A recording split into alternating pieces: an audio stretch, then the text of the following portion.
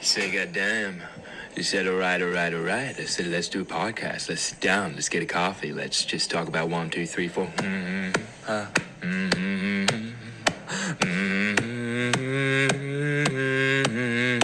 Coffee with the Sam. Got a little podcast. Grab yourself a little coffee and a podcast. Oh my god, trust me to take a sip of my El Cofrito as soon as the intro finishes. Oh, wow, guys. I can't believe we made it here, to be honest. Literally, just had a technical issue.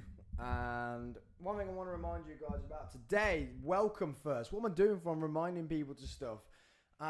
Welcome. And if I don't keep looking at the camera, write in the YouTube comments, please. Sam, you need to look at the camera because I keep forgetting. I'm now running this new studio software and I can see myself. And you know, everyone who knows me, I like to look at myself. So yeah, please write in the comments on YouTube. Say, Sam, stop looking down here and look at us, the viewer, and look at the camerato. So we are here. It is the 50th Coffee with Sam podcast episode. 50. But there's many things going on today. This is a big episode, which is why I went live. And I don't know why I went live. A lot of my techie friends, Curtis, if you end up watching this, James, they all warned me not to go live. And after the week I've had trying to get this sorted, then I know exactly why. Guys, this is my first coffee of the day as well. Obviously, I know we've got 12 hours, but I want to warn you guys. So before getting to everything else, I want to warn you guys. This is live. I've done about 100 live tests, testing this whole setup, and something different went wrong every time. Like what's going on with my microphone now. The stand won't stay still. So yeah, I've done many tests running up to today. I did 5 more lives yesterday, just testing them, and 5 more problems happened. So today we're gonna roll with whatever happens. We're just gonna roll with it and see where it's going. As you guys can see, I am not in my normal studio and I am getting a lot of echo, a lot of bang, a lot of loud noise. It's because we are in the Coffee with Sam podcast studio 2.0 and I hope you guys like it. I hope you like what you're seeing. We moved into our house, which I said episode 49, I think I talked about moving into my house. Me and Alex moved into our house, and then like my normal ideas, I just go off on one, and I'm like, the garage needs to be done, or the studio needs to be done by the 11th because I'm going to do a live 50th episode. And Alex looks at me because she knows, you dumb.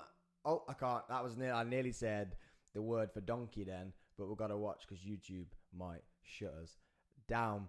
So yeah, this is a special episode. It's the 50th episode. It's the opening, the christening of the new Coffee with Sam podcast studio. I keep looking down. I keep looking at myself. This is not good. Let's move the mic up so it forces me not to look at the screen. But I can't make the screen smaller because I need to make sure that it's still streaming. I need to make sure that you guys are still getting what you should be getting. And what I'm telling you now about how many problems we've had, literally 2 minutes before I'm about to go live, and it might happen again, guys, my camera decided to have an autofocus and it was following me with this big screen like this. Following me with this big screen. So yeah, it wasn't the best start really, and yesterday all the situations we had were just not great, but guess what? We move, baby! We move, and we are here, and it happened. I got to that point yesterday where I was like, I am not even going to do this episode. But I got a new boss, yeah, and you know I got a new job that he might be watching, and he talks about this word, resilience. And the company I work for now are one of the biggest companies in what they do, and that resilience is what's got them there when they've had a problem, when a situation has arisen, they have fixed that problem, whatever the cost or whatever how hard it's going to be. They fixed that situation, and that's where I was at yesterday. I came in and out the house, back and forth, back and forth. I've just noticed I've got like shiny stuff on my new table. God damn, the slugs I got in the studio. Yeah. And that's what I had to do yesterday. I got to a point where I was just like, oh, I'm not even going to do this episode anymore. And I went out and I bought something else, another bit of technical equipment that there wasn't a problem before. And now there is a problem. So, welcome to the home of the Coffee with Sam Studios.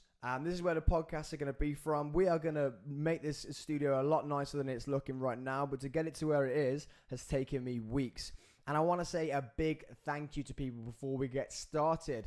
A big thank you to HL Plastering, my boy Hayden Laverick, who came on very, very short notice and made my pillars look nice and white, and also my roof so it wasn't cold in here. I want to say a big thank you to Absolute Blanquitos. They're only on Instagram though. Absolute Blankets, who you can actually see the cushions on my new studio seating. Same again, Quick time to get these finished. Absolute Blankets, they do some pretty cool stuff, like if you've got t-shirts and that, and you want to, like, memorabilia, if you're sports or you collect t-shirts for something that you do, then you need to get to them, and they can make a blanket out of them, so you've not just got all these t-shirts. And guys, I keep looking down, I'm so sorry. They make these t-shirts, blankets out of t-shirts, and they're wicked memorabilia to keep. Whoa, microphone down. Rookie live. 1 2 1 2. Tested 1 2. Yeah, nice blankets. And who else I got to thank? Oh, Dan, the Electricono man. Oh, my mates are mad though. They'll just text me and say, "Just don't need that work doing." Yeah, I'm coming now. I'm like, what? So Dan, the Electric man turned up and he wired this shebang up so we can have big lights going. I'm sorry about the echo. So we can have the big lights going, because we've got to power the mics, power the laptop, power the camera. Yeah, so Dan, the Electric man. I think he's on Instagram too. Who else have we got to thank? We've got to do the plastering, the chairs, the electrics. Thank myself, because I did this. Oh, my boy Martin Coley helped me build this table out of an electric wheel. We were rocking. So yeah. God, I've been so excited about today, guys. So thank you to everyone that helped get the studio ready. So this is the 50th. I can't believe I've done 50 episodes, to be honest. 50th episode. So I was like, yeah, I'm going to do something special. Boom, let's go live. Boom, I need to build a new studio.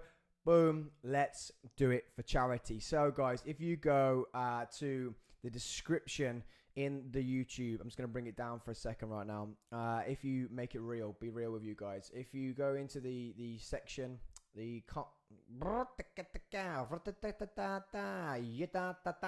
guess what? We move.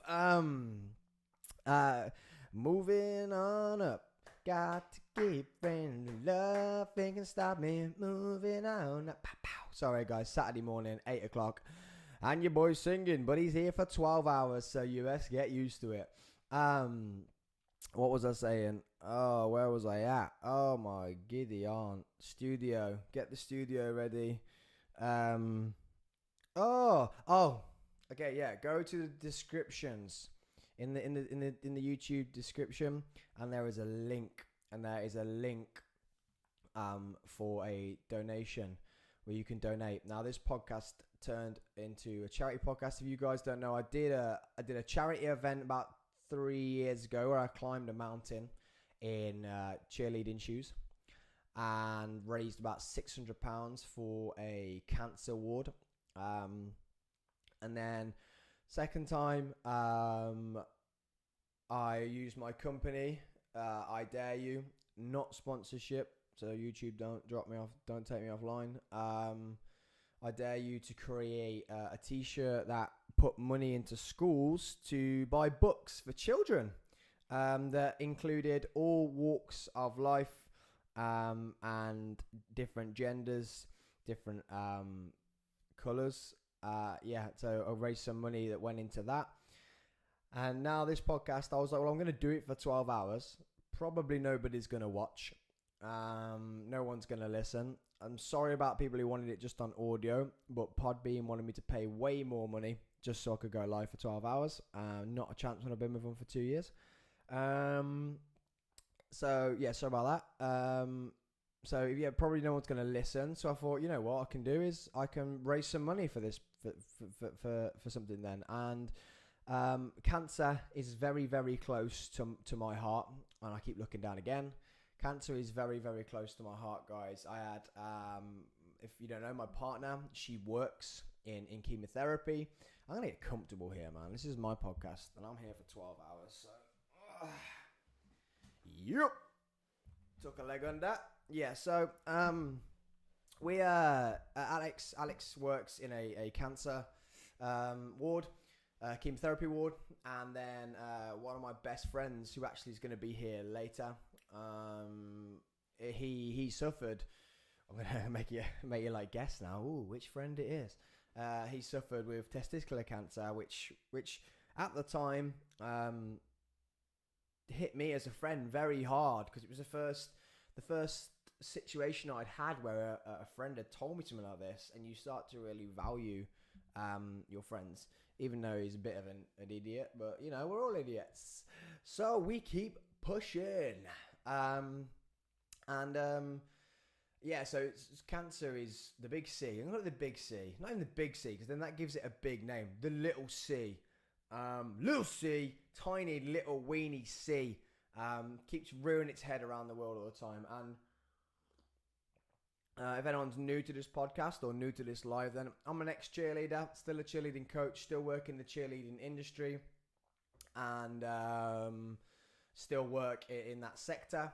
And a girl who on my old program, so Coventry Dynamite, she is a very young lady, very young, very young lady, and she has an aggressive form of cancer, and it has rapidly attacked her poor little body, and she's going treatment right now.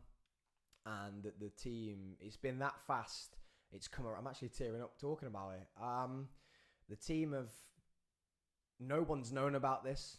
It's just literally, she's found about it, treatment. Like, she went spiraling downhill.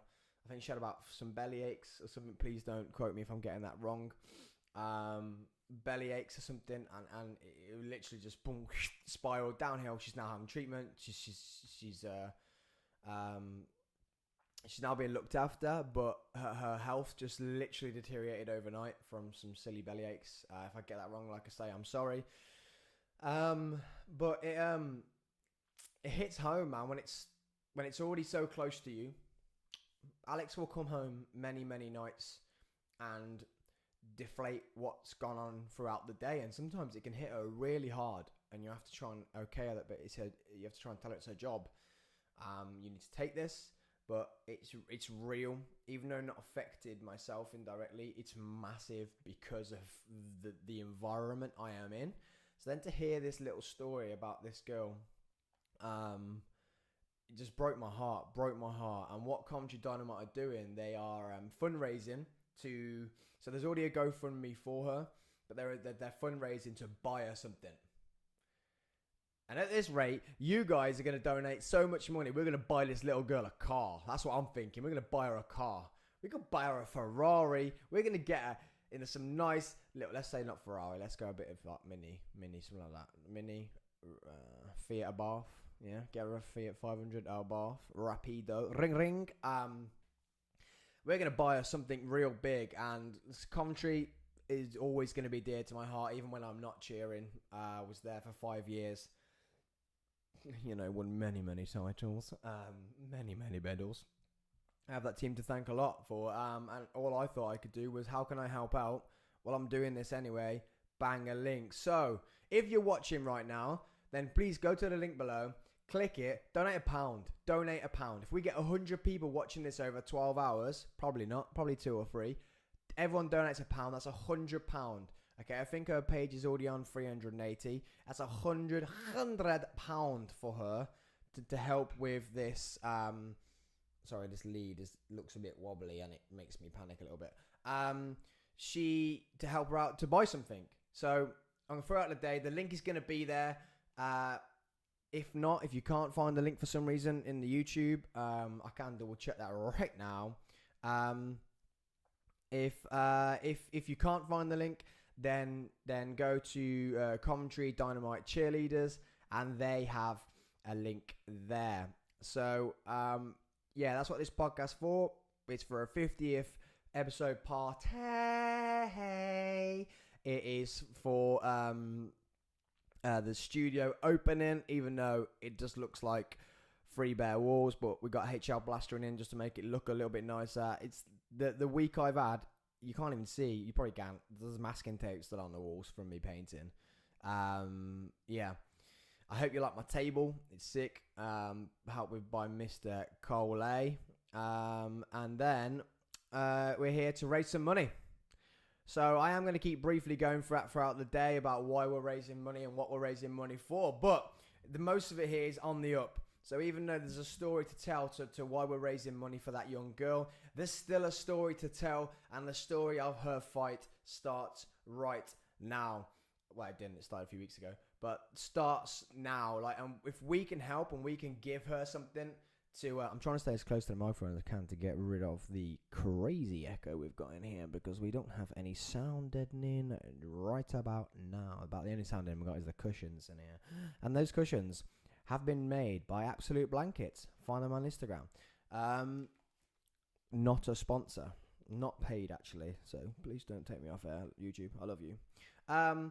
So how this day's going to go, if you haven't seen my posts and you've just randomly found yourself here, then how this day is going to go is I'm going to be here for the first hour.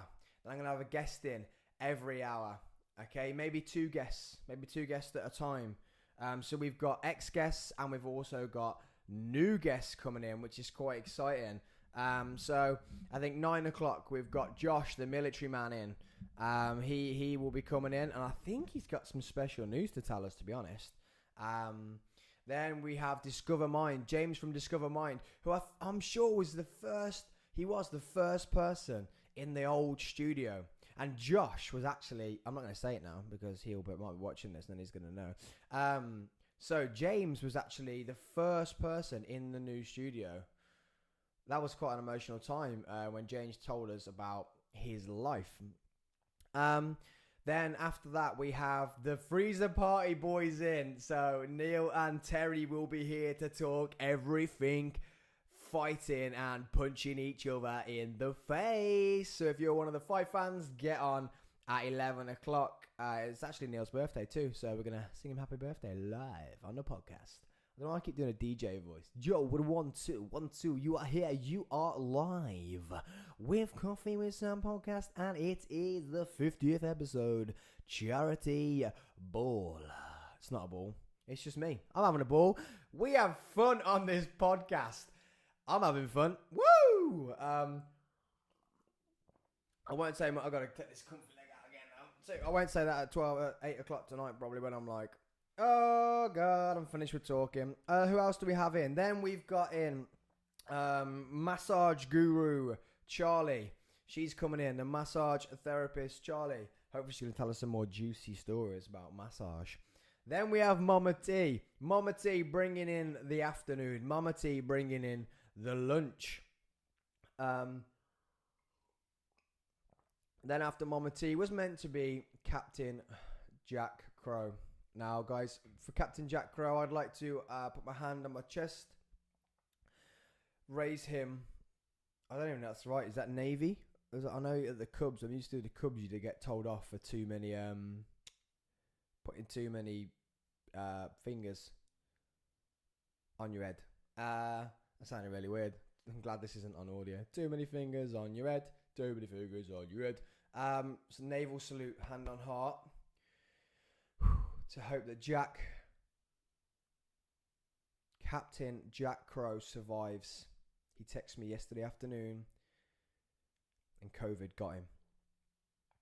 He is currently, I shouldn't have said the word. They might cut me off live.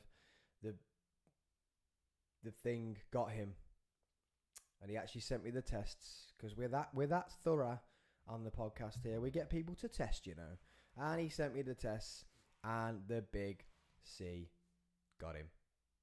And I was upset. I don't know why I've still got my hand on my chest and I'm saluting. But a big salute to you, Captain Jack Crow. Send you my love.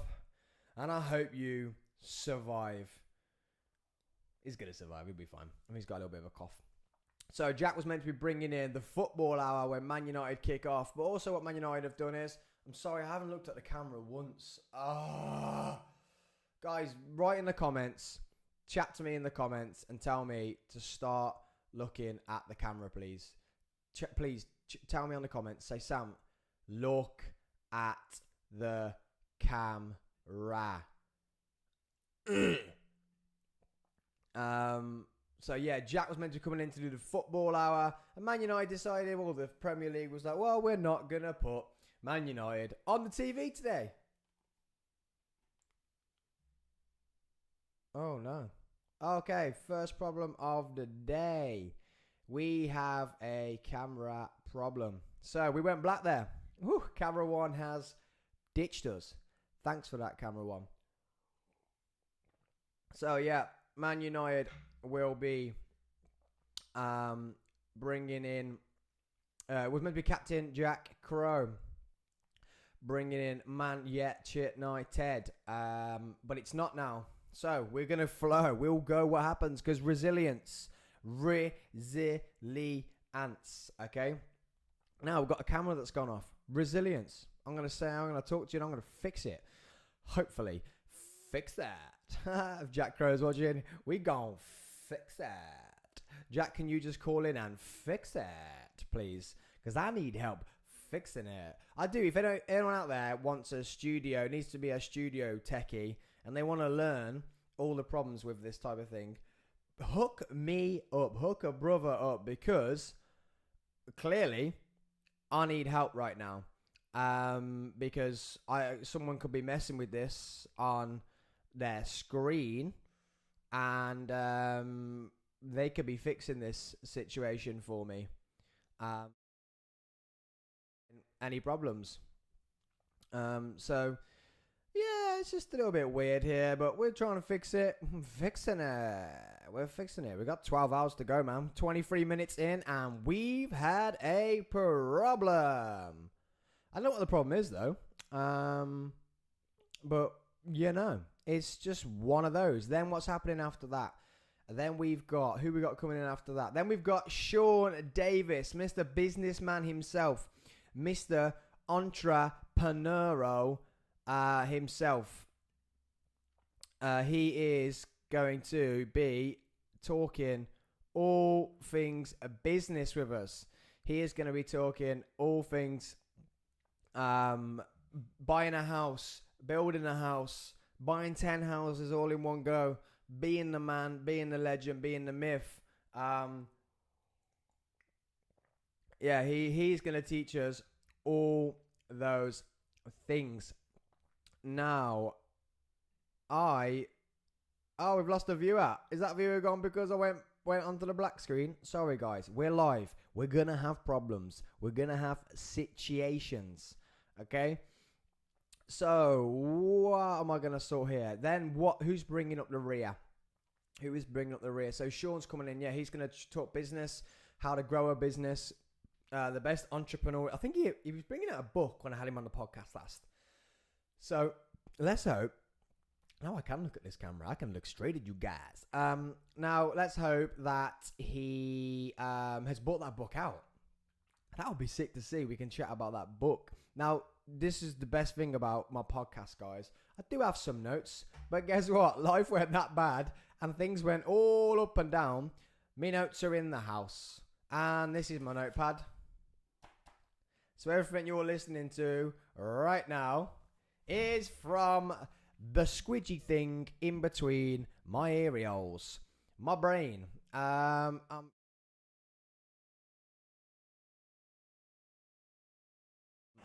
SIGG. Done it again, and now intro's playing.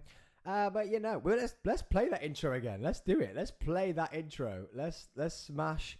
Let's not play the intro. No, let's not. But we move here. We keep moving. So I'm still going to try and fix this situation while I'm talking to you. But I do want to tell you, some people message me on Instagram. Let's speak to you guys. Let's speak to you guys on Instagram. What is Instagram saying? Oh, thank you, Danielle. Morning off. So logged in to watch our lad. Our lad, she is from Leeds. So right, Chuck. Good morning, Danielle. How are ya, love? Yeah, thank you for that. I'll do a little share of that on the Instagram.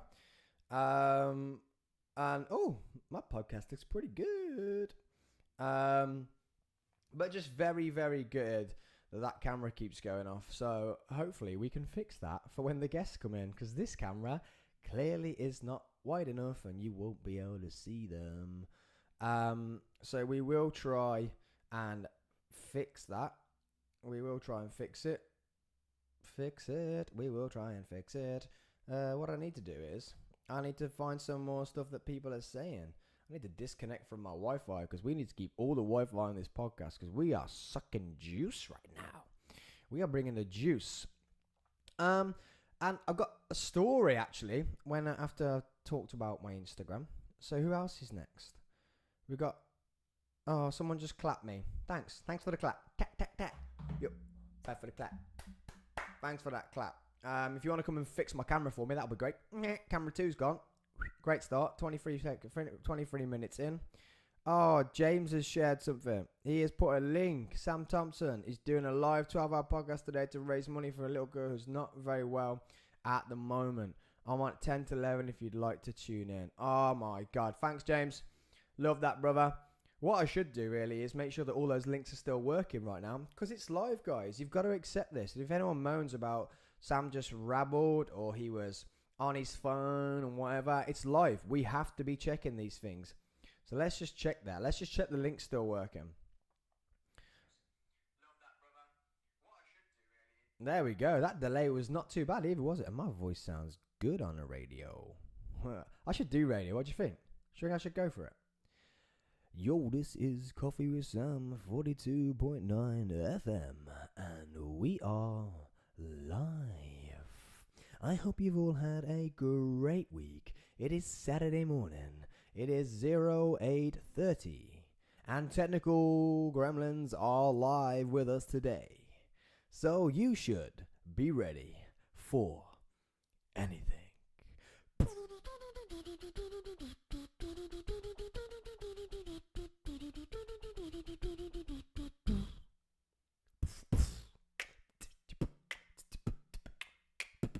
Oh, it didn't take me long to start beatboxing, did it? No, I normally beatbox when the Freezer Pie boys are here. My big sis. Hey, best of luck today. Thank you. Can you fix cameras? Fix cameras. Oh, that's someone I need to say thank you to. I was saying thank you to everyone at the beginning. And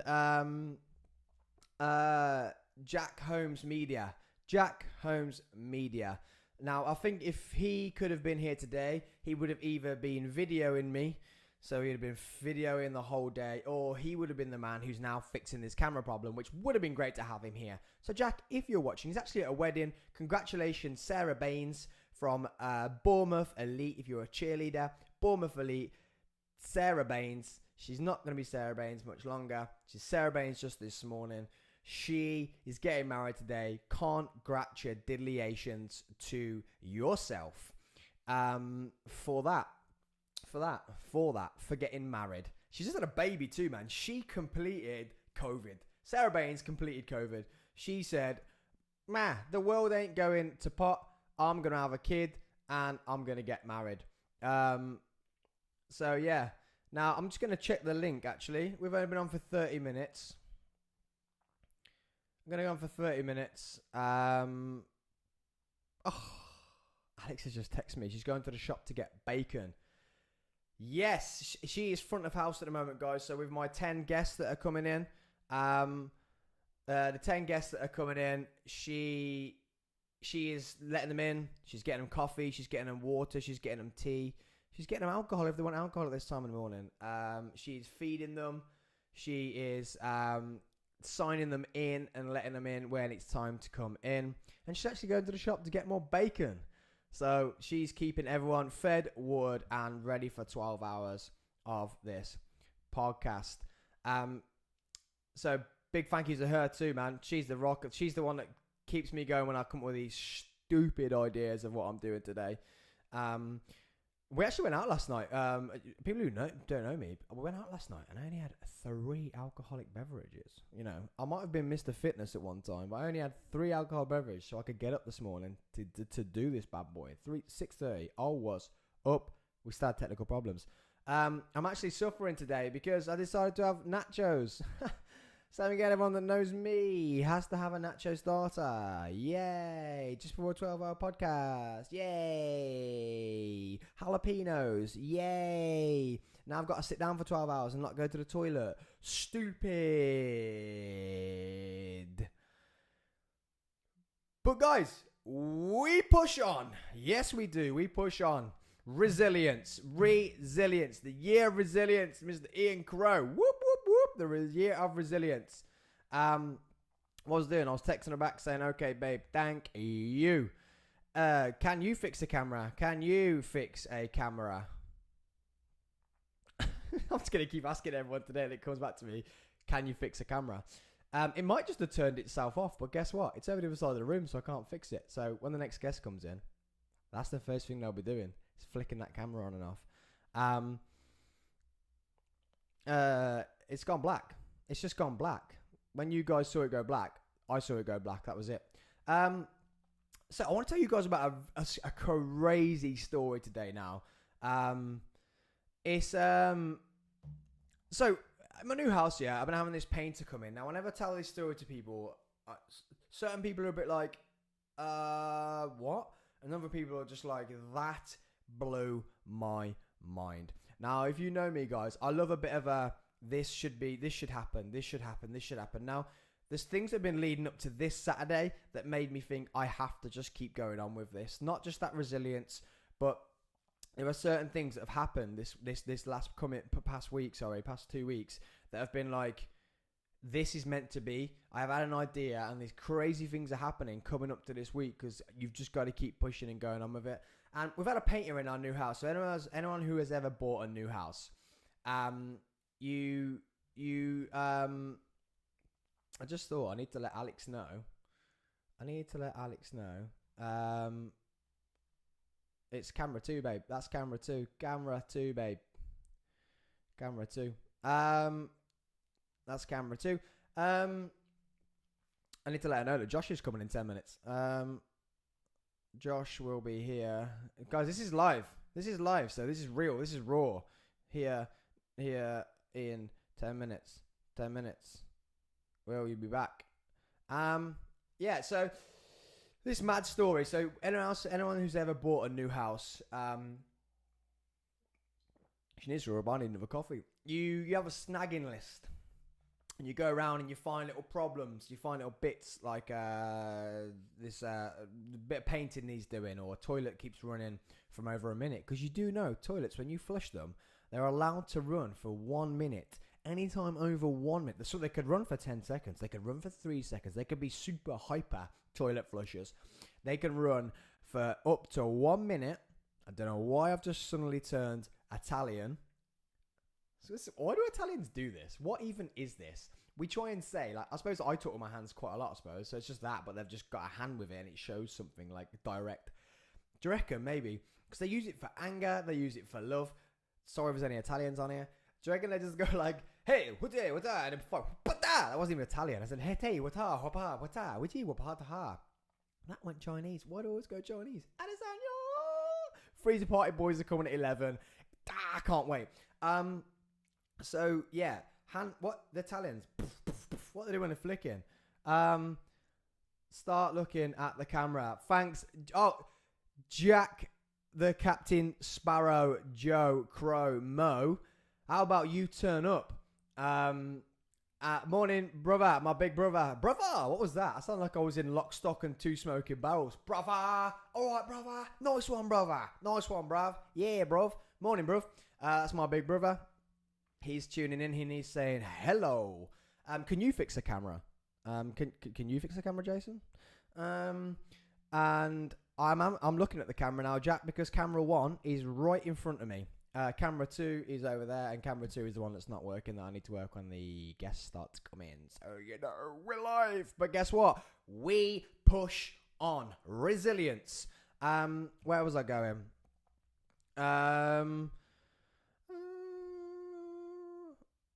Well, you need to be because he can't get in. Well, you need to be,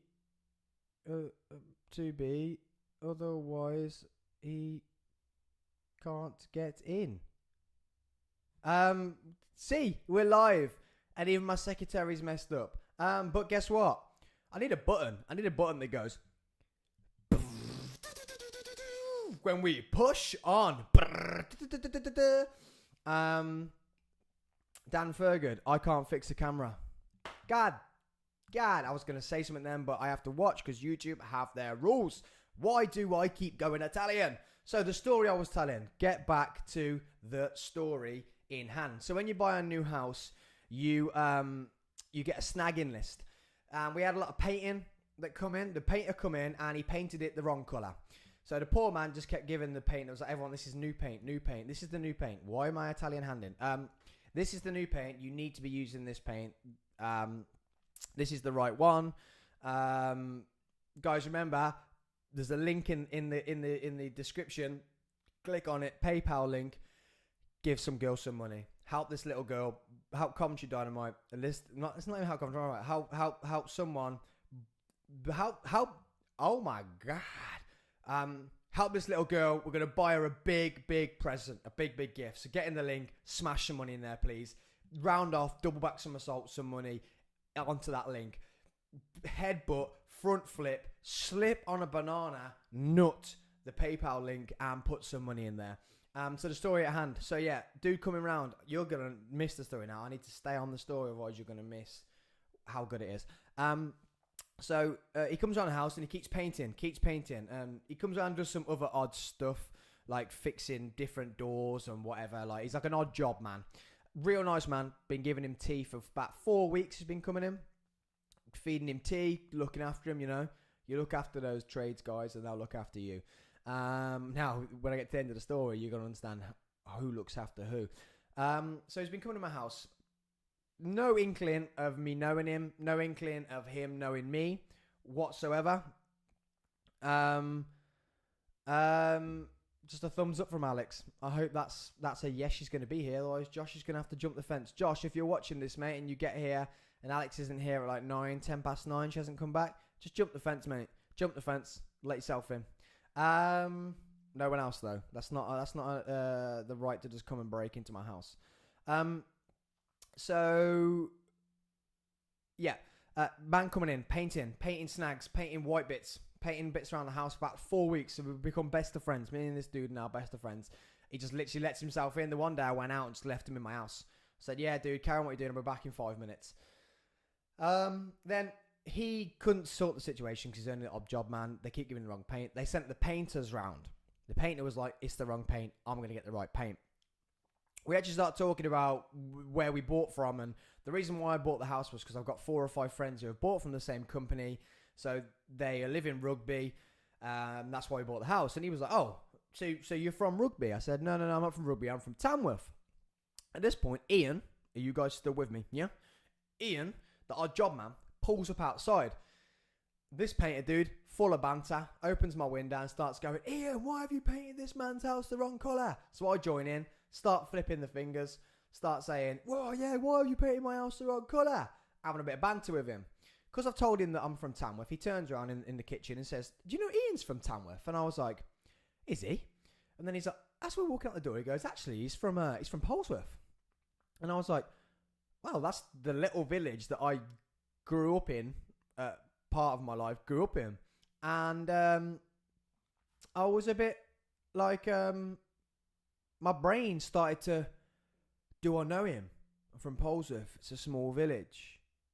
And then literally, there was no other reason for me to think this. My brain shot back to 2017 2017, literally put this man's face exactly where I remember it, and I knew straight away. So he's now talking to someone on the street. Yeah, I've literally walked out my front door.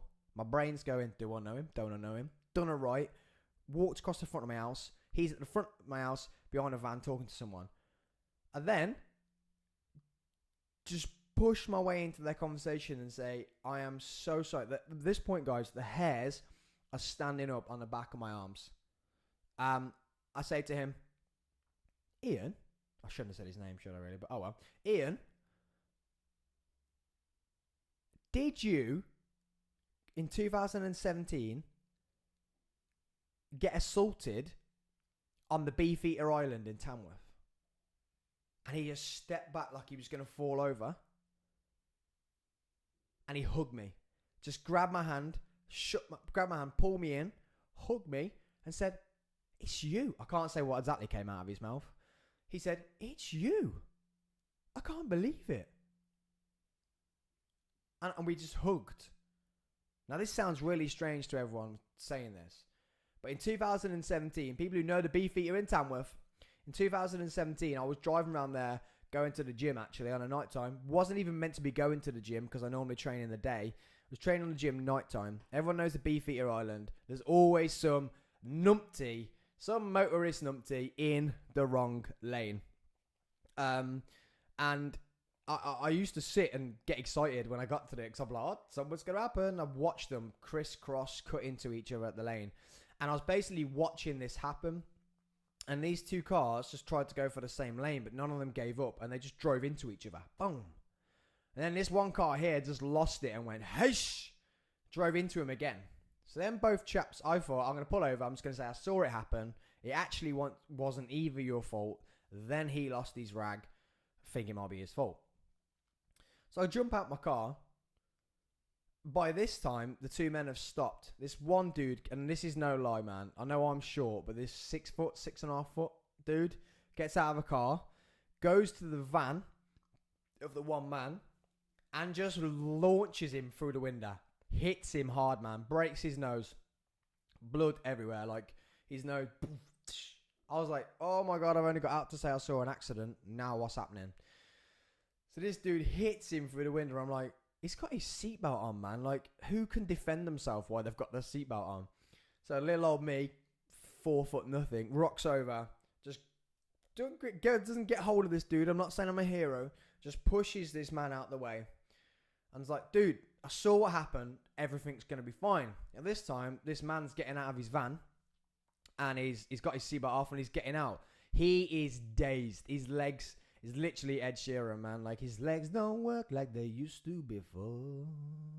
Why did I go, like, foreign? It's always my go-to accent. I don't know why. I'm so sorry about that. And I keep doing this with my hand, too. Like, here's a pizza. Yeah, so this man, he basically falls out of his van. The dude I've moved out of the way and now speaking to literally just ignores me and has got red mist to kill this old man. Pushes me out of the way, goes back to him, and just starts levering him against the van. People who don't know what levering means, it means fists, knees, hands, legs, no head though, against the van. So this dude now, his ear got caught on the van. His ear's hanging off. So top of his ear's hanging off. His nose is not this.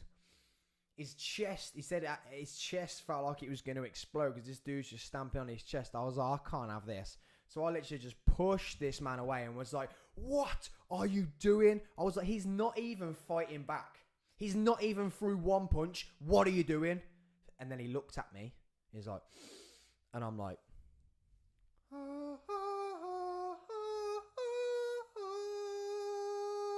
my soul actually left my body. This dude's raged. He's already near enough killed one man. And I'm like, oh my giddy hard. Oh my drunken uncle. Sam's about to get his ass whooped. And Neil and Terry aren't here. So I'm on my own in the middle of this island. There's cars all around.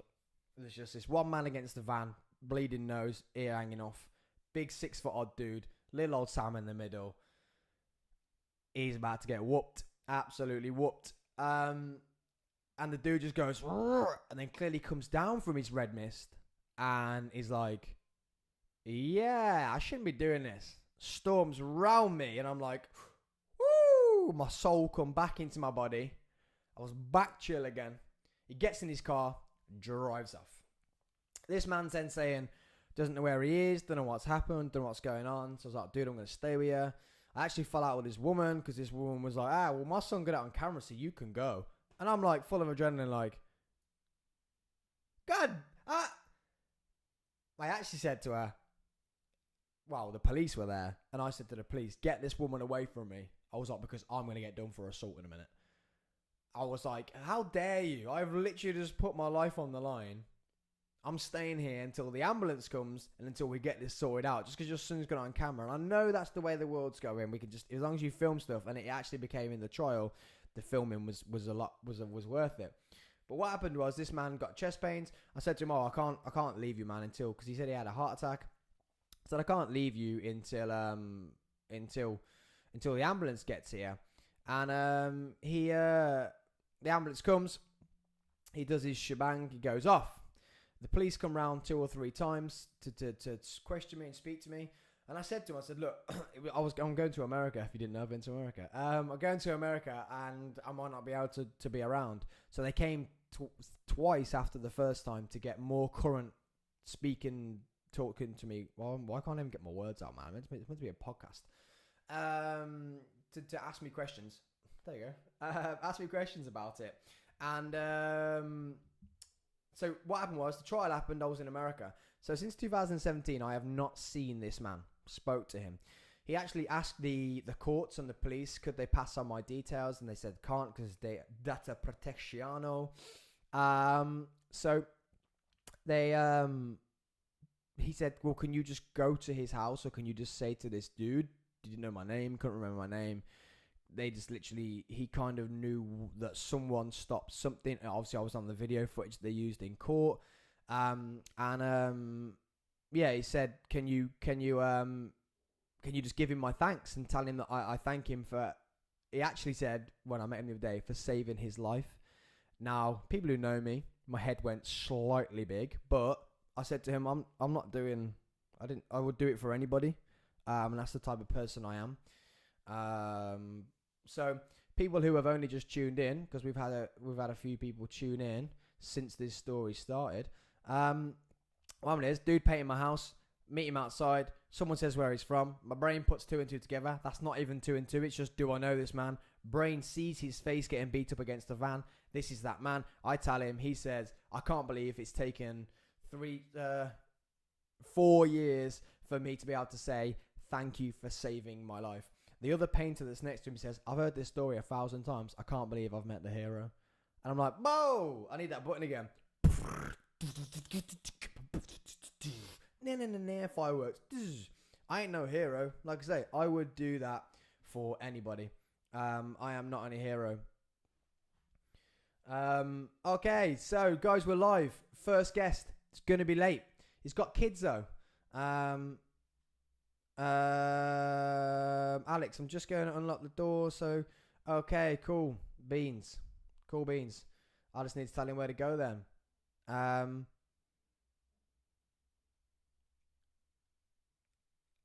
What? Someone said something. Danielle, what you on about? Someone's text me. Let's say what? What? Good luck. Good morning and good luck. Thank you. Let's go back to the Instagram comments. Anyone else in the live chat? I can fix a camera. Can anyone fix a camera? Can. Oh, that says CS. Can. Anyone. Oh, anyone fix a camera? Camera.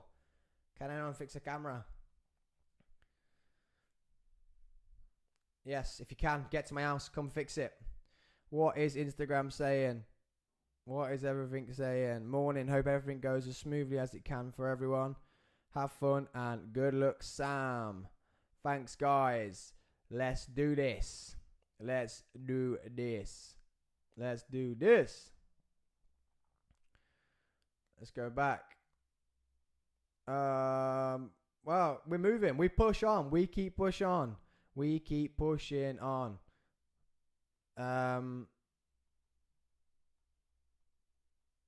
So my phone might go off.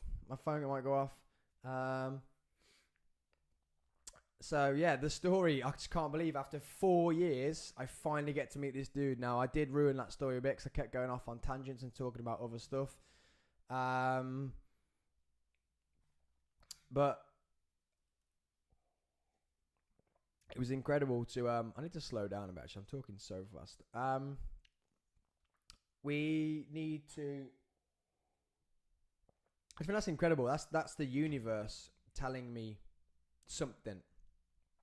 And telling me that whatever your actions do, there can be real good consequences. You can live comment. Someone said, why can't you live comment? You can, bro. Oh, I hope it crashes.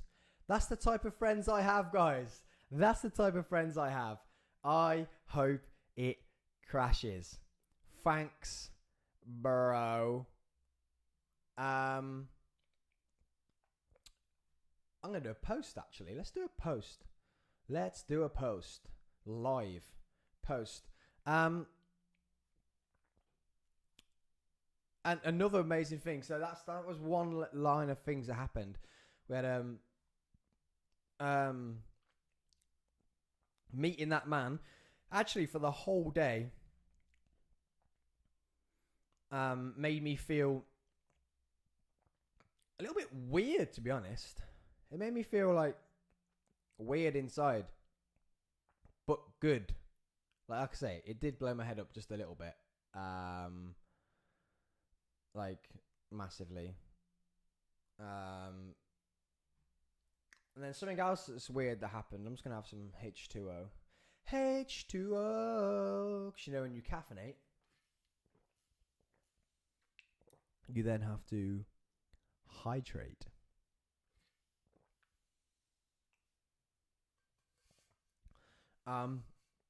Another amazing thing that happened. So me and Alex are just out, just having a day off work. She's on a day off work, just chilling. And you could see on the other camera. Has the other camera come back yet? Say goddamn. No. And then the intro plays too. Yeah. Do you know what? Before I get into that story, I'm going to try and fix that camera. So don't go anywhere. I'm going to keep talking so you know that I'm still here. We're going to see what's happened. We're going to see what's going on.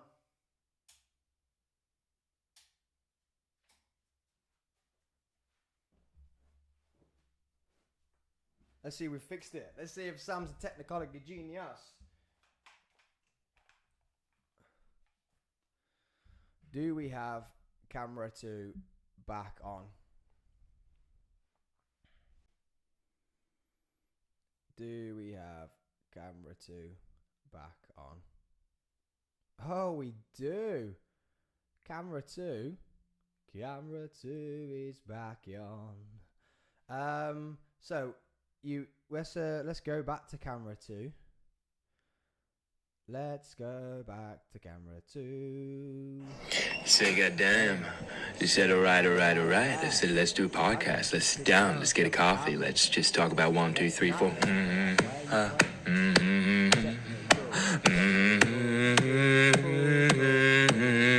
Coffee with the Sam.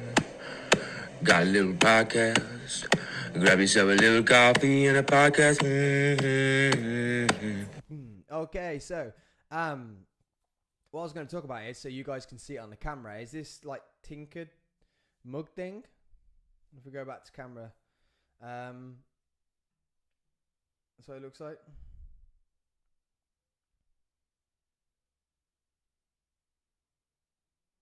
Woo!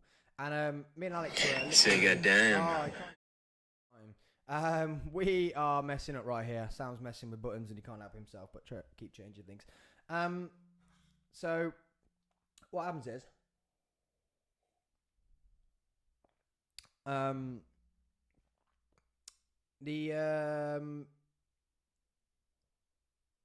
actually, before I tell the story, one more thing. I'm gonna disappear again. This is live, baby. Stay with me.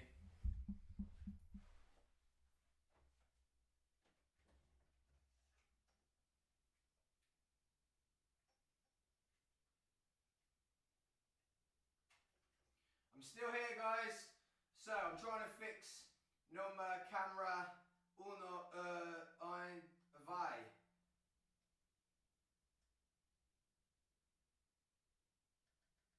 Trying to fix camera vai drei sai kai nai.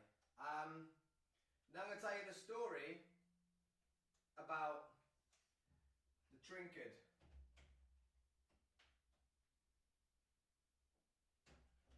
I am going to tell you that story when I come back. Thanks for sticking with me.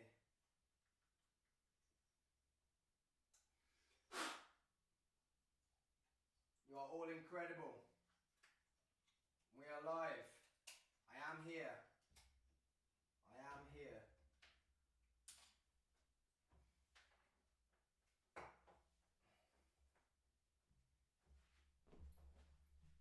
And we're going to stick with this one. We're going to stick with camera one until we get a guest.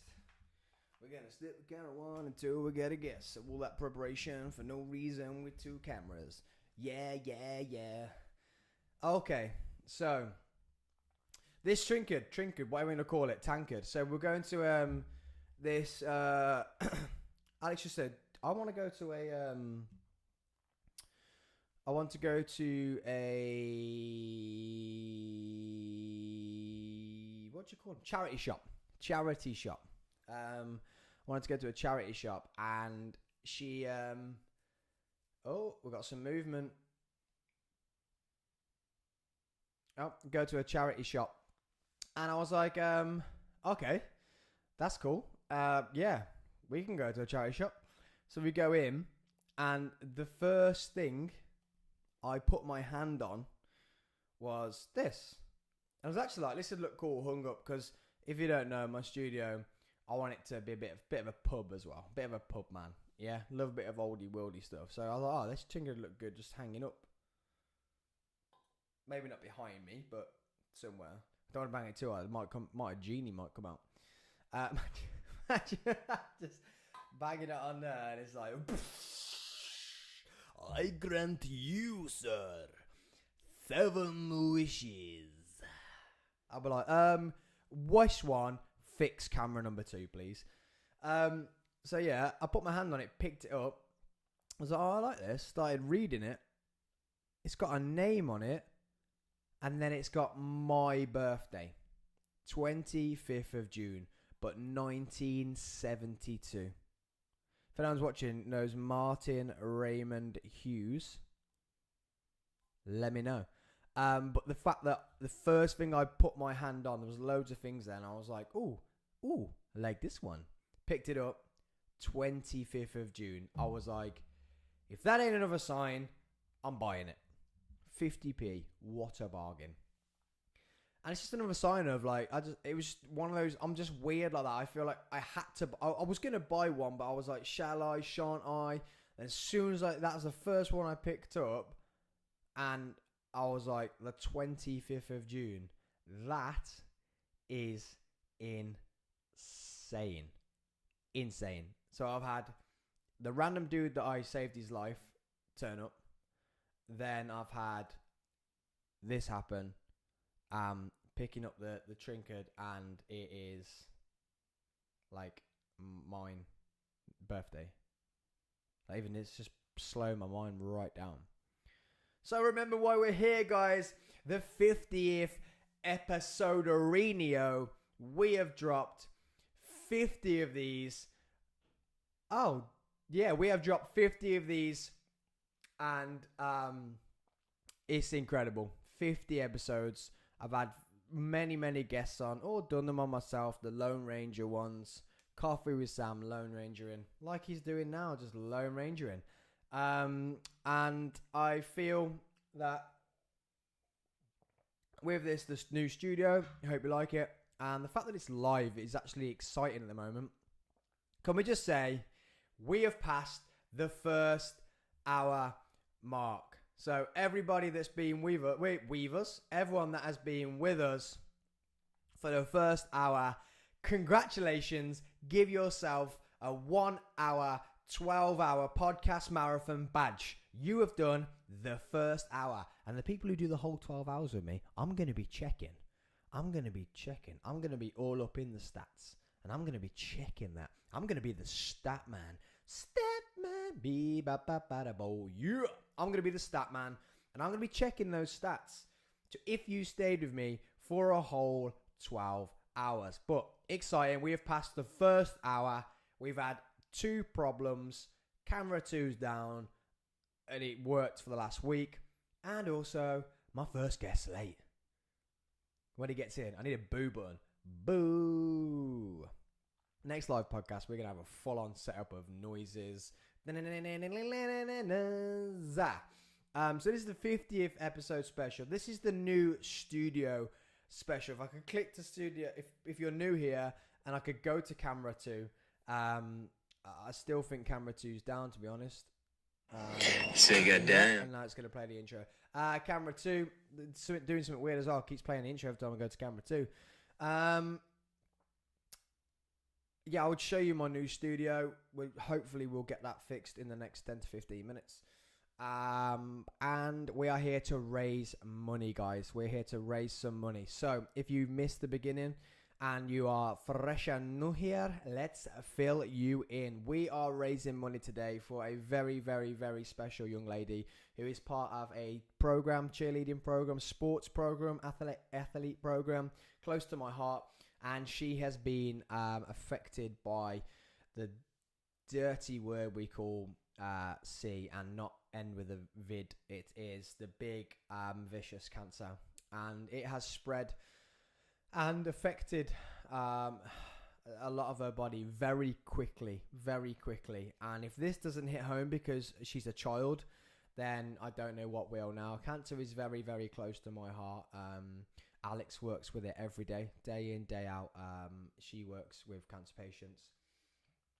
And then also one of my very, very close friends was hit with it a few years ago. But all well and safe and sound now, but still was very weird for me to go through that, having a friend that would happen to.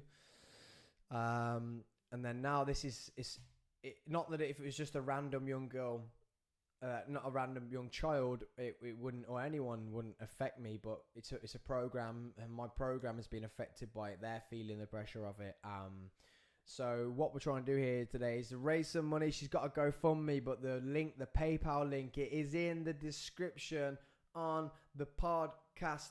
If you can't find the link, can someone try and find it for me? Put some money in there. If you can't find it, put in the comments, please. The link is not there. Because then you could click the link and put some money in there. If everyone that comes on today, or one person that's going to watch, puts in £1, I'm happy. Any more than that, then I'm truly grateful. And what the plan is, this PayPal is going to... this money is going to go to buying her a present. So I'm just reading a comment from my electrician. You owe me about 120 for the work. Put it in the PayPal.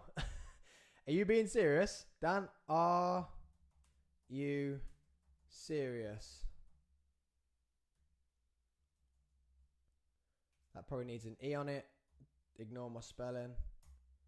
Are you serious? Guys, if that happens, Dan, the electric man, go on his Instagram and flood him with hearts. Because if he means that, that is incredible. He wants me to put £120 into her fundraising. He said yes. Oh my God. Now we need a button that goes, thank you so much. Thank you so much, Dan. Means the world. I'm seeing movement. Oh, Alex is bringing me chocolate.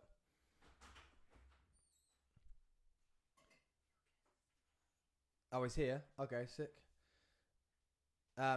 Cool. What was I having a story? I don't know if I was telling a story anymore. Send him in. Send him in.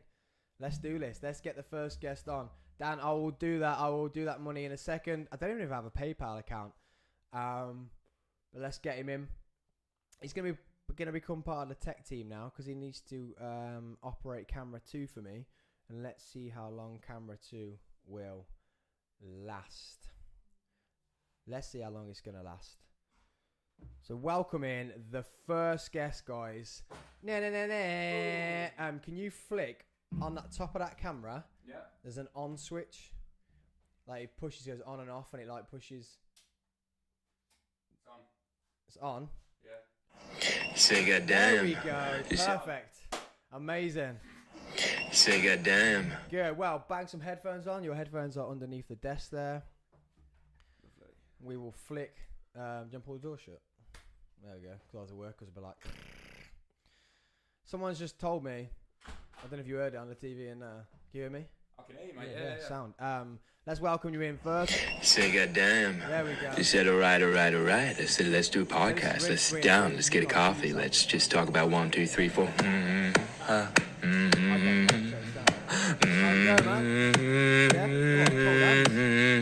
Coffee with the Sam. Got a little podcast. Grab yourself a little coffee and a podcast. So we've had some few problems already. Camera 2 keeps doing that. It keeps turning off. So you might have to. Camera 2. This one. There we go. So you're on that one. Camera 1's just on me on the front here, so you won't be able to see camera 1. Yeah. And now you've got a face recognition thing. So I'm so sorry, guys, on the live thing. We're having problems going on all this. Literally, dude, this face recognition thing. It keeps following your face. It kept following my face, and I've never had the problem before in my life, and now it's doing it again. But I'm just leaving it and rolling with it. Welcome to the new studio. It's really nice, mate. Yeah. Do you like it? It's different to my garage, but I told you my garage game was better. If you want to pull the mic closer to you or whatever, that's it. Thread the cable, pull the cable out a bit if you want, so you can relax a bit. So it picks you up. Cool, man. There we go. Yeah. Should stay there. I'm happy with that there. There we go. We're live. I've explained to everyone we're live. You watched anything this morning? Nothing, no. So I literally left my house at 8:15, and it was getting me here for 10 to, like you said, get here for 10 to, and I got near Solihull, and I was like, no, he's not near Solihull. I was like, I'm enjoying for a while, and I checked, and I'd put CV9 in instead of CV10. Please don't say my whole address. Please don't say my whole address. No. I was like, please don't say my whole address. No. And then I was like, oh Christ, I'm like 15 minutes away, so that's when I was like, it's going to be a slight glitch. It's a slight delay, yeah, slight delay. Slight delay, mate. Oh, well, I told everyone on the podcast that you would, you're probably kids or something, so you've just dropped yourself in it. Well, it's just an idiot. Well, yeah, I mean, I was thinking, should I make some up? And I was like, no, why should I make some up? Just literally big thumbs. So I've got you your favourite this time. Yes. There may be a little bit of grit on it from sharp braking. Trying to get here on time. Trying to get here on time, yeah. But the speed limit wasn't broken, so that's the main thing. Well, it's fine, mate. As I say, glitches. We've got this thing that keeps following your face. It's going to annoy people, but we're live. And we push on. Woo! Yeah, we push on. Welcome to the studio. Welcome to the first guest. If you haven't watched, someone keeps pushing me now to pay. So my electrician just said to not pay him the £120 for the work and to put it into the donation. Oh, but I actually feel really bad because I'm telling everyone to go to a PayPal. I don't even know if I have PayPal myself. You should. I'm guessing you will have. So I will do that, Dan. I'm here for 12 hours, mate. So don't think I won't. If you haven't watched my podcast before, guys, Josh was actually. It's quite special. He's probably not thought about this. You were the last guest in the old studio. You're now the first guest in the new studio. Yeah. That's why you did it when I said, what time slot do you want? You were like 9. You were like 09. I'm in. Do you see I keep doing my times like that now? Do you like it? I've noticed. I do appreciate it. Yeah, do you like it? Now, it's quite weird because I got used to that when I was in America because they use those. They use 09s and 0900. Yeah, 0900 they hour like the now. don't they? Yeah. So Josh on the last podcast, it was quite funny because he hadn't realised that he was talking in military terms for the whole podcast. And if you haven't watched episode 48, I think it was, so 2 from this. So Josh actually is basically resident now. He's on the podcast every other episode. Third one. This is. It is the third one. Third one. So last episode, he filled us in on. He didn't fill us in. That'd be rude, and that'd get us off. That'd knock us off live. Oh yeah. So just fill you in while you're here, because you've missed this morning. Things might go wrong. I might have to keep telling you to mess around with that camera up there. Yeah, no. I've had to do it twice. We might even lose Wi-Fi and drop off live, and then you'll see my face go white, and then I'll be like really annoyed, and then I've got to try and fix some stuff. But at the moment, all we got is camera keeps going mad, and face recognition keeps following. So you just get a box around your face. It's not doing it. But you get a box around your face at some point for some reason, because the camera hasn't done it for the last 2 weeks when I've been going live and practicing. So yes, my new little, it's like studio software. Nice, mate, yeah. So I can cut between different scenes on here. So I can cut from that camera to this camera. So yeah, it's pretty technical, but makes the live better. And Sam doesn't think by half. I could have just gone live with one camera. I'd have had an iPhone in front of me on a stand. I could have just gone live with one With camera and charger left it on like it. that. But no, like an idiot, I'll go live with a mega Yeah. camera. So last time we was on a podcast, you filled us in about your challenge you'd done. Yeah. Did you leave it? How long did you leave it open for? Your donation page? So it's literally closing today. So I've had the last donation in now. It's on £2,500. Which That's is incredible. insane. You put it at 500, right? 500, yeah, initially, yeah. So I looked yesterday. It's 500% over my initial target. So it's unbelievable. But I'll be closing it at the end of today. Okay, so people, if you're going to donate on both, if you want to help out, they're both cancer charities. One's a blood cancer charity. The one, I think she's got neuroblastoma, is it? That's what you put in, yeah. Yeah, so maybe that might be blood cancer type. So whichever one you go to, guys, if you want to watch the podcast of me and Josh where he explains. So basically he ran for 72 miles. Yeah, 72 miles. You ain't got to whisper, mate. They can see you on camera. I'm going to let him know. 72 miles. On camera. He didn't run on camera. He went 72 miles for 24 hours. And a few of my friends that are like that, they keep reminding me that when I say, it's just shy of like 3 marathons, and they go, it's not. It's 6 miles away, not just shy. 6.6 miles shy. So they're like, that's not shy, mate. That's just not even close. And I'm like, it is. So I'm like, come on, boys. I did think about doing the other 6.6, but I was like, nah. So if you want to find out about that, go back and watch episode 48 with Josh. If you want to actually find out who Josh is, go right back to episode 20 something. It's right back in it. Yeah, episode 20 something to find out who he actually is and what he does. He's not a man with a face detection square thing around his face. I watched yesterday. It just keeps, like I say, it kept doing it to me, and I was literally a minute before I clicked the live button. I'm like, what is it doing? And I couldn't get rid of it. So today, you were coming in, just literally, I'm getting guests back in. A lot of people have panicked, especially yourself. You're only in 4 weeks ago. So you're like, what am I going to talk about? I don't care. We'll find something. Everyone that's been coming in has been panicking what they're talking about. But what we do is, we push on. I need a push on button that just does some like... air horns and stuff. No. Well, you can do all that. And my friend, Jack, who's a media dude, said, Sam, just do this one first. Yeah, before you start getting a little bit. Because you're going to have problems as it is. Start doing this one first. But we're good. I only ever have done a 30-minute live, and we're an hour and 14 in. So, and I had 5 problems yesterday. We've had 2 problems. You being lost, going the complete wrong direction. CV9, I was like, I'm sure that last message he put CV9, and then I checked, I was like, no, he didn't. He put CV. So what I want to talk to you about is, what has the response been like since you did your charity event? That's a deep question. Just trying to cast my mind back, to be fair. I think it's raised a lot more awareness for the Anthony and Erling charity, which is great. It'd be nice to know how many donors or how many people, since I've put that out there, have gone and become donors themselves. So if you have become a donor from that, let me know. That'd be nice to find out. I think the main response from myself has been, don't run so much at the minute. I've probably did about 5 or 6 runs since then.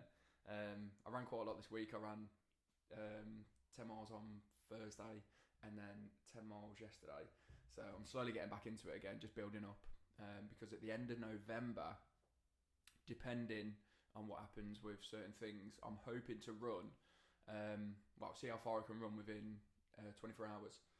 So I'm hoping to do 100 miles. Whoop! I need a button that goes, whoop, whoop, whoop, whoop. But Go again. You're doing what? So hopefully at the end of November, me and a couple of friends, the lad Jimmy who helped me do that run the other week, are hoping to see how far we can run within 24 hours. Starting from, say, London way, jumping on the canal, recceing a route, and then just heading back towards the Midlands area with support along the way every 15, 20 miles, and see how we get on. I still go by it. You guys, you army dudes are just built different. You're just weird. I mean, it won't be very enjoyable, but it's good to see how you can keep pushing your body and just those different levels. To me, thinking about that, that's going to be worse than your original one, because when you did the whole, so basically what Josh did was you ran for an hour. If then he came in and only had a minute and had to run again, he would do so. He would just run for that hour. But to me, that then you've got that intimate of that plan of it's an hour, it's 3 miles. That's literally down to a T. You know exactly what you've got to do. When you're just running. In my head though, that's easier. So I'd prefer from a point to point instead of, because I mean, with that, when I got to like the last couple of hours, no matter how fast I ran it, I still had 2 hours. Whereas if do you know what I mean? From point A to point B, you're in control of that time. So the slower you go, the longer it's going to take you. Whereas the faster you go, the shorter the time is. So mentally, I think that sort of helps me out. Instead of you've still got 3 hours, regardless of the sleep or anything else. I think I'd literally be like, you lean back if you want, mate. Oh, mate, that's another thing. So paid hella money for these cushions, yeah. But absolute blankets, they covered them. But the actual cushions, paid loads for them, and they've measured them wrong. They're comfortable. So I've measured them wrong. They're comfortable. I mean, yeah, fuming, mate. You can't sit on camera, so it's fine. You can pin it in there. Josh just for when you're drunk, you fall into it. Yeah. Josh just fell off the chair. Nearly. So he's having a great morning. He's been to Birmingham and back, and now he's. You what? I was sick on as well this morning. Why? I'm a little girl. She's not been very. Oh, well, sick on. Sick on. Yeah. I thought it was like some military term. No. So I was radioed in. I was sick on. That means if we're about to go to war with Afghanistan and Josh is being called up, sick on. Like, no. Sir, you've been elected for sick on. You just literally get picked up in your back garden by a helicopter and you're gone. Just gone. Sick on. Sick gone. Like that. So that's just weird though, because I would be the opposite. Like, if you're telling me, Sam, you're now going to run down there 3 miles, you have a rest then until you're then going again. I'm not sick. I'll just go run that 3 miles. Cool. Calls an hour. You say that now. Let's go again. Which is like literally, no, like, so like I was ready for these hours to go wrong. Yeah, I'm with you. I was ready, but as soon as you're like, I'm going to be late, I knew I've got stuff to talk about, but I'm like, oh, what am I going to do? Oh my God, it's 9 o'clock. I thought that in the car. I was like, man. So like, because you give myself that, if you just said to me, Sam, talk for an hour, I'd be cool. I would make stuff up, but then you go, cool, you pass the hour. My brain would go, oh, I can't do this past Weird an hour. you said that, because I literally thought exactly that. I thought exactly that, and I was like, oh. I did. I thought, because I've been in those situations Wow, before. I showed everyone my show notes, mate.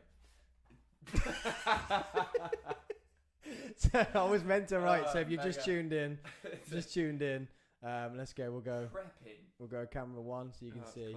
Class. Show notes. Yeah, show notes. We've got some bedroom measurements, but show notes. Say goddamn. You said alright. Yeah, show notes. I was meant to write some, but after yesterday's absolute, like, trust me. Best show notes. Yeah, and I just smashed an hour, so I was alright. But it's just weird because I know I can do it. Or like when I'm coaching and people say, oh, you coach this. Someone throws you a curveball. I'm better now at it, but someone would just randomly throw you a question that's nothing to do with the course, or they go, oh, Sam, you actually finished quite early. What have you missed? Type thing. I'd be like, new me can fix that, but I literally would just freeze. About the structure and that. Literally just freeze. Yeah. Or like when the missus just came in here and started talking to me, clearly forgetting that I'm live, starts chatting to me. He's here, blah blah blah blah blah. I'm like, cool, I can't multitask. No, me neither. Yeah. When I'm doing a post or something for content for Instagram, I'll be like that. Laura will be talking to me, the kids will be running around, and my brain just won't work. I'll either write something wrong, or I'll just talk complete like foreign to Laura about something. I just can't do it. I just fall apart. I keep doing it on here because I keep checking comments, and people are texting me and messaging me, and then I'm just I forget. And I'm like, oh, I'm live. And the missus was she here when you got here? Yeah. She was like, I'm just going to Aldi. I'm like, Josh is going to be here in 5 minutes. Yeah, she waved me in, yeah. But yeah, I don't know if she's got the sound on in there. It's on in the TV. And it's on. We've got a proper little waiting room. I went into the toilet. I'm sure I could hear you, and I was like, "No, he's in the garage. It's detached. Clearly, of course, I can't hear him." So yeah, she must have had you on in there. So I think it's on the main screen in there. Did you walk from a lounge with your shoes on? As if she let you do that. I asked, and she said, "If you skip elegantly, you'll be fine." So I did a handstand walk. Oh, I've got. All the way through, then flipped it at the end, and then just came in. Next time, cameras didn't need to be in the waiting room, man. We've got a full-on waiting room, guys. We are not messing here. We have got the TV on. Alex was meant to be letting people in, but she disappeared. So yeah, Josh knows the house because he's got the same house. Exactly the same. So with this challenge, so show my because you haven't watched it, you've missed out on all of this. So don't touch it because it's very dirty. But you need some Silvo. So I literally got it 2 days ago. So I told my weird story about. So I had a painter that's been painting the house, and ended up being someone that I helped on the. He's from Polesworth. You might know him, called Ian. Someone, and I actually stopped him getting near enough to beat to death on the Beefeater Island, and I've never seen him since. Recently? No, it was like 2017, and then he was painting my house the other week, and we didn't even know. My brain literally just put 2 and 2 together, and I was like, "It's you," and he was like, "It's you," and he was like, "Thanks for saving my life." That's literally what I said. I felt like crying. So this trunkered though. So I went into I was just literally just telling the story before you got here. I went into a charity shop, and we were just looking. We like to go and look at old stuff. Hence the studio's very old. Yeah, this was an electric cable wheel that I made the table out of. Cool, and I picked this. The first thing I picked up, and I was like, I want just one of these just to hang up. My mum threw all my granddad's away, and I just wish they were his. And he got a name on it, and I looked. No. Not my granddad's. But it's my birthday, 25th of June, but 1972. That's the only thing I touched in the shop, and there was loads of them, and I literally just picked it up, read the name, and then said to Alex, "Not a chance." She was like, "What?" I said, "It's got my date of birth on it." I was like, "I'm buying that then." That's class, man. So it could be someone from Dordon, because it was the one in Dordon, so it could be someone from Dordon, but... Have you done any searches or anything? No, not yet. Like I say, it was that quick. I was just like, "Oh, I'm buying it," and then I was still doing all this. As well. So you know it's good. They're proper, them, like, yeah. So you know it's good. Well, I was going to buy other ones that were actually you could probably drink out of, because this one's a bit rough. That would look, literally, if you get some wadding Silvo and a nice little yellow duster, scrub it up, that'll literally come up as brand new, that will. So you do your shoes? All of our brasses and stuff, yeah. So military of you. Yeah. So military. I should know that. I was in a marching band, so I should know that. Yeah. I mean, I could square that away for you in about an hour. Posters and packaging and stuff like that. I could have it shipped back. Just send it off, don't pay for it, and then they're like, "Who's this? 1972." Just rub the name off. So with this event you're doing, is it for charity again, or is it just for peace of mind and crazy mentality? Yeah, I'm not gonna do it for charity this time. I'm just doing it just to see how far I can go, and again, just to revisit that nasty place and just push through it really. And I've got a figure in my head. 100 miles. Sick man. I know. The words that just come out of your mouth. I know. Just so I can reach that nasty place. Revisit that nasty place. Revisit where you will poo in yourself. Not that. In the rain. Not that. Just delve deep into the mind again. Poo in yourself in the rain. Yeah. No, just delve deep into that place in the mind where I want to give up, but you just keep going. And you say it's for charity again? No, I don't think so this time. I'm just, I don't want to put so much of an emphasis on it. So if anything does go wrong, not that it will, but I haven't got that added pressure. So I want to That's very selfish of you. I think you should do it for charity. Yeah, I know. I mean, you just raised $2.5 grand, bro. I've not decided yet. I mean, I may do, but who knows? You just raised $2.5 grand. Why wouldn't you do it for charity? It's a really good question, actually. And if I'm honest, I don't think I thought it through until you just asked me, and I've just made all that up. I don't know. I might do it for charity. I don't see why I wouldn't, but... Well, you have just been viewed by a lot of people watching it. Yeah. That you're not going to do it for charity, and that's very selfish of you. Yeah, this is great what you're doing. I really like it. Bro, this is your fault I'm doing this. Because I literally didn't even come in my head like... Sorry about the camera, guys. The sun. I was meant to have curtains up and everything, but things happen so fast. So now the sun's just changing the camera angle and stuff. And if this is the same sort of, I'm going to get the sun right you get it all day. Yeah, and I'm going to get it in constant. And I'm going to get it in here at some point. It's going to blast the camera same right facing out. Godwin's mind. Literally the exact same. Better garage though. I mean, this is brilliant. Yeah. Not as well sorted in the house. We're not very. I've just got shelving all the way around, and then kids' toys, and then loads of mats, a decent pull-up bar, a little gym, and then other shelves. Well, that's the other side of garage, so workbench, tools, and all the man stuff. All the man stuff. So what was I saying? What was I talking about before the sun took my light? Charity. Oh yeah, doing this was like it wasn't even a thought of like, oh, let's just have a party. Let's get some people in. It was like, I'm going to do something for a long period of time because of our conversation. Yeah.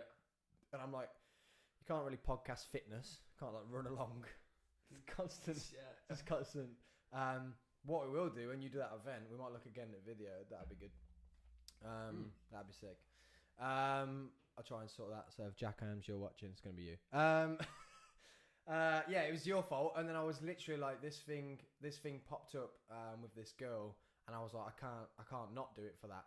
Because I normally try and do it for like charity, like it's normally cancer things because they're really close to my heart. With what Alex does, and then what one of my friends, he actually got tested for cancer. And then I live through it every day with Alex.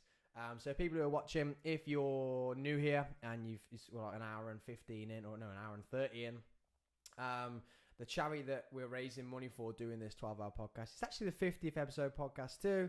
And it's the new studio podcast, hence the bad lighting and just the big wall behind me. But we're doing it to raise money for a young girl who has sadly been diagnosed with a very aggressive form of cancer. And we're trying to raise some money to buy her something. It's in conjunction with Commentary Dynamite Cheerleaders, doing a big fundraising day, and they're going to buy her something. I said this morning we're going to buy her a car, and there's that many people are going to put that much money. We're going to buy her a car, but probably not. She's too young to drive, so that'd be stupid. But that was my brain running away with me this morning, an hour ago. So yeah, so what we're doing is we're raising money for that. So if you can find the link, no one's told me yet in the comments that you can't find the link. So unless you type people aren't donating, then the link should be there. Let's actually look while you're here, Josh. Let's look at the linky poos. So the PayPal link's really easy to get to. You just click on it. It's literally just straight to it. Yeah. Straight away. It's very straightforward. Let's have a look at it. So with this challenge, you can do it in November, right? The end of November, I think. Yeah, I mean the weather will be against us, and especially the dark as well. That'll make it a little bit more challenging. But it's all depending on what I'm waiting for surgery at the moment. My first surgery is the 19th of October, and my second surgery will be 6 weeks after that. So it's kind of going to be quite tight if I am going to then do it. I'm having surgery on my hand. Yeah. Don't need them to run. Say again. Don't need them to run. You don't exactly. Exactly my point. That's why I think it will. What? And the missus had said, "Don't do it because you're having surgery," and you're like, "Well, I don't need them to run." Yeah, she was like, "No, you need to recover." I was like, "I will be recovering on the canal." Yeah, running 100 miles, getting some blood pumping around those arms. Yeah, exactly. Yeah. So you're gonna have a support team. Is it just gonna be you and a runner? So is it just gonna be me, Jimmy, and one of Jimmy's friends who's a seasoned ultra marathon runner. Jimmy literally sent him a message straight away saying that my mate who'd done that run the other week wants to run 24 hours, see how far we can get. And the reply that this bloke sent back was, "I'm in." Didn't even ask any questions, just "I'm in." So he's going to run with you, or so we're all going to run together. All three of us run together, and then it'll be the support team probably be my dad, a couple of friends from work. That once we've planned the route along the canal, they'll just meet us, say, every 15 miles, and then tapering it down to probably every 10 miles, 5 miles towards the latter end of the 24 hours as we get a bit more fatigued at strategic stops along the way on the canal. So I need to ring up the canal waterboard people and get some maps and find out a decent route so we don't get lost on the canal and put CV9 in. And then they're going to the wrong place. Mate, you know you're definitely going to run the miles then, though. Yeah. If you've got to run somewhere and you're like, well, that's definitely away from home. And then I've got to get back. And your dad's just in the car like, well, I'm not letting you in, mate. It's missed the checkpoint. He's like, I'm not letting you in, so you just got to run behind me. That's mad. And in November. Yeah, it's going to be quite cold. Let's hope I'm available. Once you get closer this way, I might come and say hello. It's not set in stone just yet. So we'll be seeing what happens come the middle of October, once I know what's happening with my hands, and then we can sort of plan from there then. See what's going on. What's wrong with your hands? I got carpal tunnel in both hands. Is that from... Yeah, from that, just from normal work. That was a good noise, by the way, guys. That was a good noise, not nothing else. It was a good noise. Just manual labour. But yeah, it's just like a trapped nerve somewhere along there that just causes pins and needles and pain in both hands and weakens your strength and stuff like that. So they'll go in, cut wherever, relieve the pressure, and then if all goes well, touch wood, the recovery will be quite quick. And then I have to go in for a second one. Just running like this, looking like Conor McGregor walking, but running really fast. Or in a sling and just trip up. Both arms across your chest. So, along with this charity event, are you doing? How are you going to train for this? Probably the same as what I done last time, really. Single leg strength exercises, swims, long bikes, and that's pretty much it. To be fair. So not actually running. No, not much running. If any, if I can help it. I mean, I'll be running anyway through taking company PT and stuff at work, but the miles would be between say 6 and 12 miles every couple of weeks maybe. So I'll try and cut that impact out as much as I can on the lead up to it. How does that affect you when? So like, because whenever the sport I ever did was, it'd be, we would drill the stuff so it comes naturally when you do it when you're in a sticky situation, when you go and compete. We would just drill it that it's literally, you walk on the floor, as soon as the music started, you were literally in autopilot and your brain just took you around the floor. It's like, done this every day out. When you're not running, what's that feel like then, going to run, knowing you haven't run that far? I know you've pushed yourself, and you've swam, and you've still put yourself in a dark place in the gym or whatever, but you haven't actually ran. Like, my brain would get to 6 miles and go, I've only ran 6 miles every day for the last week. Yeah. My brain would be like, you can't do this. You know what? I've not really thought of that, because a lot of the stuff that we do in my line of work is, you like you say, you do it over and over and over and over and over again until it's like second nature. So yeah, I've never really thought of it with running before. Sorry, mate. Do it mission Sorry, specific. you're gonna get to 6 miles now and go, 6 Tombo, miles. Sam, I've done it, man. I'm done. You're like, I've been panicking since the 6th mile. Yeah. We're now 100 miles in, and I've been panicking since that 6th mile. Yeah, because a lot of it's all like mission specific that you do. And what I know, we understand with the body is, I know you don't want to, if you're about to go and do something over and over again, you don't want to do that over and over again before you do it over and over again, because your joints and your ankle and all that stuff will writ off. Yeah. You might as well do your low energy stuff, like your swimming, not energy, low impact, like your swimming, that stuff, to keep off your legs, to look after your legs when you run. Yeah. How are you going to do that after? How are you going to swim with your I've not really surgery? Again, you're asking all these great questions that are going to have to go into the planning process, which I haven't really thought of. Should have had a pen here, mate. Yeah, I've got them all up there, man. Swimming, yeah. Again, this is making it even more impossible, but which makes it more enjoyable. And you're sick. You're a sick individual. Like, literally, like, makes it more enjoyable that I can't swim now. It a little bit more so challenging. all I can do. 4 weeks of pistol squats. 4 weeks of pistol squats. And then I'm going to run. Bulgarian split squats and thousands of miles on a watt. And then with no hands. With no hands on the bike. Well, that'd hurt on a watt bike, man. Yeah, it would, yeah. That'd get you ready. I have to get the one hand ready. You'd be ready to run then. So what, is it one hand then the other? They're not going to do both? No, I mean, the surgeon asked, the consultation asked, the consultant asked if I would like to have 2 done at the same time. But I asked Laura, and she wasn't willing to sacrifice and do certain things that would be required with me having 2 hands out of the game, such as, you know what, bodily functions.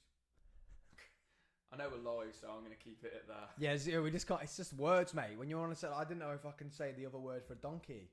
Oh, really? Do you know what I mean? You don't know. Oh, I know it, but I ain't going to say it. Do you know what I mean? As bad as you did on the last podcast. I was like, bro, to me, you just say that word. You say it normally these days, but I don't. So do you have someone watching this completely? So there's a YouTube employee that's just sat there watching this the entire way through. It's bots, which is why they don't ask you. So other streaming softwares, you'll get an email and you'll get like you keep playing music. This is a warning. You shouldn't have the right to this music. You keep swearing, or this was vulgar. YouTube have got bots that ping it straight away. They'll just ping it and they won't email you. They'll just go whap and just take it off. That's why you have to be really careful. Touch wood, I hope no Really one good. slips up. It's when Neil and Terry get here. Yeah. Are they last what? Are they No, last in? they're on the 11th. Should have got them in for the last I hour. wanted them in then, but it's Neil's birthday, so I'm allowing him to go off and do his birthday things. So it's his birthday today. What, before he comes here? No. Oh, So he's good. coming at 11. It's 11 o'clock. So he's early. Then he's going off to do his birthday. Good. Because obviously, this is the only day I could do this. Yeah. It fell right, but fell wrong for his birthday. So yeah, it's when those two get here is what you have to be careful of. But it's not bad. It's normally me that does it. I'll be tuning so. in at 11. It's not 11:01. literally. Cut. Soon as YouTube's like freeze a party, they're like, oh, gone, Yeah, 3 bots on. gone. Class. So yeah, can you just jump up there and turn that camera on and off for me? It's done Is it that gone probably- again? Yeah, it's gone. 40 minutes in. That was really weird. So just literally turn it off, flick it off, flick it on. That's it. We on? There we go. We're back Oh. on. Yep, we're in. Perfect. Thanks, mate. I don't know why it's going to keep doing that, but you know what? We push on. Was it like a standby mode, is it? It shouldn't be because it's plugged into the wall. Yeah, good So shout. it should just stay on. But you know, it's one of those things, and it didn't do it until yesterday. I've been testing this for a week. Didn't do it till yesterday, and I'm like, well, I ain't gonna buy a new camera now. Absolutely not. All week I've been umming and ahhing to buy a new camera. Keeps your guests switched And on as well, then- though, so they can get up and every then- now and then.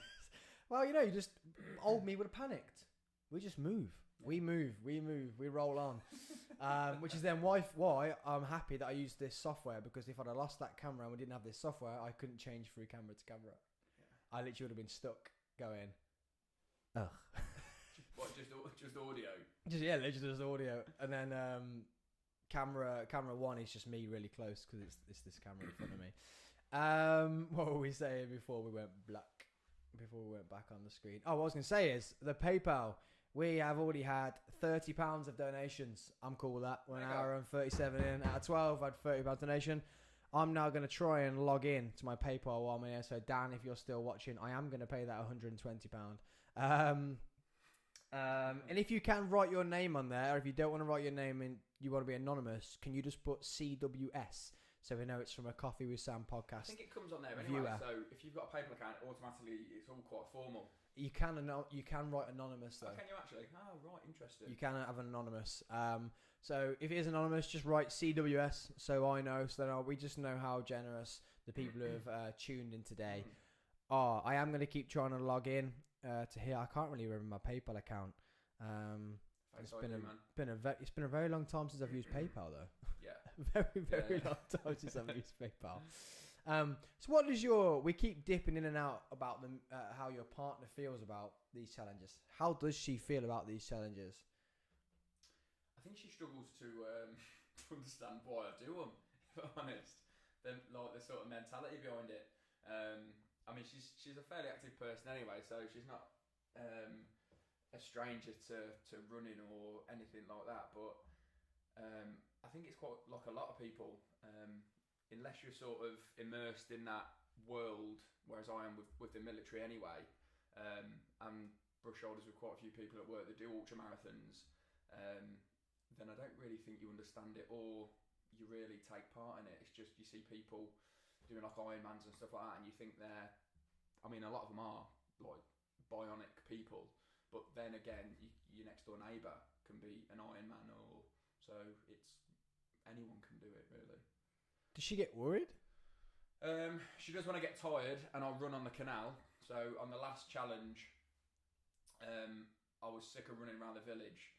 So I think I was probably 20 hours in, 21 hours in. And I just said, for this one, I'll run on my own just for a nice little enjoyment, just to get away from everybody. And I ran on the canal and she set a tracker on my phone so you could see where I was running. And she rang me and she was like, so you by the canal, are you? I was like, yeah, I'm just on a little plod. She's like, well, you be careful. He was like, you stay on the phone to me in case you fall in. I was like, I'm not just going to fall in I'm not going to randomly fall asleep and fall in the canal. I was like, and if I did, I'd immediately wake up and then come out. The canal passed quite wide down there, but she was, I mean, bless her, she was up most of the night anyway. So yeah, she does worry. I hope she's tuning in. She was up tracking. She's kicking off at home now. You'd say, why is he telling this story? I sound so stupid. Yes, you do, Laura. You sound stupid, mate. Please stay away from the canal. And when I told her I was doing this other one at the end of November that I planned, and it was going to be the entire route was the canal, she was like, you need to be careful on that canal. It's like, yeah, I know. I've got 2 other people with me. But yeah, bless her. She does worry every now and then. Oh, I've got to put my card details in. This is Wallard. Sorry guys, if you've just tuned in, I'm trying to Dan the Electric Man. I owe him some money for some work, and he wants me to put that money, £120, into the fund for Libby. That's mega of him, that is. That's sick, isn't it? So if you are new here, what we're doing today is there is a link in the description below for you to donate some money. There's a young girl who has been really affected by a very, very, very, very poor illness. Burped. Wow, gas, monster gas. Very, very bad illness, and we're raising some money along with Coventry Dynamite to buy her something very, very special. So yeah, Dan has just donated not me. Dan has just donated £120, and I'm trying to put my details in. 07 yeah, so thank you so much to Dan the Electric Man. Go on to Instagram and find Dan the Electric Man on there. I'm going to put this in. I'm actually going to probably get Alex to do it when she brings the next guest out. I think the next guest is here, but we're not going to bring him in just yet. It's hella early. Who's next? Jamie T. Jamie T. Good man. So me and Jamie T are going to Jamie Alderton talk next week. 2-day event. Do you like Jamie? I love him, yeah. I love him. Do you feel, because he's ex-military, yeah, is there just a thing there with ex-military? I think so, yeah. You I mean, you sort of resonate with those sort of people a bit more, don't you? And especially the stuff he puts out, and some of the stuff he puts on his story is military related that I relate to, that other people won't pick up on. And I'll message him about it with the reply to what it is, whatever that will be, that goes sort of hand in hand with it. And he'll just send like a laughing face back because he completely gets what I'm on about. So in a click that sort of way, yeah. What did he do? Was it the same sort of thing? Was it not? So I think he was in the Signals, but he was in there for I think it was between about 7 or 8 years. He was in the army for similar sort of thing. I mean, with the banter and stuff like that. So he gets it, yeah. And do you think some of the things he does, with his training, and guys, if you don't know who Jamie Alderton is, he's a fitness influencer. I wouldn't say an influencer either. He influences people, but he's actually someone he's good at business, he's good at fitness, he's good at all that stuff. He's not just someone with a booty or a pair of biceps. Mind, body, and business. All right. Brain, body, and business. Why are you selling his own business for? Hey, Jamie. Why is it? I love you, Jamie. Bro, when I found him, I used to be the same. So when I first found Jamie Alderton, who I was, I found him on Snapchat, and he used to do, like his Instagram stories aren't as big anymore, but did you ever see he used to do Instagram stories where, like I used to do, just stand and talk on my camera for hours about something? He still does it in the morning now, so it's part of his morning routine when he goes for a walk. He does his like so he started those on Snapchat. So I found him on Snapchat, not on Instagram, and then he moved from Snapchat to Instagram doing those stories. And people used to be like, "What are you doing?" And I used to be sitting just watching it, and Snapchat just keeps going if they've done it like that. And I'd sit eat my breakfast at the gym and just watching him. And they're like, "You watching new stories again?" Yeah, now you all love him. Not you, but but I think he's done the right things in the industry. He's done right for the industry. We've got a pretty funny story actually, man. Terry loves to tell it because I'm quite loud and not awkward. I am. If you put me in a situation, I'm very awkward. And I actually met Jamie at Body Power, and we queued for ages, but I hadn't even thought what I was going to say to him. It was just like, "Oh, I want a picture" type thing. Yeah. But he wanted to talk. So then I literally just looked at him. And he went, "You all right, mate?" Oh, hey. And I just looked. I didn't say anything. I just looked and then said like a generic question. Like, I didn't even say a question. I just said, "Yo, dude, keep doing what you're doing. I love it. It's helping loads of people." And then my mate Terry, he was just like, wasn't really fussed about meeting him. We then walked up and he was like, "Ah." I was like, what? And he was like, you look like a proper fangirl. He was like, you just froze up and just said, I love you, basically. Love you, Jamie. Literally just said, I love you.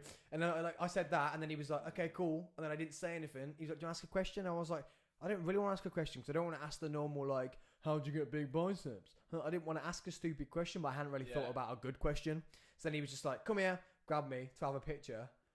And then that was it. Went off.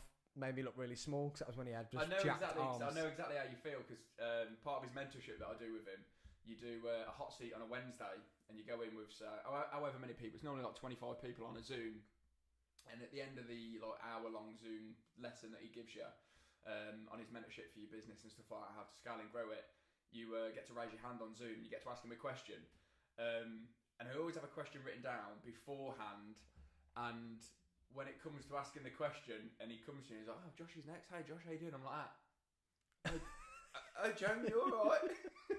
I love you. Just straight away, I love you. Hey, Jamie, I love you. And then he asks the question, but he is dead humble and he's really easy to talk to. It is mega. But I know exactly what you mean. Speaking to him most weeks when I ask him the questions. Yeah, I just didn't want to be, because he had a long line of. He was the only person who had a queue of people. Yeah. He was about the only person who was just literally stood out on the thing, come and talk to me. And I just didn't want to be a generic. I know what you mean. I know exactly what you mean. Yeah. Generic. How'd you get big biceps? How'd you do this? Or you train legs? Consistency, bro. Yeah. How was the military? Or I just didn't want to. But I hadn't even thought about what I was going to ask him. And then the thing that you think you want to ask him, you think, no, that's stupid. I can't ask him that. And I probably should have asked it. You probably should have asked it. Yeah. So you've started into the fitness industry now. You're transitioning from being a military PT into fitness. Who else would? So when you asked me, I actually put you onto Jamie, right?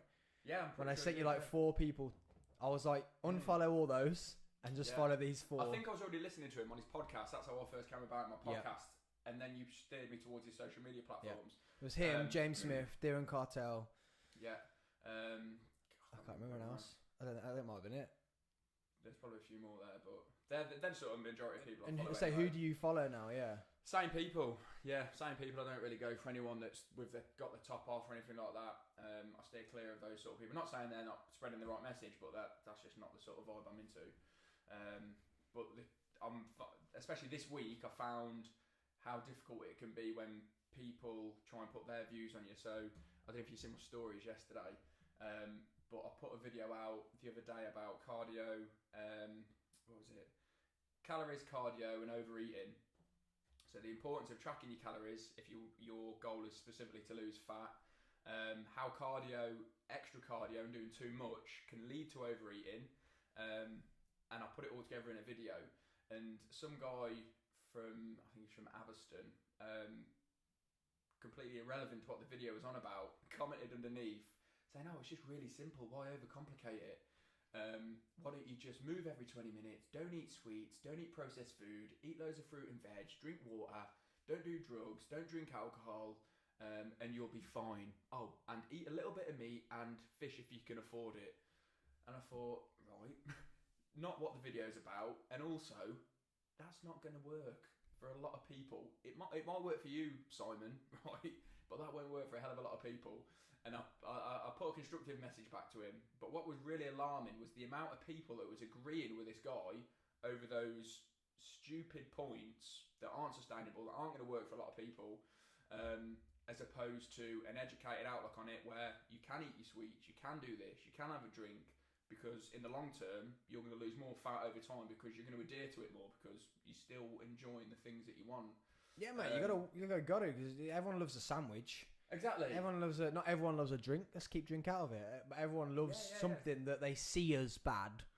Yeah, I know. Everyone loves a bit of that. What you have to do with those people, mate, is one thing I learned from Jamie too, is just combat them with positivity. You might be right, mate. Yeah. Or just thumbs up. Yeah. Well done. There's a part of me that can't though, and I was just because you will consume your life, your time, your energy with those idiots, mate. Trust me. I noticed. Trust me, and I get it all the time because I'm doing stuff like this. You get it. Why'd you do it? Why are you doing this? That was my first did you speak taste about of it. this? Yeah. That was my first taste of it, and I need a strategy to not get sucked into it. Yeah, you do you, bro. Just literally you do you. There's a few decent positive comments about it, and once I'd explained my side of it, the guy was like, you know what, fair point, that's great, cheers Josh. Which is good, it's educated him, and hopefully the other people that are reading that thread then can steer away from what he was saying, take some good points away from what he was saying about moving, but moving every 20 minutes ain't going to work. And he was like, yeah, it's really simple, just position yourself further from the printer in the office. Yeah, that's alright if you work in an office on your own, but a lot of people, they've got a set desk, you have to ask to go to the toilet, and but not everyone works in an office. That's him getting into the, like you are. He's seen you've triggered him, and instead of just going, well, that's what Josh does, he has to answer. Now, that's right. That is totally right. I always used to say, I still do it now, even though I'm a bit chunkier than I was, I park the other end of Asda. The amount of people that now copy it, that have seen me saying that I do it, or walk up the stairs in Asda, not any Tesco's or anyone like that. Any shops are available. Any shops are available. Like walk up the stairs. Don't stand on it. It's like little things like that. Yes, that's not gonna make you just lose weight like that. Being away from the printer, but you got to think of that principle to put it into everything. Now I get that he just can't keep his mouth shut and leave you alone. He has to say something. So then he's just giving you 12 million points. You go, well, it's not that simple, is it? No, exactly. He said it's simple. It's not, but he'd made it even more complicated than it had to be. So it's actually really simple. What you do is you do this. Can't do that. Can't do that. Can't do that. Can't do that. Don't do this. Do this. Do this. 20 minutes. Yeah. Set alarm every 20 minutes. Do this. Do a Mexican wave every 20 minutes. Yeah. I was just like, God, I hope you don't invite me around his house for dinner because. Now some people can do that, like yourself. Some people, yeah. Like yourself with stopping alcohol. Was it 2 years now? Yeah, just over 2 years. Yeah. 2 years now, and that for me would be one of the I don't think I'd not because I'm an alcoholic and I love alcohol. Like I use it for its sedentary effects and stuff like that because my brain don't ever shut up. My brain has always got a mini Sam in it, being 20 times more active than I am.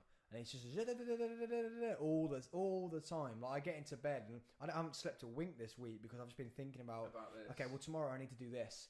Tomorrow I need to do that. What about that cable? What if that goes wrong? Okay, I need to get one of them too. I need 2 of those. I need 2 cameras. I need 2 of these. And my brain don't shut up. So when I have a drink, it shuts up. That's why 1 or 2 drinks in me, mate, I'm not doing it. I don't want to do anything. I'll have stupid ideas and I'll write them down. My brain will go like, great idea. But you get me to read an email for work or anything like that, I'm like, nah. And that's why I do it. Because it makes me just go, nah. Literally, bah. And I forget about everything. So with you, like, walking away from alcohol, you can say, well, it's easy. That's like anyone. Some people can eat veg and just... and meat and stuff. It's easy. Well, some people it's not easy. So then that's why you have to change. But that's what a coach does. Like that thing of okay, I've noticed that. Like I always had a saying, go and use it if you really want. I always had a saying that you are your metabolism, because your metabolism is. You look at someone who's actually really big. They normally consume a lot and actually don't move much. So then, even if let's say they don't consume a lot, they don't move much. So you've got to be your metabolism, move loads. Then you've got a high fast metabolism. Someone who just says, I've got a fast metabolism is absolute horse. There are some hormonal things that can go on in there sometimes, but that's probably 1 person out of 10. So I would just say you are your metabolism, which then would get people thinking when they're sat down, their minds would go, do I really need to be sat here? Could I stand up? Could I walk to the shop? Could I walk to the pub? I walked to the train station the other day. And I knew I struggled. Hour and 20. Well, I actually did it. Same again. It gave me time. Mate, I'm not going the way the crow flies, and I'm beating it. And I beat it. But I used to do that all the time. All the time I would do that. I would walk everywhere. I would never get in my car. Sometimes I would walk somewhere and meet Alex there because she was like, well, I'm driving. I'm walking. And that's how I kept my weight down because I wanted to eat a lot. And I wanted to drink a bit more. I couldn't go hungry anymore. That's a great way you put it, you are your metabolism. You are. Literally, the more you move, your metabolism's higher. Yes, you eat food that slows you down, which then like fatty food or like sugary foods that make you feel lethargic. Well, yeah, then they slow you down. You actually don't eat enough. You slow down. So I done a video about this yesterday, just about how your body uses calories over a 24-hour period, which obviously is with your NEAT and stuff like that, with moving more throughout the day. Yeah, people they forget about that as well when they undereat. You don't go into starvation mode. You just don't move as much. Mm-hmm. You're not doing this anymore. So if I undereat, like when I used to diet and I try and get on stage, I would literally be in bed by 9 o'clock. Well, I'm not a 9 o'clock bed person. I actually used to fall asleep the last week before I competed. Fall asleep Alex would wake me up to eat my dinner, then go back to bed. But then I'm not expending as much energy then because I'm sleeping more and I'm not moving as much. You don't do this as much. People forget. You've ate less, you do this. Yeah. So I'll be talking to you like this, Josh. So now, I've actually not ate enough, but now I'm not. So like, I've actually downgraded, but now I'm not moving as much. I'm not expending as much energy. So now my metabolism has slowed. Well, it hasn't slowed. I've slowed because I'm not moving. I'm not doing this anymore. And you'll normally look at it like active people like yourself. You'll probably always be thin because you're like this. Fidgeting. Yeah, this is calories. Ooh, Literally, yeah. So that was deep. That was a good one. I enjoyed that. Where were we actually going with? Oh yeah, so people you follow. Who do you follow? Like, the people that we spoke about before. I mainly try and steer towards. Why do you not follow people with t-shirts off? I Um, know you're not into that, but mainly because you might be. I think Each their their own. message can get lost in with their t-shirt off. I think people follow them for the reason they've got the t-shirt off instead of the message that they're trying to put out there. And a lot of them, I don't really know who they are, so I don't know what sort of credibility they've got. And with them not having their top on, you look at their following, and a lot of it you'll probably find a lot of fangirls and stuff like that. So I sort of steer away from that and go towards the more evidence-based and the people that are at IFS and stuff like that are on the main stage of the fitness industry, as opposed to Gymshark fitness models. Yeah, I think that IFS event's been pretty good because they on social media it just looks like a giant party. Oh, But if you actually look deep into it, you have a lot of people like that Emily. Is it Emily? I think her Instagram's Emily PhD. She talked a lot about menstrual cycles and female mentality and mental issues with dieting and stuff. Mindset, which is a big part that they put into And it. the other effect of just looking good type thing. And then obviously like you've got James and Deering who they invest in the wobbly body and just to look jacked and be healthy And type they do thing. bring the party. Yeah, they do. Yeah, they do bring the party. And I think it's been a good thing for the fitness industry to get rid of that stereotypical Yeah. get massive and get jacked. Like, it top. is good to look jacked. It's and just it more is appealing nice. to the wider public, in it, which is what Yeah. the main emphasis on health and fitness is getting your generic, normal, general population person fit, healthy. They don't have to look like James Bond coming off a beach. They can just be themselves, but a happier version of it. Yeah, it is.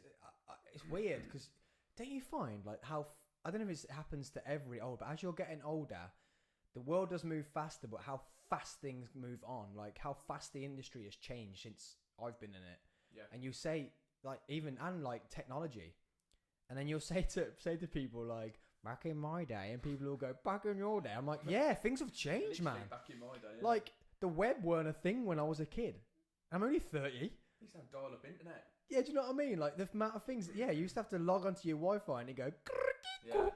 Mum, get off the phone. Use the phone. Mum, I'm trying to use MSN. Get off the phone. Yeah, To what we can do now, we can stream live. So what? 15 years ago. We can stream. Yeah, 50. That's it. 15 years. We can now stream live, camera and audio. Good quality camera. This is like like an actual TV studio setup. To do this, you had to be on a TV studio. Like we can do it now. It's absolutely insane. Oh, the secretary's coming to the door. He's in. I can see him. Yeah. Yeah, and I was going to text you when to send him in. Can you fill in these? Yeah, I know. He's just trying to run the show here, guys. Can you put in my details in there? Like, I'm going to pay this money, but I need to have my details in there. I'm just going to wrap up with Josh and then send him in. How are you going to let me know? What? Give me 5 minutes, send him in. So, Hand signal. literally 5 minutes. I've got the TV on. Literally 5. Yeah, I will do. Send him in. Send him in. And then I think it's about Not now, I not think now. it's like a 60-minute delay. 60-minute delay. No, 60-second delay. Oh, right, cool. So that's been a sick one. It's been enjoyable, mate. Yeah. That's a sick one. Thanks for coming on. You are happy to stay when Jammy T comes in if you really want to. Say hello to him, that'd be nice. You can stay and then dip out whenever you want to dip out. Yeah, cool, man. Alex, send him in. Is there headphones there for him? Yeah. Mate, we're not. Mate, I don't know short podcast. Oh, I bought you some jammy donuts just in case. Oh, and Jammy T's coming in. Jammy T for the donuts. So guys, the next guest that's going to be coming in, Josh knows him as well. He was the Discover Minds dude who made me cry for the first time on the podcast when he told us his story. As he comes in, we will dip to camera 1 so we don't get any just people passing the camera. But Josh, you going to stay for a bit? Yeah, I'll stay for 5 minutes or so just to say hello to Jammy, and then I'll leave you to it so I don't take up any of your time. Oh, look, he doesn't come through with his trainers on. No, I specifically asked. That's not my style. Oh, that doesn't work, remember? When you asked me what monster I want, you asked. No. And then I said the wrong one, apparently. So if you haven't watched the other podcast, guys, Josh asked me, he bought a white and a green one, which to me gives me choice. I bought these two this time. Then he said, which one do you want? And then still moan when I picked the green one. Still moan when I picked the green one. You've got the right one this time. Maybe it might be a 16-minute delay. Maybe. It was a couple of seconds, I'm sure. She might not have the sound on. She might not want to listen to me. So as he comes in, what I'll do, I'll switch to camera 1.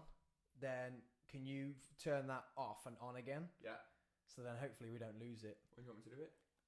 As he comes in, he's going to take his time. I'm sure I've given him the rock and roll. Let's go. Let's get him in. Bring in. He's massive, isn't he? He is now, yeah. You're getting hench, He's mate. big. We're going to talk fitness when he comes Spending in. all that time in the gym, man. Yeah. We're going to bring him in. He's too busy chatting. He's chatting with the missus. Yes, he's panic. Right now. Panic. He's got your present. Oh, Hopefully he's got me one too. probably another monster. I'm going to be buzzing. I ain't going to sleep tonight. So as we bring in, guys, thank you so much for joining us on the podcast today. James, you're not on camera just yet, so you can head in, get yourself a seat. Yeah, I'm good. You. Same brother. I'll just turn this on. take a seat. Headphones down the bottom. On and off something. Headphones. What we got here? Gift, mate. Oh my God! Same brother, you're good. Protein millionaire, low sugar. Oh my! I'm gonna eat these all day. Sam, happy? Off. You done it on and off, yeah? Back on. Yep. Let's rock and roll then. Oh man. Be on. Oh, we should be on right now. There we go. And what we're going to do is, that's what we do when we go to camera. We're going to go bish, bash, bosh. Say, goddamn. Audio. You said, all right. I said, let's do a podcast. Let's sit down. Let's get a coffee. Let's just talk about 1, 2, 3, 4. Nice job. Coffee with the Sam. Got a little podcast. Grab yourself a little coffee and a podcast. Alright. So this is different to last time because you actually can't see yourself. Yeah. So what Josh had to do, we've had a problem this morning. I didn't have it with the last week of setting up. I'm just going to give you some room here. Last week of setting up, the camera keeps turning off on camera 2 over there. Right. So if I say to you just jump up, you just literally go over there. There's like a on off. Right. Okay. You literally just turn it off, turn it on. It doesn't go off. It just turns black for some reason. But it's not even like I can look at it and go, it's 20 minutes in, it's 30 minutes in, it could be an hour in. Right. Okay. But you'll know about that, yeah. Yeah, it'll just go black on my screen. So yeah, I'm running this new system down here, dude. It's a studio system, so I can switch cameras and I can mess with audio. That's cool, man. Like you heard the intro in your ears then. Yeah, yeah. So welcome to the 12-hour live podcast, my man. Thank you for my presents. That's all right, mate. Protein millionaires. Yeah. I hope you're ready There's for this. also 2 tickets in there if you can make it to my next workshop. Oh, Yeah. sick. So guys, if you didn't watch our podcast, you were actually the first guest in my other studio. Yeah. You just missed out by an hour being the first one in this one. Yeah. But Josh made sure he was the last one in my other studio and the first one in the new studio. So if you haven't watched James's podcast, go back and find the Discover Mind podcast because it was eye-opening. James caught me massively off guard because Right. we Yeah. got you in to talk about your business. Yeah. And then I didn't realise why you had your business. Yeah. which then cut me massively off guard. It was probably the first time I'd teared up on the podcast. Since then, everyone has tried to do that. I've had people throwing all sorts of things at me. But welcome to the new studio. Yeah, it's a bit awesome, bigger, man. a bit bigger than the last one. It's not done by any stretch of the imagination. As you can tell, we get a bit of echo in. We get a bit of that going on. It is going to be finished, but it's bigger, it's better. It's the 50th episode, so thank you for joining me. Yeah, well done, mate. And Well also, done. it's a charity episode. So, Alex has taken my phone. I was going to go through social media for a bit first. But we have my electrician, Dan the electric man, don't you? Yeah. So he did the electrics in here, and I owe him for it because he hasn't given me a price. He's just given me a price in here and said, "Can you donate it to the charity?" Oh, So good. that's why Alex has got fair the play.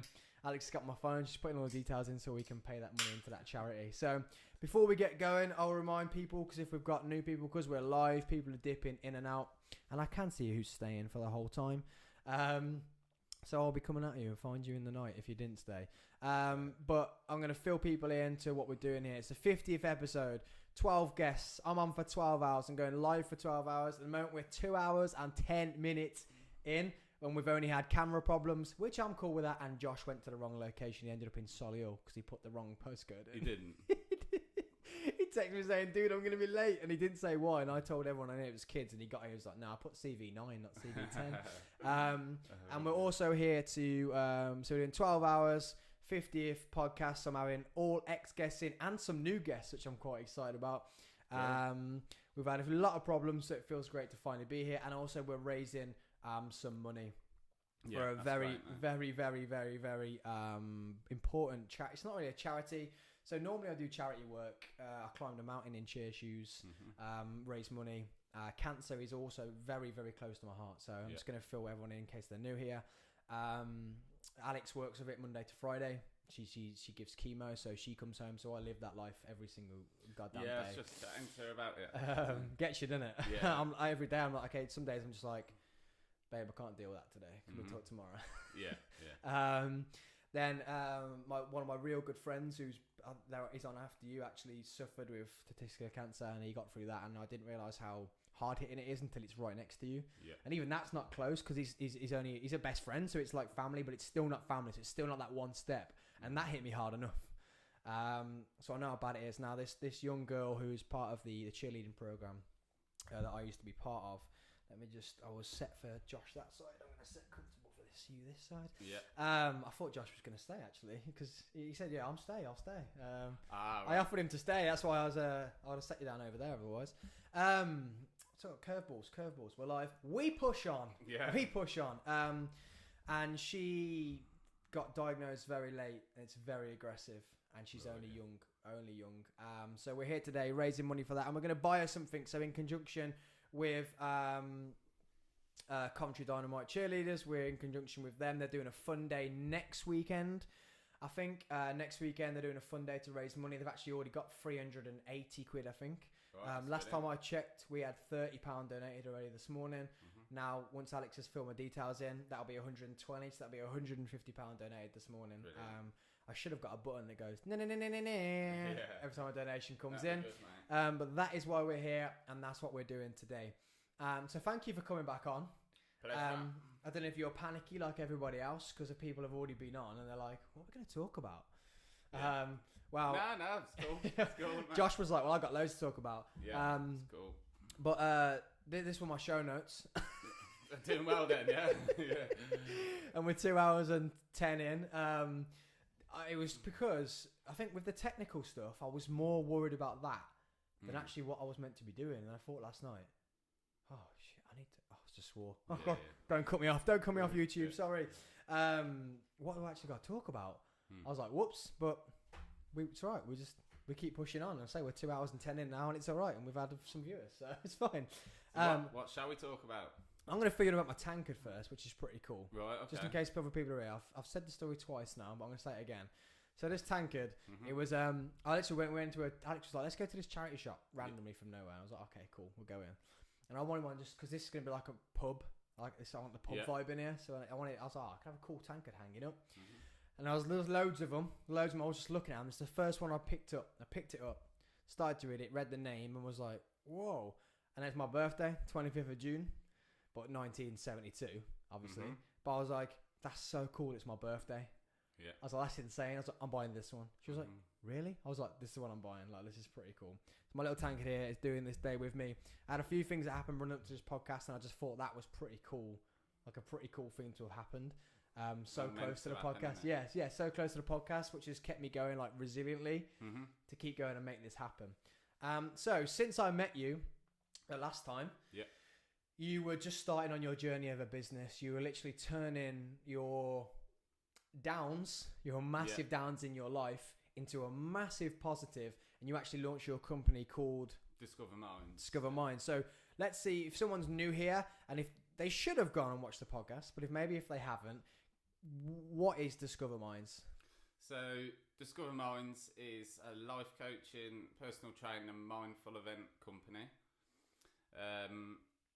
I do a lot of work with people with mental health issues, with people who are feeling a bit lost or a bit stuck in life and need some help to get them through it.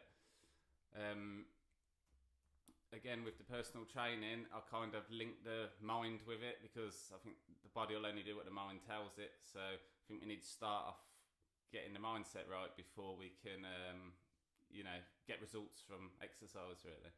And my mindset has become a really, really, really big thing in not just fitness these days. It's like business. Everything has. You need to get your head right, and you do.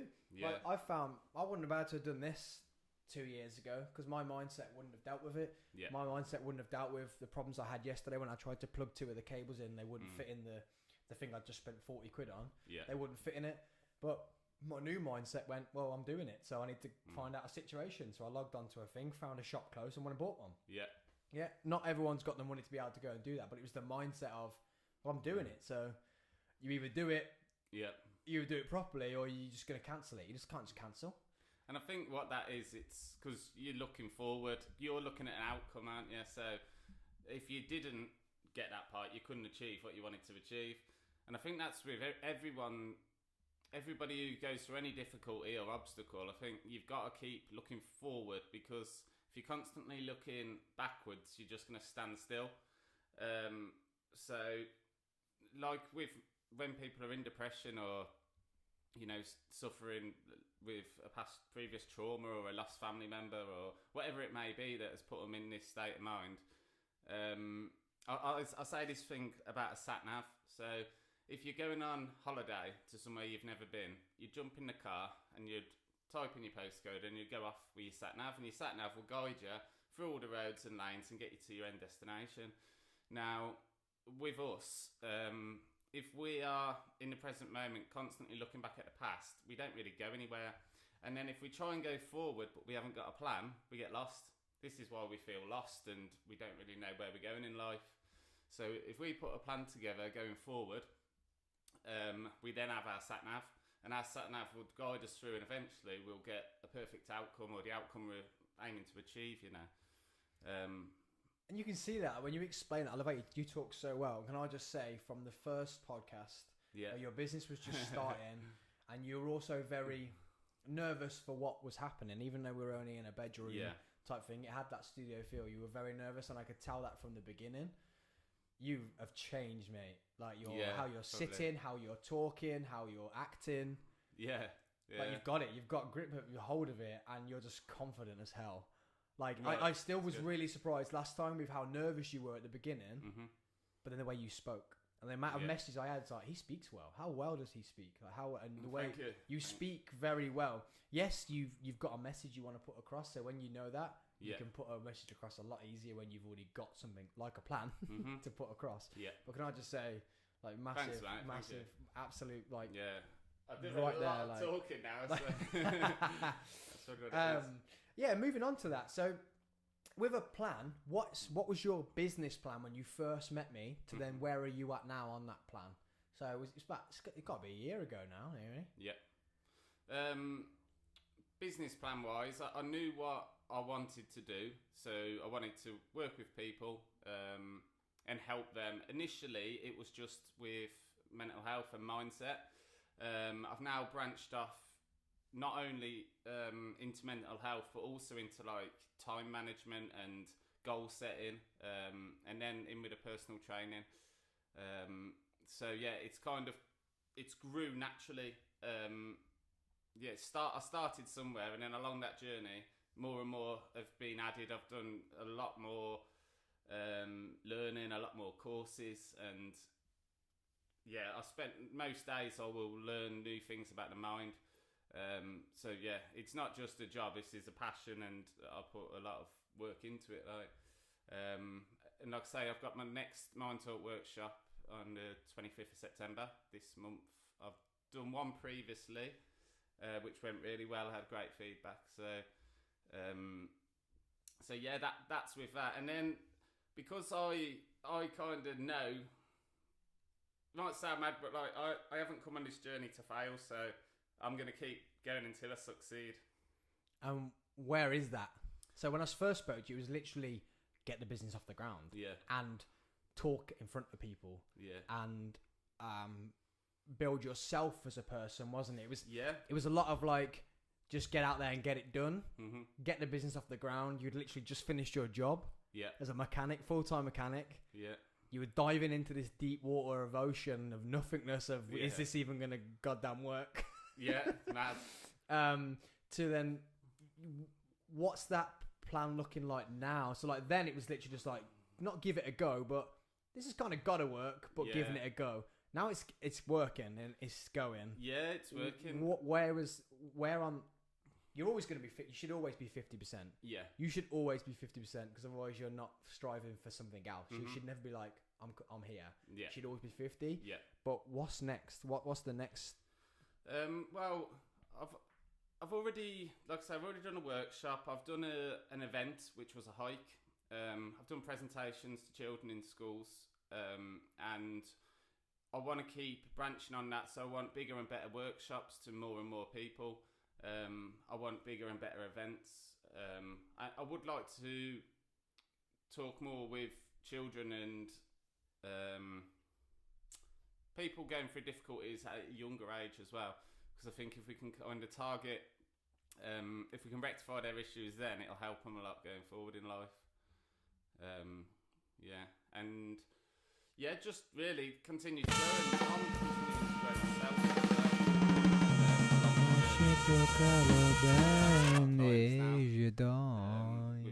We are back. Welcome to the Coffee with Sam podcast, guys. A spin-off show. Three's a party with my boys, the MMA guys. 0 wins. Terry, no chin. Brown. Wait a minute. Who are you? Nermic, get off. Standing at a staggering 6'2.5" inches. Wow. In the heavyweight class. Wow. So he is my protector, guardian of my galaxy. Oh, yeah. Big, workshops for a lot of people and just pass on my knowledge, really. So with the retreat, let's fill people in. So whatever we talk about in the first one, we'll go back to it in case someone's never ever watched that or can't remember that podcast. And if you haven't, then you should do. It was a wicked episode. That was when we had even more, a technical problem. We lost the beginning and I was fuming. That was it, I was so angry.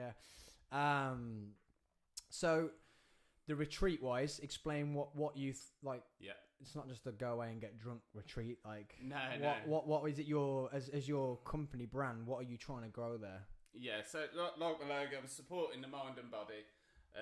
So what the retreat will be, it'll be a cool place to go for people who want a bit of a different break or a different holiday.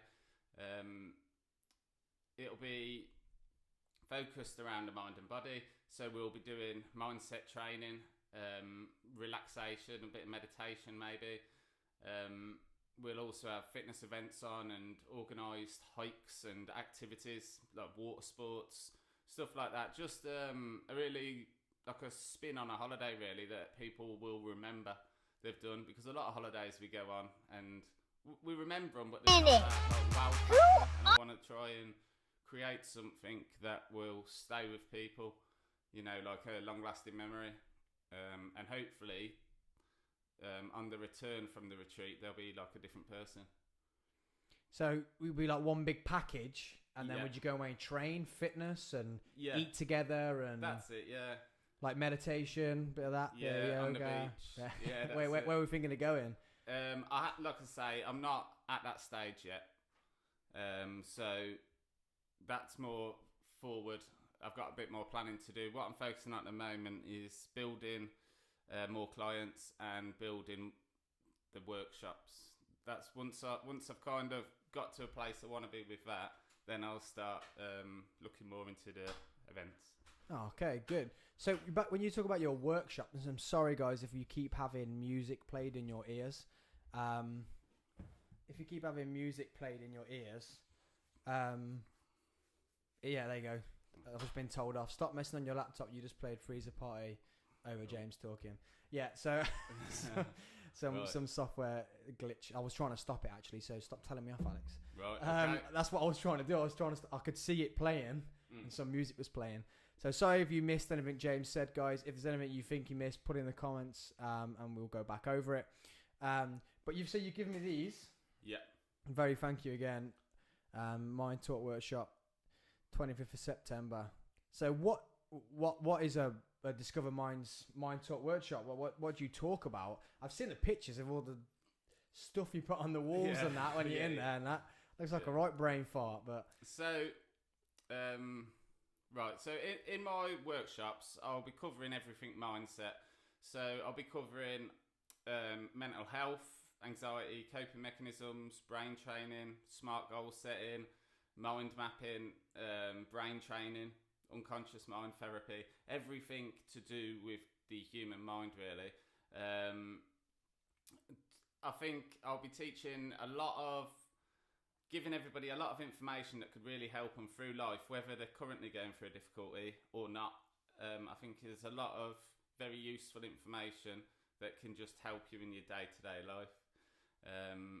Even like basic things like actions and reactions. Like we can't control an action, but we can control the way we react to an action, if you know what I mean. So if something happens in life, how stressed we will get from this bad thing happening all depends on how we see it in our eyes, really, and how we react. So we can react in a negative manner or a positive manner. So yeah, just basic stuff like that. Putting plans together to move forward. Visualization, manifestation, so everything. Yeah, everything. So your mind literally is blown. Yeah. When they leave your mind workshop. Yeah. How's that been received? Because it's hard at the moment to say like mindset and to say whatever. A lot of people, we're getting away from this whole yogi thing, which is cool. Yeah. This whole like getting cold water, do some meditation, fix your mindset. We're getting away from that because back in the day it used to be, oh, you hippie, you're gonna go and smoke the weed or whatever and do that type thing. How has it been received? What you do? Because obviously the first one you do is friends, family, supportive people, but now you're on like workshop number 4.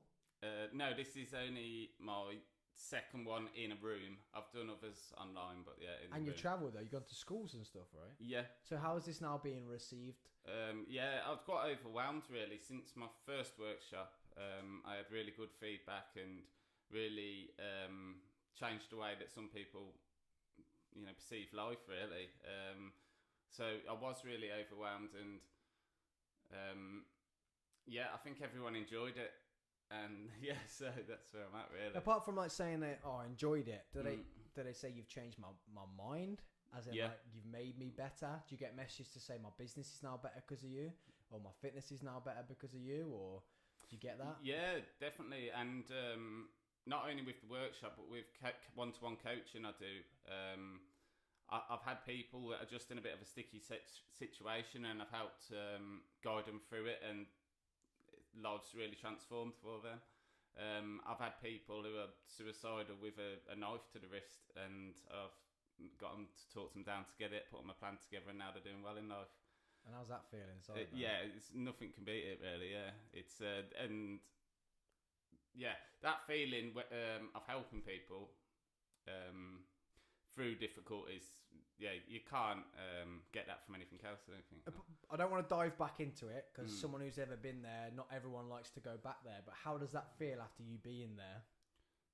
and a place Yeah. where they've been, knowing what they feel like, Mm. does that make that just so much more rewarding?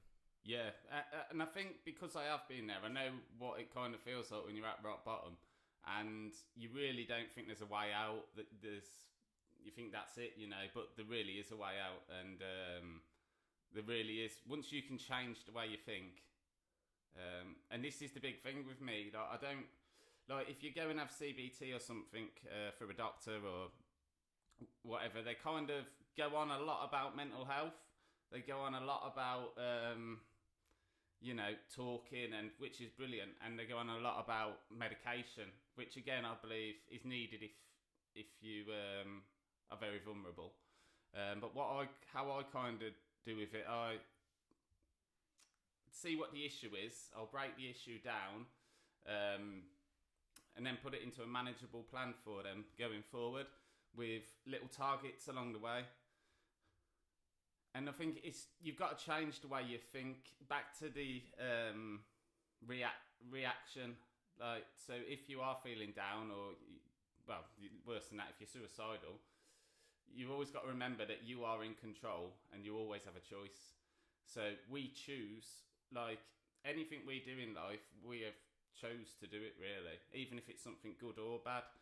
So if we are suffering and we're feeling like we may want to take our own life, we have consciously made that choice. Yeah, we're making that choice. So it's about changing the way you think. So rather than choosing a negative, let's choose a positive. So a negative being, I want to take my life. A positive, I'm going to get through this and I'm going to make a better life for myself. So we have a choice. We go left or we go right. So what I try to do is get the people to go right. But it's quite hard to go right initially, and that's why you need somebody to help get you started, and just stay on that path. You know, Robert Heisey, he transformed my thinking when I went to unconscious mind therapy in like 2019. And I think if it wasn't for him, I wouldn't be where I am today. So I do believe getting the right help is good, you know. I love that. And do you know what I'm going to do? I've literally just, I'm going to do this. One of these is going to be for me. Yeah. And then I'm going to do a competition or something. Yeah. To bring someone with me. Okay. Someone who maybe has some sort of issue, or because this is a charity podcast, man. Yeah. Someone who needs it. You know what I mean? I need it. I do need it because my brain's all over the place all the time. But we all do. So I want to find someone. I want to find someone. So anyone on here, drop me a message privately or whatever. If you think going to one of these talks with James will work, and I'm going to do like a whole, I'm going to do a day. Like, we'll do this. Yeah. We'll train. We'll go eat food. If you don't want to spend the day with me, then you can have another pal and you can just have 2 tickets. Yeah. But come and spend the day with me. We'll go eat. We'll do a podcast. About James's thing. Then we'll go to James's thing or after pro whatever, and we'll do a full day. So if anyone here is already thinking about it, want to go to one of these talks, how much does it normally cost? £20 a person. So 200 quid it normally costs. So I'm saving you 200 quid here and taking you to a £200 mind talk. Now I'm sorry, 20 quid is not enough. If you're going to get someone out of cutting their wrists, or someone's business is going to take the next step, or do you know what I mean? Mm-hmm. Then £20 that's nothing, mate. That is literally nothing. 20 quid. So yeah, that's what I'm going to do. I'm going to do that because I feel it's going to benefit someone else from what you do. It's just not me and a friend come in who, I'm not saying my mind's bulletproof. Yeah. I don't need the help. There might be something that makes me step to the next level. Yeah. We always want to be going next level. But I want to try and find someone who may truly need your talk and your advice. Yeah. And if you don't want to spend the day with me, you can just have 2 free tickets, unless James is annoyed that I'm not then going to come to it. No, that's cool, man. You can have 2 free tickets, or come spend the day with me. We'll get some food. We'll go to James's thing. We'll train, and we'll do a podcast about James's talk and how it's going to help you or about your situation. So yeah, drop me a message. Because what we're doing here is trying to spread awareness, like with the charity that we're trying to do. We're trying to spread that awareness that it is real, man. Yeah. We see about cancer all the time. We see about depression all the time. We see about mind problems and stuff all the time. And when it doesn't happen to you, I know you have to say sometimes in life, if it's not happening and I can't help, gotta forget about it. Yeah. Like all the stuff that's going on in the world at the moment, you can't really do much to help. You can't help everyone. So a lot of it you gotta say, step away from that. But we're here to help, and like this thing with this little girl, I can't cure her, I can't make her life any easier, but can I make her life slightly better if I raise loads of money and we give it to the money and we buy something, or Commentary Dynamite buy her something real nice. That's the best thing we can do. So with your job, so I'm going to talk about this on like, because I go through it with Alex's job all the time, and they have to have counselling at work for what they go through. How does it affect you? So yeah, you've been through it yourself, but now you're taking 10 people through it. That's a lot of baggage to be carrying on your shoulders, and you're being paid for it, and you're now kind of feel that you're in control of it. Yeah, I know you're trying to get them in control. How the hell does someone carry that type of pressure? Like, I couldn't deal with people blaming me for not losing weight when I did just PT. PT. Yes, you're not just a PT when you're a personal trainer. You are a mental coach. Yeah. You are a life coach. But I was never like you. You say, I am, discover mine. So it's way more brain. If there's someone that got a real issue, I would send them to someone like you. I wouldn't try and fix everything. I would try and be like, just say, come on, usually common sense here. But some of it, how does someone like that carry that baggage on themselves? So it's not all. It depends how you view it. Because I view a negative as a positive. You know, and I think that's what you have to do. You have to pull a negative from a positive from every negative situation. So it's not all the time. Like I mentioned previously with a lad about to take his life. Sometimes it's people who just haven't got the strength to do it alone, if you know what I mean. And sometimes it's just general difficulties people are going through, and not necessarily severe mental health, just this feeling of lost, this feeling of I don't know what's going on or what's happening. So yeah, but I do mind training on a daily basis. Like, you know, I have it sounds bad, like words I say to myself, like mantras morning and night. And no, but it's not stupid because all that's what I mean. All that's coming in now. All that positive talk stuff's coming in. All that you have to talk to yourself and tell yourself this is going to happen, because Alex might be able to say, Sam, it's going to be fine. But if I don't think it's going to be fine, I'm going to panic. Yeah. You need to sit there and say, it's going to be fine. You got to tell yourself. The thing is, your brain doesn't know if what you tell it is true or false. It just takes it as information. So if you tell yourself that everything's going to be all right, your brain will take that information, and it won't think again thinking, oh yeah, but is it? It will just take it as information. So what will happen is, if you continually tell yourself something for over 30 days, you'll have formed a habit. So what will happen then is you'll constantly be thinking, yeah, I am going to be all right. Yeah, when you go to bed, you wake up in the morning, yeah, I am going to be all right.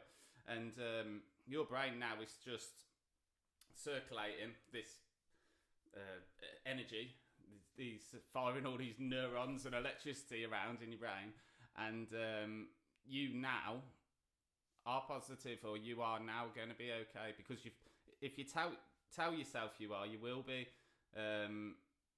And it's very much like when you surround yourself with negativity, you become negative. Yeah. This don't just happen magically. This is like science, the law of attraction and the law of vibration. And like what we surround ourselves with consistently, we will become.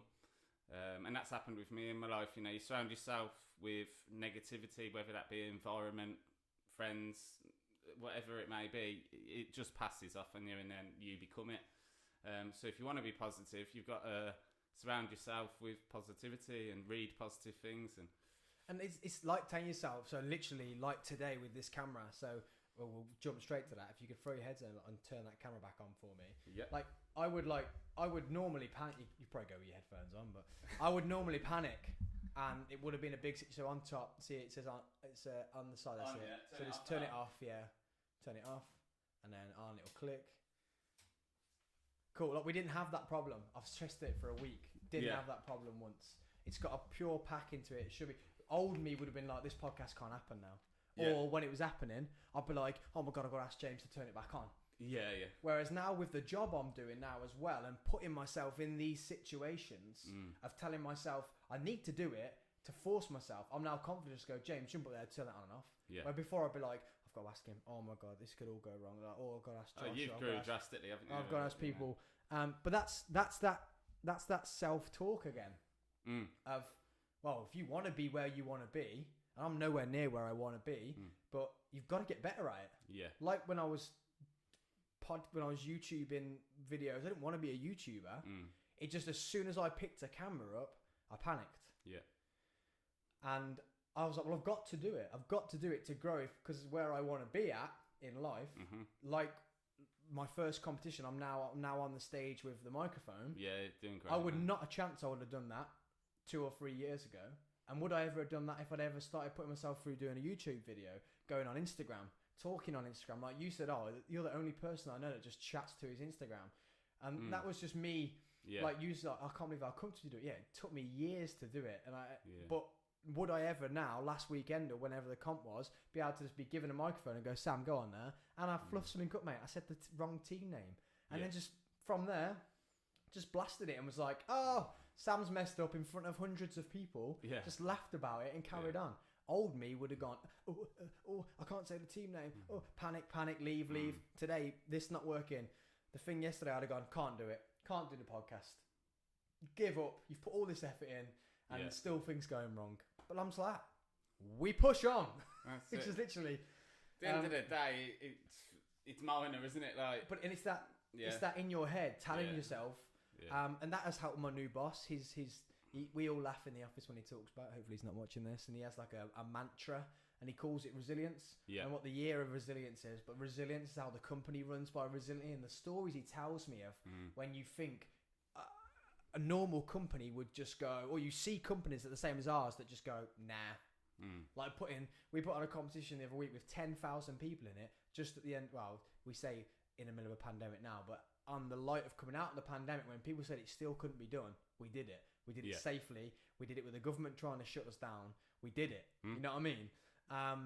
Same with your house, Sam. I remember you saying about that. Like, I'm working in this warehouse. I'm going to do this, and you kept going and going. And look, you've achieved the outcome, haven't you? Like, yeah, and you just, to me, that's just life, though. But to some people, that has to be a. Well, it's not. That's just because you've got a good mindset, isn't it? Yeah, but it's that just doing it and just knowing you've got to do it. Yeah. And it's that telling yourself daily. Like some days I'll wake up and I don't want to, and I've got to. Yeah. I've got to. Yeah. I've got to. And like I say, with the company I'm with now, they're so strong on you adapt and you move on. How can you get through this? Yeah. How are you going to change this? What do you have to do to get the right outcome that what we've come here to do? Yeah. Like today, I'd already said I was doing it, so I'm doing it.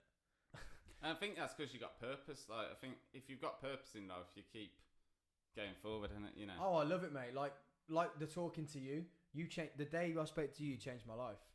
Yeah, the day I speak to every single person on a podcast, they changed my life. Because someone tells me something. I don't know what it is, but someone tells me something when I talk to them. They tell me stuff that they won't tell other people, or they don't really talk about. They forget they're on camera, and they tell me, and it changes my life. So the things that I've been told change my life. If it's something small or something drastic, like when you spoke to me, it changes, which is why I keep doing it. Likewise, really, you know, you gave me the encouragement to speak on cameras and stuff. You know, every person we meet, we gain something from if we allow it. Yeah. You know, and I think this is we need to, everything that happens in your life, whether it's positive or negative, there's always a positive to pull from it. Like, you know, but we always learn something, whether it's, you know, your car breaks down, or whether a relationship breaks down, or whether somebody is going through difficulty within your family. I think there's always a positive to pull from everything, you know.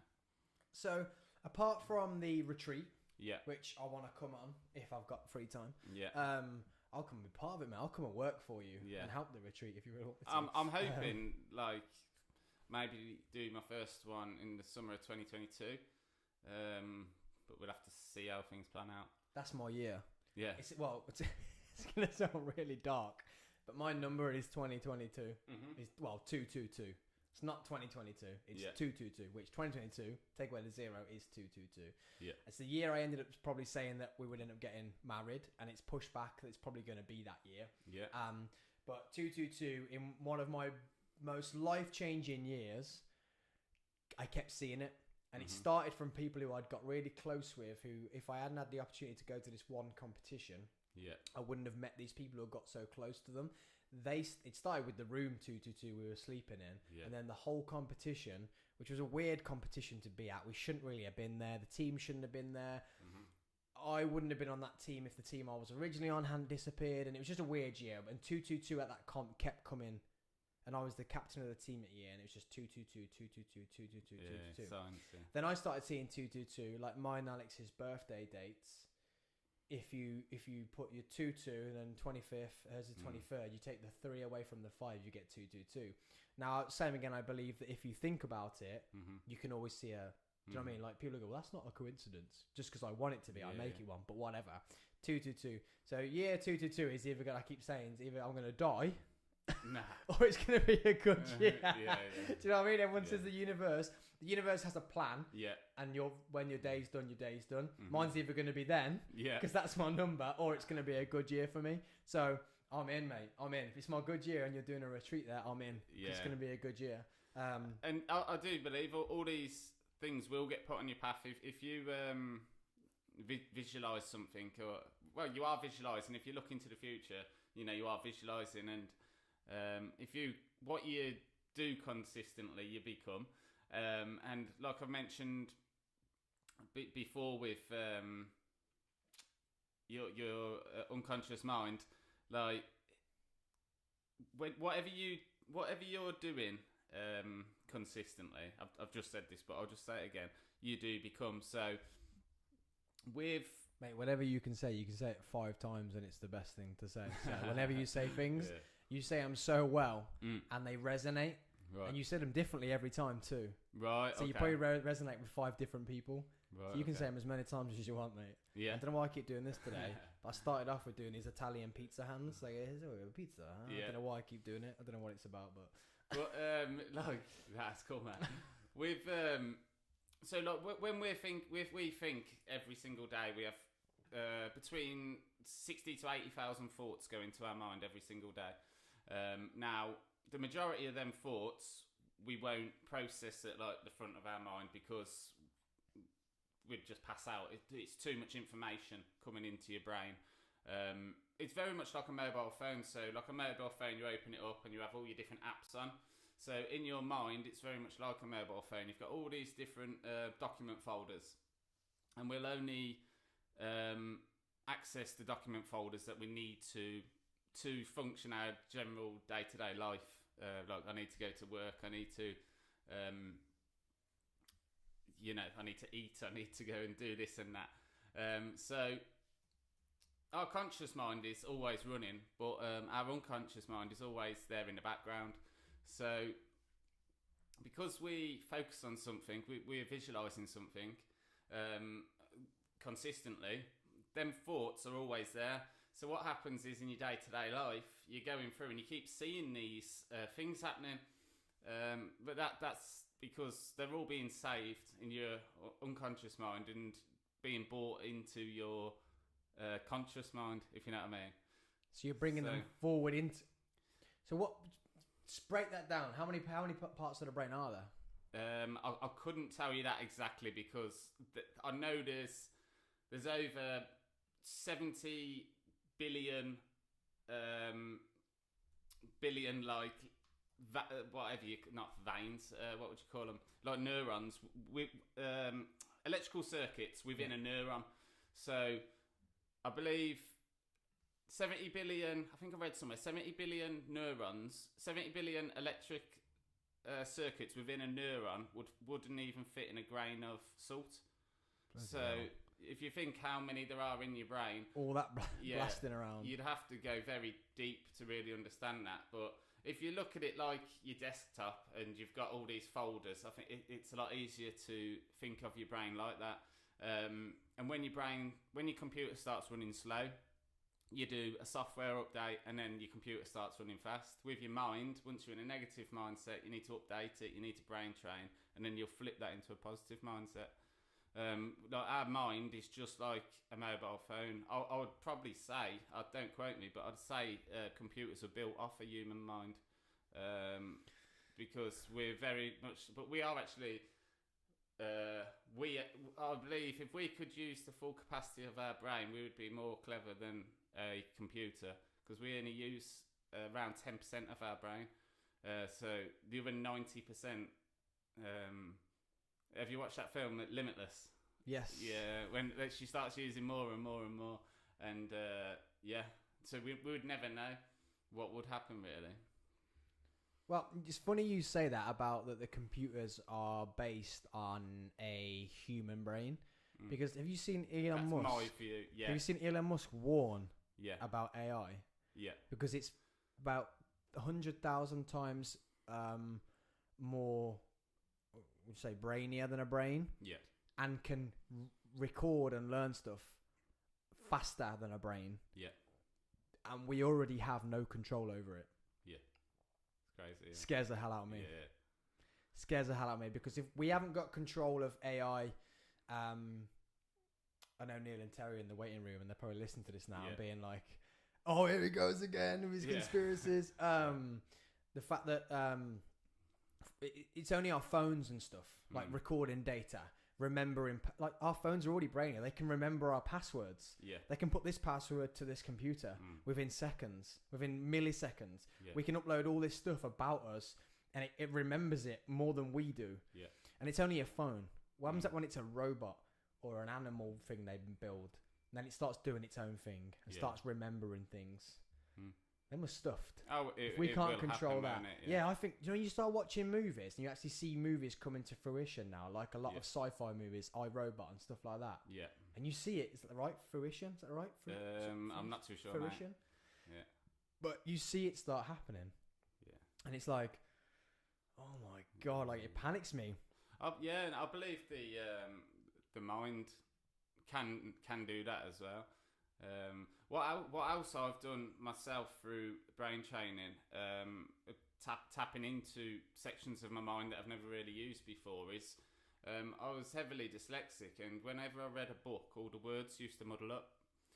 And now I have kind of trained my brain to read properly, so I can actually read books with no movement in text. So I believe You can do what? I've kind of. So my brain isn't computing what the hell you're saying. Yeah. You can do what? So I'm dyslexic, and whenever I used to read, all the words muddled up, so I couldn't see. When I was at school, little school, I used to have like a yellow sheet so you could read. Well, through a lot of brain training, I've managed to tell myself that I can read without it fuzzing up, and now I can read perfectly. No text movement. So you're like, is that a form of dyslexia, or is that part of dyslexia, or are you now not dyslexic? Yeah. I wouldn't know if I am dyslexic unless I had a test or something, I suppose. But what I do know is I never used to be able to read a textbook, and now I can. That's incredible. Yeah. So I'm trying to get my head around it, to be honest. Yeah. So you would see them like this? Yeah, so whenever I look at, if you open a textbook and it's got loads of writing on, whenever I look at the book, all the words kind of go cloudy and muddle up. So I can't focus. I start reading a line and then I lose focus. What I'm trying to say, I'm trying to get at is, when you say it, is that's not what I used to do. TV used to do that to me. Yeah. I would go out, and they tried to fix it with glasses, contact, and they couldn't. Mm-hmm. Same sort of thing. It was I was trying to read. I was focusing on the TV, and it used to go real far away and small. Yeah. Real weird feeling. So I'm trying to think myself if it's the same thing. Maybe similar. Or is it just that your brain couldn't compute what you were looking at? It's just a form of dyslexia. I've never heard that before. Yeah. So. And you've trained your brain. Yeah. To now just read. Yeah. How did you can do it with dyspraxia as well? How did you do that? it's not something I could just tell you like that. It's took time, just brain training, Reading, getting or, into my own mind. like just reading, or actual some sort of like. No. Actually, I could see you can't read. You can only do it yourself. It's from hours and hours of training my brain, telling yourself. It's the placebo. Like, Mate, you blow my mind every time I speak to you. Like, I'm not sat here like a little kid. Like, yeah. I mean, you probably know like about the placebo effect, right? So there's been thousands of studies of people having a placebo and getting through things that shouldn't really be possible. So they've done about 50 years ago. They had a load of I believe it was soldiers, and they had all had knee injuries, like some kind of arthritis. And what the doctors needed to do was put an incision above the knee, clean all the knee up, clean all the cartilage up, and do like a treatment injection, and then stitch it back up. And what happened is all the soldiers over time it would heal and they could walk properly again. Well, they got again, don't quote me, but I believe it was around 10 soldiers, and 5 of them they made the incision and just stitched it back up. They didn't do the operation, and the other 5 they'd done the operation. Now, they left it 5 years and went back to all these soldiers, and they said, how are you getting on? Oh, brilliant, mate, brilliant, you've transformed my life. Now, 5 of them only thought they had the operation. Now, the power of the mind, this is how powerful the tool is. Like, they overcome illness. People have done it with cancers. People have done it with loads of life-threatening conditions, yeah. It's a placebo. Depression, mate. There's a lot of psychotherapists and stuff have gave sugar tablets to people who are suicidal, schizophrenic, and it's cured them. It's been a sugar tablet because they fought. What you tell yourself, you become. Now, with depression, I get it, because depression is the mind, isn't it? Like, you know what I mean? Depression is here. Everything we do is the mind now. Like here, but like an injury is physical. But I understand how if the mind thinks it's okay to fix it, it's going to be a lot powerfuler than someone's mind going, I'm incurable. My knee's never going to be better. Do you know what I mean? I get that. I get that. And I actually, what did I read? I read a study. I'm not as good as remembering studies like you, but I remember a study about, it was a back one, did the same. And I think it was like going through meditation type thing, but believing that his back was going to be okay, cured the back injury. It wasn't a back injury like when we have these neurological splits. I get that. I'm not saying someone who couldn't walk can now walk, but people who maybe have had an injury, which channels pain, which then channels them to not want to walk type thing, can use their brain to fix that, to be able to walk. But we can actually generate new cells to heal through our brain, through our mind. We can heal ourselves. Dr. Joe Dispenza, he got told he would never walk again, and he walked. He spent several years telling himself he was going to walk, and he walked. He recreated new neurons and new electronic circuits and rejoined them all back together inside. Like, this is not me, that is not you. You are your mind. Without your mind, you're nothing. We're just a body that we carry around, and we are inside our skeleton. Like, our skeleton is not inside us, because we are a mind inside a cranium, inside your head, and we just tell our body what to do. So if we can tell our body we need to walk, we need to talk, we can learn all these new things, why can't we tell ourselves that we can heal ourselves? Because I believe we can. Whoa. I feel like Joe Rogan. Johnny goes, whoa. Yeah. I wish I was like, dude, whoa. No, but I get that. What if we are just robots? Yeah, we're just energy. What if we're already... So are we even real?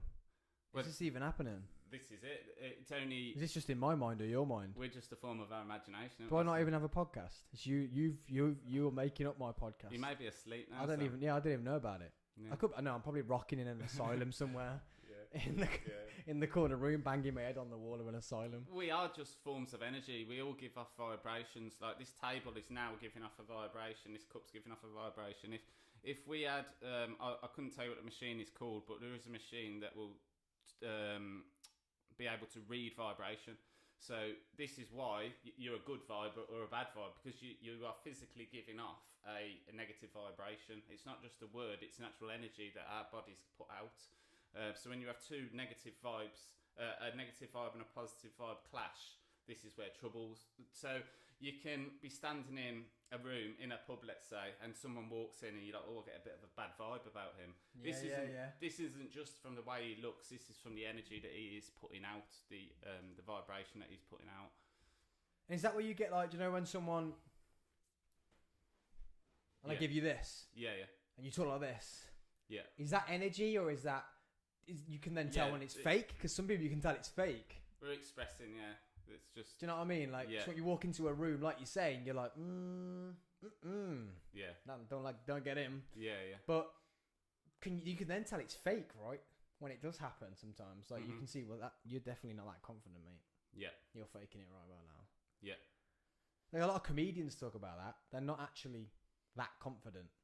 They have to fake it, and you have to learn to be able to give it off. Well, when they just try and be themselves, they then give it off a lot better. But I don't know so much with comedians, but again, it's all, if that comedian is telling himself he's going to be like this, he will be like that, because it's science. Dude, that got deep. I loved it. You know, this paper can be blank. This paper can be blank. Let's go camera one. This paper can be blank, but all we're doing is dropping absolute bombs right here. There's one last thing I'll mention, actually. Dude, mention whatever you want. So you're here for 2 hours if you want to be for 2 hours, mate. With stress, because we hear of a lot of people getting ill, more and more so as years go on. A lot more people are taking their lives. A lot more people are getting diseases and stuff. And I believe that a lot of this is from stress. When we put stresses in our body, it alters the way our body moves and functions. So, and here's a bit of information. So, do you know we all get born with like a genetic makeup? Now, just say we have 100% of this genetic makeup from our parents.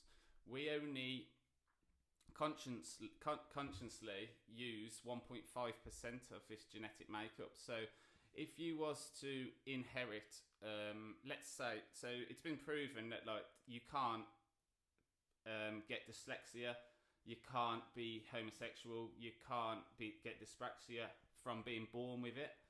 That is not a gene.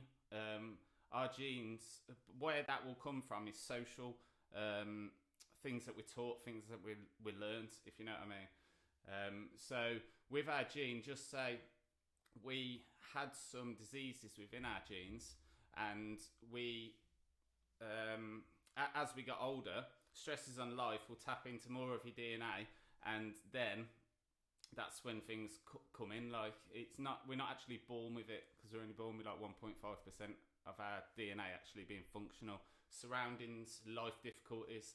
So what I'm trying to get at is stress is the world's biggest killer.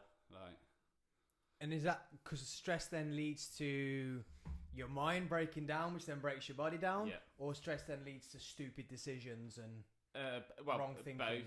Both really. If your mind breaks down, your body will break down. This is like when like with mental health, for example. If you're going through depression, you'll notice that you feel weak, you can't function properly, you can't eat properly. This is because your mind's deteriorating, so your body will follow. Like I say, the mind is the main part of your body. Without a mind, we're nothing. We're just a body. And that creeps me out when you keep saying that. Yeah, mate, I'm a really deep thinker, and it is mad when you think about it. That like we are taught how to live. We go to school, and school teaches us how to live, so we can fit into this system, this way of living. Now it's become normalised that we go to work, we buy a house, we get married, we have children. This is because society has taught us this. But how about if society taught us to walk on our hands and live in a river, and from a young child we would do that? We only know what we're taught. So this life that we're living now is based on what what we've been taught for hundreds of years. It's not saying that this is actually the right way to live. And it's like how schools teach children your basic languages and maths and stuff. That is the educational system, isn't it? Like, that's what we've been taught. But how do we know if that's true or not? It's only based on what we've been taught for so many years. Which I think, now without getting too political, because I don't know if that's another YouTube thing that might cut me off. That's the problem with all this weird stuff that's going on at the moment. Yeah. It looks like a dampener down to me because the generation that's coming is thinking about that. Now, I'm cool with what my parents taught me. Yeah. I'm happy. I don't disagree with schooling because I feel we would just be crazy without it. I don't disagree with police and control and all that stuff. Don't disagree with it because we would be like these other countries that don't have it. Yeah. We need that form of, because as humans, we're killing ourselves as it is, so we would just run riot like some of these countries do. But some of the things, like you say, that we have we been taught that, or just don't we know any different? So, yes, we've been taught it from hundreds of years, but did that hundred of years just not know any different? Which is why this last, say, 5 years, with all the with all the changes that are going on positively, is that just because now we're learning? Like, we think, we've been around for hundreds of thousands of years, we know everything. We don't. We're still learning. Yeah, we're stupid enough to create AI that's going to end up taking over the world. But, like with the BLM movement, with the... LGBTQ, I don't know if I've missed any there. Yeah. I've been around that a lot of my life, being a dancer, being in the marching band, being a cheerleader. Never really thinking to me that it was a problem. No. Now it's come to light. So do you mean, like, I learned that because that's what my circle learned. Yeah. But someone outside of that circle might never have learnt that. Now, is it not that we've not been taught it, just that we've never come across it type thing? Now, that's why I think the problem is what's going on at the moment. You've got a lot of this new generation who are thinking for themselves. We're all creating our own businesses. Yeah. We're all having freedom of speech. We're all, and the people at the top are... Is it a bad thing that they're going, whoo, we need to curve some of this because we're going way too fast? Yes. Way too fast. If you've got so many people free thinking and free doing... You end up borderline Batman and doing what you want to do and being that, what do you call him? What is he? I don't know. Because they say he's bad. Some people say he's bad, don't they? Because he tries to take the law into his own hands. What's it called? The word. I can't even think. The word. Oh my giddy aunt. Oh my drunken uncle. Vigilante. Oh right, yes. So because like we 50% see it as good what he's doing. Then other people see it as this man that you don't know who it is going around and killing bad people, but he's still killing people. Yeah. Like doing his own thing. We all borderline end up being that. And if we all just start doing our own thing and creating our own money and then dodging taxes because we create our own businesses that they can't track. Yes, we say, they're tracking us and they're following us. But they have to because then the world doesn't spin and run round if we all just do our own thing. No, of course, yeah. You need order, don't you? Because people aren't... I'm just not going to go out there and say, well, this is my piece of grass. I'm happy with that. I'll live here and that's fine. I'll be like, well, bro, I'm going to go and take his piece of grass because we're human. That's what we do. I'd go and smash his wall down because the police aren't going to come because there isn't a thing of the police. And I'm just going to bully him. Yeah. Like the English did many years ago. Like English did many years ago. And that's why many countries hate us. So they had to put some curve on this and stop people being able to do it. So you have to have that bit of law and order and that bit of control. They're definitely, and I totally agree with that. All I was trying to say is like, I'm probably thinking too deep in my mind from how I'm saying it. Like, I weren't disagreeing. No, that wasn't a disagree. Yeah. That was not a disagree. I'm agreeing. I'm totally agreeing. Agreeing. It's just, we are taught to live a certain way, and is that way correct or not? It's down to opinion. Yeah, no, and I get. And what you were saying about that we don't know. We don't know who we are. When we're born. No. But even this argument now at the moment, male or female. Yeah. I get it. The only thing that argument is you're given a piece of equipment. Yeah. Which shows that you're different to another person. If we get to that point where we're not even saying male, female, and we're just saying you're you, I'm me, but I've got and we've got different tools. then Yeah, and you can be whatever you want and do whatever you want. whoever to do. There shouldn't be no whoever judgment. named male or female never intended to upset anyone. They just put a label so you can say him or her type thing. Yeah. God, that got deep. That got Yeah, I don't know where that's real going, yeah. deep, real deep. I love that. Can you just flick camera 2 on for me so you can happily say bye to the viewers? Just while you're here and before we scoot off, and I am going to go off to the toilet, guys. I didn't even think about toilet breaks and how that was going to happen. I want to just read some of these while you're still here before I say bye to you. Someone's comments. Deck Connolly said, great content. Thanks, dude. Hopefully you're on about Josh or James. James has got really deep. I love it when I love it when you have a white bookmaker and that happens. Yeah. I would never have said come on. this is what we're going to talk about. Do you know what I mean? Who else said something? Jack, that's Media Jack, guys, who should be here, but he's at a wedding, so I'll let him off. He shouldn't be here, but if he was here, he'd be watching this and he'd be sorting this camera out that I have to keep turning on and off for some reason. Got to bounce, catch you later. Good, let's go on to some social media. Let's see what social media's saying. Let's see if anyone's messaging on social media. Dun, dun, dun. I've been watching, well done. Someone trying to do a plug, so that's Absolute Blankets owner asking if I can put a blanket on here. Sorry, I don't have one with me. Let's see what's Instagram saying. James, can you plug your Instagram for us? Yep. What Instagram you've got?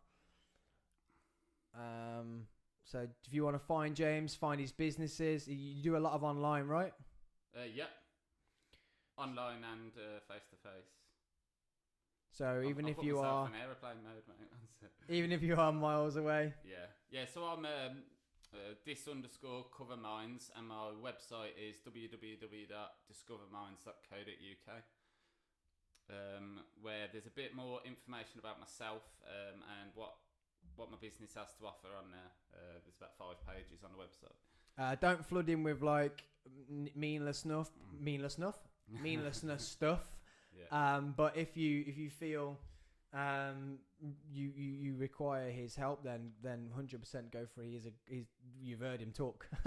He knows exactly what he's talking about, and he has been there and he's been through the mill and he's done it. Some more social media. My big brother says, can't stomach you on the full screen, so I'm going to watch you on quarter. Thank you for that, brother. No. Oh, I could tell that story, Dan, in a bit. Why don't you get in your car, come here, and just be a one-off guest and tell the sneezing story yourself. That's Dan down the electric, man. We have a mad story where we nearly died in a car crash because he sneezed. Someone else watching. Good. I'm seeing a lot of people sharing. Guys, make sure, remember, this is a charity podcast. It is for my 50th episode. It is for the studio launch, but it is a serious charity podcast where we are trying to raise money. The link is in the caption below. It's in the description below. No one has yet to tell me in the comments that the link isn't there. So please tell me if isn't there. My brother just said the bloke speaks sense. He's talking about you. Oh, is it? Oh, cheers, mate. Thanks. James said thank you. Change the way you look at things, and the things you look at change. Tell him straight on that camera. There you go, yeah. Hey, what's that again? When you change the way you look at things, the things you look at change.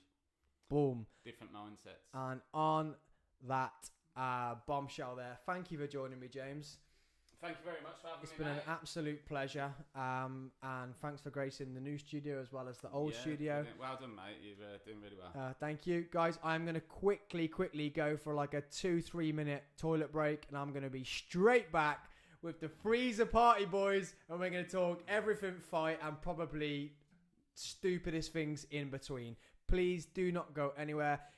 At this time, if you haven't donated or you haven't shared, share the link, as in the link for the YouTube. Go to the corner of the YouTube, 3 dots, click that, the live thing, click share the live on Facebook. Share the live so other people join in, then people join in. The more people that join in, they see the link, the more people that then donate, the more people that donate, the bigger prize we can get to that car for buying for that girl. We're not buying her a car. I said we're buying a car. We're going to buy her a nice big present. So please, guys, share that. While I'm going to the toilet, just do a massive fart on that button and do a head jump, front flip, headbutt it. Go there and donate for me, please. And I'm going to go to the toilet and I'll be right back with you guys as quick as possible.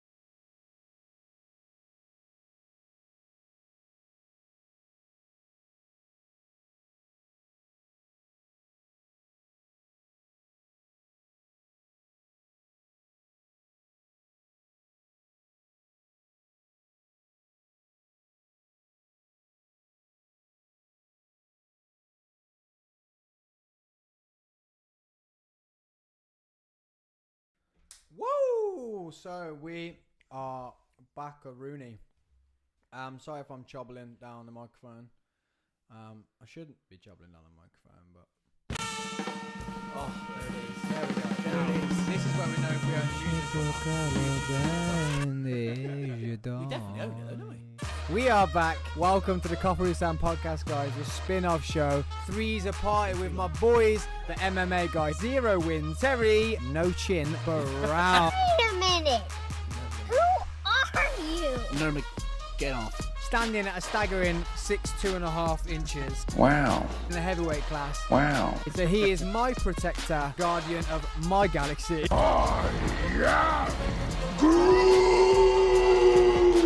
Jeez, guys, you think he owned the podcast? Neil, Adam, we're live, by the way. Three's a party. Yeah, it makes some noise, doesn't it? Bro, you don't need any excuse to make stupid noises that are annoying on a podcast. On a podcast. That's true, I did. I haven't done anything yet. You're So going he to punch that mic stand. Yeah, that poor There we mic go. stand's going to get battered straight in front of you. You're going to headbutt it. Okay, guys, welcome back. If you are new here and you're fresh here, this is the Freezer Party Cast. We are the Fight Podcast. It's the spin-off from the Coffee Sam podcast. So these are my boys, Neil and Terry. Hi, guys. Morning. Yay! Not too stiff. I thought Neil was going to drop a full-on morning. That'd have been impressive.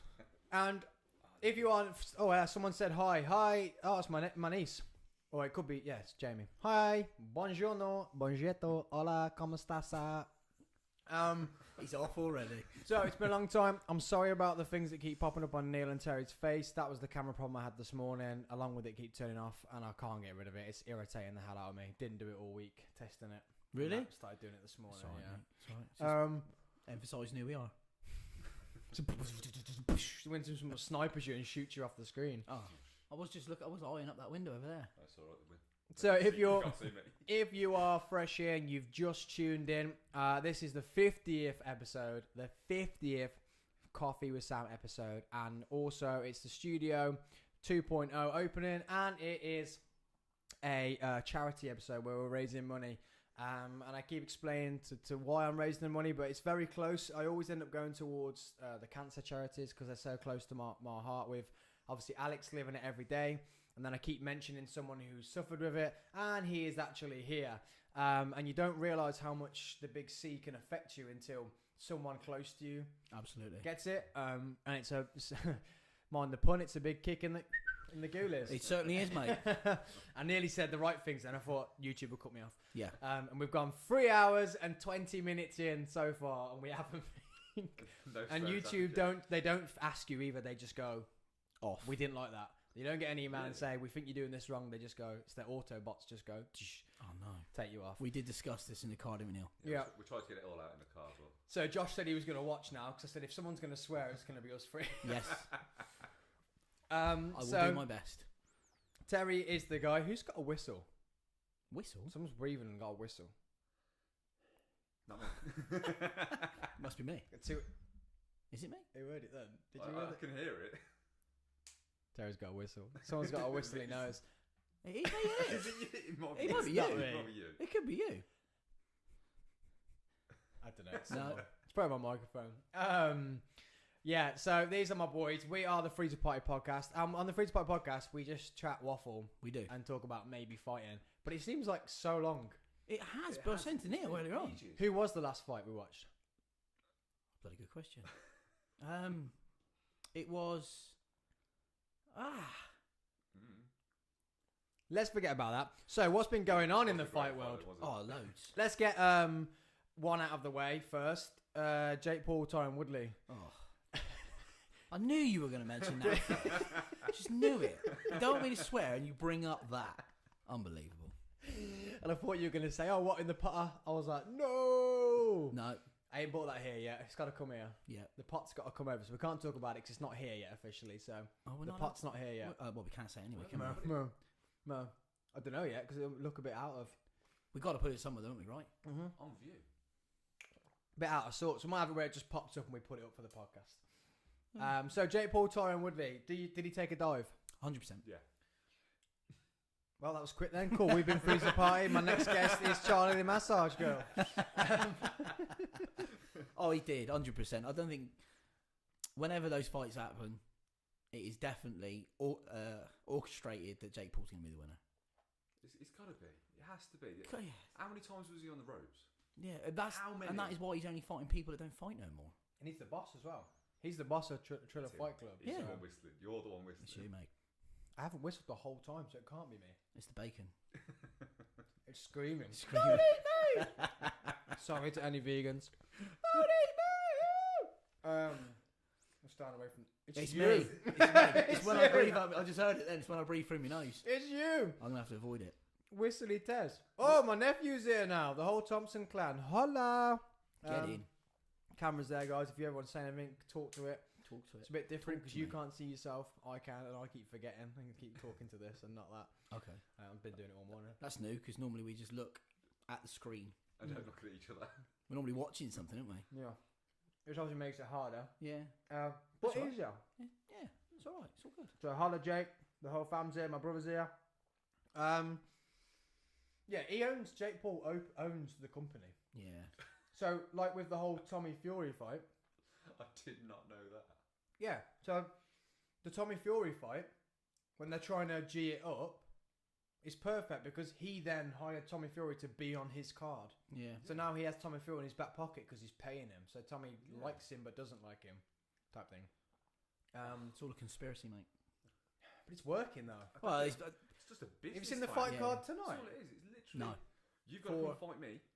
Hey. By the way, this clause is here. Oh, I thought you was actually offering me No, outside it's, then, it's literally you've got to fight me. There's a clause here. You can't beat me. You can't win. You're not allowed to win. But you're going to earn £5 million. So if you do knock me Sound. out, pick me back up so I can sort it out. Yeah. That's happened like in the last 2 fights though.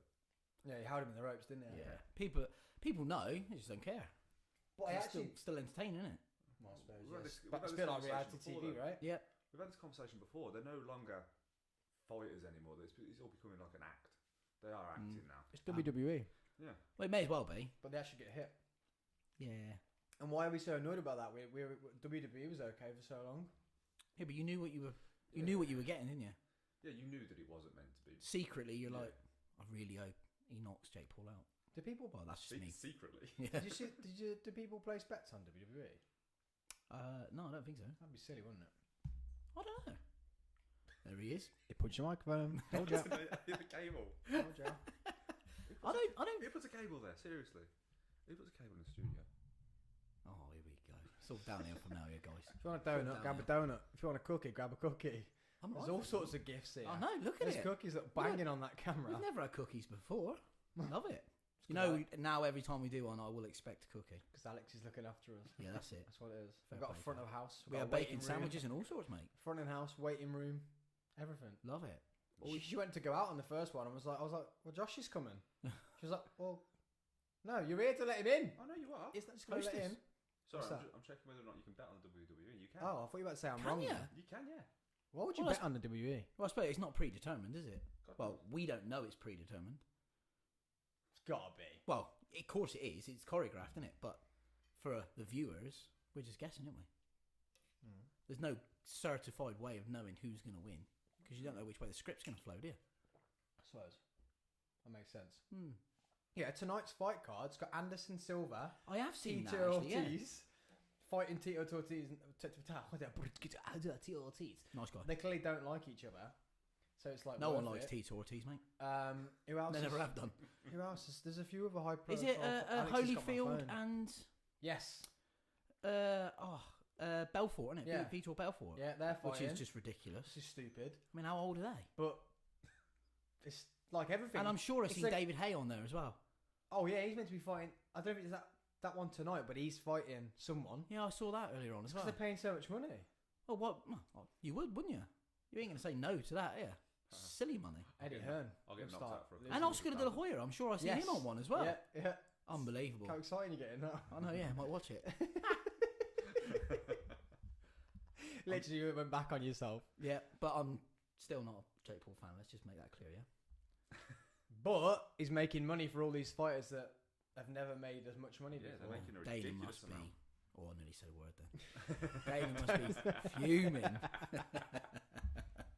That was well controlled. That was. That was very well Yeah, I thought I controlled. did all right there. Yeah, and also Eddie Hearn, boxing wise. Always been good at making money. Because how hasn't long's it going to be till they just randomly have enough money that they can pay someone like Joshua to come and fight someone random, and he'll be like, well, all right, you're going to give me double the millions of pounds that Eddie's going to give me. Why not? he? Well, yeah. I don't think he's.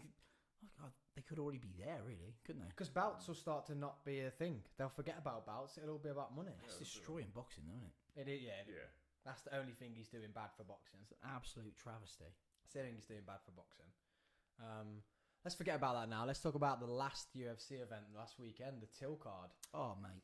Good card, though. Good card. It was meant to good. be London. I didn't realise. That card was meant to be in London. It got moved. I was just a bit, after then realised it was meant to be in London, it was all English fighters. My feeling that Till was like a bit of a hype train for it on purpose. Yeah, potentially. I don't think he was even going there to do anything. Well, he didn't look like. He didn't turn up, did he? No. I think he was a Any hype way, shape, train or form. Yeah. because they're all the same stable. There they are, yeah. Paddy, Tom Aspinall, that other dude, Pimblett. Was it Pimblett? No, that's Paddy, isn't it? That's Yeah, Paddy, Paddy, Paddy Pimblett, yeah. The other one, he was English fighter, but his name wasn't English. He got flattened in like the first round. Who was that? He didn't do very well. Because you had the female. Is it Yeah. Mandy? Is it Mandy? Yeah, Meatball Molly. That's the one. Yeah, we didn't watch that one, did we? Meatball Molly. Meatball Molly, yeah, she did well. What a name. She did. Did you see her on the ring when Paddy was fighting? Yeah. Fair play to her. Mate, what a chin. Let's start off with him. Yeah. Oh, what a chin. He lived up to the hype, didn't he?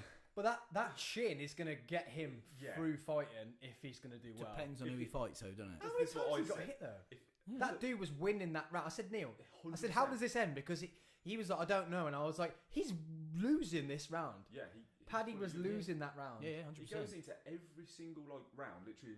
I was just about to do that. Like, Literally, what are you chin it doing? up. You find somebody who is a good striker, that chin's going off. Yeah, like, it's taking it off. It'll come But on that dude connected loads. a lot of times. And he didn't even. No, didn't even Like, phase if him, he did it? can have that, then he can fix his boxing game. I mean, apparently he can wrestle quite well. Yeah. Well, he's got that standing triangle Yeah, choke yeah, that he so does. it's a Flying triangle, special yeah. move. He's got that people are scared of. Then Imagine he's having gonna a have chin the like height. Diaz. The hype like Mr. McGregor, but then, well, yeah, China Diaz on McGregor. Oh, Because now McGregor's got. We all knew why he used to stay out of things because he didn't really have a chin, did he? No. We can see that now. He's gonna go. He could go all the way. All day. All day. I've been waiting for that. All day. All day. All day. You're waiting all day for it. All day, mate. All day. All morning. But yeah, throughout the entire fight, he was losing. Like, what was it, 2 rounds? Yeah. I thought he was losing the entire thing until he literally got that one shot. I thought this And has then got to that be a was it. flying triangle trope, like because he ain't getting. It was almost like he was looking for it, but he just didn't seem because then scared he to be it. screamed about the boxer, and I'm like, dude, you're boxing. You had that one good hit. Yeah. Your defense wasn't very good. No. But if he tidies that up, he could be a real threat. Because that chin was literally a Diaz chin. Yeah. Like you said. Just kept going forward. Didn't care. If his chin is as strong as it looked there, then he genuinely can go all the way. And he has got quality He can wrestling. keep going. And that's his first fight, right? With UFC. Yeah, first UFC fight. So, Yeah, because he had 2 losses, I think, didn't he, in the other one? so Yeah. did any of you watch the after-fight press conferences? No. No, he's literally sitting there going, I don't care who you put up against me. Put a name in front of me. I won't even look at the name. I'll sign it. I will fight anybody. Absolutely anybody. Apparently 4 people were put in front of him for this fight, and they've all pulled out for one random reason or another. And he's just signed everyone like, yeah, I'll do it. I'll do it. I'll fight whoever. Well, Connor was no different. Yeah. Well, apparently he's got 2 more fights on his contract, so he has to fight. Oh, 2 McGregor. more. Oh God. I think he'll just fight They're trilogies. going snapping again, is it? He'll fight 2 trilogies. Yeah, he's going to go for what's going to earn him the most money, isn't He'll he? just go Yeah. 2 trilogies, and if he loses them both, he'll still make most money. And Still making done. a ridiculous So amount. Diaz trilogy it is then. It'll be Diaz and Poirier trilogy. Well, he's done the trilogy with Poirier. Yeah, but it was Did one it- loss, one win. wasn't- One. It wasn't a loss, was it? It was a referee stoppage. Doctor stoppage. Yeah, that was it. Doctor stoppage, not referee stoppage, because he went to the end of the round. Yeah, he kept going. I think he's milked that train now. Do you know what I mean? Though? He went to the end of the round. He didn't stop. His ankle was hanging off, but Poirier was hitting him, but the ref didn't jump in. It went to the round. It went to the buzzer. So then the doctor come in and How said, much pain you would have been in. The doc- It must have been stinging. the doctor come in and said, you can't carry on. So that's a doctor stoppage. So surely that's not a loss. I'm not sure the doctor had much choice, Well, to be honest. Depends which way you look at it, isn't it? Poor A1, end of. He did, but if we're going to go legality, like Neil's like legality, isn't he? Likes He ruling. does. He does. That's why we'll get on to Tom Aspinall in a minute, but Neil loves Tom Aspinall. Okay. I like the guy. He's quite a nice guy. On the cards, it's not a loss, is it? Well, Like Diaz. do you really want to see it again? Yes. Really? I thought he was going to do some damage that fight. And I Oh, thought he actually looked alright on the ground. Poirier Too. wins all day, doesn't he? All day. All day. I thought he looked good on the ground as well, though. Ooh. Oh, your turn. All right, mate. That was you, mate. I didn't touch it. You kicked it. No, I- the board's that board moves. Oh, does it? Yeah. This one here. I haven't. That one there. The one, the one that microphone's on. The one you're standing on. Quick, go. Right. Neil likes knocking in screws with a hammer. Get one of them. He ain't got an hammer. No, it wasn't a euphemism, mate. Oh, so he's got a chocolate hammer and a nail and a pin. Careful. YouTube will figure this out and put you off. No, we was talking about the renovations to the house. Oh. And I said I'd help supervise because I'm not allowed to use a hammer. Yeah, you can watch. Yeah, Yeah. I'll break something. And then he told me a story about how he hammered in a screw with a. It wouldn't lump go in hammer. the drill, so I used a lump hammer. It went in, it's still standing today, so it's fine. But it's just a big hole because the screw's just done a big hole. Yeah. It's not screwed in to hold Yeah. anything. The drill didn't go in. The drill did It's not just a work. screw. It's not holding anything. How can the drill not work? I don't know. Maybe it was low on battery, or maybe I just wasn't using the right thing. I don't know. I don't think he charged it. Yeah, probably. Or did you plug it in? Yeah. Did you? It's a bit of a field. What's his plug for? Did you? Yeah. Get some energy in that. Static No, it's out still the not air. working. Give me the hammer. Static out the air. Didn't even plug it in. He just went hammer. Out of his pocket. Whack. Hit it with the drill. So going on. Still standing today. Still standing. That's the most important part. Just the screw. It's not doing anything. Yeah. He just wanted to put us. I've done DIY today. I put a screw in the wall, and the screw is still there. All right, can we get off the bully Neil train, please? The screw has not fallen out. Not yet. Get on to another subject. Don't bully me anymore. It's my birthday. Leave me alone. Oh, it's his birthday. Oh, I forgot. Oh, hello. What's going on here? What's going on here? Oh no. This is dangerous. He's got his I never trust Sam when he goes down to somewhere. Oh, we got It's hats. his birthday. I forgot. Come on, I then. completely forgot. I was getting overwhelmed by the podcast. Hey, oh, man down. Oh, that'll do. I completely forgot. It's Neil's birthday, guys. So if you want to send in your birthday messages, Have you used these before also? Hang on a minute. How's this going to work? We've got too many things on me. I've got a small head. What's this? hey, if you haven't seen that special, oh, it didn't. I lost the footage, didn't Yeah, I? you did. No one saw it. Just mate. go on to the Freezer Party podcast on Instagram and watch the video of me scaring these two with a giant. Oh, I was fine then. You nearly saw Hell it. out of me. Just tilt it back a little bit, mate. Gotta put them back a bit. You got to be right. Because he ain't got air to hold it on with. I don't know. Look, he's got a little bit on there now. Look. If you put it in front of this thing here, it sits. That's what I tried to do, but it didn't work. Mommy, I want to be a unicorn. So I forgot. It's Neil's birthday, guys. So send him in your messages. Say happy birthday to you. And if you don't want to do that, go to the link on the in the comments in the description of this video and donate. And just say if you don't want to put your name, or put your name and say on behalf of Neil's birthday. Do it. Just do that if you want and say I'm going to give Neil this present by donating to the link. If I had my phone, I could see how much we've got donated. But did you see what Dan the Electric Man did? No. Yeah. So I owe him 120 quid for doing the electrics. He said, dude, just put it into the charity. Oh, Fair wow. play. What a bloke. Well, blokes, that's why Alex has got my phone, because she's putting the details in so I can pay it. Love that. Well, bloke, and then I think we've had £30 donated for the first hour. Oh, So good. 150 quid. 150 quid already. It's decent. So back to the fighting. Yes. Now we all look like crazy unicorns. And if Why you've not? just tuned in, it is a party. We're not just got hats on our head. It looks so funny with the headphones that you two can't see. I know, weird. Oh, We got someone coming in. my brother said, "Happy 40th, mate." Ooh. Cheers, Jess. Love you too. He's already said he's got it on small screen 'cause he doesn't want to watch me on big screen. I was like, thanks, mate. That's nice, isn't it? I know, he's got a good big brother. At least he's watching. Yeah. So, yeah, at least he's watching. So we're going Tom Aspinall, Yes. which I love anyway. Neil loves him because he's on his post thing. He said straight away, I don't care who I fight. I want to just fight someone ranked above me. Yeah. Neil was like, love him. 'Cause Yeah. Clearly, Neil likes. We know Neil likes the ranking Oh, here he we go. system. respects the ranking system. And I think he respects that he actually, he's fast, but he ain't an Ngannou yet, and that's the division he's in, right? Ngannou. I had to do it. Ngannou. Because again, I watched the post-fight. Watched the post-fight It's like a conference. trombone. Yeah, It it's was, good. He was sat there going, look, I'm not here for the fame. I'm not here for anything like that. I've got 3 young kids at home. I just want to, make money. And this is what I'm good at. Give Jake Paul a ring. That's the problem, isn't it? So I don't think he would, because that's something that's just it's not respectful, is it? Yeah. It's just sort of it is a mockery. Let's face it, it is. But he just wants to go out there, do the best he can, earn money, and just What a leave. guy. But again, we spoke about with other fighters, they just don't make enough noise, so they don't get the fight.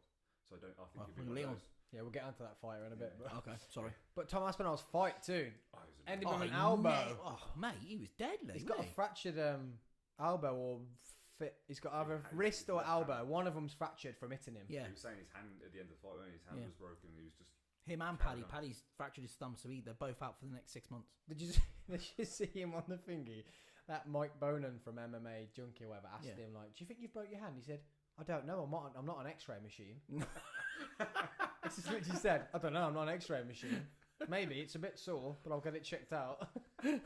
What an answer! I was like, "What a legend! What an answer! What a legend! I'm not an X-ray machine." But he was so impressive. Yeah, he was. So impressive. If he can keep going like that. And he actually trained that elbow. Oh, did he? Yeah, but to do it on the ground. He expected to wrestle, and he was going to use it on the ground off his back. He threw it like. Yeah, well, precise, imagine wasn't if you've trained to get it with some power off your back, to if you do it off your feet. If you want to if you unload it off your feet with your hips and your It's gonna work. yeah, it's gonna, It's gonna work. it did. Did you not see? Yeah, it? I saw it. I was like, He rocked and rolled him. So, Paddy, yeah, what do you think? mate, he lived up to the hype. I think he could be the real deal if he can protect his chin a little bit. even if he doesn't have to protect his chin, he's got one of those chins. Mate, go through it. You could be losing every single round. You're gonna get the knockout. You're gonna get the knockout. You're gonna win. Diaz made a career out of it. Yeah. Oh yeah. So I mean, if he and he's an exciting fighter, isn't he? And he's not afraid to badmouth people. He's not afraid to badmouth. He's not afraid to call He's people very out. similar to Connor in the way that he'll call people out. He's not, he wants the fame. Yeah, massive respect to just like, I'll fight absolutely anybody. I won't even look at the contract, sign it, I'll fight anybody. But massive respect, because then you ain't picking and choosing. Oh, I'm definitely gonna win. Yeah. I'm going out for the scrap. That's what I'm going. It's out going to be for. interesting to see who's his next fight. 'Cause obviously he's unranked at the moment. Well, what weight's him and Diaz? Because obviously that's not going to be now, but that could be down in the future. I think they're too far apart. Are they too far apart? Because that would be if they've both got absolutely amazing chins, then that would be an amazing. Because fight. Diaz fights at welterweight now, and I don't think he'd be able to. Well, he could drop down to lightweight potentially, but He wouldn't want to fight nah. Paddy. Diaz has got 3 or 4 more fights left in him. Yeah, if that. He's going for the money, isn't he? Yeah, He's gonna want Connor. he's done now. Yeah, Yeah, he'll be happy with that. I think. Yeah. And end on that. and fans will want to see it. Or yeah, well, I think I'd like to see Diaz's chin tested against I can't think of his name now. Give me some clues. Usman. Oh, that's That's a pointless fight. Imagine that. Usman had ended it quickly. He hasn't done any foot stamping in a while. No, he hasn't. He's kind of reprieved himself a little bit. That was a ploy, I think. what, the foot stamping? Yeah, Yeah, because no one then expected him to start knocking people out. Hustling people. that's true. If you can win foot stamping people, then when it comes to the big fights, He has evolved a lot as a fighter, and I can't take that away from him. So the last 3? Was it 2 or 3 fights? He hasn't done one foot stamp. I read somewhere yesterday. I think it was yesterday that he was apparently there was potentially a fight with him and Khabib, and he ducked it. wow.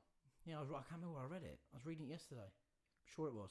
And apparently, Khabib ducked the fight. He didn't want to fight him. Khabib did. Yeah, Khabib ducked him because he wasn't educated enough in jiu-jitsu. He didn't want to fight him. Yeah, I thought that was weird as well. As I was reading, it didn't really make much sense. You mean until the McGregor fight, Khabib didn't really work on his stand-up game, really, did he? Because he had to It's against. Khabib who ducked the fight against Usman. Yeah. So would you really want to fight Usman if you stand-up game's a bit bad? Well, up until that point, before Khabib retired, Usman was really more known for his wrestling, wasn't he? Well, For I bullying suppose, people yeah. on the ground Oh, yeah. and foot stamping. What do you think to him and Colby Covington? Oh, seen it. I don't like Colby though. No, I can't stand I him. hope he gets writ off. So do I. Without swearing, trying to think of a way of putting it. Well, we moan about how Connor's been in the last couple of years or whatever, how vicious he ends up getting. He's Col- not Colby's level. And Colby's been doing that for years. Yeah. Like real nasty, vicious. Yeah, ain't very. he? Like, yeah. Borderline racist. Oh, he was to Usman, wasn't Yeah, he? he was. During that fight. That's why Usman it's came with that. unacceptable, isn't it? Usman came with that face. Nigeria face paint, Yeah, wasn't it? yeah, Yeah. yeah, just to wind him up. Yeah, it's just unacceptable in any sport, and he Yeah, really should have been So he hasn't got a place in any sport. smashed for it, really, wouldn't he? But Dana should have done something about it. Yeah. What cards have we got up and coming? I would look on my diary, but Alex hasn't The got next phone one back. is Ortega and Volkanovski, Oh, the two. the Ultimate Fighter coaches. Yeah. And this fight's been coming for a while because they were due to fight. I think it was 2-3 months before, but I think Volkanovski got COVID, so the fight was cancelled. Yes, they were. Because we were due to watch him, weren't we? What else is on that card? Which one is it? 266. I think Valentina Shevchenko's fighting on that card as I well. believe she is. Give me a second. I'm waiting for it to load up. Education. Statman's on his way. Statman, me, ba ba ba da bo. You always sing that when I say that. I think I sang it this morning. Did you? Love Yeah, that. she's fighting Lauren Murphy. That's the one. We got Nick Diaz and Robbie Lawler. Yeah. Technically, Blades that's a and- rematch. Blades, and I can't say that other guy's name. Try. I ain't even gonna attempt. Oh, really? Rosenstruck. Rosenstruck. That'd be good. That's heavyweight, isn't it? Andrade and Calvillo. Andrade. Yeah. Yeah. Oh, I read something really interesting about her this morning. What was that? So Jessica Andrade apparently has an OnlyFans site and earns more money from that than she does from the UFC. Wouldn't surprise me. No, We're not going to talk about that here, though. obviously not. No. We'll save that one for the next Freeze the Party episode. Yes, we will. Patron. Patron. Yeah, Patron. Love that. So, on that card, I am excited to see Ortega back. I like Ortega. Love him. I Love like him. Neil wants Volkanovski, but I don't like Volkanovski. Well, The only reason I'm saying this is because I have started watching The Ultimate Fighter, yes. and between the two of them, I think Ortega is massively arrogant and a bit of a.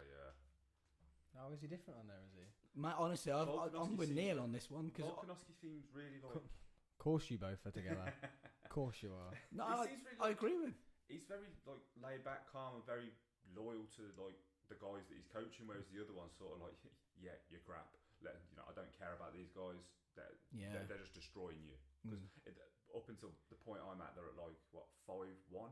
Yeah, yeah. Like Volkanovski's team is just not winning anything. It's all Ortega's all. I won't spoil it for you. But the second. So why then wouldn't you be cocky? It's, it's not that. It's not cocky that he's good. It's cocky that he's. Showmanship there? It's No. degrading. He's trying to like be degrading. To Yeah, him. yeah, I agree. It's like he's too good for him. Yeah. It's really. I'm not getting paid See, enough to be before watching Ultimate Fight, I got to admit, I did not like, and I've said it many times on Freeze Yeah. Party, I didn't like Volkanovski, and I wanted Max Holloway to beat him. I But was actually watching- watching something about that fight the other day. Was yeah? Yeah, about how Holloway was showing him how to block halfway through the fight. Oh, was he? Yeah, there was a video of watching him, and Holloway actually pulls his hand up and goes, "Now I'm going to hit you." Yeah. Oh, I'll try and find the clip in a minute. oh, that's a bit naughty, isn't it? Wow, Neil, can you turn the camera on and off? Yeah. So like Neil said, I was not a Volkanovski fan, but watching the Ultimate Fighter, watching the way he is with the up and coming fighters on Ultimate Fighter, the way he's coaching them, opposed to Ortega, I think he's a nice bloke, Yeah, and he genuinely cares about he cares about his team. his guys, his team, his team of coaches that he's got on the show with him. He's just He really respects them. yeah. Whereas Ortega just seems to like your pawns. Yeah. You go in there, oh, you lost. I don't care. Have you seen the one with the guy who pulled out because of his knee? No. Yeah, I won't go any No, further no. than that then. I won't spoil Spoil it! You don't Spoil know it! what I'm talking Spoil it! Spoil it! No, I won't spoil it. Spoil it! I watched one for about 30 seconds when two men were about to fight each other and they were hugging over a barbecue. Yeah, that happens a lot. Yeah. But they all live together. That must be weird. Yeah. I don't think I could cope with something like You that. surely have to get into a fighter mindset. I would struggle in that kind of scenario. But I mean, they've been. What's this now? Episode 20? Is it season 29? Yeah, look. Sorry, I know this. We could do a Chromecast in this, couldn't we? It's on. it's It's not got to put the TV on. Oh. Look, watch. Oh, That's it. Ah. Interesting. that was weird. Yeah. So he's like, oh, stop. There. What is that? So that's Ortega That's and Max Holloway. Holloway. Yeah. Like they're wrestling. It's like wrestling. He was just showing him where he was punching him, and he still Yeah. punched. Genuinely, he's like, put your hands up. So yeah, And you now I'm gonna hit you. wash the TV on. You can put it on there. Put the TV on, and we can show it on there. It should. No way. Has it turned on just one side? We just won't be able to have a sound with it. But Yeah, no, I'll let you do that. You're the tech whiz. the Wizzle Tecker Wazza. So, guys, just to remind you while you're here, if you are new, it's the 50th episode, and if 50 episode party, it is a studio opening. It's a beautiful studio. And this party, I didn't even expect this. There's been cookies, there's sweets, there's chocolate, there's protein bars. Oh. There's all sorts going on down here. She's nailed it, to be fair, hasn't she? Yeah, this was James. James bought these of him. So Well, yeah, you two bought nothing. we bought ourselves. Yeah, I should have bought Neil a present, to be honest. It's his birthday. I've got my card. I actually forgot. too. You got a card? I got my God, card. yeah, you're right. Yeah. You feeling I alright? feel alright. You got me Yeah. a card as well. Huh? Got me a card as well. Did I? Yeah, it's on the kitchen table. No, I know I did. I didn't get you a present though. And I got you a card. I should have got you a present. What's No, going I on? should have got you a present. Oh, here we go, look. Okay, cool. Turn the sound down Sorry. because sorry, YouTube sorry, will sorry. cut us off. Oh, yeah, good point. Yeah, 50th party, and it's also a special to raise money for a young girl. So, if you can turn the sound down, that would be great. If have you to. go, I've done it like 3 times. go, Still coming through. go below the caption on this podcast, and please, there we go. Yeah, well done. Please click the link, headbutt the link, do a massive fart on that link, backflip onto the link, round off, double back, slip on banana, fall over, and hit that link, and please go and donate. I think we've donated £150 as it goes, but I can't see because Alex still hasn't bought my phone back, even though she's listening to this in the house. I thought she'd get the gist now, saying still haven't got my phone, but clearly not. Maybe after that one she will. So I can't check the data on that. We should have sent our £120 now. So thank you to Dan, the electric man. What a guy. She's for- not having it? No. For it is delayed. This is like delayed. For sending that £120 that I owed him for the garage to the donation. So I have now sent that over, that 120 quid. So that's incredible. I apologise if new people and you keep seeing these boxes appearing. I can't fix it. Won't fix it. I'm here for 12 hours. Ain't got time to fix it. We're currently 3 hours and 50 into a 12-hour podcast. If you Smashing it. don't understand the name, I'm here for 12 hours with guests, raising as much money as possible, doing it for the fun of it for my 50th episode. Why not? And hopefully it's gonna blast awareness for cancer, because this young girl, man, she is I think it's neuroblastoma she's got, and they've caught it so late. So What a shame. she's just started treatment. And yeah, it's not a very good situation to be in. But if we can raise enough money to buy her something, Absolutely. that makes that Let's do what we situation can. a lot better, then that's then why we are here today. What shows on the screen now? Back to fighting. I was just showing you the whole Holloway teaching Ortega how to block, and it.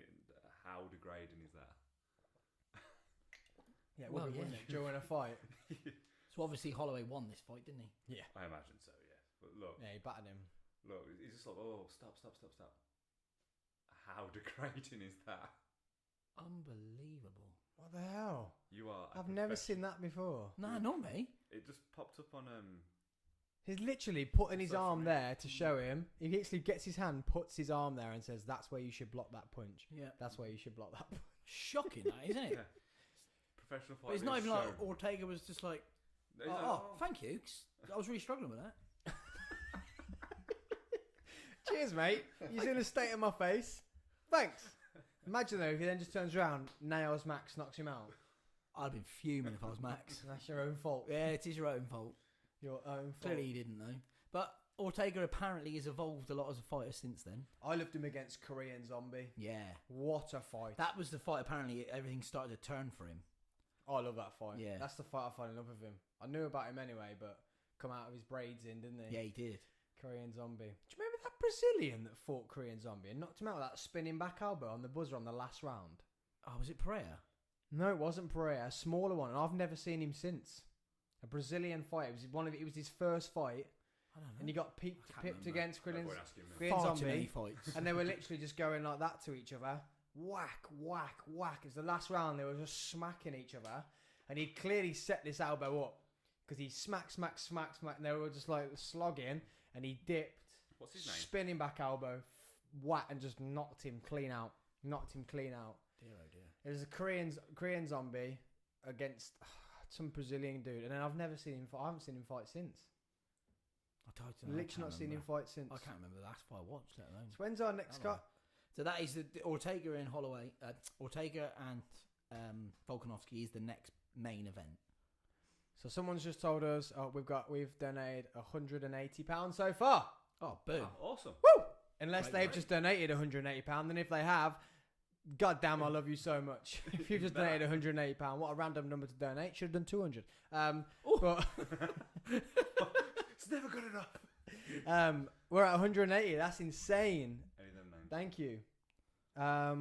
You really are the stat man. Who is Dan Oig? Doesn't sound very Brazilian, to be honest. Yeah, Yao Rodriguez. That does. That sounds. Yeah. I can't tell you the name because I don't know the name. He was hoping something like spark a memory. I just know his face. That one, him there. That's when he finishes him there. Him there. That's the badger. Yeah, Yao Rodriguez. Are we Chromecasting that? Are we? Rodriguez. Rodriguez.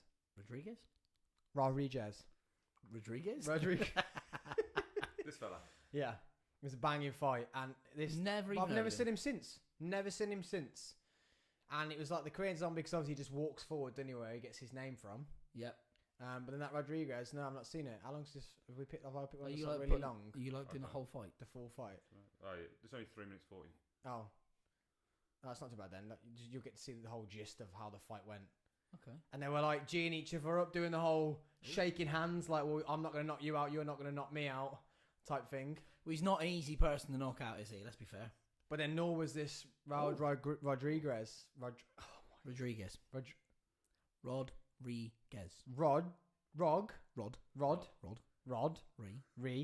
Gez. There you go. Rodriguez. I can't do it all in one go. I can't believe you take your pronunciation lessons off the geezer who says Vaseline.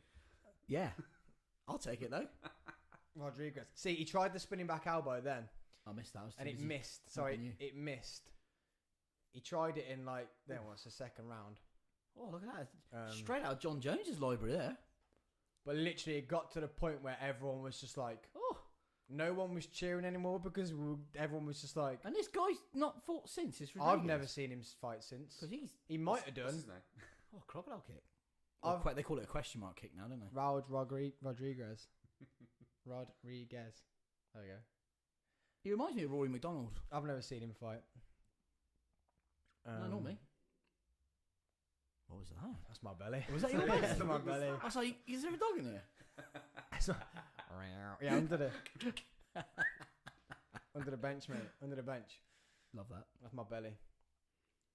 That's the first thing I've ate this morning. Ooh. Oh, see, there was loads of rocking and rolling in each other, and it was an amazing I was fight. going to say, it's a good fight, isn't it? Amazing fight.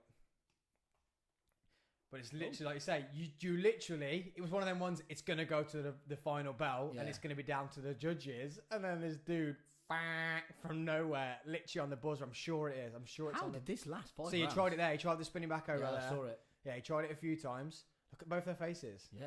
They got in. It's like it's all blood from the nose as well, so it's just Talking straight about down blood the. from nose, that down the guy tunnel. got his nose broken on Friday. Oh. Imagine. Oh yeah, he did, didn't he? yeah. I was in so much pain just thinking about it. Yeah, me and Neil were like, stop the fight, because he kept getting hit in it. Yeah. And he was like, because he Who called does me he out, even it was like, that hurts so What bad. was the other one we watched? Oh, was it? Oh, it was Diego Reyes. Ready? Come on, we're in round 5. It's coming. Bang! Oh no, he tried it again. Oh, okay. See, look, they're hugging. It's like, oh, we're in round 5, and I think, like, it was like, oh, we're gonna go to the final This had buzzer. to have got a fight of the night. Must have done. It was incredible, mate. And then it just went all. And the geezers just disappeared. Watch, mate, watch. He just literally. I think he realizes what's happening, and he's like you say, he's trying. Look, 10 seconds to go. Thank. What? It wasn't was even that? spinning back over. It was like a up. Yeah. And they show it. Look, he does it on purpose. That's But if you see, Unbelievable. he does that about 4 times. He ducks and lets him go over very the top of John him. Jones style. John Jones loves the. He watched him go unorthodox over the top of him elbow about 4 strikes. times. He lets Korean Zombie get over the top with Yeah, his yeah. head down. So it's like he's Oh, beautiful. but like What a 5 guy. seconds to go. Oh, Zombie would have been well upset with that, wouldn't he? Anybody would. You've battered each other, and it's now up to the judges to make it up. And then he just pulls an unorthodox elbow out of his Yeah. pocket, literally. Yeah, told you it was a good fight. It was a very good I fight. can't remember when that was. Long time ago. Must have been. So the only ones I've got on YouTube of him fighting is Zombie, Jeremy Stevens, and Michael Bisping. That guy fought Michael Bisping. That Rodriguez guy. But he was just fighting featherweight there. Yeah. No. That's a hell of a jump to middleweight. Go on, Statman. I feel like there's an error coming here. Ear. I feel like there's an error coming right ear, right ear. Ear. Error. And I can hear it through my right ear, right ear. Oh, no shit. It's got actually no, I've got Dan Hooker, Jeremy Stevens. So one thing- it says Rodriguez, Michael Bisping. So I think it might be an interview with Bisping. Oh, okay. That makes more sense. Thinking about Bisbing Barno, Yeah. It's fought Dan Hooker. going back to UK fight scene. Yeah, I've heard he's potentially coming out for a fight. Oh no, that wasn't where I was going with that. Oh, okay. I was going with what about Darren Till? Do Oh, shame. you reckon he's done? Well, I think up till last year, he'd won 7 fights on the bounce.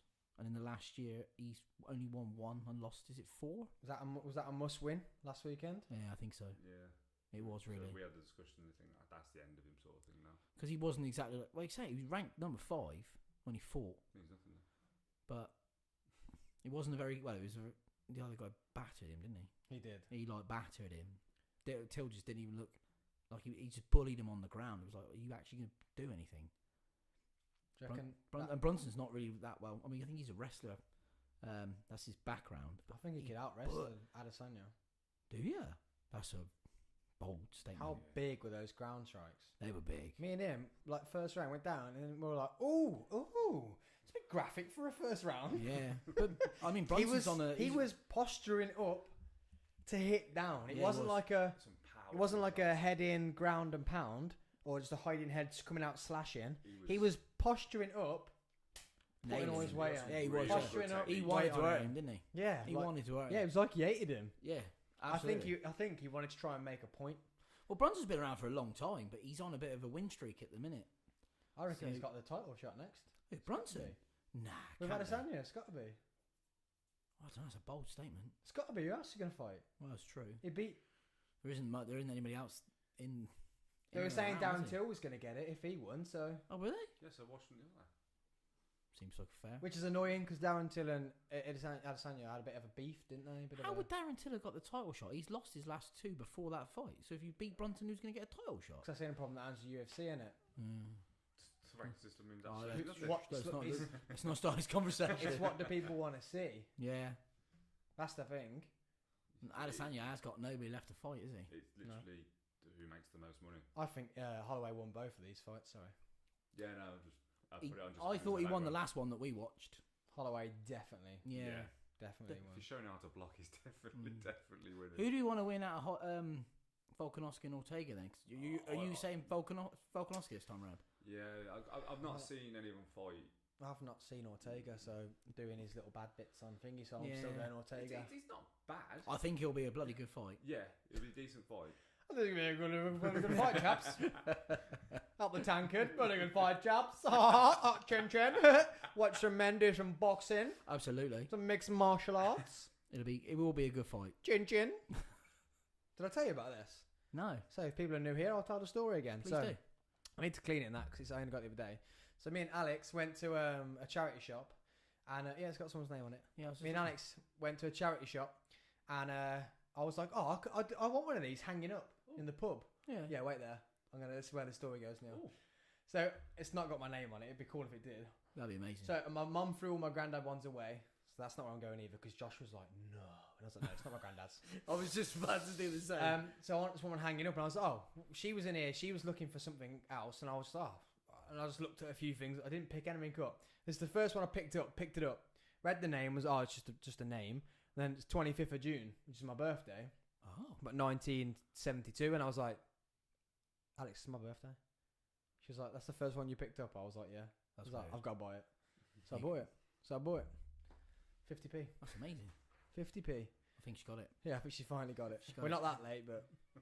Hey, everyone, send Alex clapping things. If you got her on Instagram, send her a clapping, say, finally. I've been needing my phone for stuff, and I've been saying on here, and you're watching it in there, and just not getting the gist of bring my phone to me. Wow, that was a very disapproving look. It was. Your next guest's here. Okie dokie. Thank you. I will, was it my mum or Charlie? I can't remember. Charlie. I can't remember who's coming in next. Should know your own schedule. Huh? Oh. No, what got this is my receptionist. notes. These are my show. He's got front of house. And just like that, she's in and out. Guys who didn't see that, she just tried to mic drop me. She did. It It was quite cool. These are my show notes. Oh, okay. It's very blank. Yeah, so I was wrapped up with technology and didn't print any of the order off of who's coming, then a cancellation, and so Adds to it, though, doesn't it? Yeah, It's just going to add to it. It's going to make it more I exciting. should have joined in the call he had yesterday. He was screwing yesterday on this call. Oh yeah, when another can't call get you this. don't join. Anyone else have WhatsApp friends like that? Like one friend was- who never joins I in. was in a PT session. Do apologise. Even when you're sat at home scratching your belly, where you know you don't answer. Oh, clearly I'm busy. he was definitely sat on the sofa and went, I'll tell him I'm in a PT session. Yeah, I was definitely in a PT session. So I looked at it and I was like, guys, I've got to take this. go on. Oh no, that was when I'd had my what fault would I had then? Oh, I'd gone live 4 times and had 4 different problems every time I'd gone live. That was yesterday. You doing all right now, mate? Yeah, it's not bad. That one camera issue that didn't arise till last night, and then the box following you that didn't come till this morning. So many things could go wrong. I think you're doing all right. As long as we stay live, that's all I care about. That's all he cares about. All we care about. And donating. And donating. Yes, and donating. So on that big bombshell of a nota, go to the description box. There is a comment. Go down, and there is a link. Click on that link. Get Terry's head. Whack his head on it 4 times on the link. Please Get don't do that. Neil's big shiny head. Run. Slip on his shiny head. Fall onto the link. Click the link. Then pay some money. Please help us out to get. We're on 180 now, I think. 180. Let's have a look. It's very very aggressive. Yeah. Clicking the link. We are on Guys, come and sit on my show. I'm just going to abuse you. Yeah. 120, 130, 140, 150, 160, 170, 180. So thank you for that update, Lisa, on there. We are at 180. Let's get to 200. Come on. Let's get to 200 by at least halfway. Let's get to 200 by at least halfway. So if you're on here and you haven't donated, Jake and Jamie, are you still on here? Get your dad to donate. He's been on here all day. Get him to donate. He's already on the small screen anyway, so he can get it up on He's on a small screen, so we can have on the other side. He can have the donation page and clickety click. I don't care if he puts £1, but he's definitely got a tenner spare to help us out. But 180, that's incredible. I can't believe that. And most of that's from Dan the Electric Man. What If a you guy. don't know, guys, he was literally live on here chatting to me, and he said, "The money you owe me for the electrics for the studio, put it in the page." What a guy. So unless he turns to my house and he asks for it, and then I've donated 120 quid then, but that's fine. I'm cool with that. Everyone wins. I'm cool. Everyone's a winner, baby. Oh, yeah. Good cause. Indeed. Let's not sing because you two might cut us off. Yes. And you don't really want to hear me sing. Everyone's a winner, baby. I don't know that was coming. I don't know that was coming. Oh, I love it. So what's our next podcast? Is it them? And that'll be. I think episode- you're away for the Yeah, you're away next for one, that aren't you? And then I'm away for the October one. Now I have my diary. Christmas. No, it's November, No, isn't there? we have the 26th of this month. Yep. Is our next podcast, and that's the Ortega fight, right? I thought you were away Oh for yeah, that. you're away. No, not the 26th. Oh, interesting. Then yes, we are here for the Volkanovski fight. Yes. That might not be the Volkanovski fight. Neil, get the dates up. I'm sure it is. I've sure got- it's 26. So the 26th, and then Yeah, Sunday the 26th. Yeah. yeah, I'm here. Well, If it's on a Sunday, I'm fine. we're in. It's happening. Is this the one where we said we were going to have to do it on the Monday? No. Guys, this is how hard it is to get us to do a podcast together. They don't listen. They don't put anything in their diary. We have a conversation about it, then they don't even put it in their diaries, and they don't know the date. Well, no, because I sent about the Volkanovski and Ortega, and it was you who come back to us and said you weren't here. No, definitely not. No, Yeah, it was. it was. Neil, get those messages up. Definitely not. 100%. Because then we've got the 16th, which is the freezer party anniversary, Yeah, because Neil's not here for that one, is he? the year No. anniversary. I'm not yet. Remember, because you said in the group pretty much the same time, but that's our 1 year anniversary. Yeah, no, but the 16th we moved it because it's not the 16th, and we moved I it. thought you go away on the 16th. No, you go away on the 18th, don't you? So this is what it's like, guys. Yes, this is a nightmare. This is what it's like. We don't all have a front of house. So you go Receptionist and You go away on the Monday, right? 24th, which I think is the Sunday. There you go. So I just said the 16th. That's nowhere near the 24th. No, we said we was doing the 16th. Yeah, so then I've just said the We're having a 16th. sleepover. Yeah, I just said the 16th. And you said no. Oh, I told thought you. were away. No, the 16th we're here. Yeah. We are here. The 25th, I think it is, when I'm not, because I fly on the 24th. Oh, so we Yeah. pulled it earlier. So the 16th of Right. is our year So we are anniversary. We're in. We're in. Yeah, we definitely do the 16th because we're on a sleepover. We are having a sleepover. 26. Sam's. 26, yeah, 26. I'm here. I'm here on the 26th. So the next podcast can be the 26th if you two are free. And then we've got the 16th booked in, and then we've got November the something 7th or 8th, wasn't it? Yes. You sent that 7th. through. I'll put the 7th, which You is put a the 7th or 8th. Sunday, You but wanna do the we can do. Monday? Yeah. Cool. So the next one is going to be the Bride. Are you sure that's the Ortega fight, the Yeah. 26th? Oh, Yeah. shit, 'cause you're Yeah, it's taking- the I'm here. 26th. I'm just not here on the 25th, so we can either do that 26th or the 27th on the Monday. Yeah, So look out for a podcast on the 27th. somewhere Yeah, at we- the end of this month. It's a good card as well. That'll be a good Yeah, podcast. it'd Yeah, who else is on it? Diaz, Shevchenko. Andrade. Oh yeah, Diaz. That's Andrade. because I texted you about it because Diaz is fighting. Yeah. Yeah, because that's when I got Yeah. confused and thought you meant Nate, not Nick. Yes, I remember because Diaz is back. Diaz is back for a fight against Lawler. I don't think it's going to be a boring fight, if I'm completely honest. Do you reckon? Well, he hasn't been in the ring for absolutely years. And Lawler, he's not what he was. Oh, Claire's taking laptop to put the hat back on. Sorry, Claire. She's actually wearing the hat. Come on, mate. Oh sorry. dear. Come on. It's your birthday. You mean where you at? Oh mate, I panicked while back then. The TV changed and I thought the camera had gone off again. Ooh. It literally did that. I went black and I was like, that's not the camera up there. No. So yeah, that's gonna be a very, yes. very good card. I'm excited, and we get to do our first freezer party in here. Oh, so we were exciting. just talking about on the way over. We'd have to sit on the stalls anymore. No more stalls. He broke the stool I last didn't time he break was the in. stall. He snapped the weld on the bottom. Did he? Yeah, of the stool. That was yours. It was like this. Yeah, you broke my stool. It was like this. Yeah, I remember. Well, the little grey one. Yeah, that was mine because he was. He sitting on broke my the stool. black one. He broke it. So he's broke two of them. You broke two. Oh, mate. Come on. That's why I've put this. It's got a, This is much better. it's a This weight is limit. low- It's a low weight back. limit. Although, I kind of feel I can't. I'm close to not touching the This is floor. the first time So whilst imagine you doing a touching the podcast floor, I've been are able to touch the floor. I can't touch the floor. 'Cause I'm Yeah, sat Yeah, back. but he's not Oh, sat I'm, back. I'm not sat back. He sat back. You weren't near me on the mic then, though, would you? Nope, my belly again. Oh, bless you. But how You do just we had a sit bacon sandwich, mate. He's only eaten half of it. Oh, is he? Come on, mate, get down here. I No one's bet- gonna, I bet no the- one- I bet the no one's bacon. gonna mind. I bet the bacon out of it. It kept squealing down the microphone. It was putting me off. Terry over there squealing like a pig. Squeal, piggy squeal. Squealing like our piggo. So what's the rest of the day for your birthday then, Neil? What's your planos? Once I'm done here, I'm going to obviously take Terry home. Thanks, mate. Drop him off. Because that low life don't drive. No, we don't. We had this discussion in the car again. We did, yeah. Because they can't reach the pedals. No. It's too And far then, away. I'm going to Zoe's, Mel's sister, and we're doing like food and Birthday things. yeah, just chilling out, playing games, having some fun, pretty much. And then tomorrow, I believe we're going out with you and Alex. I don't know, are we? And he was just saying, what about me and you? See how hard it is to try and get something sorted with this man. No, I know I'm going out for something, but I thought it was meant to be a surprise. Oh, is so it? then he knows. So We're going out. Oh wow. that's what I'm trying to play the whole thing, and then you just do me like that. I'm like, I'm trying to hide this here. It's meant to be a surprise. Well, And you've just done it live on YouTube. Sorry, Mel. That was meant to be like. How do you know? She went, "What do you want to go to eat?" And I went, "Quite like a car actually." So she knows. So he knows. It's not a surprise then.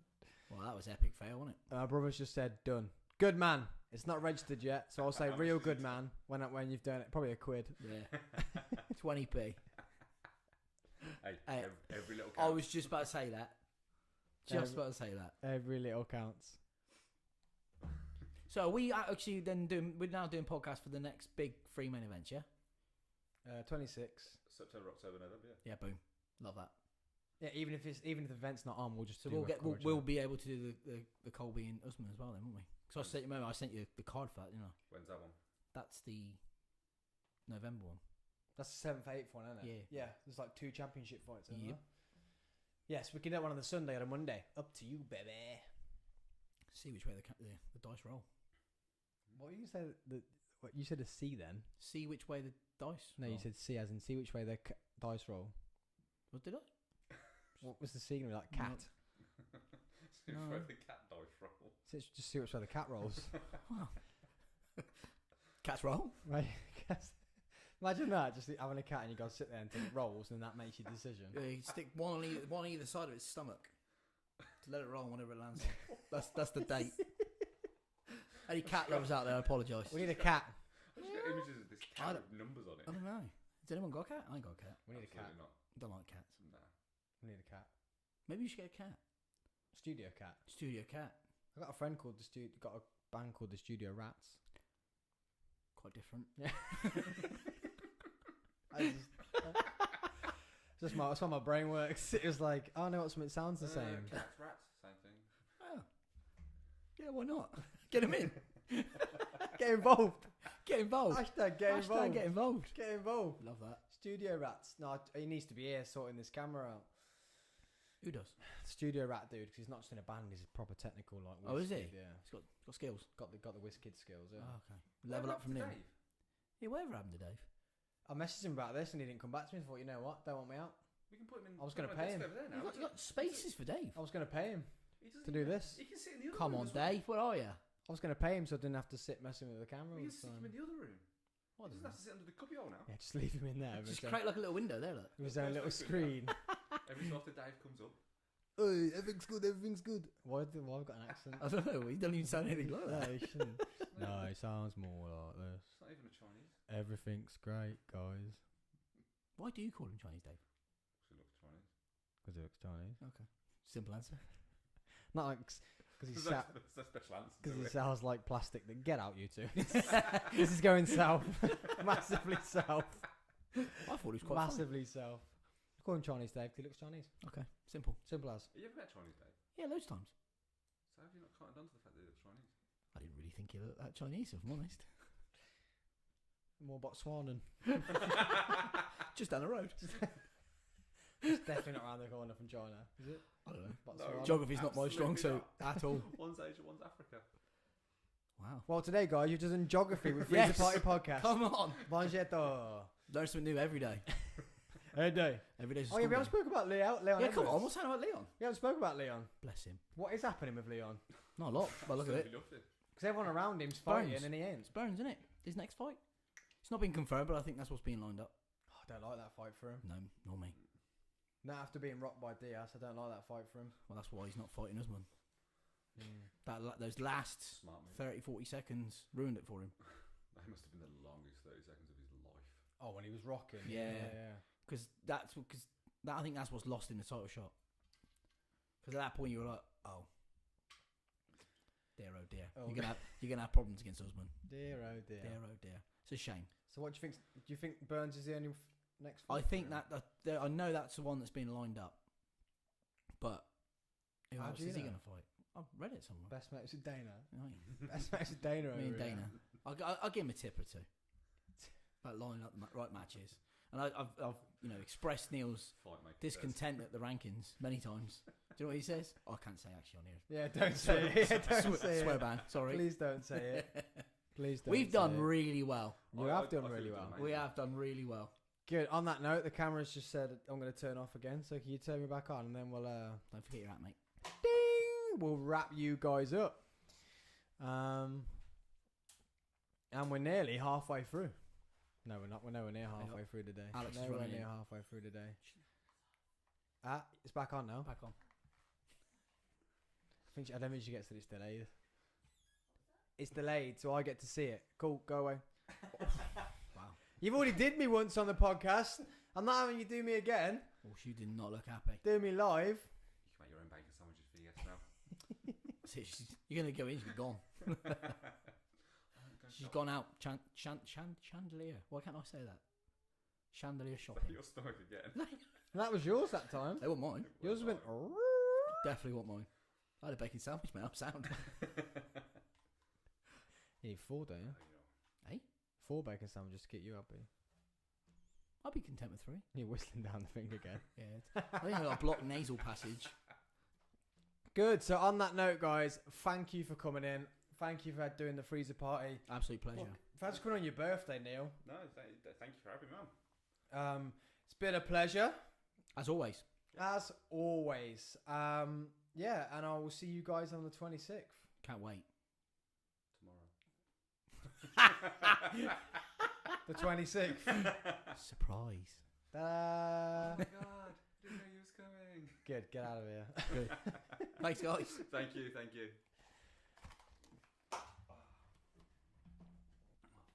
Let's see if these guys can exit quietly without breaking anything. I'll be alright. Probably not.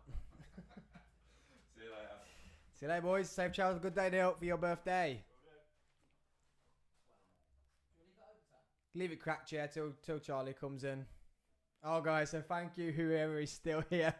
There is a lot of people who have stayed for the 4 hours and 18 minutes we have done so far. Thank you so much.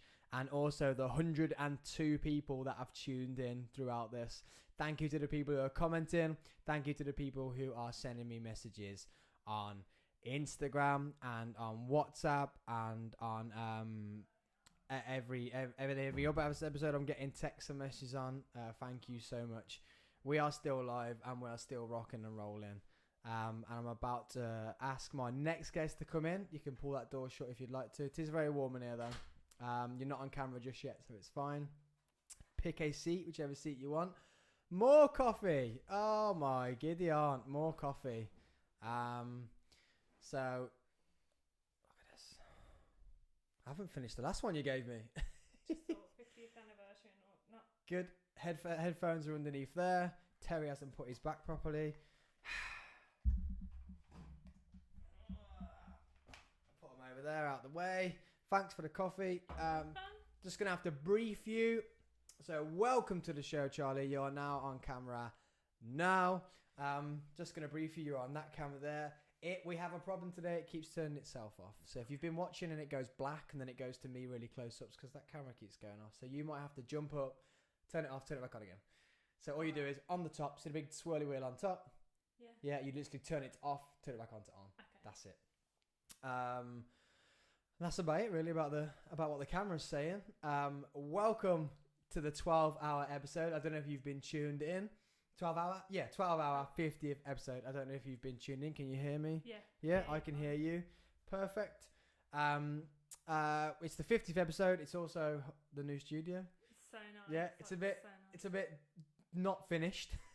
But Looks good, as I actually. started it, I was like, I'm going to have this stupid idea to do a podcast in a week's time. So I needed it finished. Needed electric putting in. I like Needed it. walls put up. So- Made the table myself. Made the chairs, everything myself. So it's a studio, new studio, and it's also a charity episode. So for people who are just joining us, we are now on to our 4th guest. You could say 5th guest because Neil and Terry were 2 people, but they were just 1. So 4th guest, and she has been on the podcast before.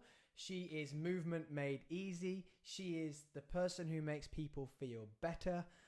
She is the one that smashes the massage, and she does do a smashing massage. So welcome to the 50th 12-hour charity podcast, Charlie from Movement Made Easy. Thanks for inviting me. It's an honour. You're welcome. And remember, guys, if you are new here, jump down into the description box at the bottom, and throughout this whole 12-hour episode, you can click the link and you can donate. Now, the way we're donating to is a young girl called Libby, and she has been diagnosed with an very aggressive form of cancer, and it's been caught very, very late. So she's currently going through treatment right now. And along with Coventry Dynamite Cheerleaders, this podcast is raising money to be able to buy her a very, very nice gift just to make her treatment a lot better. Now, I joked and said to buy her a car, but if you guys keep donating the way you have, we have already had in this morning.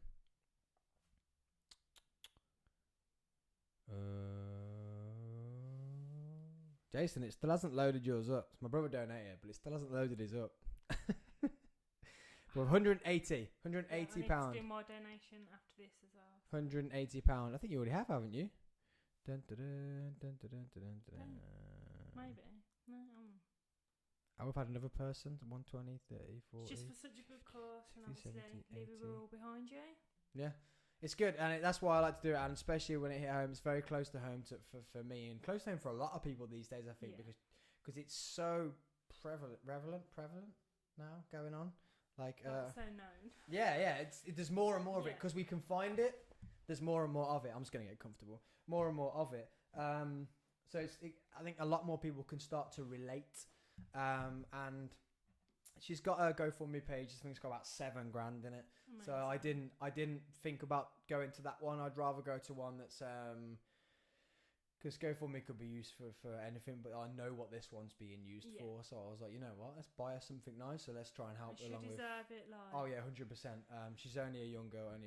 So what have you been doing since you last came on the podcast? So it was like COVID times, Yeah. right? So I've reopened and smashing that. It's getting really busy. So that's always. So good. still travelling? Yeah, still travelling. I'm not in no salon or anything, no more completely mobile. I've qualified as a Pilates instructor. Okay, that's different. I'm doing so I can work that on rehab side when my clients are struggling, groping, more movement, more like ability work. And then also I'm working in a gym doing like membership and fitness instruction. Well, that all adds together, right? Yeah. So like, especially with the fitness instruction helps, and it also helps you get in front of people too and do something different side of it. But when you're looking at your Pilates and stuff, that can then add to your massage, right? Well, this is it. So like when obviously clients are like, what kind of stretching can I do? I'll be like, well, let's book a Pilates lesson, 1-to-1, and then we can work on like specific areas for you. So if you're struggling with your back or legs, then we can target those areas in Pilates movements to help with your range of movement and reduce injury factor. Yeah, so you're just giving more. Yeah. So the more you've learned, The more I can provide, like. yeah, the definitely. more, So your like- service has grown. Yeah. So when you messaged me and said, "What else are we going to talk about?" You've been up to loads. You've literally been up to loads. What I did find funny, that video of you falling over in the gym. Yeah. Oh People my still god. go on about it. I had a member join a few weeks ago, and I was like, "Are you the girl that fell over?" I'm like, "Yeah, that was me." Are you the girl Like, that tripped? What? You tripped over a mat, didn't you? Yeah. So we was planning a video for our social media page, and I was trying to explain what to do, but as I walked back, I just tripped and went flying. What you've done is you just own it. You've posted it. Exactly, You find yeah. it funny. Just own it. I sent it to my family WhatsApp group, and none of them asked if I was alright. There was just like crying. I was like, I can't even speak. It's so funny. I was like, I could have broke my back, but none of you care. Oh, it was class. It was class. And like you say, the best when you got when in situations like that, you just gotta own it. Yeah. Like, because if you get upset with it, it's like the void doing me dirty. This You is just- it. Like as soon as it happened, my manager was like, "You're right under CCTV." I'm so buzzing. We can play this back. I was like, I could be injured, but it didn't. Did you get it on TikTok? We've got it on TikTok, Oh. but it didn't go viral. Oh. However, Lad Bible may be posting it. They message you, don't they? Yeah. Yeah. Have you seen one going around TikTok of a dude being scared in a cupboard? So they open a cupboard door and this person's there and he like does a proper, his legs go all like weak and stuff. Oh. It's someone that I know, and that's ended up getting like I think it was like 48 point something It's million views or mad, something. yeah. And Lad Bible have messaged them, and you get a certain amount of views, you get money, right? From Yeah, Lad I Bible. believe they pay you anyway to post it, for them to post it, and then certain amount of views and how viral it goes, then obviously it goes from there. So I could be like viral. It needs to be put to superstar like that next Gwen year. Stefani song, you know, it's like, you know, that one when the people rewind it and it's like. Oh, we've done it to do you know, like, oh no, oh no, no, no. Oh, okay, yeah, I Yeah. suppose that's the new age. Yeah, Yeah. I'm not down with kids. Down with the kids and that. I'm old school. Right. So when that job was happening, you were working where? So I'm still there at Anytime Fitness in Aldridge, Yeah. and then we like obviously I just do membership sales, teaching classes. And was that because of the current situation the world was Yeah. in? You had to, because you're self-employed, right? Yeah, So so self-employed, and it was hard. Like I didn't know where my business was going to end up after COVID. It was a very worrying time. I wanted somewhere secure, and I knew someone who knew the manager who was advertising, and then they just got me to send my CV to the manager, and then the rest. oh, nice, history. nice. Yeah. So with going on, like you had to do that because of people might not have watched the other podcast Yeah. when we talked about your business, and obviously at the time it was very low because of what this. Yeah. I think we had the screens up still, right? Yeah, I had the and COVID the screens up. masks. Yeah, and we We're had like masks walking on. in, Yeah. So your business wasn't really right. So let's explain to people who maybe haven't watched that what you do. So I do sports and remedial massage, so preventing injuries or post and pre-event massages. But it's not just for athletes; it's also for those who might be sitting in an office all day and struggling with like tightness within the muscles, got a lack of movement, and then I'll go in and do different massage techniques and reduce that and create more movement for the muscles and help them. And I've got a good success rate. As in, what does that mean? Success rate? How do you Like, measure massage so success? If It's on I've, smiles. like, Do you measure it on smiles? I've walked into people and they haven't been able to like touch their toes or Oh, okay. like been struggling to walk.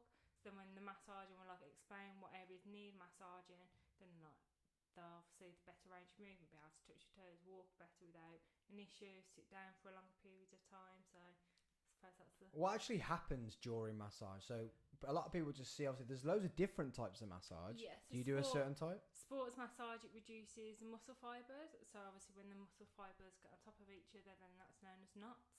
So when someone's like, oh, I've got knots in my back or shoulders, neck, then they've got like tightness within the muscles because the fibres have like conjoined together. So when I do massage techniques, they then like flatten out as such and like reduce. And then that's why when during massages, those who have booked in with me, I'm always like, keep on top of your water after massage, because you've got to like replenish your muscles because the toxins have been pushed around your body. So then you'll feel different because your muscles are in a different position to what there was pre-massage. Wow. That was deep. I love that. So when someone's just tapping onto your muscles and touching you and stuff, there's a lot more, going on, yeah. right? So can you go any deeper into like what a knot is? So it's where the muscles, the fibres have conjoined together, so like they've overlapped each other on top of the muscles, and then it, like when you get tears, it's like muscle fibres have torn. So you're trying to prevent that by flattening them out before the fibres tear, then it goes into like muscle tears. And then how? So you can't massage a muscle tear, can you? No, you've got to let it repair. So it'd be like rice therapy, like rest, ice, compression, elevate. Can you use massage to help with anything Yeah, like so that? you can help with massage, like massage around the area and massage muscles that would like interlink with that injury to then prevent those from being injured, but also help speed up the recovery process because you're reducing the specific area that might be working more so to protect the injury, and then go from there to speed up the injury process because like toxins will be pushing around the body, and then tackle the area that's injured to like get those muscles repairing. Should have had you and James in here talking together. We should have spoke about the brain and then gone round the Yeah. room Because obviously the to the brain massage. and muscles. Yeah, we should. That's what I mean. We should have just had a little brain Next body podcast conversation, idea. like all around. So do you use any other different types of massage, or you just do sports I massage? do remedial as well, so it's more like relaxing, so less pressure. So it's still got the same benefits. However, it is less pressure and less tense. So like quite a few people can find sports massage quite deep and like It sucks sometimes. yeah. And but however, remedial is not so much spa massage. It's not like a fairy massage like stroking, but it is still getting into the muscles, but not as much as sports and the like deep tissue that I'm normally using. And how's business picked back up? Touch wood, it's going really, really good. Like I'm fully booked for quite a past few weeks. Been fully booked evenings and daytime, so that's really good. And next week I'm like fully booked Monday, Tuesday evening, so it's all going really well. Thankfully, I'm glad. It's like pressure relieved because I didn't know where it was going to happen. Yeah, did you find building your business back up hard, or did you have Yeah. new customers come back, or? Yeah, like luckily I've got amazing client bases, so quite a few of them have rebooked and like booked straight back in. A few people are still wary of COVID, which I can understand. Like it is still worrying for some people, especially if they live with like vulnerable people or they've got medical issues themselves. But I've been like recommended by people. I had like an MMA fighter booking. Yeah, you did. You had Fabian Edwards. Yeah, He so. like messaged me and was like, "Oh, can I book in?" So that was like major for me because obviously he's very known, very successful at what he does. So, and he was like, "You was recommended." So for me to have that recommendation was like huge. It was so nice to see, and like he shared it on his Instagram that he had a massage. So You had anyone else in since then, or has he been back in, or? he hasn't been back in. I believe he's just fighting and everything at the minute with his team. So it's like a Yeah, that's the team thing. at Yeah, work, letting you yeah. into the team and that is. Yeah. It's a hard thing to start trusting other people. Yeah, this when is you've got it, such a like, when fold you've of got- fighting. Exactly, and like if he's had that team running for like 5 years, it can't be like. Oh, So did you have to massage him any differently? Because obviously, like a fighter's muscle groups are going to be tighter in certain places than a runner's muscle groups. Yeah, this is it. So like when people book in and like we'll ask some questions, what kind of sports they do, what areas are injured, whether they've got any specific injuries, and like what their job is. Most people are confused. That's why I'm asking what the job is. However, if you've got someone in an office job, their hamstrings are going to be tighter than someone who might be active more all day. So then you've got to be like, well, if your back's injured, it could be because of tightness in your hamstrings, but you're not realising that we're sitting down all day. Yeah, So yeah. just explaining it. So like certain athletes especially would have different types of areas that need massaging more than a different athlete. So you could get a runner with who needs the like legs massage more than a boxer who would like need upper body more than lower body. So it just varies on the athlete what sport they do. When you're messing with an athlete, do you have to be careful? Yeah, so you don't obviously want to. There's never been an injury caused. However, you do have to be careful because you don't want to.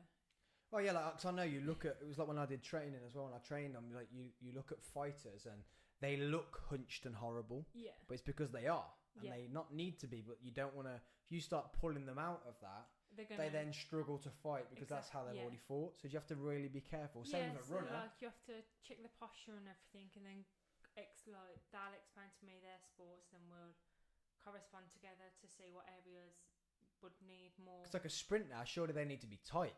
Yeah, so they need like the power.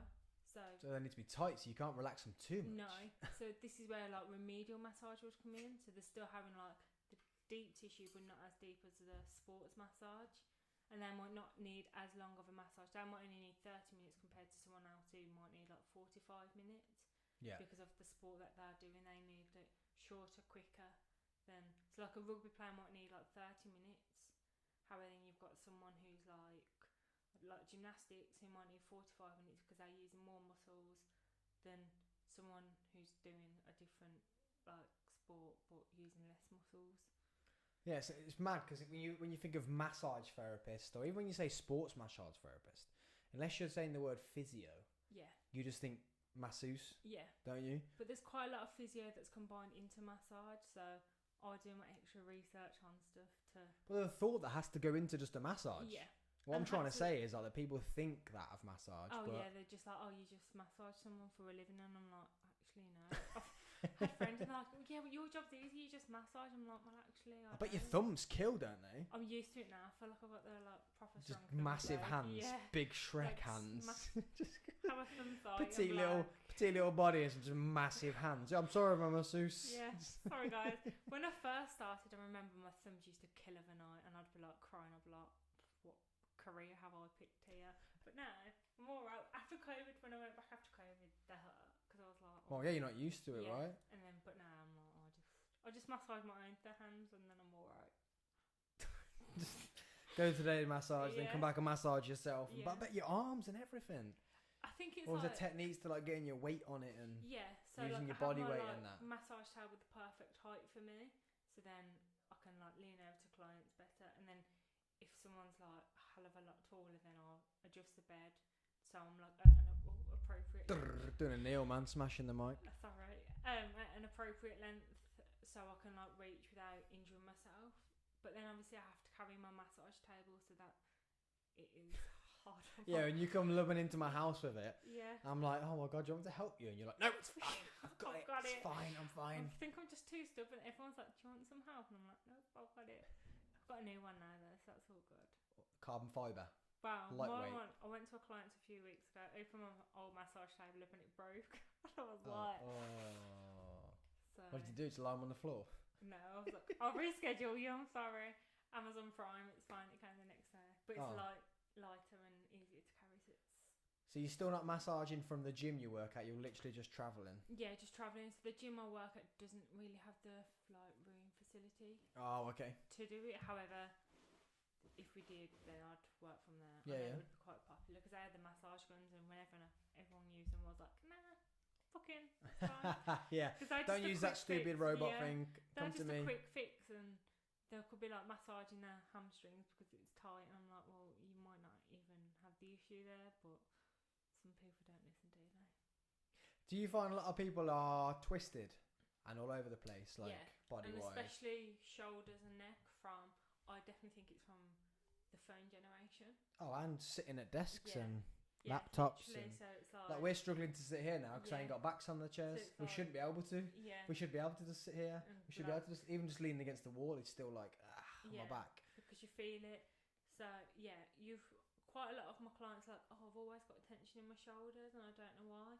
But if they're sitting down looking at the phone or sitting like humped over on the settee or in the office, then they're gonna have those issues because of what they're doing.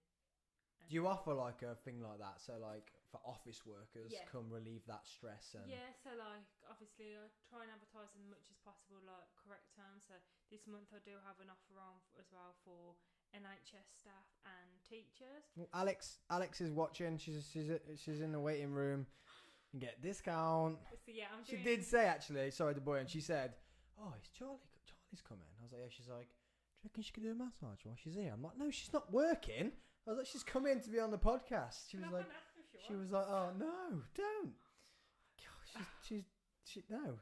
You've come here to be on the podcast, not to massage her. But yeah, so like NHS workers, people will be like, oh, but they don't do sports. Well, one, they might do it after work. However, their job is that demanding that when they're doing like Stress neck. exactly, yeah, and like doing paperwork or moving patients and having to consistently be on the go, they're gonna have that tension build up. So it is something I could look to in the future, contacting like office workers or offices to say like 10-minute office massage for like the neck. That could be a big like market to hit. It could. I think Gymshark actually do it. They offer it. Yeah, they've For got a office stuff. massage therapist. Oh, that goes okay. in, so if could get them got on me. Where you thought of it first? So it'd be like if any offices are listening and they're interested, then get in touch. So yeah, if you're on here and you're office staff, at Movement Made Easy Movement. Movement dot made dot easy. Movement dot made dot easy. Instagram. What? Yeah, hook her up, go on there and say, I work in the office, pretend you're NHS and get a discount. No, I'm joking. She asked for cards, so don't do that because that's disgusting behaviour. I don't know, people will try it, don't. Or any sports people. Yeah. Hook her up. So last time you were on the podcast, people, if you've listened to the podcast before, you'll know this saga that went on. But the story that we got into, that actually then didn't the dude move onto your street? Yeah. So after the story, let's just fill people into what happened was. So it was just a creepy massage customer, right? And he wanted extras when. Very creepy massage customer, which we actually spoke. It was quite cool because we went deep in about empowering women and how you shouldn't be scared to go to work. Yeah. That's not fair. This is it. Like, I had a message a few weeks ago, an email actually, and it was off a man, and he was like, "Oh, I want to book in for a massage." But that's fine, but because of COVID, I'm doing like paperless forms. So I sent him the forms. He's like, "I'm not sending you forms." you can have them when you get here. And I was like, okay, but I need them. And do you know when like red flags start to appear? I was like, this is weird. I was like, okay, then like, what's your number? And I'll contact you just to discuss the forms over the phone. He's like, I don't have a phone. I don't believe in it's ruining the world. I was like, but you're sending me an email, like. He was so like, I just had so many red flags, and he was sending me more emails that just didn't seem right. So I was like, do you know what? It's not worth it. I was like, I'm not massaging you. You just cancel him. Yeah, I didn't even cancel him. Didn't even book him in. I was like, no, I'm busy. So, Did he keep emailing or? He was like, I want a certain time. I want like every week at a certain time, and I was like, no, that's not going to be like good for me. Like, it's not going to happen. I'd happily do it, but with this one, it was loads of red flags. But from the previous podcast when we spoke about the man who wanted added extras, The one that like, didn't he force himself like on the table and you had to throw him out? yeah, had to end the massage because he was like, I can feel myself changing, and I was like, oh god. He then told me that he finished himself off in the bathroom, so I was like, why? Like, I don't need to know this. Let it be. Like, It's disgusting. You're working, like you say. It Yeah. just puts straight away now. Like that dude. Someone could be not being weird. They could just be say one thing, and you might red flag about any male that so now I'd be asks like, you to no, massage. like, and it'd be like going to a PT and being like, touch my bum at the bottom of the squat. You just wouldn't do it. Yeah. Like, I know there's probably people out there that do, but have like respect, like, especially being so vulnerable in a situation On your own. Exactly, like it's horrendous. But then he's actually moved here right by me. So a few months So ago, the saga continues. yeah, I went for a walk and this man waved to me. Me being me, I just like waved back because I thought, oh, I'll recognise him, but I don't like know where from. So I waved back and my mum was like, oh, who's that? I was like, no idea, like I can't remember. But then it clicked. So as I walked around the corner, I was like, oh my god, it's him. It's the man who wanted added extra. So I was like, great, like. Oh no. But as I walked back, he was like watching through his window, like peeping through his curtains to watch me. Like, Oh. and even when I get But out, what's she walking down the street? yeah, and when I get out of my car, he'll like go to his window to watch. Bro, me if this get dude's watching, I'm gonna come and get you. The peeping. two boys that were just in here, us three, we're gonna come and get you. Stop being weird, man. Yeah, it's just like I just don't understand it. And that shouldn't be. Shouldn't be allowed. It's not allowed. That shouldn't happen because, like you say, it affects your business and your Exactly. mindset, and then any Yeah. other female that's out there. It affects how they're gonna push on with their business. This Right. is it. So like when I go for a run, I'm like I have to run past his house. I'm like, great, he's one knows that I'm out on the street. So what happens if he like runs behind me and comes for a run with me or something? I'll like jog on. Have you told the police? No, my dad knows. So my brother knows. It's fine. If it's not, it ain't fine though when it ends up going. If it ends up No, going to yeah. something, yeah, they can sort it out. Yeah, But this is it. officially, Yeah, this. he shouldn't be allowed to. He's a bit weird. How do you Yeah, know he's not doing it to anybody else? That it is true, and obviously when he did message me, I was like, it all ends like you don't message me, you leave me be, don't book in for another massage. So I think he does know, but he's just consistently trying to like push. It's not fair. You speak to a lot of female I was talking to her on the weekend actually, explaining this story to her, and she used to have a beauty parlour with Mass, and she used to get exactly the same. Yeah. And she just had to literally be that, like, they tried to joke and stuff sometimes, which they're trying to joke to get the way relaxed. out, Yeah. And she used to just be like, just get your clothes back on and go, get out of here. Like, literally get out. A few months ago, I was talking to a lad, and he was like, loads of like red flags was appearing, and he was like, oh, can we go on a date? And I was like, no, like I don't want to do it. And he's like, I'm gonna sabotage your business.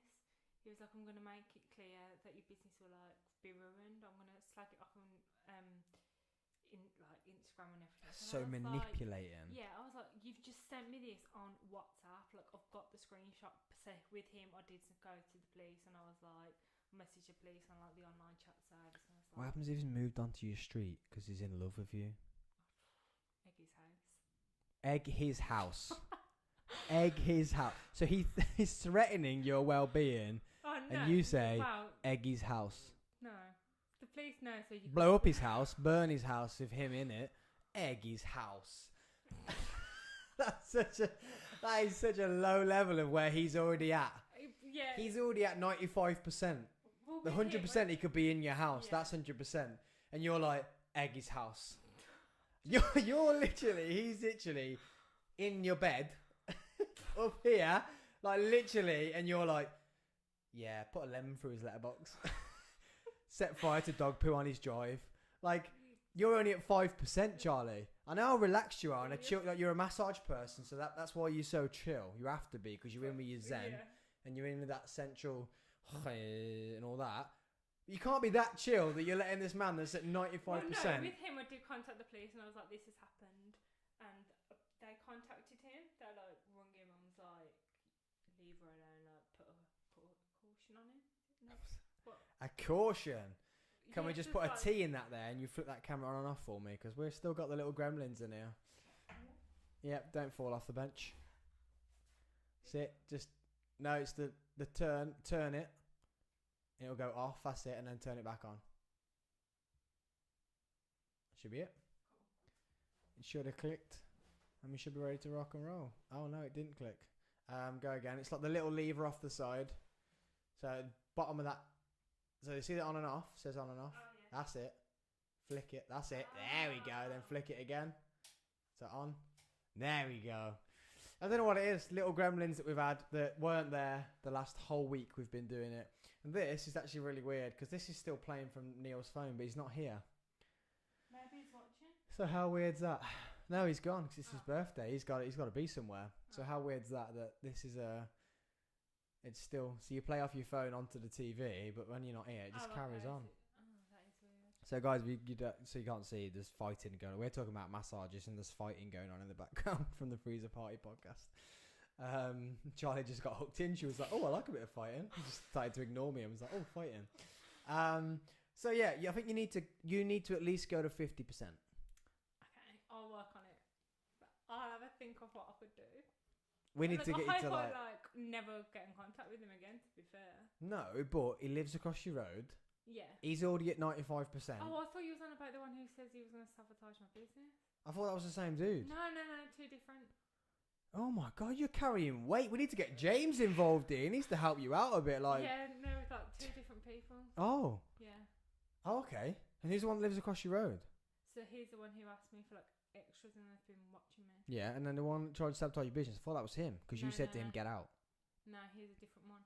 He asked Tell me on this story. So the one who wanted to sabotage my business. Yeah. Like we matched on a dating app and we was just Oh, chatting cute. and everything. And he was like, loads of red flags was appearing. Like he was asking me questions. I was like, what's it got to do with you? Like what the hell? Then he asked me on a date. I was like, no thanks. Like you're not worth my time. I'm not interested in you. And he didn't like that. He was like, oh. Oh, so this is nothing to do with massage. No. But because he knew what I did as a business. Oh my god, wanted to tell then, me like, more. I sabotage- feel like I want to sit with my leg up and be Like sabotage my business. "Oh, So okay, darling." when he was talking, he was like, "Oh, I bet you on like 40 grand a year," and I was like, "One, even if I was, I wouldn't tell you. wouldn't tell you, and it would be nothing to do with you." He's like, "Yeah, well, I need to know I'm going to be looked after," and I was like, "I'll look after myself, thanks. Like, I'm not going to be looking after you. Yeah. Like, what the hell?" And then he was like, "Oh, let's go on a date." I was like, "No, like I'm not interested in you. You're not of something I want to be like associated with." And then he was like, "I'm going to sabotage your business. I'm going to make sure it's ruined." So I was like, "Well, you're an idiot because you've got it on WhatsApp." And don't say the name of the app. What did the beginning of the app start with? What, the letter? W. A W? Yeah. Okay, good. I thought you were going to say T, and I was going to say, well, that's your own fault for being on that thing. W. I never heard one called W. Oh. Oh, no. What does the name of the app? Yeah, I thought you meant the app who. Yeah. Oh, it does. Don't say the name on here because YouTube wait. probably get rid of it. Yeah. That's your own fault for being on that thing. That's not I've a dating come off app. it now, That no. is not a dating No, app. I've come off it. He's actually. So put me no off for wonder life. you met a weirdo. Well, I've come off it So I now got 'cause he sweaty put me off for headphones. life. Like, I'd rather like get a dog. I bet. Get a dog. I've actually got one. You now. need a Rottweiler or something like that I've because got- you're only at 5%. We need a dog. We need a Rottweiler that's at 95%, So, ready like, to kill. I'm at that 100%. Ready, yeah, ready to kill. Yeah. Ready to kill. What dog you got? Frenchie. What dog? That's not going to do anything if Mr. Man appears on the door, is it? Well, yeah, because they're quite protective. But what's it going to do? I don't know. They're only at 40%. But we've made like halfway there progress. The anger might be at 100%. This is it. But the body ain't doing being anything. Like ginger, like I might be calm, but when someone would always say I've got that ginger temper, so it's fine. No, I can't imagine that. Not a chance. Uh-huh. You're always at 5%. I can be really angry, honest. Pass me a cookie, please. Grab one yourself if you want. Do you want that plain? No, just a cookie. Go on, get your fingers on there. Thank you. I'll just use my plate of my half-eaten sandwich. Oh, I don't care. I was only get cookies over myself. So, how is business now? As in, just massage. It's going really good. Like, I'm really pushing it. I've been trying to get in contact with like football teams, like professional football teams, to see if they're interested. At the minute, they've all got sports massage therapists on site. However, quite a few of them have said they're going to keep my CV because they're impressed, and I've like sent them my social media as well, and they're impressed with that. So they're going to keep it on file for when and like job does come available to then get in with Any them. big teams you can mention? West Brom. Oh, Villa. boo, boo. I did email like England, like Mr. Southgate, if you're listening. Give it a go, innit? World Cup 2022.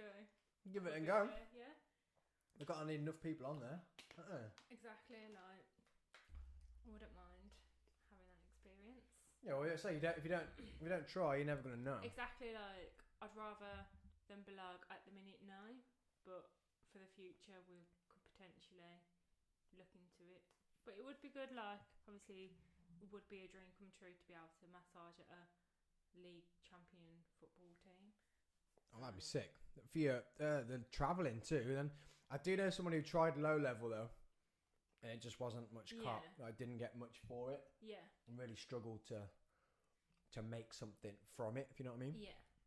And Zach, where do you want to be with your massage? What is your plan? Do you want to just help the whole world to move better? Do you want to work with sport teams? Do you I wanna... think long term I'd love my own clinic, like professional, like proper clinic, and then have like work with higher end athletes and a clinic. yeah, Love that. work with like a football team, like a known football team, like league, senior team. And what's in place then for this? If you're gonna, let's say you want your own clinic. So I'm just like improving and like getting more skills. So like I'm studying more, doing more like.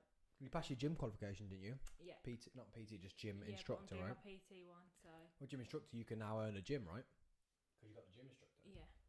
But I don't think I'd want to own a gym. No, but as in if you can earn a sports Oh facility yeah, so then to I then can, be able like, to have massage. do, You know what I mean? Yeah, and work in the rehab side of things. So, like if clients had the massage and we need to go that step further to like get their injury under control and like more movement, then we can go from there and Make them easier. Yeah. Wee, movement made easy.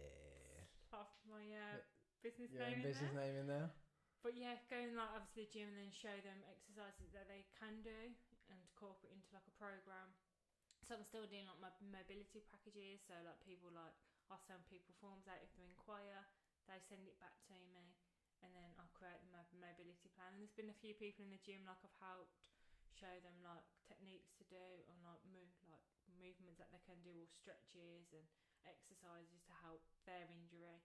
So it's nice obviously when more and more members at the gym I work at are knowing what I do, so they're also booking in, they're recommending me, and it's so nice to see. Like I've had it on the gym floor, they're like book in with her because she is genuinely good at what she does, so and then you'll get better. Oh, recommendation is a lot of business Yeah, these this is days.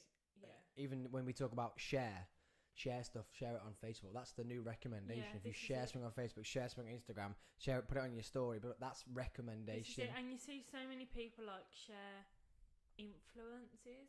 influencers, Yeah. Instagrams and everything, but people wouldn't want to share your small business, but they've made it in life. Like, share that small business. Your friends set something up, share it. Like, don't cost you nothing. You don't have to necessarily book in with them and pay them, but if you share it, one person who sees it might want to book in with them, and then goes from there. And it is like, for me, it's really frustrating. I've got people who don't share it, and I'm like, guys, like, I'd be the first to share your business. Just share it. Yeah, anyone who's got friends, that's why it should always say like buy friends, buy local, buy family stuff. yes, it's probably a bit more expensive, or like buy handmade stuff. Yeah. Like Alex's mom makes a lot of handmade stuff, and I would happily buy it because I'd rather be giving my money to her than some big corporation. Exactly, Or yeah. And buy from a local shop. supporting that small dream and like helping that small dream. Everyone has to start somewhere, so start small. And just line in like, someone's corporate pockets. Yeah, exactly. Like you say, yeah, you share it and they might not share it, but you have to just, that's life. Exactly. You get that a lot. I support a lot of people. A lot of Yeah. people don't support me, and you just, well, I'm not going to support them just because they don't support me. Because Yeah. I'm as bad as them. Then Exactly. But and you- it's just pettiness, like people do need to just be think about supporting. Yeah. And be happy for people, like they're trying to give something a go. Like it's a big leap of faith, and support it and help. So what's next for you then? In this big ambition to have your own clinic, what's So what's next? I'm doing my PT qualification, so fingers crossed by January when everyone's wanting new year, new me goals, I'll be qualified. And then from there, just keep pushing, getting a bigger client basis. Like, my aim is to get like more each week. So every week I'm trying to get like one new client. Just like have a small goal, and then eventually I'd love my own like big clinic to work from and have a team. So like me being the head massage therapist, but then have others work for me.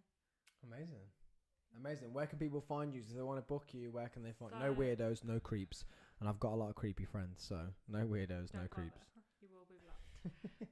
Instagram and Facebook is movement.may.easy, and they can message me on there, and we can go from there and get booked in. And then I'll cover like all areas like Staffordshire, Birmingham, Coventry, Do you have a website? Do you have a just social media. just social media? Yeah. It's better, isn't it? It's Yeah. easier. I It's don't think easier. I know how to set up a sort of, like, website. Like, no good. I'm good at massage, but not technology. Actually, I ain't good at technology, but I still managed to do Well, this. yeah, so but you can if It's you your give it a passion, go. though, like, This is a hobby. yeah. This is a hobby. It's But it's a good it's hobby. not a job. It's not a Yeah. passion. It's just a hobby, and I can't stop doing it. It's Alex good. gets so annoyed. She's like, "You've spent more money." I'm like, "Yeah, but I can't do this if I don't spend the money." Like yesterday, I literally spent all this money, and then these two connectors wouldn't connect in because there was no room. So then I had to go and buy another block to Oh, connect okay, these two yeah. connectors in. Like See, I another wouldn't have four. a clue where to start. I'd be just like, no. It was like another 40 quid. But I literally sat here yesterday afternoon and went, oh, they don't fit. I'm not going to be able to do it. Oh. But then I was talking to this about James, about resilient and what I've learned from my new boss about I've got a problem. This has got to happen. It's happening. Yeah. How do you make it happen? And I literally just needed that block. And before me, I'd gone, oh, I don't know about that. And the reason why I was in that situation is because I've done that for the past 4 Yeah, months. Exactly. I needed to buy something Yeah. and didn't. I kept going, nah, I don't need it. Nah, I don't need it. But instead it was Nah, I just don't one need it. small thing Nah, I that don't need it. And now it's actually become a problem. So all it would have done if I bought it before would have made life easier. you just But if I'd have wanted bought to- it, there wouldn't have been that problem yesterday. And because I just kept going, oh, no, I don't need it.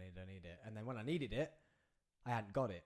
And I then had to spend the same amount of money on one that wasn't as good as the one I So you originally could would have have bought. spent less money if you On would've bought it something in the I first really place. needed, not Yeah. just something that I needed at the time, like something that would have benefited me a bit more. But it's that just adapt and get over it. We were saying this to James earlier, adapt and overcome the situation of what's There's like happened. a solution to every problem, isn't there? So you've just got to work out what that solution is. Yeah, so if you want sports massage or just, what did you call it? The other type of Remedial. massage? Remedial massage. When she goes slow, she make you feel good. Very nice, very nice. Or sports massage, where you want to get up and go in the morning. Find movement.made.easy.instagram.what.all the dots, yeah. On Instagram, message her, hashtag no creeps on the site. If you do, she'll message me and the Freezer Party Boys will come round and we'll sort you out. Thank you for coming on, Charlie, you for having being me. my fourth guest. I'm starting to lose my brain a bit now. My Smashing mind's it. starting to go a bit. We are now over 5 hours in. So we're not even halfway yet. Whee! Exciting Oh. times. Not even halfway. I will be here till 8 o'clock. But let's just check social media before you do go. Let's check social media, see if we've had anything come in the last couple of minutes. Dun, dun, dun, dun, dun,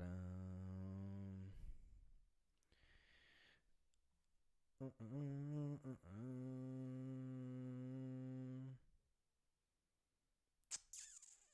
No, I'll just make sure I had no creeps in the inbox, to be honest, to say like, Can she come round? what's her post? What's her post? where does she do massage? Yeah, thanks for joining me. Thank you for having me. Thanks for making this last hour easier. You've actually brought me down a bit, you know, because you know you're only 5%. You're only 5%. Good luck with the business, Thank you. and hopefully when next time I speak to you, you'll be another step on that ladder to getting that clinic. Yes, well, maybe just start. Let's go Tamworth first. Tamworth FC. They're quite good anyway. Yeah, they're all right. You'll be at another football club, and you'll be on that rung to get in where you want to be with the clinic or working with higher teams. Fingers crossed. Thanks for my coffee. You're welcome. I haven't finished. I haven't finished the other one yet. Should You need to sign stop bringing me. Yeah, you should when you're working with big clubs. it. Yeah, stand it. You'll be getting loads of monies and you'll be famous. Welcome back. Thanks for the coffee. You're welcome. And yeah, good luck, man. Thank you. Good luck. Thanks. Good luck to you. It's been a pleasure. It's been a pleasure. Thanks. So my next guest in is Mama T, I think. I think it's me mum. I think my mum's coming in next. Charlie bouncing around in the background. You're not on camera anymore though, so it's fine. See you later. Thank you. Okay, so before we get Mama T in, before we get the mom in, now guys, I actually don't know at all. I know I've only had this on here for the whole time, and we've done 5 hours so far.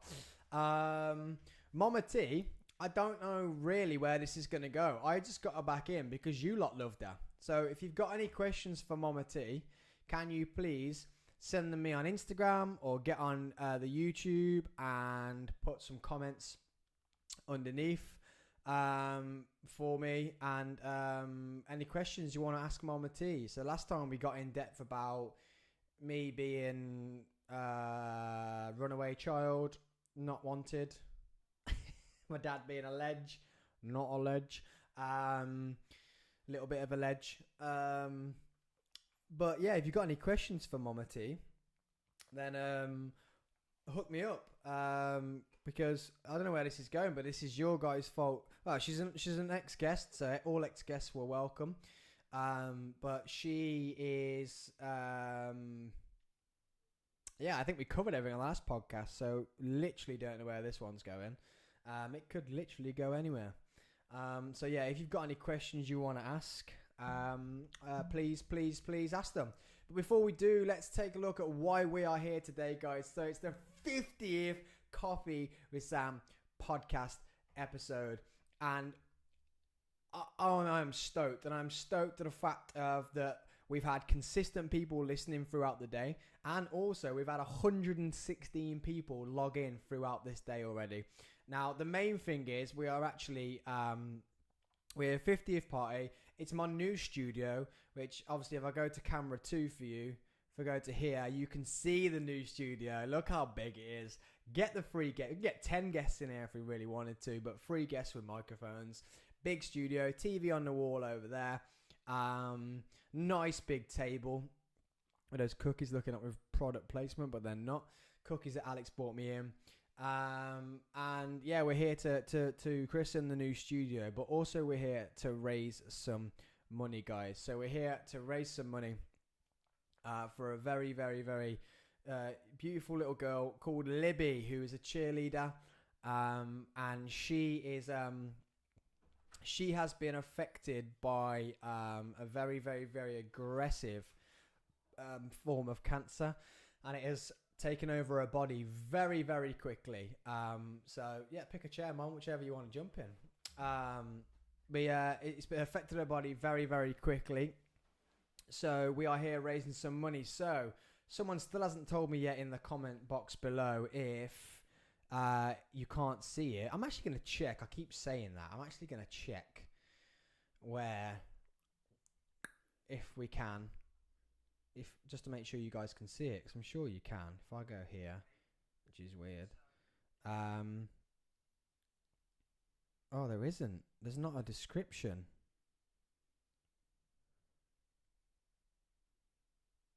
Oh, that's weird. I thought there was a description on here. Oh, there is. Okay, so if you get rid of the comments, so if when you first go on there, guys, you get rid of the comments and literally click the title. So I show you on here. If you literally just click here, down here is the link. You guys can click that link and it goes straight to a PayPal page which has rocketed. Wowzers. Dan, why have you done another one? So Dan Fergud, who is my electrician, and he said to all this not free stuff. He did all my electrics for me, rapido, to get this ready for today. He already gave £120 that I owed him for the work. He's now given a £20 because it was an odd number. So we are currently sitting at. We've actually doubled their tally that they already had, but the Coffee with Sam podcast has raised 10, 30, 40, 50, 60, 180, 200, 220, 230. Is that anonymous, you, Jason? My brother. Why are you anonymously? You got to put your name. And my sister's dropped in some there as well. The family are coming up trumps. But Abby Russell, thank you, Abby Russell. If you're watching the podcast, thank you. Lisa Marie, Jack Crow, Danielle Robinson, Jack Holmes, thank you. Yeah. So we have raised, what did our number I just get to? I can't remember what number I just got to. Oh, silly me. 120, 30, 40, 50, 60, 70, 80, 180, 200, 230. So that's where I got to. £230 we have raised since I've been on, and I'm not even halfway yet, guys. I'm here for 12 hours. 12 hours. So thank you so much. Remember to click and go into the link at the bottom, and you can share. I don't really care how much money you guys put in there. Just put some in to help us buy a cool little present for this wicked young lady. So we have doubled their tally, guys. Well, near enough double their tally. I want to have doubled it. You did me well by hitting 200 by the 5 o'clock mark. We have now hit over 200, so £230. That's incredible. Now let's just take a look at what people are saying. What people are saying on the social media. Let's take a look. Do we have any texts? No. Do we have any messages in here? No. Do we have any on Instagram? Okay, yeah, we do. Listened into you and James. Loads of interesting chat going on. Chef denoted. Will tune in again later. Thank you. That's Abby, I think. I think that come out Abby Russell. Oh, I know you as Abby Hutchinson, but then some more. Oh, Jason shared the link. Thank you. Put it in your bio, Jason. So put your link. Go to change your settings and put it on in your bio, because no one can click it from there. Or just send them to my page and it's on there. Dun, dun, dun. No one else. No one else. So, is there anyone on here? Dun, dun, dun, dun, dun. My guests asking what postcode they're using.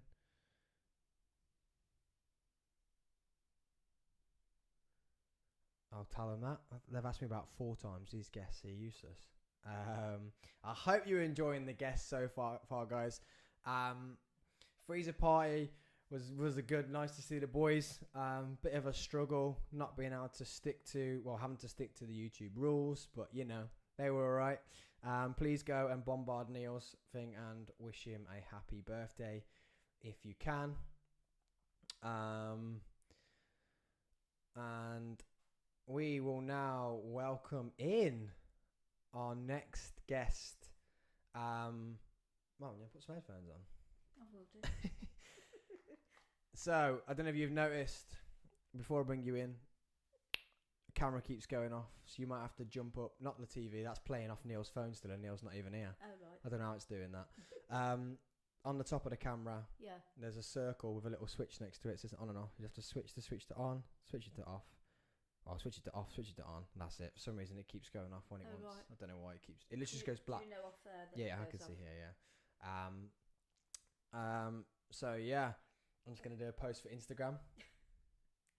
Live, guys, on YouTube. If you haven't come for the charity, we have raised £230 already. I'm 5 hours and 11 minutes in of my 12-hour podcast. I'm on my 5th guest, if you count the amount of people. I'm on my 6th guest, but I'm on my 5th guest right now. It's Mama T. She's about to go live, so get yourself into my bio, click on the link, and it goes straight to YouTube, and you go live. So just do my Instagram post. Let's show you all what it looks like. Oh, nose takers. Come on. There we go. This is the setup right now. Playing Neil's fight instant in the background, even though he's not here. And Mama T about to drop some mom bombs. So if you don't tune in to watch, just go straight to the YouTube, click the YouTube, drop the comment thing down, the description, and just go to the link and donate some money, please. Please help with our charity today. Let's drop this podcast with Mom. Awesome. Okay, that was a live Instagram post for you guys. A bit of a background look into my life. So let's switch the camera too, and let's roll the intro.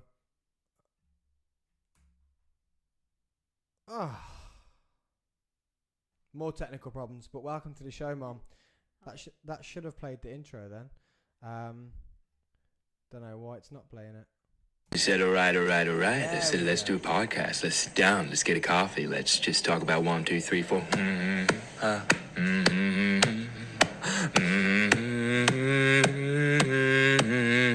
Coffee with the Sam. Got a little podcast. Grab yourself a little coffee and a podcast. Boom. So, welcome to the show, Mom. Thanks for joining me. I don't know if you heard and you were in the waiting room just... I said, I don't really know where this conversation's going because you just got to come back on because you were a guest before. And we found out what a rat bag of a child I was. If you haven't watched that podcast, go back and have a look at it. And we actually went into... I was not a wanted child. I wasn't wanted. But it's your guys, people who watch, people who listen, it's your fault that my mum's back on here because you wanted her on here. So I need some questions to ask her. If not, Claire and Jason are probably going to message. They probably want to know a few things. I found out a lot about my life on here, so you probably will. You had your haircut? Yes. Just for today? No. I should have said yes, really, shouldn't I? Then you'd have been impressed. It wouldn't shock me, Mum.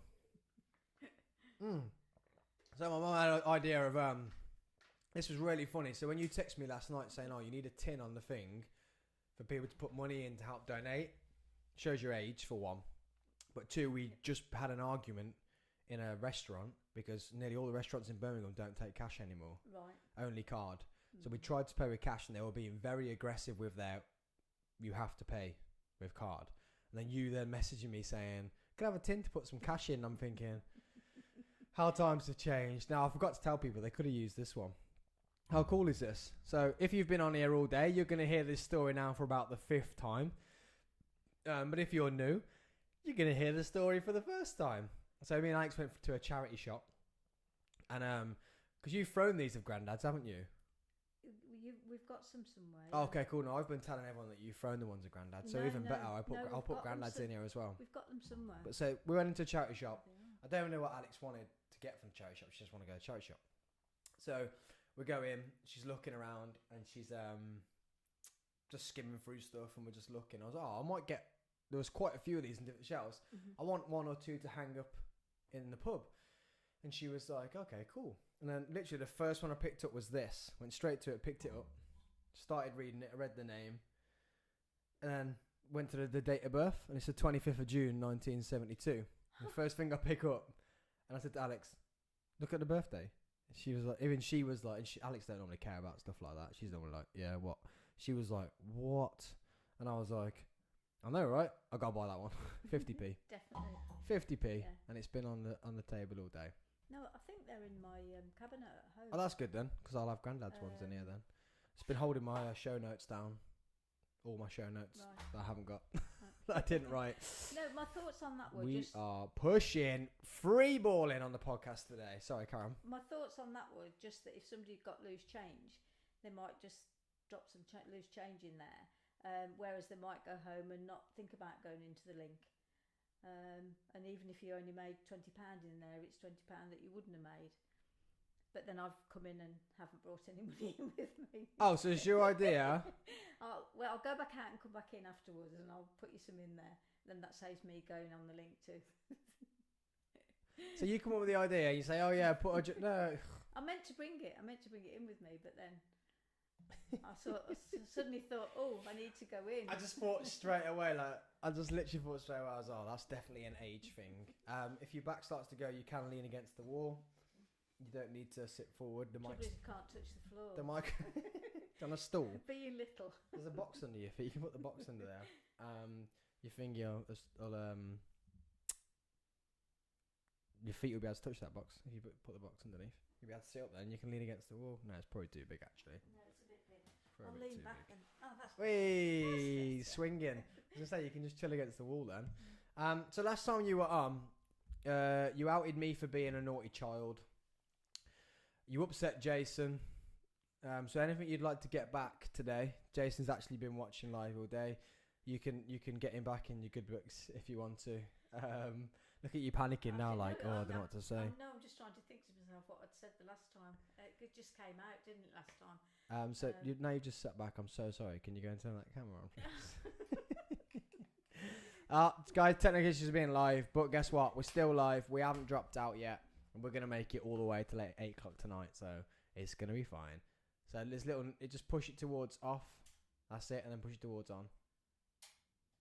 Perfect. Say goddamn. You say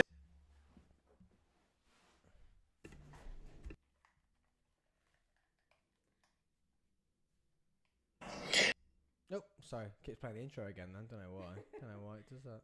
It's weird. Yeah, you did, but you didn't just say anything. I didn't. We just made him out to be a very naughty child. That was all. But he can't tell us he wasn't a naughty child. I didn't disagree. I was a naughty child. So as a young boy, so let's say people are watching this that haven't been back and watched one of ours, and they're not OGs of the podcast, and they're new here. They've been sent here by their friend, or they just got excited about the donations and just what we're doing today. What type of child was I growing up? Say what you want. Go for it. No, If you want to get you some whiskey, we'll get you some whiskey and you can relax and go for it. no, I've got to drive. No, typical boy, I would say. Into loads of mischief. And just something I got used to. As I said to you before, I was just glad I had Claire in the middle that kept me sane. See, Jason, she's saying we were both bad children. So I was just up to mischief. I was a good child. Yeah. How has parenting changed since like we were all younger to what you see? Because you see it now, but also you're actually still kind of doing it because your business is looking after children. So how have you had to adapt as parents changing? I think parents accept more children's behaviour, and will accept. What am I trying to say? Probably, I always think of when you were all at school. I would never have gone into school and said, I'm not happy. Such and such is happening. Either way, whether it was you or whether it was something that was happening in school with another child. Whereas nowadays, parents are very upfront in talking to teachers. Because I was always under the opinion that if I went and said something, then it would be taken out on you, not you personally, but like any of my children, sort of thing. Whereas I think nowadays things get sorted more, which probably makes things a lot easier in school, both ways with regards to your children's behaviour and coming like from the other direction if they're being wronged, if you know what I mean. But I think it's very hard. I think it's very hard to bring up children, whatever age. whenever. I think life changes, and you just have to change with it. So how have you managed to adapt though? Because you're not a spring chicken. You've been around a bit, looked after kids a bit. I know you've got kids in the different eras, which helps because you've had to learn as the kids have grown up. But then now I'm your youngest and I'm 30. Mm-hmm. So what's it like now looking after toddlers or young kids, young school children, and having to adapt again? And now there's like let's say a 20-year gap between me and them, and you're having to change because, especially rapidly, how the world's changed over the last 5 years. Yeah, I think you just change with it. To be honest, I think you just accept how you've got to be. I mean, we had a little child the other day who fell over, but wouldn't let myself or Claire anywhere near him. Didn't want us to look at where he'd hurt his arm. Was screaming. He was bleeding, and we couldn't let him go and play because he wouldn't let us put a plaster on. Whereas in the past, you'd have probably put your arm around him and tried to coax him into letting you bathe it, put a plaster on, what have you. But because of how things have gone now, you can't do that. You can't put your arm around a child to console them. And I think things in that way have gone the wrong way. Because let's face it, what child doesn't like an adult to put their arm around them and comfort them? Yeah. And as I say, Claire and I felt really awkward because we just didn't know what to do with regards to his comfort as much as anything. But fortunately, having told his mum, she said that that is what he's like. He's like that with her. So it wasn't something we were doing wrong. But I think you just have to adapt with time. And you just doing it all the time. You just do it. But things have changed a lot though. Like, oh yeah, amazing. Let's just switch that. Come on, babe, you can come in. You'll be on the camera. Look, here she is, the lady that's making this all happen. It's just a shot of your booty. That is. Get me cut off Instagram. Thank you. She put a heart in my coffee, guys. She put a heart in my coffee. What is that about? Absolute Costi Baristo. Call it Alejandro de Baristo. Yeah, kids always been like that though. Some kids, but don't you think kids are a bit soft these days as well? I think sometimes they are. I know you gotta watch what you're saying. Just in case. Mum, it's live. We can have. Listen, let's just go. 10 seconds of silence.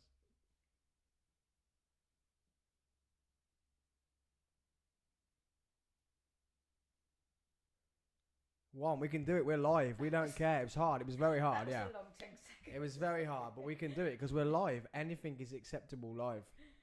It really doesn't matter. But kids are soft these days. It's like a snowflake generation, but the snowflake generation is becoming a thing. Because I feel like I'm in the middle of it because I can be like tough myself, but then I can also feel how soft I am because I'm in that middle of like the snowflake generation. Whereas like if you had soft parents, you kind of learnt both.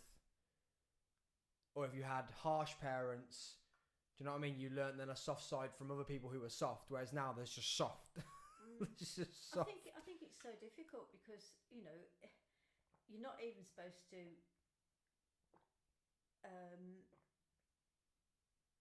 Can't think what I'm trying to say. You're not even supposed to sort of tell your own children off as such. And I think in school they don't do anything. They don't be a little bit strict because the child will then report them, or and it just all goes wrong. And I think things that have happened in that way with the generations, I think that's all wrong because people are frightened to get lawsuits and everything else. Yeah. And that's how it goes, And as I say, even with, I think I would find it hard if I was still in preschool, even more so than with the age of children I'm with now, because preschool, need that arm around the shoulder even more so than the 5-year-olds that we look after now, sort of thing. And I think it's so wrong that their first reaction is, "Oh, I'm going to report you." you know, and I think it does make it feel that it's very soft, because I think, you know, the law is that you're not allowed to do anything. Yeah. And I think, you know, I think if a child is doing wrong, then they should be told and they should be sorted out, sort of thing. But I think it's gone very much the wrong way, which is with a lot of things, isn't it? Yeah, I don't want to get too much into political of what we can't say, can't do because of that sort of thing, because we'll just get cut straight off here. Yeah. But yeah, I do feel I hate the certain things you can and can't say these days. I get there's some really good things that have disappeared. Like when you look back at some comedy, some dark comedy, well, you call it dark comedy now because you're a bit like, how can you say that? Wow. Now, I get it. You speak to someone who maybe, like, if your mom and dad was still alive, they'd go, that's not even bad. Yeah. But now we're in a generation where you actually sit back and we look a lot of things. And there are some things that even the older people say these days. You're like, yeah, but we shouldn't really be saying that. Yeah. That shouldn't really be allowed. But with disciplining children, I hate that. I'm going to slap my kids. Because how many times I remember you slapped me? You didn't slap me much, but when you did, I still remember it now when I'm 30. So I don't do it. The things that I did, like being rude to that woman, like there's not very often that I'm rude especially to a female. I'm never rude. And it probably comes down to that instilling being rude that day and you slapping me across the face. Guys, I'm going to tell you this story. So yeah, we were out. I was only young. We're out and we're watching a theatre thing, weren't we? In Birmingham. We go Birmingham. Going to this we're going to pantomime. We're going to the pantomime, and I'd gone away. Who was it? Was I was the only kid there? Was it you and your mates? And I'd had to come. No, it was with Cubs. Oh, okay. And some woman was telling me off, and I basically just like was rude, and then stared at her. You know, that like annoying kid stare. I'm gonna go slip to camera one now and go. You know that kid stare, and you're just like, wherever they go, you follow them. I was doing that. Completely missed my mum flying in from the other angle and just smacking me round the face. Literally. So here's me just hiding. Following this woman wherever she's going. I'm just giving her that kid annoying stare, like, after I'd been rude as well. So I was being like double rude by just staring at her. And then my mum's just whap, bam, from no angle, just whap across the face. But I've learned. You know what I mean? I've learned. I've probably never done that again. I've done it to a male, but probably not to a female. And that's probably instilled into me. And like I say, there's not many, 2 or 3 times I can remember you smacking me. But I'm going to smack my kids. I think when they need it. I think the trouble is that the reason that that's sort of brought to a thingy more than anything is because people go over the top with it. You know. Yeah. And with like everything. They think it's just smacking that's the only way. Yeah. And as you say, if you only have to do it a few times. If you do it a lot, it means nothing. If you do it just once or twice, it means something. It's the same as like shouting at a child. You know, if you're always shouting, then they just switch off to you. Yeah. Whereas if you raise your voice occasionally, then they'll listen. Yeah. You know, and I don't think there's any harm in it's not punishing. I can't think of the words I'm trying to say. But you know, pointing them in the right direction more than anything, you know, and they've got to learn wrong from right. Like Stephen said, these days you can't shout at children, you can't raise your voice, and I get it. Like you say, when it's done too much, then it's just doing the complete opposite. And obviously smacking them. When I mean smacking them, I'm not smacking them across the garden. I'm not whacking them into another universe. No. Just a little tap. Just the legs as much as anything. Just a little tap, yeah. I remember Granny would never slap me. She'd tap my legs. And just the tap of the legs was like you knew you'd done something wrong. And like I said, I don't mean like beating my child, but just that instill, like everyone, I guarantee as well, those ones who stand up and go, you should never slap a child or shout at a child, they're damn at home beating their dogs. I bet that they're whacking their dogs and smacking their dogs. Well, guess what? You can't even talk to them because they can't talk back. Kids learn to talk back as in like a good way. You can speak to them. Yeah. A dog you can't even speak to, and you're smacking a dog that you can't even say I'm sorry or I love you back to. So, and I guarantee, I bet the people who snowflakes like, do not smack your child. Do not raise your tone of voice towards a child. I bet they're at home beating a dog. Now I've just got to be careful what I'm saying here. YouTube hasn't cut me off yet. Yeah, but it is changing. It is changing. But like I say, for you, you've seen it change. How have you seen the world change, Mom? Like I was talking about this, Josh. Like 5. That's insane. That was 4 hours ago. 4.5 hours ago. Like I can say back in my day, and I'm only 30. Could you have said that at 30? Yeah, probably, because I think life has always changed. Life has always, things have always been changing. Like at 30, I don't feel too old. No. But then the things that have changed. I remember my first mobile phone you bought me, that flip phone. Like, and the internet it was a thing, but you had to go through dial-up through the wall, and the phone was on it too, and there was no Wi-Fi, and you had to only have something that was wired to the system through Ethernet or whatever. It's just. It's like my new television thingy that I've had, and I don't need a telephone now for the internet. Yeah. It goes through. Is that what you've just said? The Ethernet, yeah. And I mean that's. Which is what your phone was attached to originally. Yeah. But people don't need phones these days. No. But I mean, I can remember back with black and white televisions. Well, there was no recording. There was no. I mean, obviously we've gone through no televisions, then having black and white televisions, then colour, then having video recorders so that you videoed something when you wanted to save something. Then it went on to didn't go to DVDs, did it? Or did it go to DVDs for recording after videos? I don't think it did it? I think DVDs were only to show, weren't they? As in films and things on them. I don't think you could record on a DVD from the television. No. Whereas now you do it on a computer. Yeah. Whereas now, you don't need any of that, because you don't even need to record for your telly, because you can just go in and get the program back, whatever. Yeah. So, and I mean, that really has only been in the last 10, 15 years that's changed in that direction. Well, yeah, and you had in between there was. Do you remember you used to have to record your music on a tape? And if I wanted to get the not top of the pops, that wasn't my year. Just the charts, and I had to do record and play or whatever at the same time, play and record, and stand, and then when the adverts were on, pause it, and then play and record, pause it, play and record, and stand for a whole Sunday while you were cooking dinner just to get the charts on a tape. But I don't feel that old. No. I feel like MP3s and MP4 video and all this is not that new, but it's well new. Like, I remember when MP4 players came out, and then that actually came out before MP3 player, didn't we? It plays videos on. Yeah, you got Kelsey to buy me one. I was just going to say, you had an MP4. Kelsey bought me one. Yeah, from abroad somewhere. Yeah, because they hadn't got them in this country yet. Yeah. But I mean, it's the same as like all your game consoles and things like that. How they've all changed.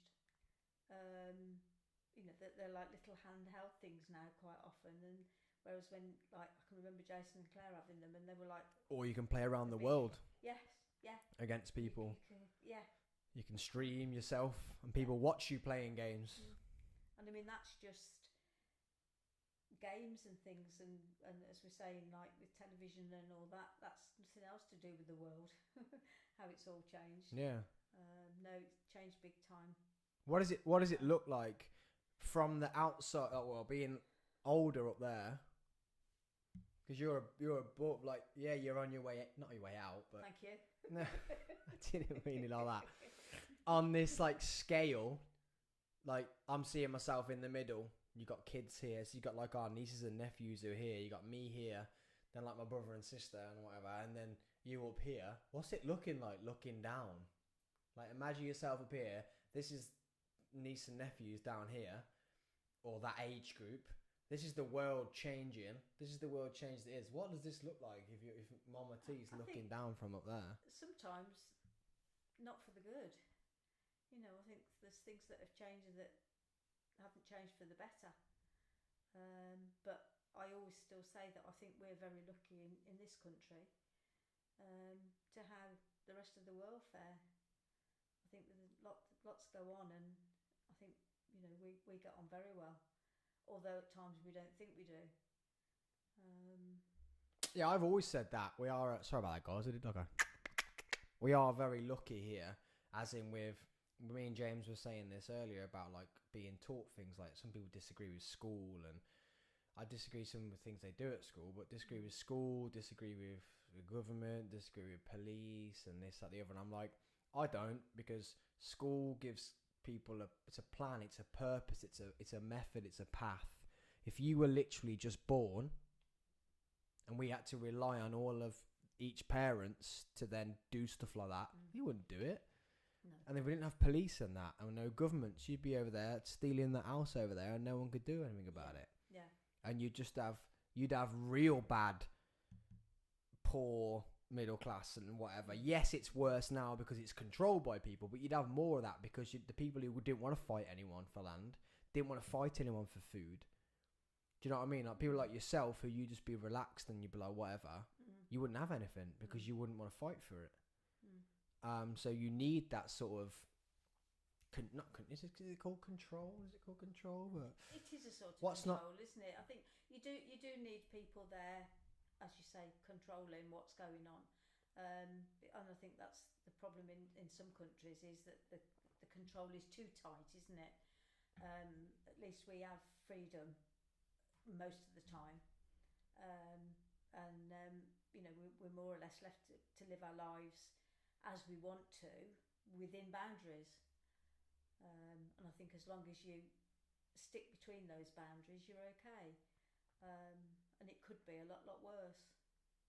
Yeah, that's what I mean. Other these countries, look what's going on in other countries at the moment, like, and you say there's people who can just roll around and I'm an army, so I'm going to take over things. Like you get that, and it did worry me that our country was going that way in the end to start off, like the way that people trying to topple governments, stuff like that. And I don't like the government. Like I don't like the way they are. I don't like what they do. I don't know what they stand for. But it stops stuff like that happening.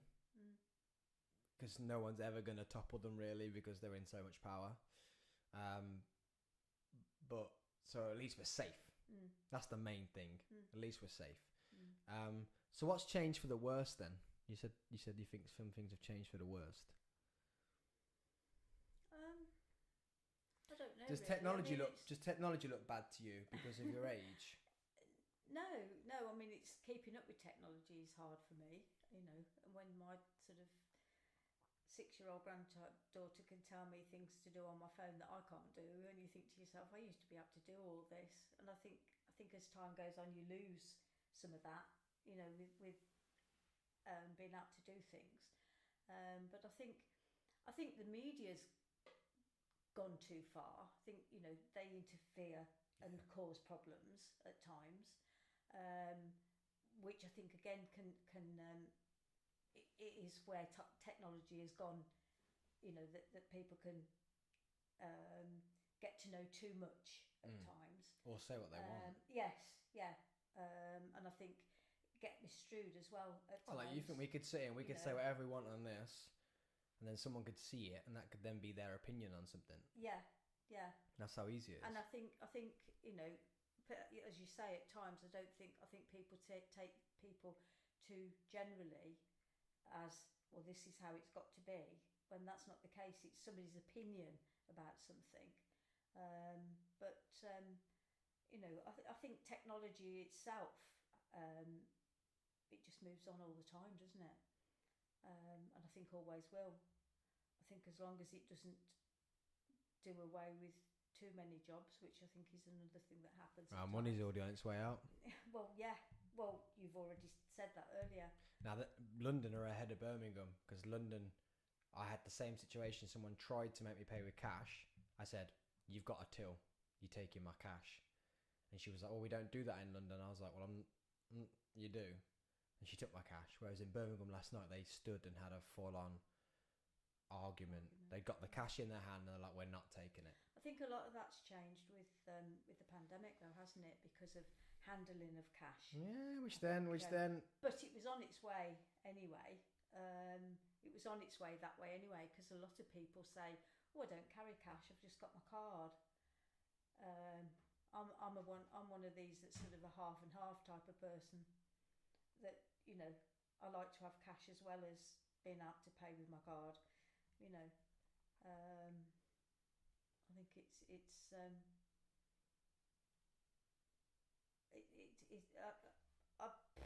I don't know.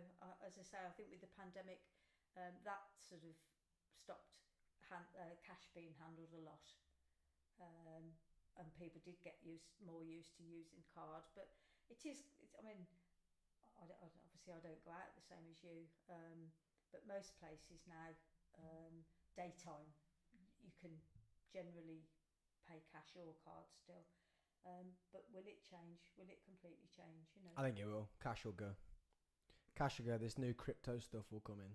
What's that? It's basically digital money, and you can now you can basically buy. It's like stocks and shares, but it's not. It's money.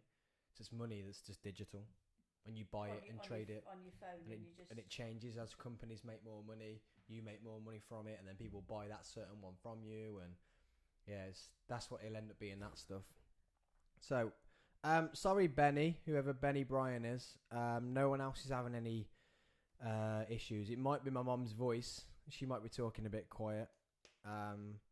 She's not as loud as I am. Anyone else having any volume issues? Let me know. But sorry, Benny.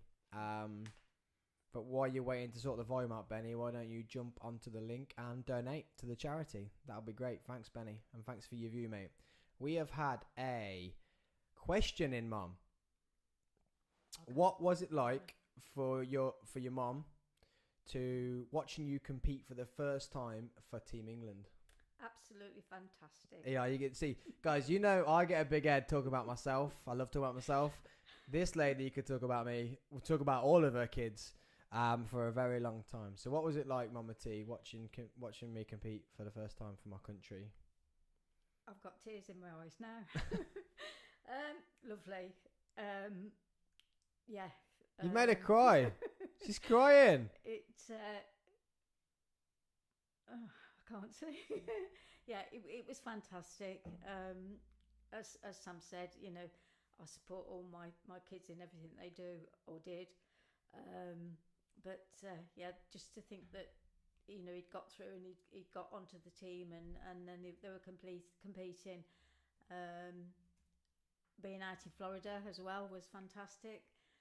You just go for the holiday, yeah. What are you crying? You're only crying because you've not been to Florida for 2 years. I know. Crying. I'm disappointed now that he's not doing it anymore because that's like the end to my holidays in Florida. That's nothing. So my mum made friends with people on a team that I'd never even met and used to go on to Worlds with them. So I wouldn't even have to sort my mum out. She'd just contact these people who were on another program that I'd never even met. She would travel out there and then just come and watch me. So you could go out whenever you want. Yeah.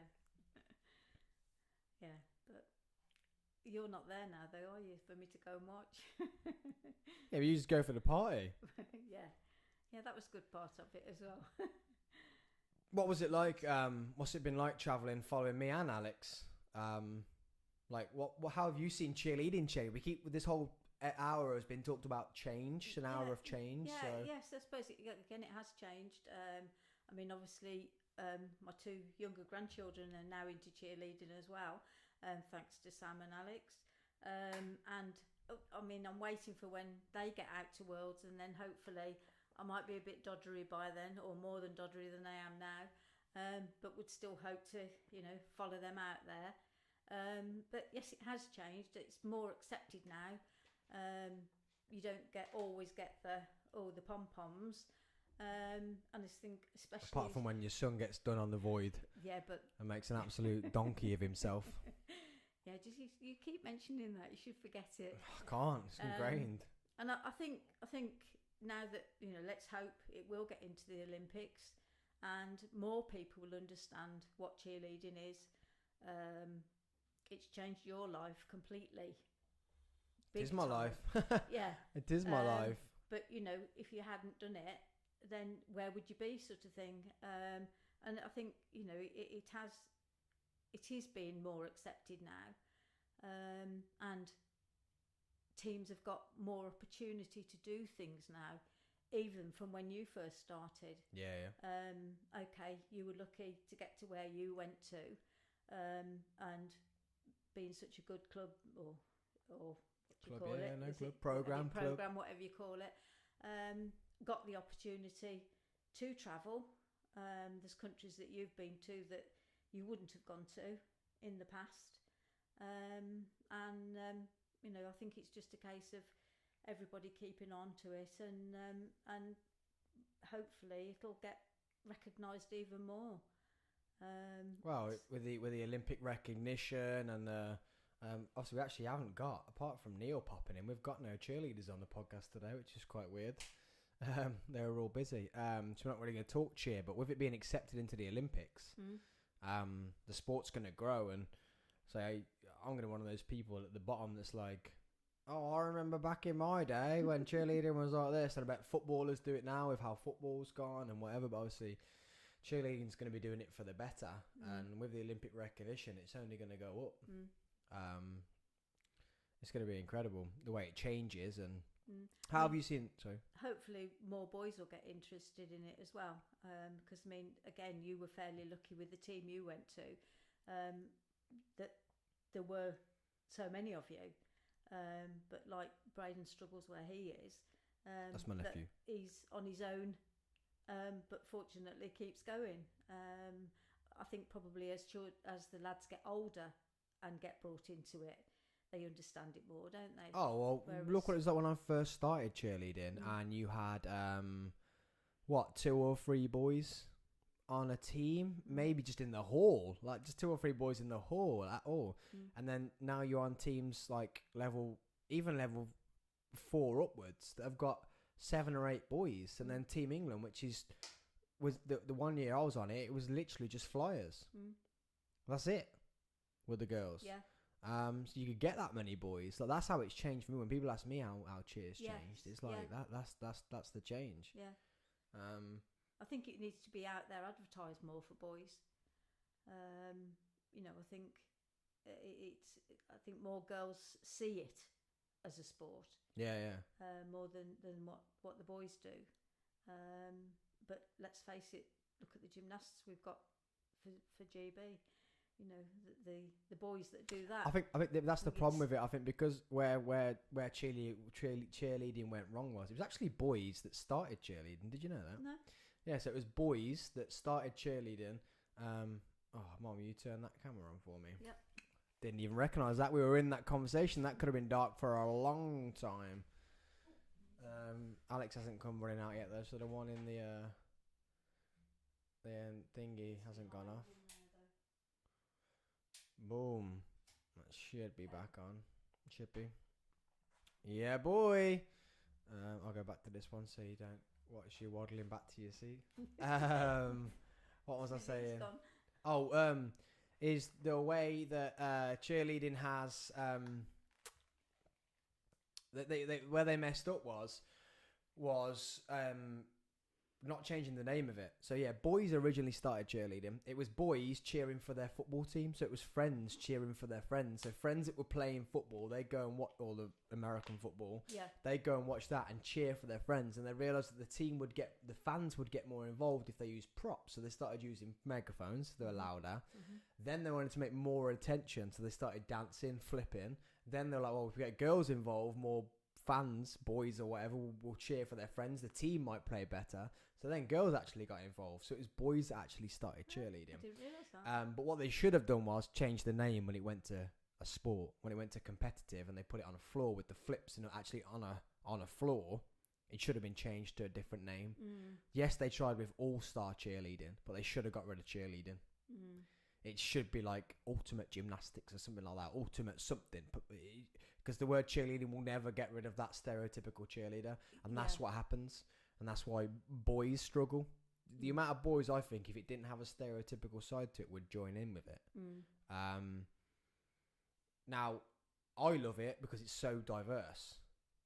Because short, fat, thin, tall, black, white, Asian, male, female, non-binary, whatever, in cheer, you're accepted. Yeah, definitely. There is not anything that you could stand in there and go, this is what I identify as, or this is what I do, or this is what I say, or this is what I am, or this is the size I am, that you would get pushed away from cheerleading. No.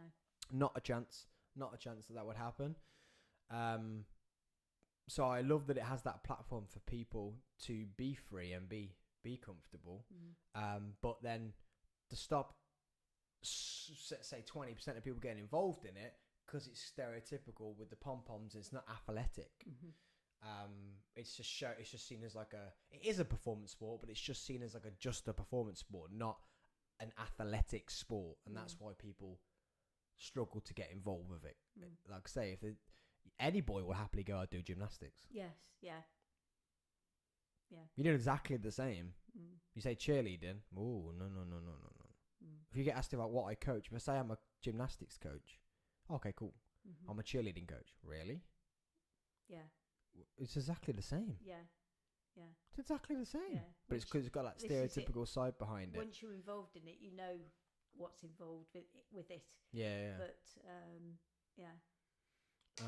but it's changed a lot. But like this hour's been wicked, Mum. It's been like an hour of change. I feel like if I was allowed to, I'd play like Michael Jackson Changes. Gonna make that change. That one, man. Is it Man in the Mirror? Man in the Mirror. yes. Yeah. Yeah. Gonna make that change. I'm losing it. But it's been good, and you have to talk about change. In life, we have to talk about change. People need to openly talk about change because it's happening very, very, very fast. Very, very, very fast. For the helicopter coming into the house. Into the studio, I mean. Wowzers. It sounds really close. Yeah, I thought it was going to come through the wall. Yeah, so thank you for coming, Mum. Thanks for tuning in, everybody who's listened. Thank you for that one question. You lot wanted her on here and you sent one question. Probably in the years to come, Mama T is going to be back on here. Let's just check we have nothing else on social media coming in from anybody. Any questions on here? Just a tag from my niece. Thank you, Jamie. Family. You gotta get yourself a family, guys, that support. They allow you to do stupid things like this, like Alex. And all my family that have watched today and listened to me rabble on. And Alex, who's been my front of house, man. She's been incredible. Get support in and behind Sam. Live 12-hour podcast and donate to a great cause. Awesome. That's Charlie, who's just been on. Literally, guys, she's just been on for an hour and then she's disappeared and now she's selling the podcast even more. Okay, do we have any more? Any more?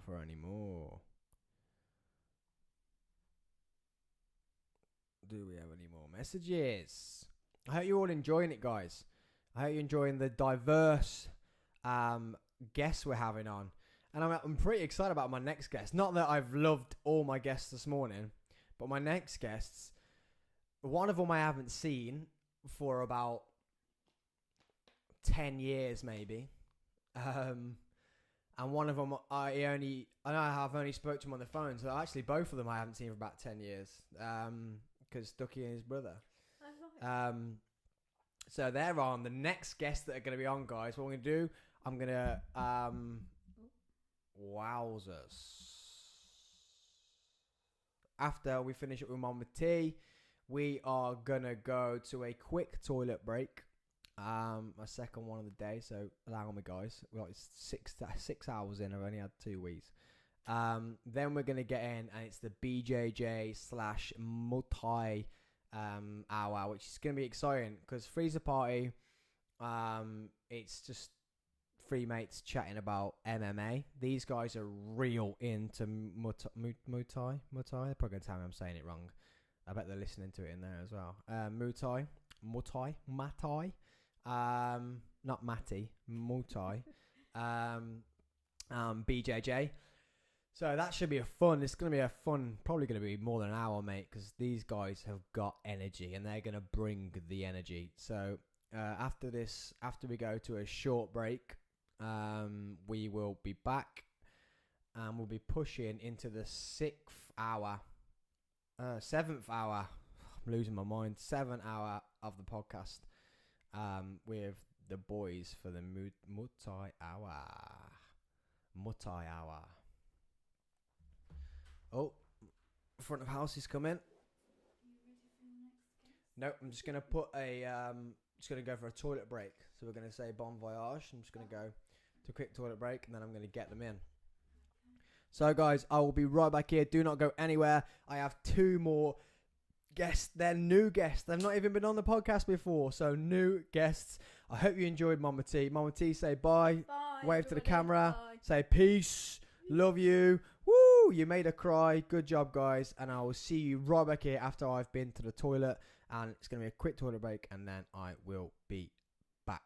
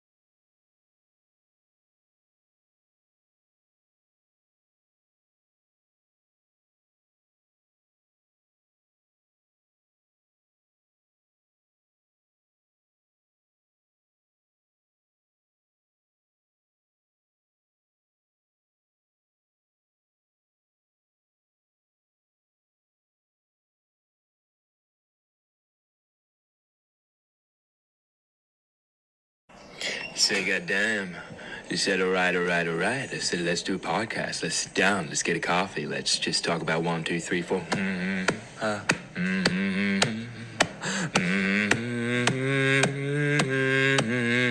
Coffee with the Sam. Got a little podcast. Grab yourself a little coffee and a podcast.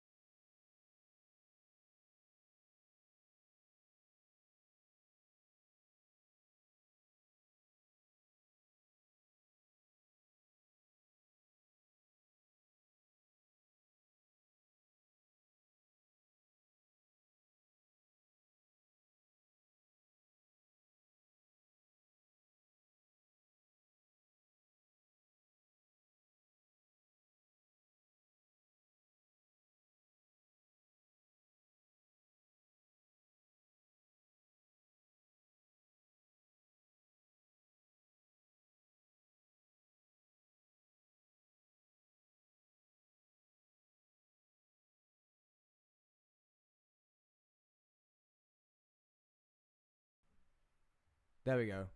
Is that good? Hello. Yeah, it'll be slightly out. Okay, yeah, cool. I know what's happened. There we go. Oh, about 10 messages. No sound. No, it's my fault. It's my fault. There we go. Sorry, guys. Oh, we're going to have to do that whole thing again. We have to do it all again. We have been live, though. We've just been sat here talking. We should have sound right now. I'm gonna do the intro again, just so we get people into the. Say, goddamn.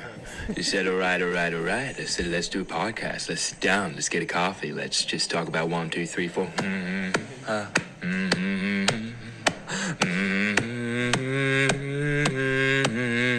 Coffee with the Sam. Got a little podcast. Grab yourself a little coffee and a podcast. So he literally. Well, so guys, so this is the intro. We're talking about the intro. He literally just. I said I need an intro, and he just sent me like 4 or 5 different things, and then I got my phone and just played it to the microphone. Yeah, seriously. And then I edited it a bit, and I'm like, I love it. I need to keep it. I don't want to get rid of it. Yeah. So whenever I speak to people, whoop.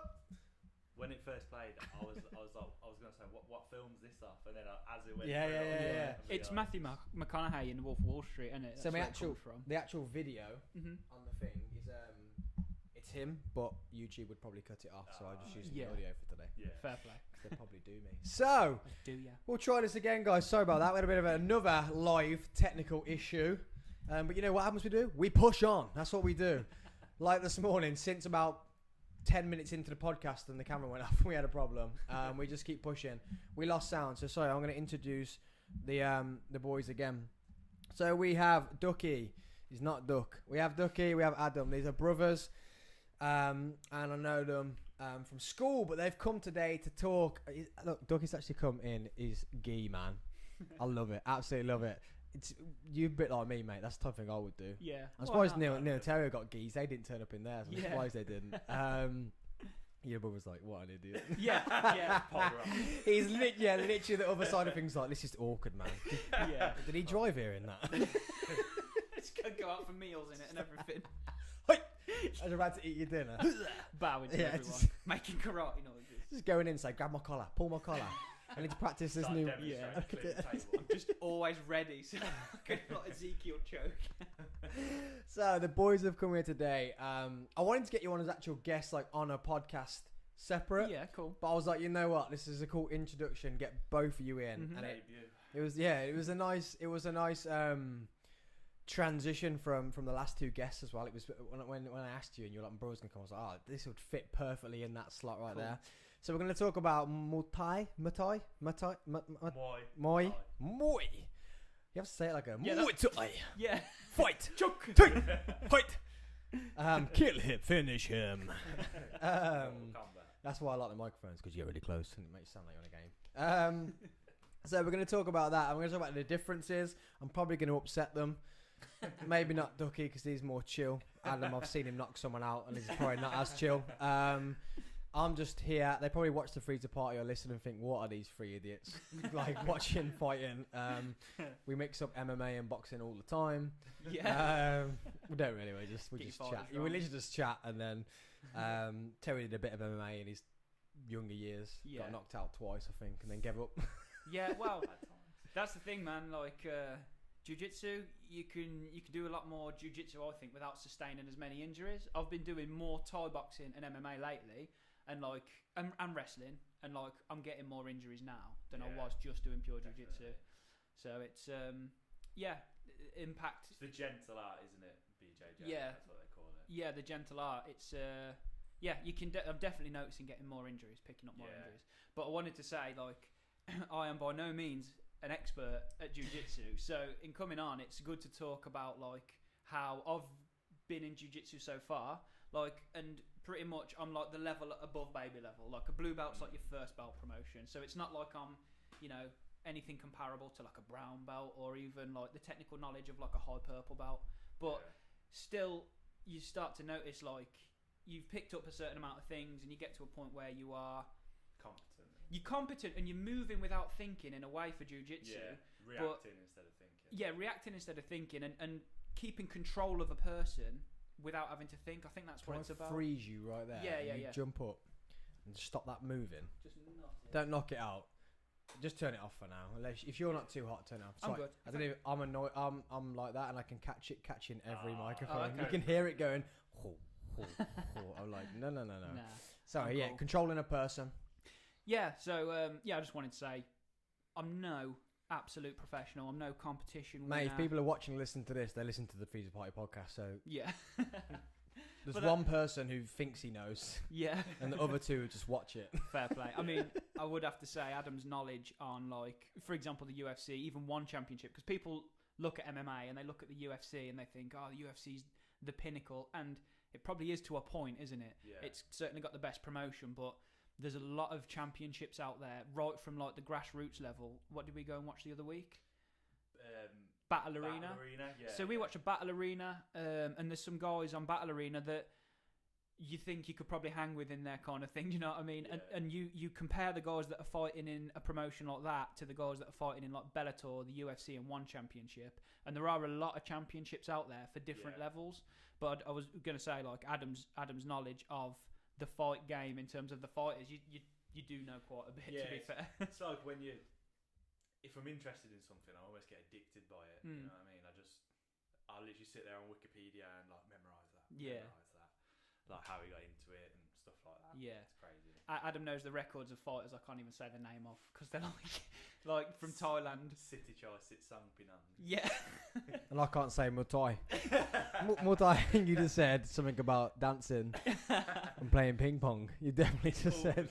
Some of their names mean stuff like, one of the trainers, I think Liam Harrison's trainer in Thailand was called Rajasak, and I think that's a knee fighter who takes souls. They have sick. And that's his name. Yeah, that's what it translates to, I think. Mum, if you're still watching, I don't like my name. Why didn't you call I me? want to be named like Warrior God. Iron Hands of Sight. Yeah. That's another one. Mad names. So what would you be called? I've been watching The Matrix loads recently, so I want to be called The One. Yeah, that's sick. The One. Neo, The One. Just the one. Yeah. I just get the duck. The bald ginger in gi. We need to find out what that is in Chinese. It might sound really like serious. The Yeah. bald ginger in gi. It might be like, don't always sing way. Yeah, and it sounds sick. Yeah, it's probably Jump. sick. What is that? It's just ginger dudes and ginger dude who waddles like a duck. Ran out of hair too young. That's me. So going into your knowledge and why, like, I want to know from both of you, why did you start? Where did it come from? Because you guys were doing it before it was a thing. Do you know what I mean? Like, I love it. I do actually love the movement. I don't know. You guys might disagree because you're in it or you've been in it for a long time. But I love the movement of, you know what? I'm not going to lift weights anymore. I'm going to go do BJJ. Oh, now girls are going to do it to defend themselves. Yeah, oh, now fitness influencers are saying, let's go do BJJ because you learn discipline. And I'm like, that's great. Like, we're like Russia over here now. We're learning to fight finally. Like, yeah. I think. Were we going how we got into it? Yeah. Yeah. How did you get into it? Yeah. We were talking about this last night, weren't we? Yeah. Probably the Conor McGregor hype train. Yeah. That because I remember it was leading up to the Jose Aldo Conor McGregor fight where I was watching all the build up and all the press conferences around the world, and I was like, oh, I want this Irish guy to get smashed. Like, I thought he was really cocky, hated him, and then like Aldo was sitting there just like humble, looking like a killer with that scar on his face. 10 title defences. A decade undefeated, and I was like, yeah, this guy's gonna smash him. He's just talking cocky. Yeah. And then the night it happened, I remember I woke up in the morning. I seen the results. I wasn't that into it then. Now I literally would have to get up at 4 a.m. to watch it. Yeah, Adam wakes up at 4 to watch every fight. In my bed, like.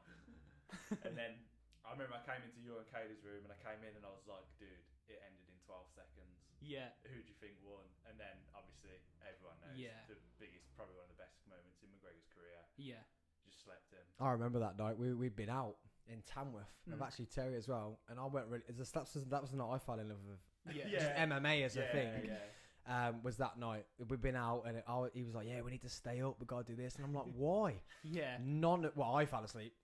4 other people fell asleep. Terry's there, like trying his hardest, still drunk, but then literally, you hear him screaming, and everyone's like, "What?" And he's like, 13 seconds away was 18 seconds. Yeah. And we were all like, you stayed up and you paid for it. It's your fault. And we watched the replay. I'm like, oh, cool, I watched it. Go to bed. Yeah. It's mad, isn't it? Like when Masvidal slept Ben Askren in like 5 seconds. You like, imagine if you were at the fight and you'd paid like some of the seats, or like 50 grand for front row seats. But yeah, you saw it firsthand. I mean, no one can take that away. And for that 10-20 minutes of everyone being like, what? And then you're like, 50 grand. Damn it. Back to work. Back to reality. Yeah. But no, we were in the van, weren't we, working? And it was the McGregor hype train, for sure. John Kavanaugh's book, wasn't it? When I learned. And then, because he told a story in his book. He's John Kavanaugh's McGregor's like head coach. And he said, like, he was walking home on a night out once with his girlfriend, and he saw this old man getting beat up by these guys, these young lads, and he was like, "Oh, I'm gonna go help him out. Obviously, that's wrong." He'd done karate, hadn't he, up until this point? I think so, yeah. Mm-hmm. And then he went over to help him out, and he just got filled in front of his missus by these lads. I think they smashed his head in with a brick, and he said it was the most demoralising thing ever. Like, affected him as a man, like thinking, I can't protect my missus. Yeah. And then from then, that's when he started researching Brazilian Jiu-Jitsu, like magazine articles. He'd cut them out and just practice the techniques. That's one of my biggest fears in life. Yeah. Do you know when you're like a foreign country, they're like, like as in like somewhere where they just kill you because they want to kill you. Yeah. And you can't protect your missus. Like, that's one of my biggest fears. Yeah, that would be like, I wouldn't go to some places around the world with Kaylee for that reason, because the rules of engagement over here are not the same in other places. You know what I mean? You got to have situational awareness. I guess like Hubbard and like Webby would be right on that. The absence, what do they call it? The absence of the ordinary is a combat indicator. So if you go to a place where there's usually a bustling market and it's quiet, like you got to keep your wits about you, sort of thing. But yeah, it's it must be quite an ego reducing thing, or like. What can happen with testosterone, and I didn't do this research, I saw this on the internet somewhere, so hopefully it's true. But if you enter into an engagement like that, your body can sort of down-regulate testosterone production because you got hyped up, you went into a testosterone-fueled environment, you had a negative outcome, and your body goes, we're going to not do that again. And it can literally down-regulate your testosterone, which... can have like effects long term. You will take less risks. It can literally change the course of your life because you're less likely to take risky endeavors and stuff like that, risky decisions, because the fear almost of the bad outcome outweighs it. So your testosterone's not there. Like if they reduce testosterone in stuff like goats literally go around headbutting other goats less. And stuff like that. So, do you know what I mean? So, I know it's a bit mad. Ladies and gentlemen. Sorry. I have some of the weirdest. Welcome to the mind of Ducky. I have like these snippets of information that have like no, they have some basis somewhere. Bro, do you want like a weekly 20 minutes on my podcast? Just what can you come out with? The mind of Ducky, and that's it every week. Just you saying, did it? Well, goats headbutt stuff less. if you pull off their testicle. I can't say that's live. If you pull off their genitalia. Yeah. So that can have a cognitive effect, can't it, on the ego reduction, which... If you might lose a fight or something. something. Yeah, like, yeah. An event like that happening. Yeah, I know what you mean. Yeah, which is why I think. Oh yeah, because you just feel mentally, you feel. So then everything's gonna. Like James was on here earlier. He was talking about the mind, and he went all deep about. James Thomas. Yeah, he went all deep about just the mind. Nice, you've been watching, boys. I was watching. I'm joking. The mind, like you just be in this sack of nothingness, and just the mind, like you're not your body, you are your mind, and I'm like, stop trying to make me say I love you, like, and looking into my eyes when he Mind said it. Yeah, controlling, literally like floating cups and stuff. But like saying that, if that in that situation, you've gone into that situation. You can't help it. You then come away thinking about that the whole time. Yeah. Thinking like, I'm not a man. I need to be able to protect my wife. Yeah. Even if you're not a man, just I can't protect anyone. General, Yeah, I can't protect anyone. Mentally, everything's just going to downrate. I think as one of the reasons we need to go back to why we got into it in a second as well, a bit more. You'll get this on my podcast, guys. So that's my brain just tangents. So this is my show notes. There's nothing on the paper. Fair enough. But isn't that I'm the now most 6 hours way? and 20 in. Well, that's all the notes you need. That's why when Adam keeps going, so where are we? It's going to keep happening. You just got to remember where we stopped and where we went off on this path, and then come back to it. Yeah, I got similar situations to what we were talking about. I got my house broken into. Probably just after we started jiu-jitsu, I got my house broken into, and I do think it's probably one of the reasons I carried on training, because I was like, I'm going to get them. You never will. They're in and out. They're professional criminals, but I do think it was the same sort of thing. I wasn't able to, defend my home, and they were in and out, and luckily no one got hurt. But I do think it probably played into It's that feeling as well. Like I know it's going off another tangent, but the feeling of when someone's been in your home, Your personal space. you're just like It's and even if you move, it doesn't matter. But you're still like someone's been in here and I couldn't stop violating in a way. Yeah. It's your space. But yeah, we back to that kind of hype train sort of thing. Reading the John Kavanagh book, you sort of start to learn about one person in particular, Hickson Gracie, spelt Rickson, Hickson Gracie. Oh, Gracie, sorry. Yeah. I'm sorry.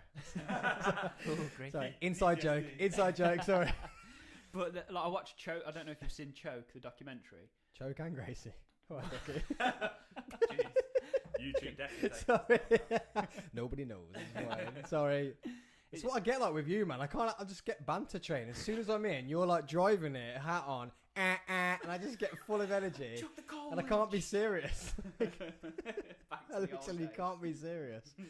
Okay, cool. Sorry, carry on. Someone Gracie. Hickson Gracie. Yeah, basically. So I did write sort of the history of where jiu-jitsu came from, and jiu-jitsu existed first in Japan. But I think that jiu-jitsu... Japanese jiu-jitsu. So it's like Japanese jiu-jitsu, but I think it included some like aspects of Aikido and stuff, because they're allowed to fight with swords. You're allowed to stab people. And as obviously Japan was becoming more modern, in about 1886, the police force was looking for a new martial arts because people weren't using swords anymore. Obviously, with the age of the end of the samurai, they weren't allowed to carry swords in public and things anymore. So it became less important. Your Aikido movements of disarming someone with a sword. Am I doing it again? No. I just Aikido, bullshido. Yeah, bullshido. Yeah, that's the thing, because it doesn't work anymore. Look, my little brother's just like, he's getting it wrong. Nah, it's just he's pretending he's got loads of facts. And he's just off on saying one. random He's stuff. off on one. Aikido is. Yeah, there's a certain amount of bullshido, isn't there, without it's like- violating YouTube's policies. Is that a bit rougher?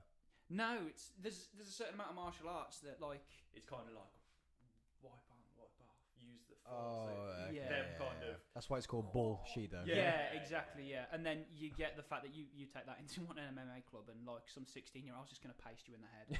Do you know what I mean? You're so deluded if you think that's going to work. You can watch on YouTube like MMA fighter versus Kung Fu guy or Aikido guy, and it's sad to watch. It is sad to because watch. you can tell they really believe in. Yeah. Believe in it, and then this guy will just do like a simple jab or something, and it's bad because you just get dropped. You know what I mean? Yeah. It's never been hit because they're just like, it's the Yeah, force. exactly. They've never been. They train with people that are as deluded, and they are not punching or basically jiu-jitsu is a no BS martial arts, because if you go into a club, you'll sink or swim, and you won't swim straight away either. You'll sink to the point where your ego's crushed and you'll leave and you won't come back because a 16-year-old just choked you out, or you'll be like, oh, there's levels to this and I don't know any of them. Yeah. But I want to. But I want to. Yeah. Yeah, So I loved it. Yeah, Loved Alex it. said you've been doing. Loved it. So it's only because I don't want to travel over to Birmingham now, just with work and whatever. So me, Terry, and Neil did it just for the fun of it, something different, and none of us were good at it. Yeah. So it was great to start off. Yeah. But having to roll with Neil was not fun Nah, I can imagine. at all. I can imagine he's a handful. And he picks it up because of work. Yeah. He picks it up really fast, and he's not a dumb geezer either. No, he's very intelligent, Neil's an athletically talented person. Yeah, very aware too. Yeah, there's few people you meet like that. Like Neil Webb was doing triples when we were like 12 and 13. Mate, he guillotined me. Yeah. Yeah, pulled my head off. Yeah, I bet. Literally separated my C1 and C2. Yeah. I was like, and he's like, and I was like, and he laughs now, and I'm like, you tried to pull my head off. Yeah. We're mates for one. We're messing around for two. You're twice the size of me. Yeah. We laugh about it all the time. And my neck hurt for a bit, but he got it in tight, and he actually slipped. So I was actually framing him, so he couldn't get it. So I think he was annoyed because it was like I was just holding it, he couldn't get it, and then he literally just got it, slipped under my chin. Yeah. I then couldn't frame, and he pulled it. Yeah. And he was like, "It's a bit of a you're annoying." Yeah. And he just pulled it, and 0 to 100 my in a head second, literally and Neil don't. He'd pick this phone up and throw it at the wall by accident. Like, sorry, or pass it you and he'd throw it at you. I've found from my experience as well, like being strong and athletic and fast can be a detriment. Like because you're not picking up the technique because you in a way don't need to because you are faster or you're stronger and it can be a negative. Did you boys find that gymnastics helped you? So when I went in, Neil and Terry had already been. And they didn't say anything about Neil, but then I went, and I naturally just didn't want to get put in a position where I was threatened. Right. And they were like, "Have you done this before?" I said, "Nope." Yeah. I don't like fighting either, so no. Yeah. I've never fought in my life. And they were like, "What?" And I said, "Oh, I've done gym." Yeah. They were like, "Oh, okay." Yeah. So I could naturally like frame my feet out to not be flipped or catch myself type thing. And they were like, "Oh, you pick it up like a lot of people don't pick it up that fast," but that was all I could pick up. No, it's what like. do you think?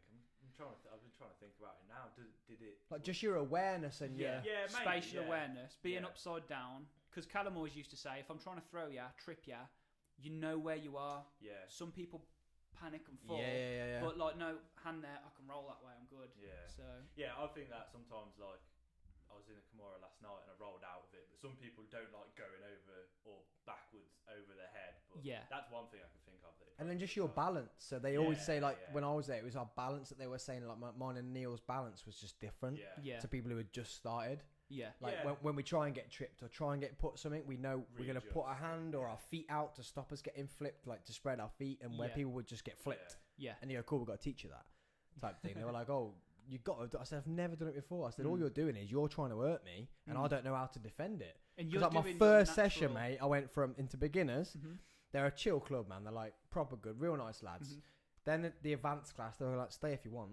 Sweet, that's just do it with Neil so you can pick it up Yeah, slowly. too, But then even the dudes that were advanced were like chill. They were just enjoying that they got someone to do it slowly on. Yeah. But then I stayed. They were like, do you want to roll? I was like, really? What the hell's that? On your first session? I was like, what's that? Mate, they were like, oh. They wanted some new like cannon So you're fodder. going to start like, so basically you start on your back or start on your whatever, or a position where you start in mount and stuff. Yeah, that's called specifics. And I was just surviving, literally, because I hadn't learned anything I could use in that 2 hours. Yeah. It was fun to survive, but they were like, you're surviving really well. Yeah. Because it's It'd like, be like that. Yeah, mate, it's like that for a long time. yeah, literally. Even when you think you're going to get something and you don't. I learnt this yesterday. Can't get it. Especially when you say you've just done a class on like arm bars, and then like you go in specifics, and you know that's what they're trying to hit. Yeah. So it's a lot harder to do when they know exactly what you're trying to do. But then you might catch it next week when you're thinking about something else. For sure. Yeah, Neil loves it because he can use it at work now. Yeah. Yeah. Well, this is something Tony always used to say. Is like, you know, you're around a family barbecue. Your Uncle John's had a few too many beers. Do you know what I mean? Gets a bit leery or whatever. You can't start pasting him in the head. Do you know what I mean? But if you can like hold him down because he's kicking off or something, it looks better. It doesn't cause damage. Yeah. Do you know what I mean? So it is a gentle art. Restraining them without causing damage. Oh, did you see that video the other week? It's going viral with that police officer struggling in the street, and the dude goes to help him. So it's an American police officer, and he's just being American, like America, like slamming him, trying to. This man's just like getting up, and he's just like, "You're not arresting me," and he's like got cuts because this dude's just slam. But he's being annoyed. He's being like not letting him arrest him. Yeah. Right, yeah. So he's slamming him. He's just being awkward. Keeps bringing his arms back and stuff like that, and being really awkward. This BJJ guy gets out, flips his flip flops off, just goes Of up, course he's in literally flip-flops. goes up, and obviously uses like Kimura grips and stuff to Yeah. restrain his arm. Yeah, yeah. But he's so chill, and he even once the police officer's got the things on, the police officer's still like really aggressive. Oh, yeah. And the BJJ dude's doing, he's got cuffs on. Where's he going? The officer's like, and he's like, where's he going? Yeah. So not once did he get angry, even Yeah. though the dude he took him. It didn't just get it straight away. It took him some time to like get his arm back and Yeah. that. And at one point, the dude gets hold of the copper's gun. Oh, so even dear. the BJJ dude still could have panicked then, but you Yeah. learn in BJJ not to panic, don't you? Yeah, yeah. 100%. And it just shows, like we say, if police learned it, they'd probably be a bit Yeah. more Yeah. Yeah, yeah. in a You, situation. you need to get used to being in combat, don't you? Yeah. Like And- being used to having someone coming at you, willing to engage. And it's better than, obviously, I know you do want to hit someone, but it's better to do that than to hit someone. Because you just restrain someone, break their arm, break their leg. The police officers, what happened? They attacked me, I broke the leg. Not, I hit them and killed them. Yeah, and that can happen. That's what I mean, yeah. Just punching people and killing them, where now what you guys could do is just restrain. Mm-hmm.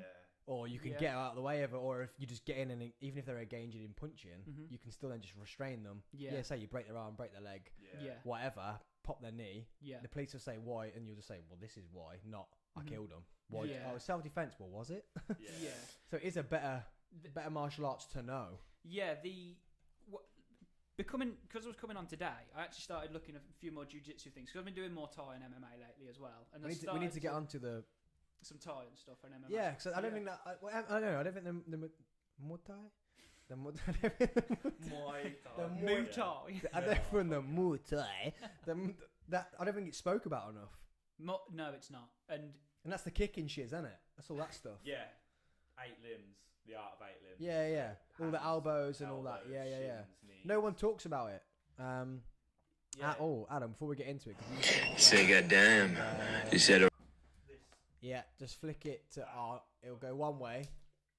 That's it, and then back on. There we go. Have I moved it too much? It'll be all right. Boom. looking good. Yeah, he was doing it, but I'm just one of those, isn't it? Like I say, it didn't do it every time I tested it. But this stays on. It's just literally the mic goes. Yeah. So Right. Okay. we should be good. Cool.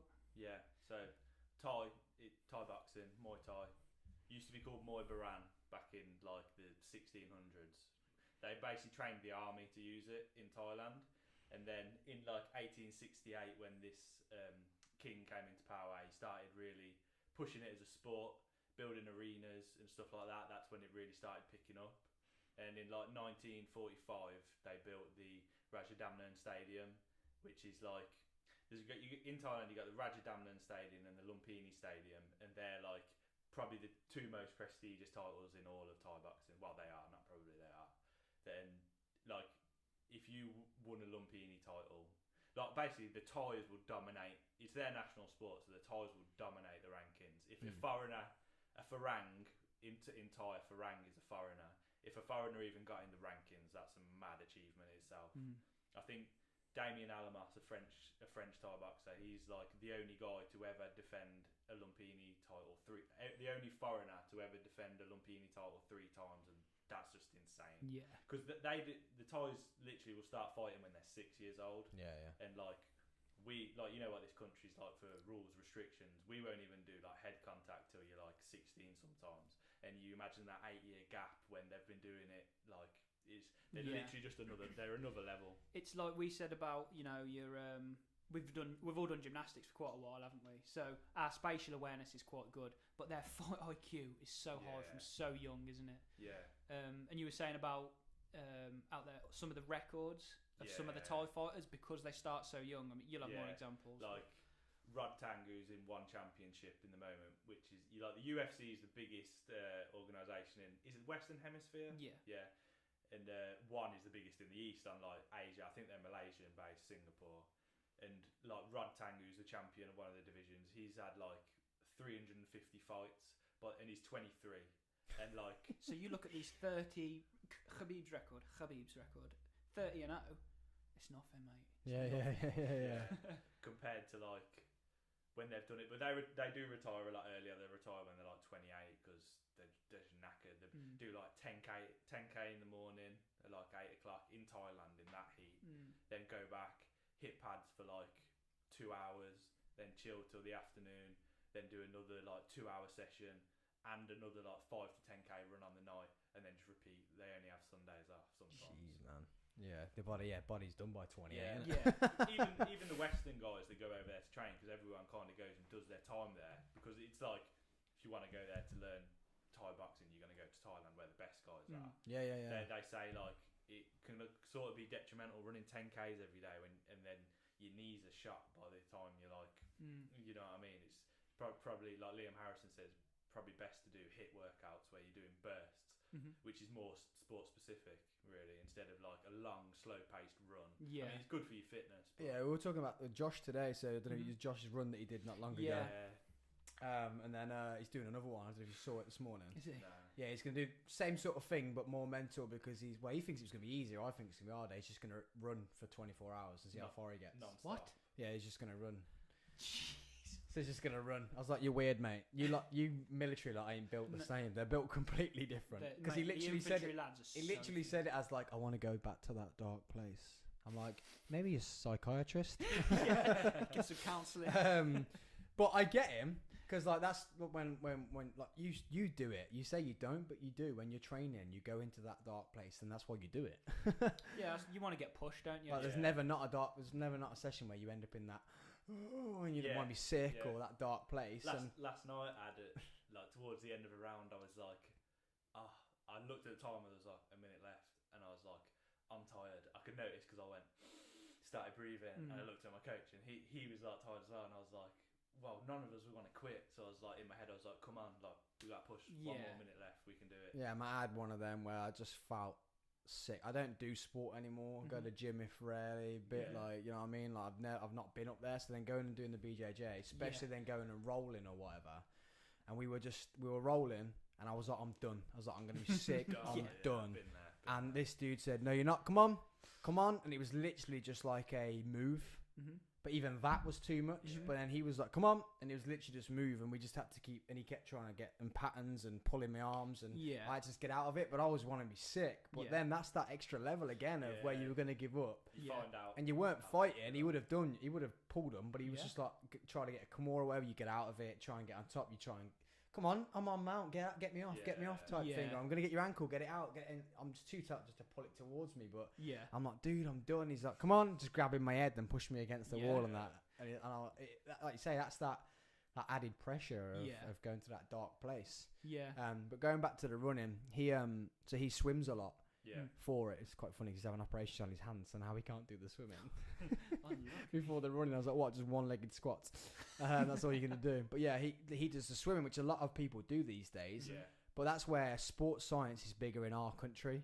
We call ourselves we're a bit more fairies, but if that's gonna help, and increase the longevity in your career. Not finishing at 28, but also the head impact, man. Do they go full contact? In Thailand, probably from. So head impact at 28, they need to stop, man. CT, Otherwise, they're not.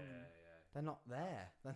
They're doing in one championship now. They do Thai boxing in MMA gloves, and so like you're talking 4-ounce gloves in Thai boxing. One, that's the one they're allowed to punch on the ground, isn't it? One championship. No, they have different. They have MMA fights as well, but just Thai boxing. Oh, sorry. But in MMA gloves. So these guys are elite strikers. They'll strike because you haven't got the fear of like the takedowns. There's no takedown defense. Yeah, you the can't get striking. kicks It's the pinnacle, isn't it? Yeah, it really is like the pinnacle of striking. Do you know what I mean? So in Muay Thai, that's what we're talking about, not Thai boxing. Muay Thai. Same thing. Sorry. Yeah, it's the same thing. Yeah.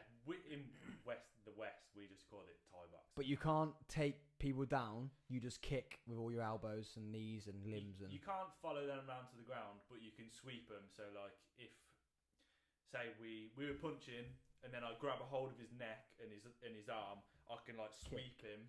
But then you can't get on top then. No. So no wrestling, no BJJ, no. Oh, okay, so it's literally just striking. And getting them on the floor. It's like kind of like to the judges, it's all about toughness and like technique. So how's it judged?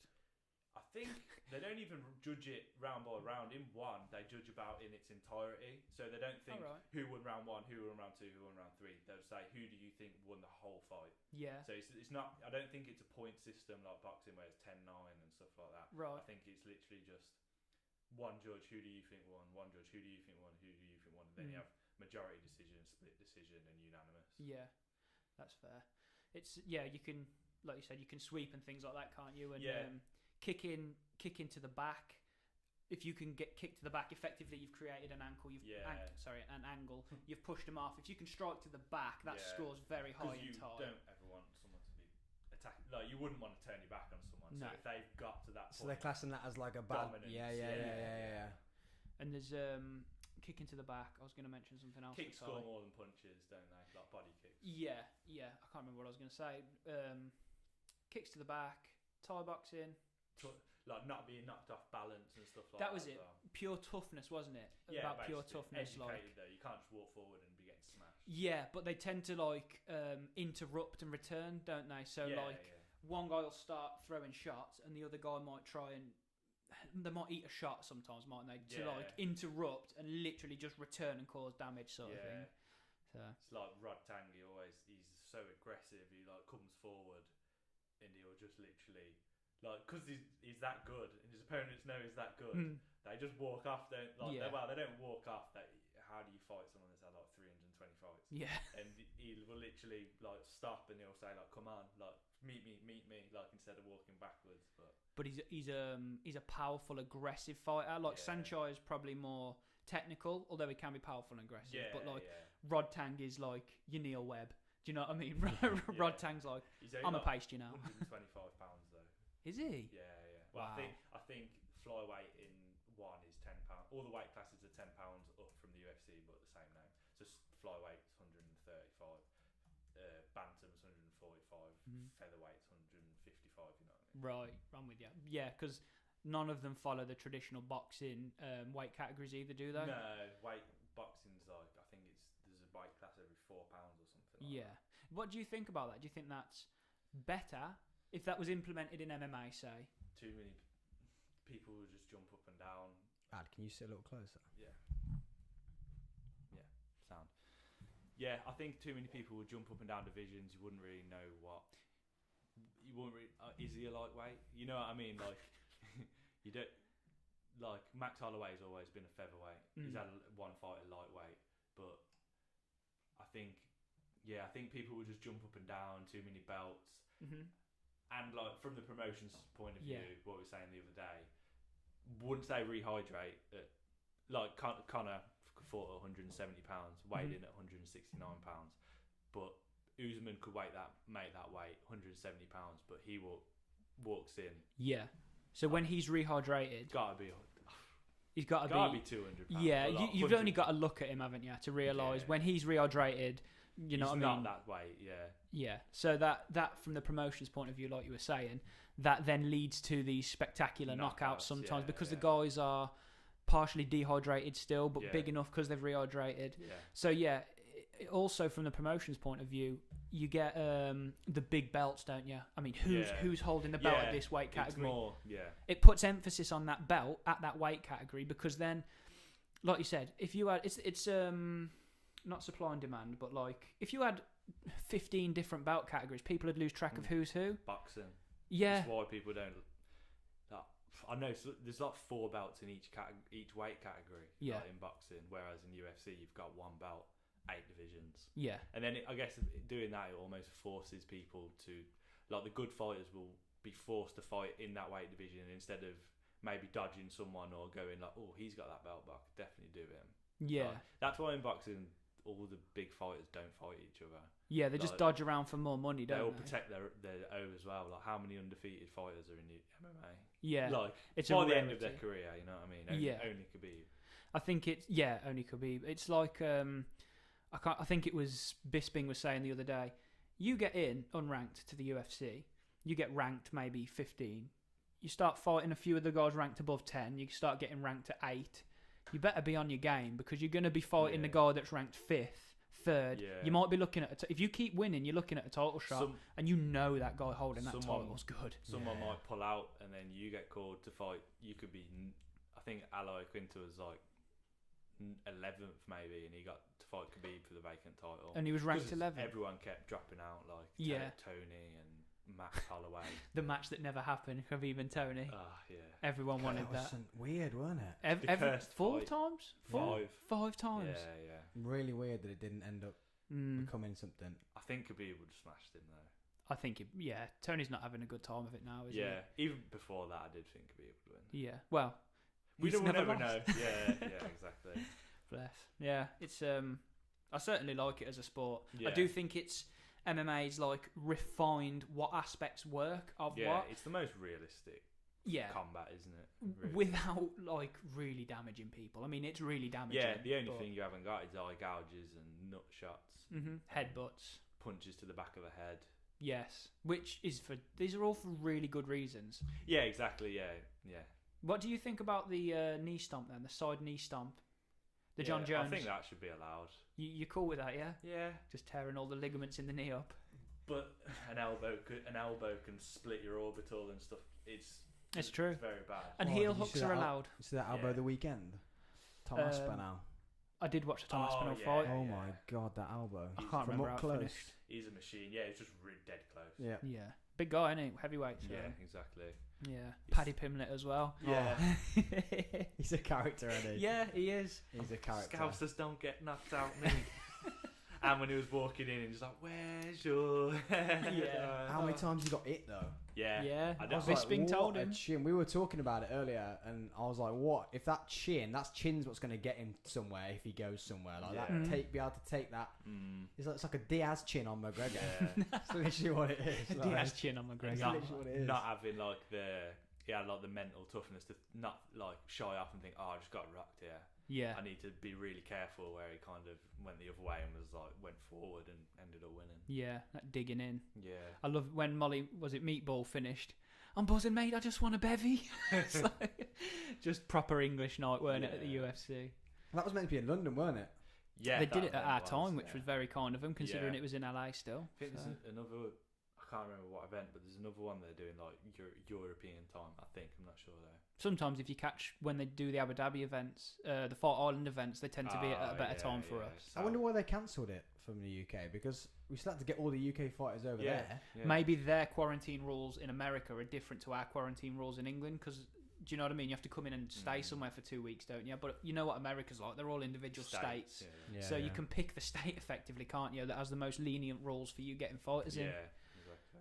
So Dana owns Vegas though, so he can fly people in and do what he wants. They're all doing most of them at the Apex now, aren't they? Which is like their own. Mate, that must be the money maker. Like you can have all this outside sport money coming in, not have to have crowds. Yeah. And do it in your own little shed. Like, your own shed. Literally. That's what worried me about what was going on with when football was still going on without crowds, and then fighting without crowds, and then boxing without crowds, and the F1 without crowds. And I thought, imagine if they just make enough revenue and they don't ever get crowds back. Yeah. It was scary. Like, you can see a little glimpse of the digital age. Yeah, I know what you mean. And you think we're all just going to sit at home watching everything. We're not going to go anywhere. I've always thought, though, you get a good experience at the event, but in terms of actually seeing the fight, like, it's annoying trying to look through the cage. You might be sat right behind a post on the cage. I thought that before. I thought, like, because it's like gridded, isn't it? Yeah. So, I mean, you'd be able to see the fight, but would it be like annoying? It's like football though, and you actually go and watch a football match. You're like, it's better at home. I see more. Like follow you right down, follow the whole player. You're literally like, I see so much more. Yeah. But it's the atmosphere. Like, imagine being at a McGregor fight, or imagine it being. I'd love to have been at that Masvidal knee. I would, and when I want, where John and that picture. Joe, I'll want that. Like, it might be cringy. I don't care. I want that as a canvas in my office. I think it's brilliant. I love the. I love DC as well. I think DC is a good man. Have you ever seen my Neil and Terry's to Usman knocking out Masvidal? Yeah. When we try and watch it, even if it's the day after, we try not to look at results. See it, stay off social media. So none of us had known what had happened. We just knew who won. Yeah. So we didn't know how. And literally, so we got the screens and stuff then. So we still had all the COVID screens in the little studio. Right. And it happened. I fucking banged that up. I banged the microphone. And we were like, oh my god, like jumping off the thing. It was like, you know, you just don't expect it. Yeah. Like, oh my god. It's like the hype. anything can happen at like any second in a UFC fight. That's why it's so good. Well, like Paddy's one, I was like, he's losing. Yeah. Yeah. I He's thought he was going to losing get it. knocked out. I was like, for he's being so losing it. aggressive. Yeah. I was like, he's losing this. Chin down. Mm. Yeah. Coming forward, like. With his mop. Like Yeah. another level when you get to the UFC. Yeah. And he was just getting whacked, and I thought, oh, God, he's got to have a chin because he ain't gone down yet. Yeah. He didn't even wobble. Yeah. Nothing No. wobbled him. I was like, Diaz, all right. Yeah. He'd been training with. Yeah. Nick Nick Diaz is fighting fighting soon. soon. Yeah. We literally have 26th. Yeah. We talked about it today. We're doing a podcast. Have you watched the first fight between them two, Lawler and? No. You should watch that. Like Robbie Lawler's got hair. It's crazy. It was They in are old now, 1986. they're right. They Yeah. are old now. Oh, they're the older Yeah, I guys. think Nick's like 37, 38. I think Robbie's the same actually. Mm-hmm. Yeah. But they're such names. They bring fight revenue, don't they? They Yeah. bring the money. So I don't think Nick's fought since he lost to Anderson Silva like years ago. yeah, and he got banned for smoking marijuana. Is that right? Yeah, So he got banned for that. but in that fight, I think Anderson was taking PEDs. He got popped for PEDs so that as well. turned into a no contest. Oh right, okay. But then since then they pretty much legalised marijuana yeah. everywhere, and Nick's still banned. Yeah, How I is don't that think he's fair? banned now, but he served like 5 years suspension, something like that. Yeah. It's mad. You think how would that? Is that an enhancing?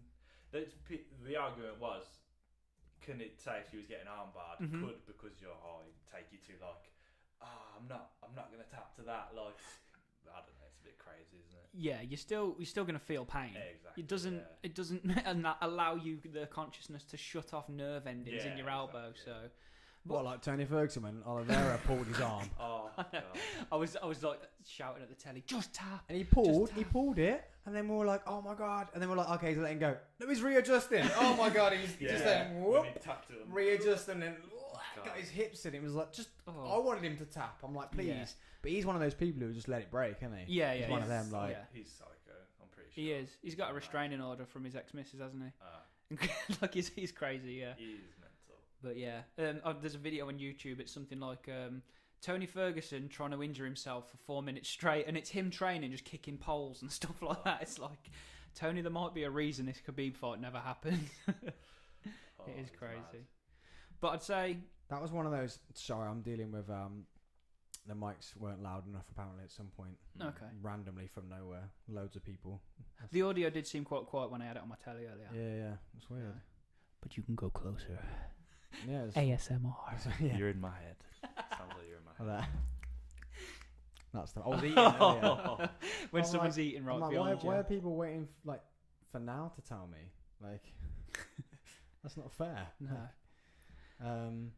So yeah, you never actually said how you got into it. Yeah, I was gonna say. Okay. You 40 literally- 40 later. minutes. 45 minutes later, yeah. I've never done that before, Yeah. but that's a big diversion to get out of it. Did you get beat up by someone? Yeah, my Like- brother. And No, then we was like, I need to do what he's doing. we basically were in the van, weren't we? I read that book. Adam read John Cavanagh's book, who's Conor McGregor's coach. They talk about the Gracies. They talk about, the Gracie family did change jiu-jitsu from judo. They focused on the newaza aspect of judo, which is the ground fighting aspect. That got taken to Brazil in roughly 1914 to 17, where it was performed in a circus by Mitsuyoshi Maeda or something like that. And he basically, the circus was ran by Helio and Carlos's dad. I forgot this. Yeah, and they were like, oh, this is cool. Could we learn this? They taught him, and then they basically focused on newaza because he was a Yeah. judoka, and he actually learnt directly from the guy that invented judo, Mitsuyo. Mitsuyoshi. He was the one that learnt off the judo guy. Is that right? That's correct. Let me just make sure I get this right. Keep notes. Because Yes, they made it Brazilian jiu-jitsu, didn't They they? did, BJJ, yeah. when So- they took it to Brazil. Yeah, the ground techniques were taken in 1914. Mitsuyo Maeda, and he was trained by Kano Jigiro, The guy that made judo. who basically invented judo. So yeah, in Brazil then it got focused because a lot of these martial arts, these traditional martial arts, you always think of like Asia, don't you? Yeah. You think taekwondo, Liverpool. Liverpool, mate. Liverpool. Where's Liam from? Leeds. Right? Liam Harrison in Leeds. If anyone watching needs to watch Liam Harrison hit some pads. You got to watch Liam social Harrison media. hit some pads in Leeds because like the guy's a killer. Like if you want to learn Thai, It's like I'm sure it's the the best place in the UK. yeah, I think they've got like 3 world champions at the moment, Yeah. which I don't think it's been done from the same gym at the Yeah. same time. and they are brilliant. We went up for a seminar, didn't we? Yeah, Liverpool. Yeah, God, that was good. I massively digressed you again then, didn't I? that's for, fine. Okay, back again. Back to how we got into it. So Guys, we're going to get there to how Matt started. we basically googled where's a jiu-jitsu place, and we went to Gracie Barra Tamworth. And am I allowed to shout out Gracie Barra Tamworth? Yeah, man. Shout out Gracie whoever Barra you want. Tamworth, Professor Iverson, Shout out brilliant everyone. guy. All the guys there that I used to train with, we used to have such a laugh. Like it's brilliant. And Reese opened Immortal about 5 minutes from my house in my dad's old unit where he used to convert the cars. Yeah. So I transitioned to training there just because it's closer to my Exactly house. the same unit as well. Strange that, isn't it? Yeah. Weird, isn't it? But we went along for a session, didn't we? That We were means like, something. let's go and try this jiu-jitsu out, see what it's like. We heard it was good, started researching it, went along for a session, and I was like, I'd not long started my own business, couple of years in, massively stressed, spent an hour getting choked and thrown around a room, mate, and I walked out of there like all my stress had just gone. Spent an hour getting beat up, and I was like, that was absolutely amazing. You said it as well, didn't you? You were like, It's the it is weird. I don't know if it's just a combination of exercise or whatever, but I remember us both sitting there, we looked at each other and were like, you just feel really chilled out. And I was like, yeah, man. Like, literally, didn't think about any bills or anything or stress for an hour. It's like you come back to the real world after, isn't it? You're Yeah. "Oh, That's like any sport or anything. It's basically like yoga. yeah. Or meditation. It Yeah. does that whole where it takes you out of because you have to think about not dying. I think that's the thing with combat sports. It's so Takes you out the matrix. Yeah, it pulls you out the matrix for a bit. It just I don't know. It's so ego reducing. You're in there getting beat. the hell out of you. Yeah, you don't know anything. You're a guy. You think you know how to fight. You think you should know how to fight because you're a guy. You don't. It's crazy people like think they know how to fight, isn't it? Mm. Like, just I thought sort of when they got into it, like what was it, like 20 or something, and then you think I don't know how to fight. Yeah, Like, good way if you're smart enough to If you're self-aware. realise. Yeah, if you're self-aware, basically, because some people come and then they don't come back. you don't see him again. Yeah, As you were saying, anyway. yeah. I Got yeah, into just it. think that's how. Yeah, and that's how we got into it. We got smashed for an hour. And then since then, it was like, yep, I'm going back. I remember distinctly, not long after, being guillotined by a 16-year-old lad. I'm like 26, 27. I thought my teeth were going to come through the roof of my head. Yeah. And I was like, this 16-year-old's just mauled me here. It's You see that quite a lot, don't you? Like younger kids do Yeah. that. yeah. Because it was what did you do it before you did your charity fight? Yeah, it did. That's So cheating. We did. Yeah, That's we did. definitely cheating. We did. That's definitely cheating. Ugh. So A poor kid that got knocked out. we did. You knew what you were doing, not 8 weeks. Yeah. To be fair, I never did striking before. That. No, that's true. And you did knock him out. But You went to Polesar school. Everyone liked to hit each other there. You learned enough from there. so yeah, we did jiu-jitsu, and then as I got more into UFC and stuff, I thought, well, jiu-jitsu is only one part of fighting, really. When you get to the floor, you have to take someone down to do that, and all the fights in the UFC have strikes and stuff. And then I thought, okay, well, I should find somewhere that does MMA too. I want to learn how to kick and punch and stuff. And then I'd kept seeing guys do the MMA challenges. You know, you see the posts come up, Yeah, and yeah, they're yeah. like 8 weeks training, and I kept thinking, I'm gonna do that. And I was working with Neil Ansell on site once, and I was in this house in Stafford. I remember exactly where I was when I seen the post. I probably shouldn't have been on my phone. And then I seen Dan Bolton. You're on your lunch, mate. And I seen Dan Bolton put his post up saying, I'm doing this fight, follow me, ask me for tickets and stuff. And I kind of thought, well, you're going to put your money where your mouth is and do it. And I messaged Reese straight away. Reese is our coach, Reese Jones. And then, yeah, since there, that's when I said, I'm going to go down. And I went down for my first session, back when it was the Fight Hub, above, what was that gym? Dave Benham owned the gym. The fitness hub. Yeah, the fitness hub. Yeah, that's that was it, now yeah. currently Core 300, but Yeah, it was yeah, the fitness yeah. hub. And then, yeah, we went from there, really. Started doing Thai on, like, Monday, 7 till 9 with Dassy. Dassy, Shout out Dassy. killer. Yeah. You've And- never seen a guy this tall absolutely able to kick your head off your shoulders. Yeah. You'd hold pads for him and you'd kick him and you think, I never want that to hit me. Like, ever. It'd be scary holding pads for him. Yeah. Is that efficient? Yeah. At If you didn't striking? say if you were a new guy and didn't know how to hold pads, you'd hold them probably like that, wouldn't you? Mhm. And if he kicked you, he obviously know you wouldn't know how to hold pads. Mhm. But if you did just decide to just lever it, Let one go. you'd end up like flying. Or you'd literally. hit yourself in the face. Or Yeah, whatever. yeah. That's So have you competed since that day? I had one more fight 2 years later, near enough exactly to the date, and I got choked out in the second round. For a charity or Yeah, an actual another fight? charity one. So Oh, okay, not an actual fight. I did what everyone says they're gonna do after I had that fight and I knocked that lad out. I was like, yeah, I'm definitely gonna I train could again. do this. Yeah, 2 year hiatus. Didn't train at all.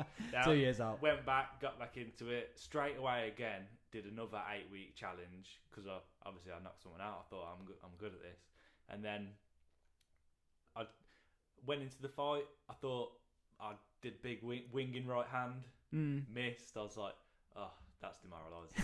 I was like, because I remember seeing him in front of me and being like, yeah, he's in my range. I can definitely hit him. Big Deontay Wilder right hand, hit the air, wasted loads of energy. Carried on. I think he pieced me up a little bit. And He was a southpaw as well. Well, he kept switching. I don't like to watch that fight back. he was good. He was younger than me, and I remember thinking before, I was like, all right, It's a charity match. Yeah. And he's switching. stance. I was like, Yeah, it's definitely not a charity match. Bit Yeah. like you cheating. and then It's why those things scare me, man. yeah, you did. Even before Dasty said like you could, when he was like briefing all the fighters, he was like you could face someone that's done it for like 2 years, or someone that's done kickboxing all their life and now they just get into MMA. Yeah, and now it's an MMA charity. Like I could go doing jiu-jitsu for a few years and like Just start doing it. just start doing. I wouldn't do one of those fights. I was thinking that since I thought it's kind of, I don't know about dangerous. I mean, if you sign up to do it, you consent it. You know what I mean? But you Yeah. say like, Dude. you could go into it thinking just being like, I saw exactly what not probably happened to the dude you knocked out. He was a lad who'd done like 2. You can do like 2 or 3, can't you? And then you have to stop. yeah. And he Yeah. was on his max, but he was a naturally athletic guy Yeah. fighting a dad from Yeah, just a school run. yeah. That's yeah. all he's ever Yeah. done in his life. Like, Yeah. he's probably played a bit of tiddlywinks or whatever. And he's he doing just- it genuinely for charity. And or this something. dude comes out, got his Mohican cut. He's like, music, Yeah. hyped. He's like, Yeah. and you're like, this Some is not death metal. fair. This Yeah. is not fair. And and the dude had to go to hospital after. Yeah, that's yeah, And you think that's really bad on the company, man, yeah. to allow that When to happen. when you knock that lad out, because there was no headgear involved, was there? No. When you knock that lad out, he was knocked out for like 20 seconds, like a lot. He was knocked Gas out. and air as well. I was Yeah. talking to this with Ellis last night. Yeah, How many people have you seen knocked out that need gas and air? I don't know. only people you knock out. But yeah, and then I did actually blow some smoke up little brother's arse anyway. Oh, I swore again. and I did actually feel quite bad, and Dassie made me go and like speak to him after, and I'm sorry for knocking you out. And his mum couldn't even look at me. Really? Like she seen me and then walked off, and his dad was like, yeah, it was his third charity fight. Yeah. It was my first one. Oh, okay. And he was like, his dad was like, he knows what he signed up for. He loves it, and I was just like, yeah, just shook his hand and then Yeah. went my way. So. I Can you think whip this camera back on for us again. Yeah. Sorry. is the camera gone off? Yeah, again. Is the audio still on? Yeah, audio stays. Oh, so yeah, when we so- keep talking, it's fine. We just switch to camera 2. I've got 2 cameras. Oh, right, okay. But camera 2 just doesn't get all of us in. Oh, right, right, okay. just you just you. So Yeah. yeah, there's we were saying, weren't we? Because like one thing I thought, you see McGregor, and McGregor was funny. He believed in himself. Charismatic. He's taking the mick bad, hard. Yeah. But it's jovial, and then he has the confidence, and he has the wins as well.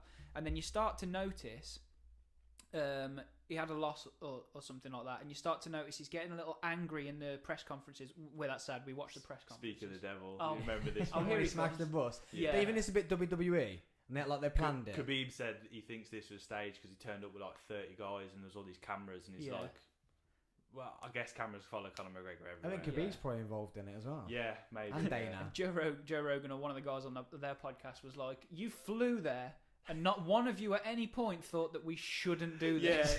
probably drinking, doing whatever, God knows what, on a Yeah. private jet. Like, yeah. We're gonna smash him. Yeah, it's a good, you know what I mean? You think it's probably just a Dana plan. Yeah, it UFC might was have getting a been. bit flat then, weren't it? They shouldn't. After Connor sort of I had think- that boom. It was a bit flat there, and it was a bit like randomly Conor wasn't fighting. Yeah. It wasn't.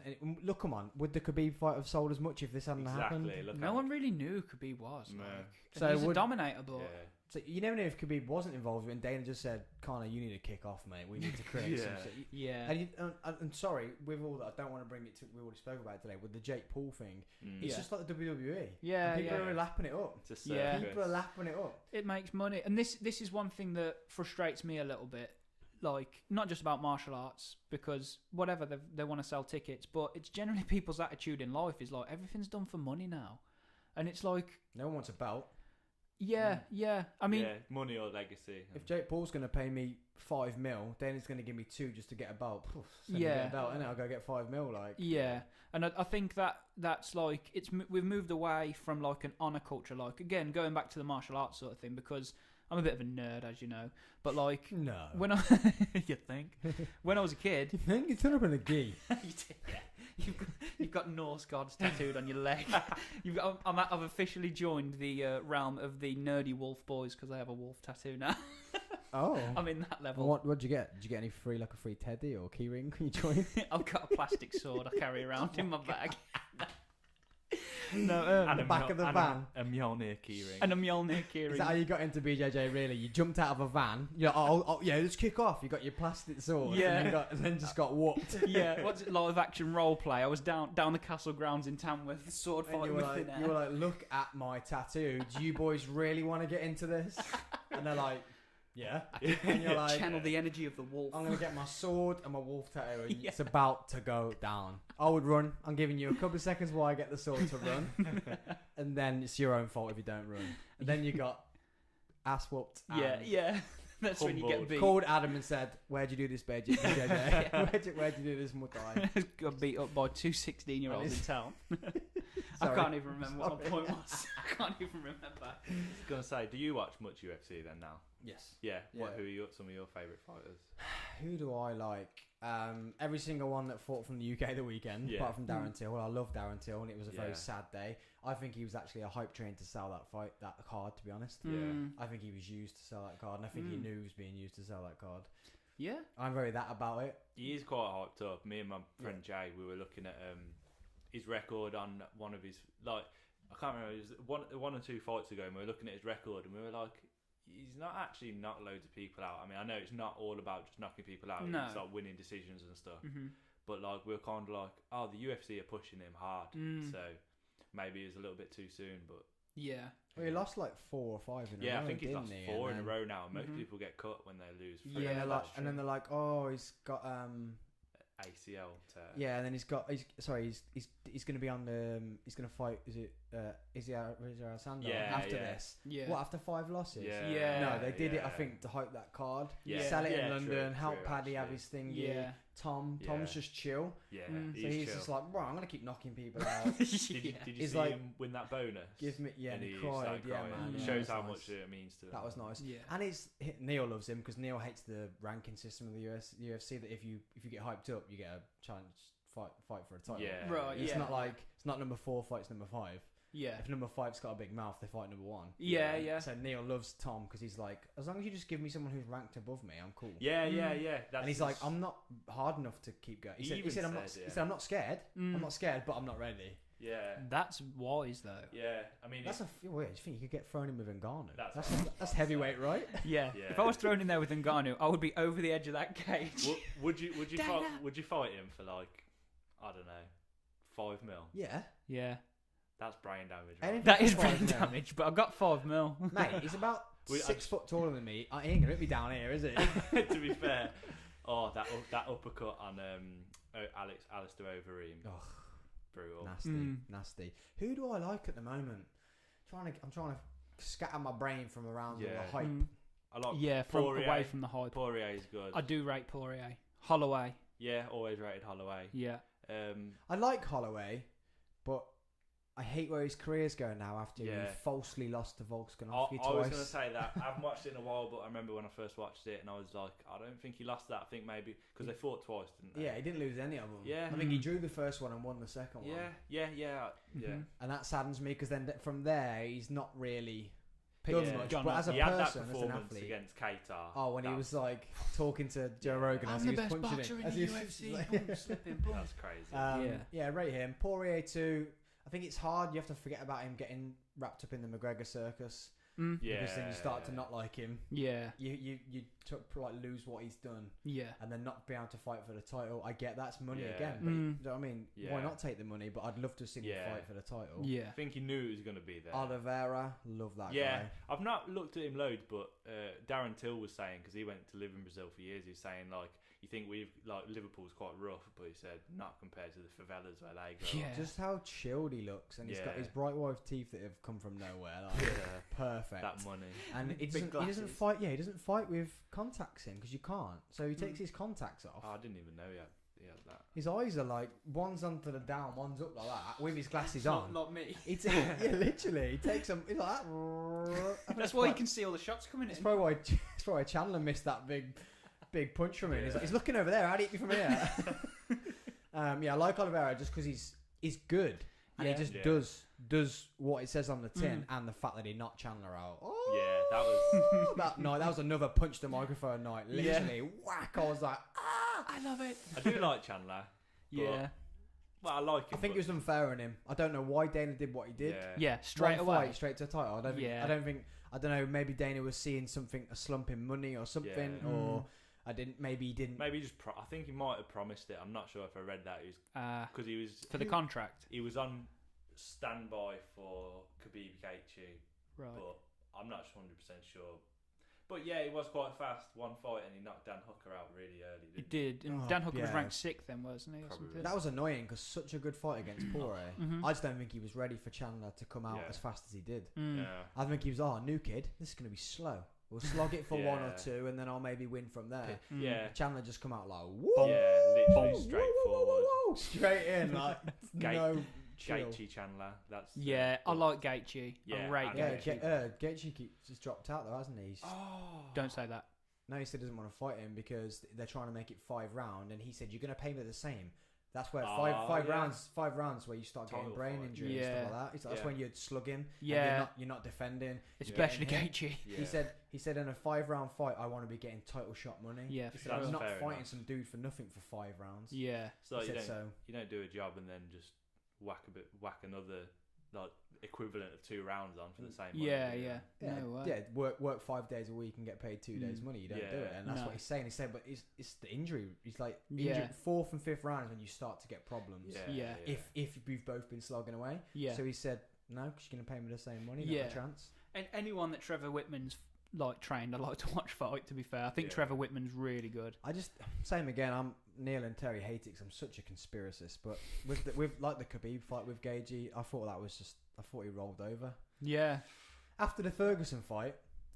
I kind of felt that a little bit. Gaethje gave that like wicked performance. That Yeah. even I was like, because I didn't That really was know a much war, about that. him, and I'm like, oh my god. Yeah, he's doing that to Yeah. Tony And then Ferguson. against Khabib, he was trying a few shots and a few whatever, Yeah. but it was very timid. Yeah. And then it was like it was Khabib's last fight. It was for his dad. It was Yeah. imagine That's if a you're good talking point. to Khabib's on the screen.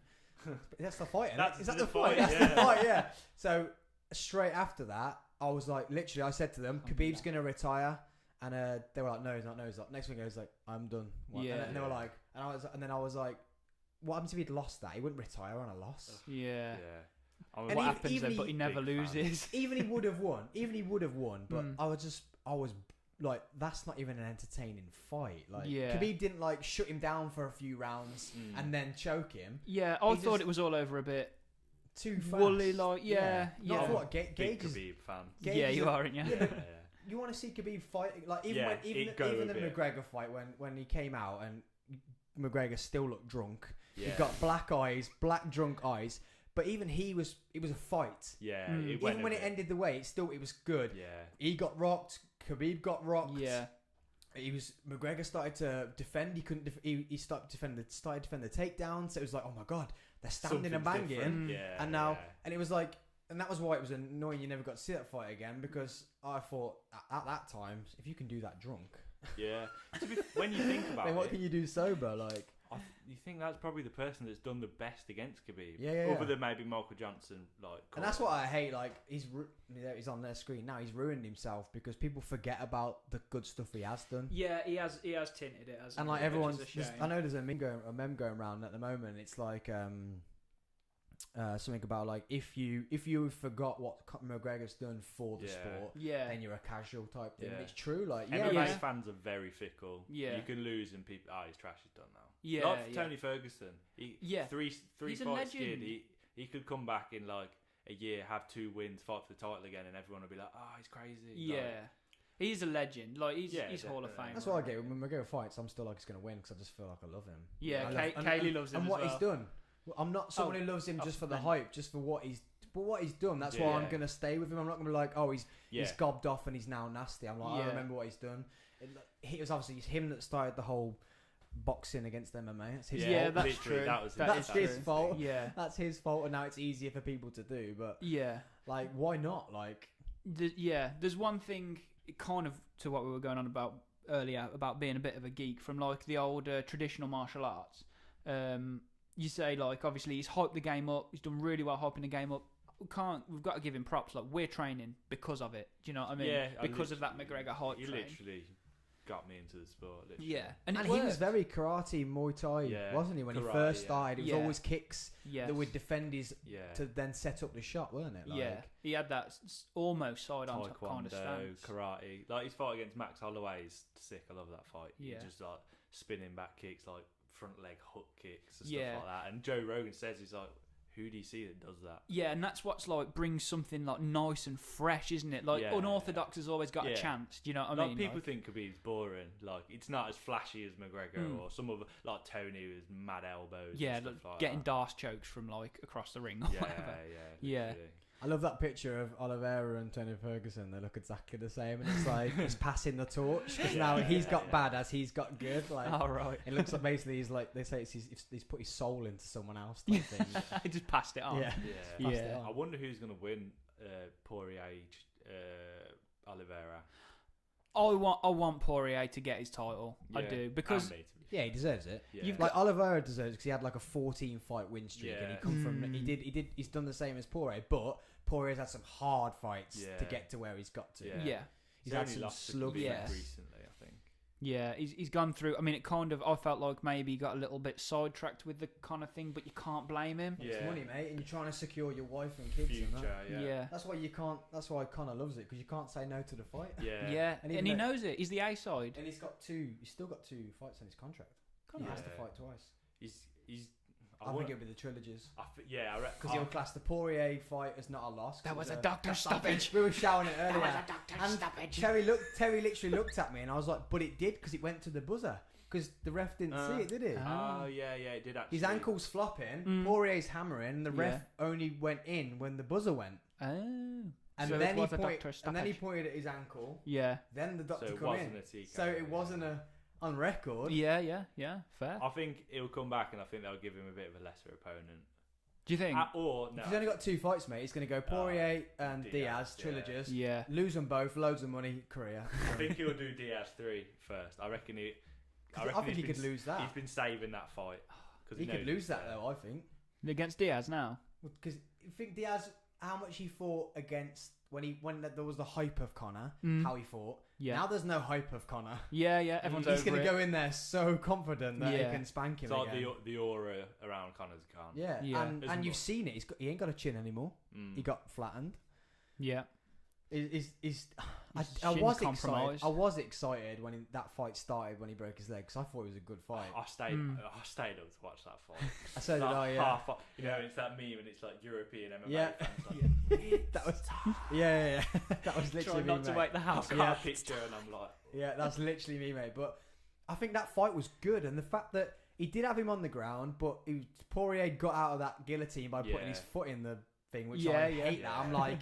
Cheat. Yeah. But then Conor was grabbing the back of the gloves to pull him into the up kicks as well. Yeah. So. Conor does. Yeah, I feel like if you're in that situation, you're gonna just do what your brain says. You're not gonna think, is that a rule? Like, is that legal? Like, unless it's like poking. Which is what annoyed me in the boxing match. But he didn't cheat. No, he didn't cheat. But he didn't do any I thought he was gonna do some real good clinch hanging on the arms. Yeah. He did none Tie of him it. down, weigh Did him none down. of it. I thought he was going to do loads of like MMA cheat Yeah. stuff. To be fair to Like him, he cheat wanted to codes. box in a boxing match, and like he didn't get banged out in the first few rounds, and he did come out. He always comes out aggressive, doesn't he? Yeah. But you know, he Yeah, he did well. I think everyone thought. I certainly thought you know a lot more about boxing. He come out, and I was like, oh, he might do it. He did but- look. He didn't look like a boxer. He did look like. He showed him some different stuff. Caught him with an uppercut. He changed his Floyd. boxing style up because Mayweather said that to him. You came out with a bit of a Mexican style at some point because there's different styles in Yeah, boxing, isn't No, there? Connor said that about. Oh, did he? Yeah, Oh, yeah. okay. Shows what I know. Connor said that about. So he was like, he said that's when he said he thought he was winning those rounds, and then Yeah. Floyd switched it up, and Connor couldn't switch back. Yeah. Connor Right. couldn't adapt to that new I'm with you. Mexican style. You Yeah. really rate Floyd Mayweather, don't Yeah, you? he's definitely one of my favourites. Problem is though, that's just been what he did there has just been now squished on because he's gone with buddy Paul Logan. Yeah.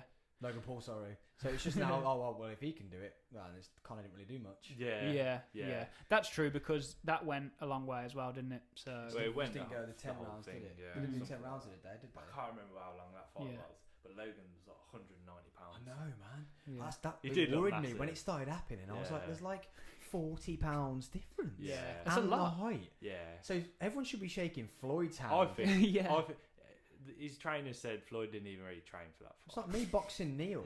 Yeah. Like, and people would shake my hand if I come out of that not Oh dead. yeah. Not Th- like that- they wouldn't shake Neil's hand and say, "Well done, you fought Sam." Like Yeah. It's Like- not just the weight; it's the range thing. Like, Yeah, how yeah. hard is it? Like, Longer arms. for Floyd to get Yeah. inside him. yeah. Yeah, Fighting not a Ben chance. or Reese because Yeah. they're long. Ben and Reese at our club are longer than us. Jack Bigger is than so us. much taller than me. I can't reach his head. I'm just trying to go for Oh, the height. Jack. Yeah.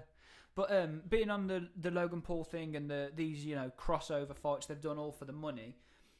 From the traditional martial arts that we're on about, like I did taekwondo when I was like quite young. I think I was like 10 years old or something. And Yeah. there's 5 tenets of taekwondo, and this is a disparity, I suppose, you see between like Western and Eastern culture. You've got I can't remember the 5 tenets of taekwondo, but there's like self-discipline, self-respect, honor. You know all these things, Yeah. humility, and I think a true martial artist shouldn't care about the money. They should care about the belt, but not for the money. They should be the best martial artist they can become whilst being humble. Do you know what I mean? I get that the trash talking sells fights, and it needs to.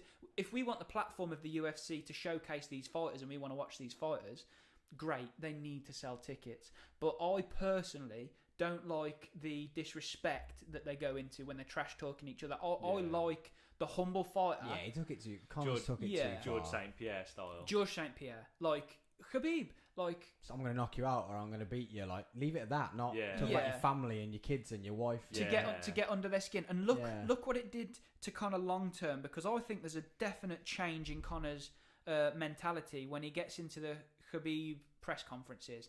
He's not Yeah. having fun He anymore. was drunk He's there, angry. 100%. Yeah. And I just think if you're the top martial artist, you're trying to represent this sport for good, and you want kids to be getting into this.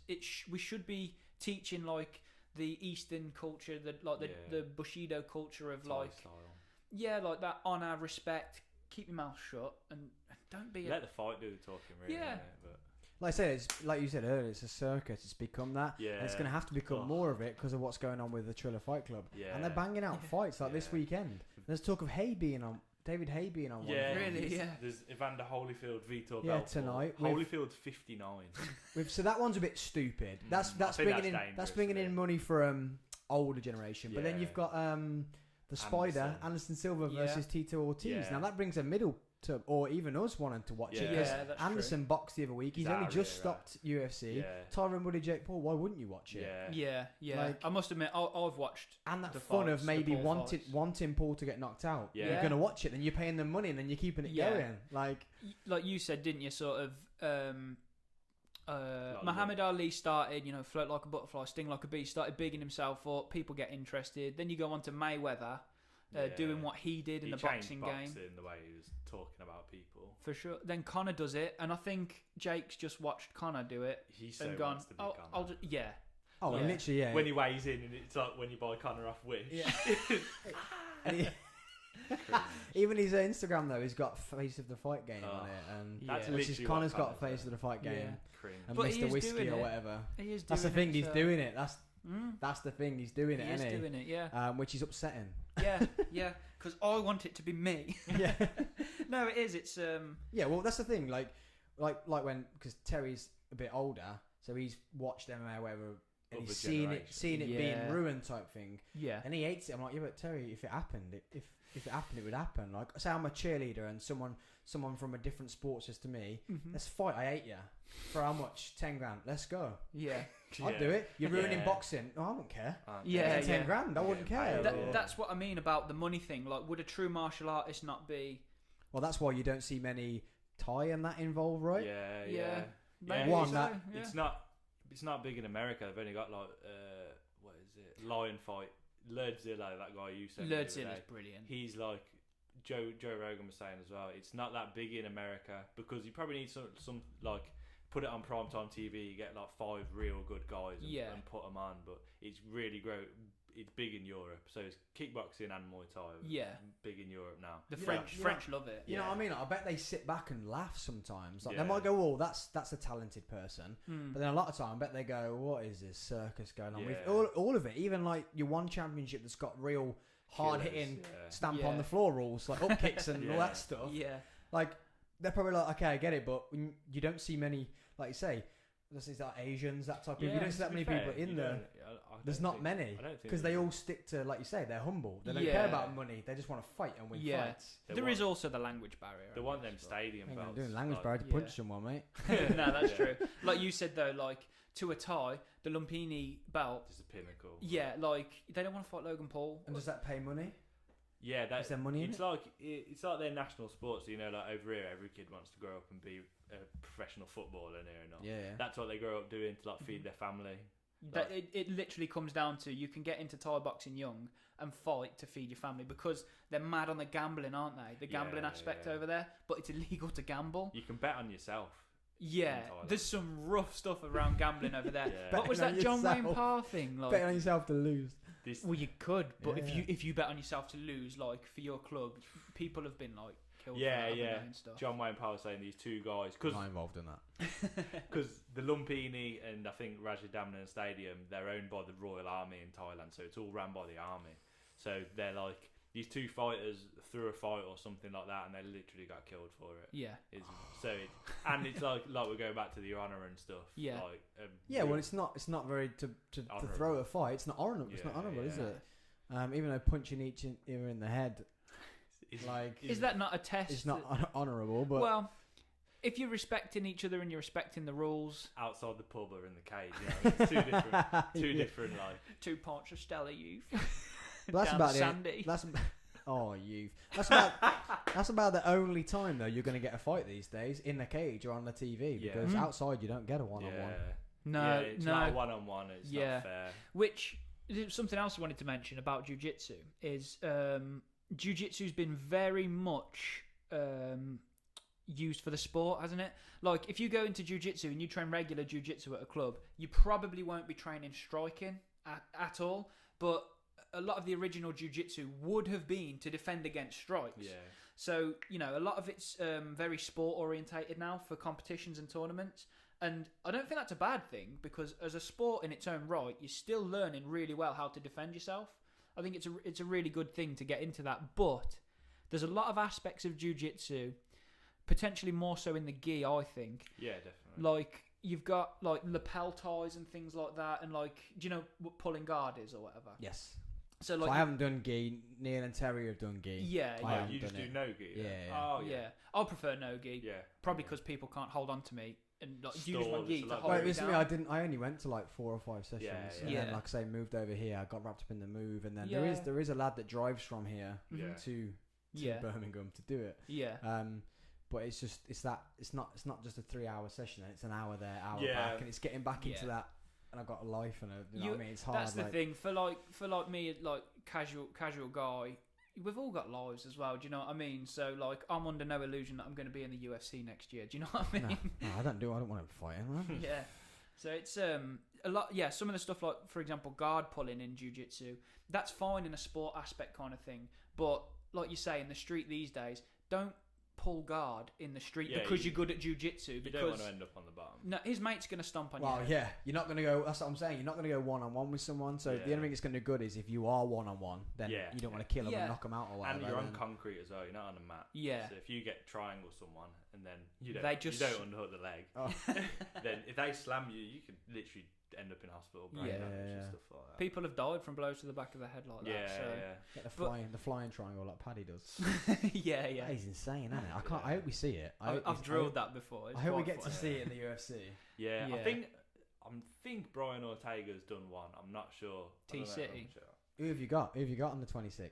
Who's this Volko versus Ortega? I kind of prefer Volkanovski, to be fair.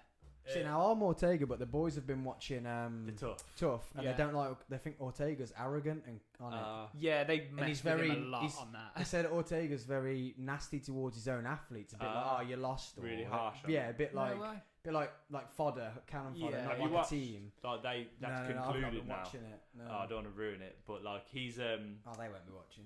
I don't watch it. like yeah, that so like all I think the four finalists in the four in the semi-finals and the two finalists, they were all from Volkanovski's team.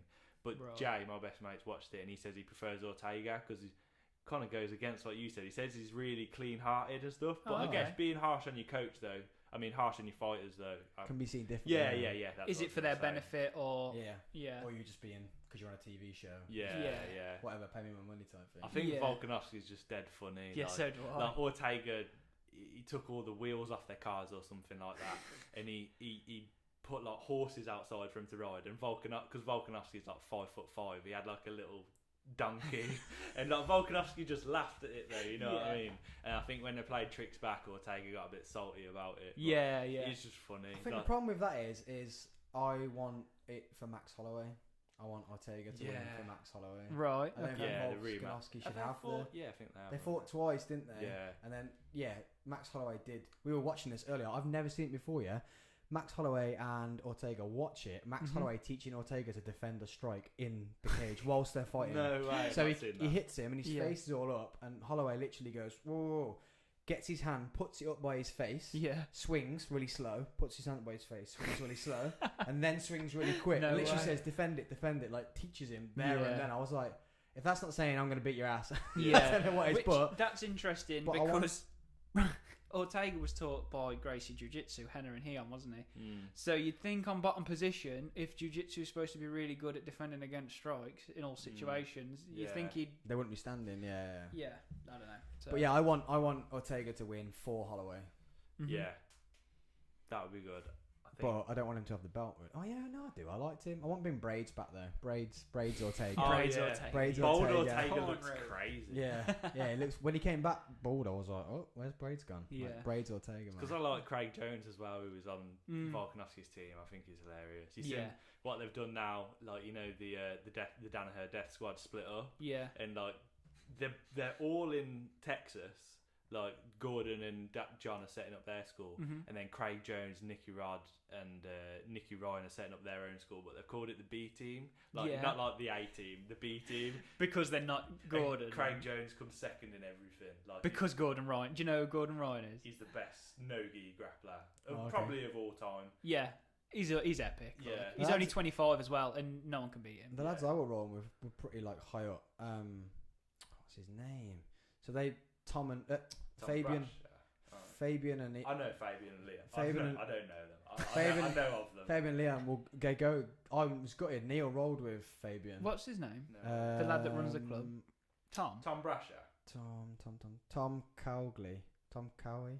I'm not sure. What belt is he? Was it a Gracie? Black belt. Was it a Gracie club that you went to? Don't know. Try find. Can you flip that camera on for us? Yeah. This dude. Chuck. This dude. No, I like his chin. So yeah, No, Reese would definitely know him though. Yeah. so yeah, he is 3 times British no-gi champion. Yeah, the British Open. Pan Am champ? Actually. Pan Am I champ. think is Pan Am like South America? Master 1. Don't know. Yeah. Black belt. Master yeah, 1. It would be legit. Yeah. Yeah, If he's a good. 3-time Yeah. no-gi champion. Yeah, Yeah. yeah. Is IBJJF British Open on then? Yeah, I think I've seen like a lot of lads from Gracie Barrow Town have gone to compete. Oh right, okay. today. I think Rich was competing in it. Yeah. We'll see how he gets on. Brand's there as well. Bran, Yeah, legend. yeah. So, any ideas for? You said you're not going to compete, Oh, or you're going to compete? Sorry, Alex, we're not talking fighting though, are we? So you do competing, so it's not really. It is fighting. But what it's do you mean, not- jiu-jitsu? Yeah. So. Oh, I don't know. Like, I'm not gonna go and say I want to do an MMA fight or whatever. I'm waiting for us to have an interclub tie. Yeah. I'll do jiu-jitsu tournaments. I'm Yeah, waiting yeah. for us to have an interclub tie. Because it is fighting, but it's not like you don't Yeah. get knocked out, are you? No, Unless no. you get choked out. Yeah, I want an I wouldn't mind doing an interclub tie, but I'm not saying to Reese I want to do an interclub tie. I'm waiting for Reese to say, "Do you want to do a fight?" Yeah, I think he's trying to set one up soon. I'm not Like- going to push it for myself. I'm just going to keep trying to Yeah, advance. Just try and get better. Yeah. then- What about you? Are you I can't go out on a loss. Basically, not that I want to stop, but I just at a charity event as well? I know I just feel like I Thought you were can't. tough. I can't. Done it, literally- I feel like it'll play on my head for the rest of my life if I went out on a loss. Yeah. So I've got to. You can't do another charity event though, can you? I've done two, so I think it'd be down to Reese really. Whether Yeah. he would, like we were saying, people might have trained for literally 8 weeks. You need to so- find someone the same level, right? Yeah. Well, can't Reese what- stitched me up last time. Hey, you got the other dude got stitched up. Yeah, I've seen that. Yeah. I've seen that video. yeah. I must He admit, come forward like me doing it. He was like, your literally last that. fight though. Me and Rich both said this. Your last probably fight, fight of the night. you people lost, said. but it was the most interesting fight of the night Yeah. by far. Like Yeah. there were like submission attempts. There was good striking, clinching. It was I wish I didn't take him down. When I was clinching him up the fence, Reese was like, "Yeah, take him down," but I just wanted to hold him up the fence and knee him and knee him and knee him. so Yeah. live on YouTube, you're blaming your coach. Oh, no. everyone blames the Not that coach. guy. Everyone blames the Yeah. coach. Nah. Nah, Reese is a really good coach. Reese said, Yeah. take him down, took him down, then he choked me. It's Reese's Oh, fault. It's my decision. Like I had him in a guillotine and I just held on for it for like 40 odd seconds. You Too burnt, long. you burnt out. Yeah, didn't my you? arms were dead heavy. Probably had adrenaline dump because it was the first time I'd ever been past the. It's my second ever fight and the first time I'd ever been past the first round. Mm. I remember in the corner, I just being like, I didn't even put my hands on Reese and Dassy, and I remember just looking and be like, did I put my hands there? Like, I'm knackered, and then Dassy was sticking water in my face, and I was just like, I just want air. Like, I just want air. I did before the second round. I was like, in my head, I was like, I don't want to go out there, but I'm gonna. Yeah. And then, yeah, I can't even remember, but yeah, I got took down, took my back, and choked me. But Mm. Do you not want to go into it? How old are you now? what do you mean into it, like amateur? Yeah, like Yeah, compete. that's got to progress to that level, like basically. Yeah, eventually, yeah, definitely. How old are you now? 26. 26. Definitely. 100%. Makes me feel old, mate. I He's know. 26. Also, at the same time, I know I need to get fight experience, but at the same time, I'm not rushing to get back in there because it's like you don't want to play with your health. You know what I mean? You Yeah, can yeah. like Mm. literally, even if it is an amateur or a white collar event, you can still get your nose broke, Yeah. and no one's paying for that. That's like- true. And like, so I think as long as I'm getting better, I just want to be as like keep getting better. So when I step in there, I know what to do. Yeah. I already feel like I'm not the same fighter I was in them fights. 'Cause No. I literally trained for 8 weeks, 2 years, come back, train for 8 weeks, whoops, Oh, it's kicking off. Who wants it? Who wants it? Who wants it? I don't want it. and then I'll yeah, put an event on. I'll fight on it. I Bit feel like, bit like Triller. I'll just put one on. I'll fight on the card. this is the first time I've like You've trained trained consistently. so much more now than when you fought. Yeah, exactly. That's what I'm. You're like that's what I 10 mean, times better than when you fought. Yeah, like even the literally. other day, because I've done quite a bit more jiu-jitsu, and Adam's done a lot more of all of it for Yeah, MMA. yeah. And the other day, I took you down or something. You got space. You pulled back into butterfly guard. And like, Yeah.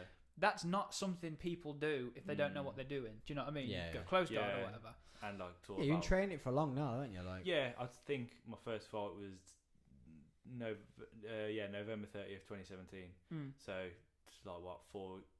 Oh, 4 it's only years. 4 years. I Yeah. thought it was longer than that. I keep telling myself I need to hurry up and get back in there.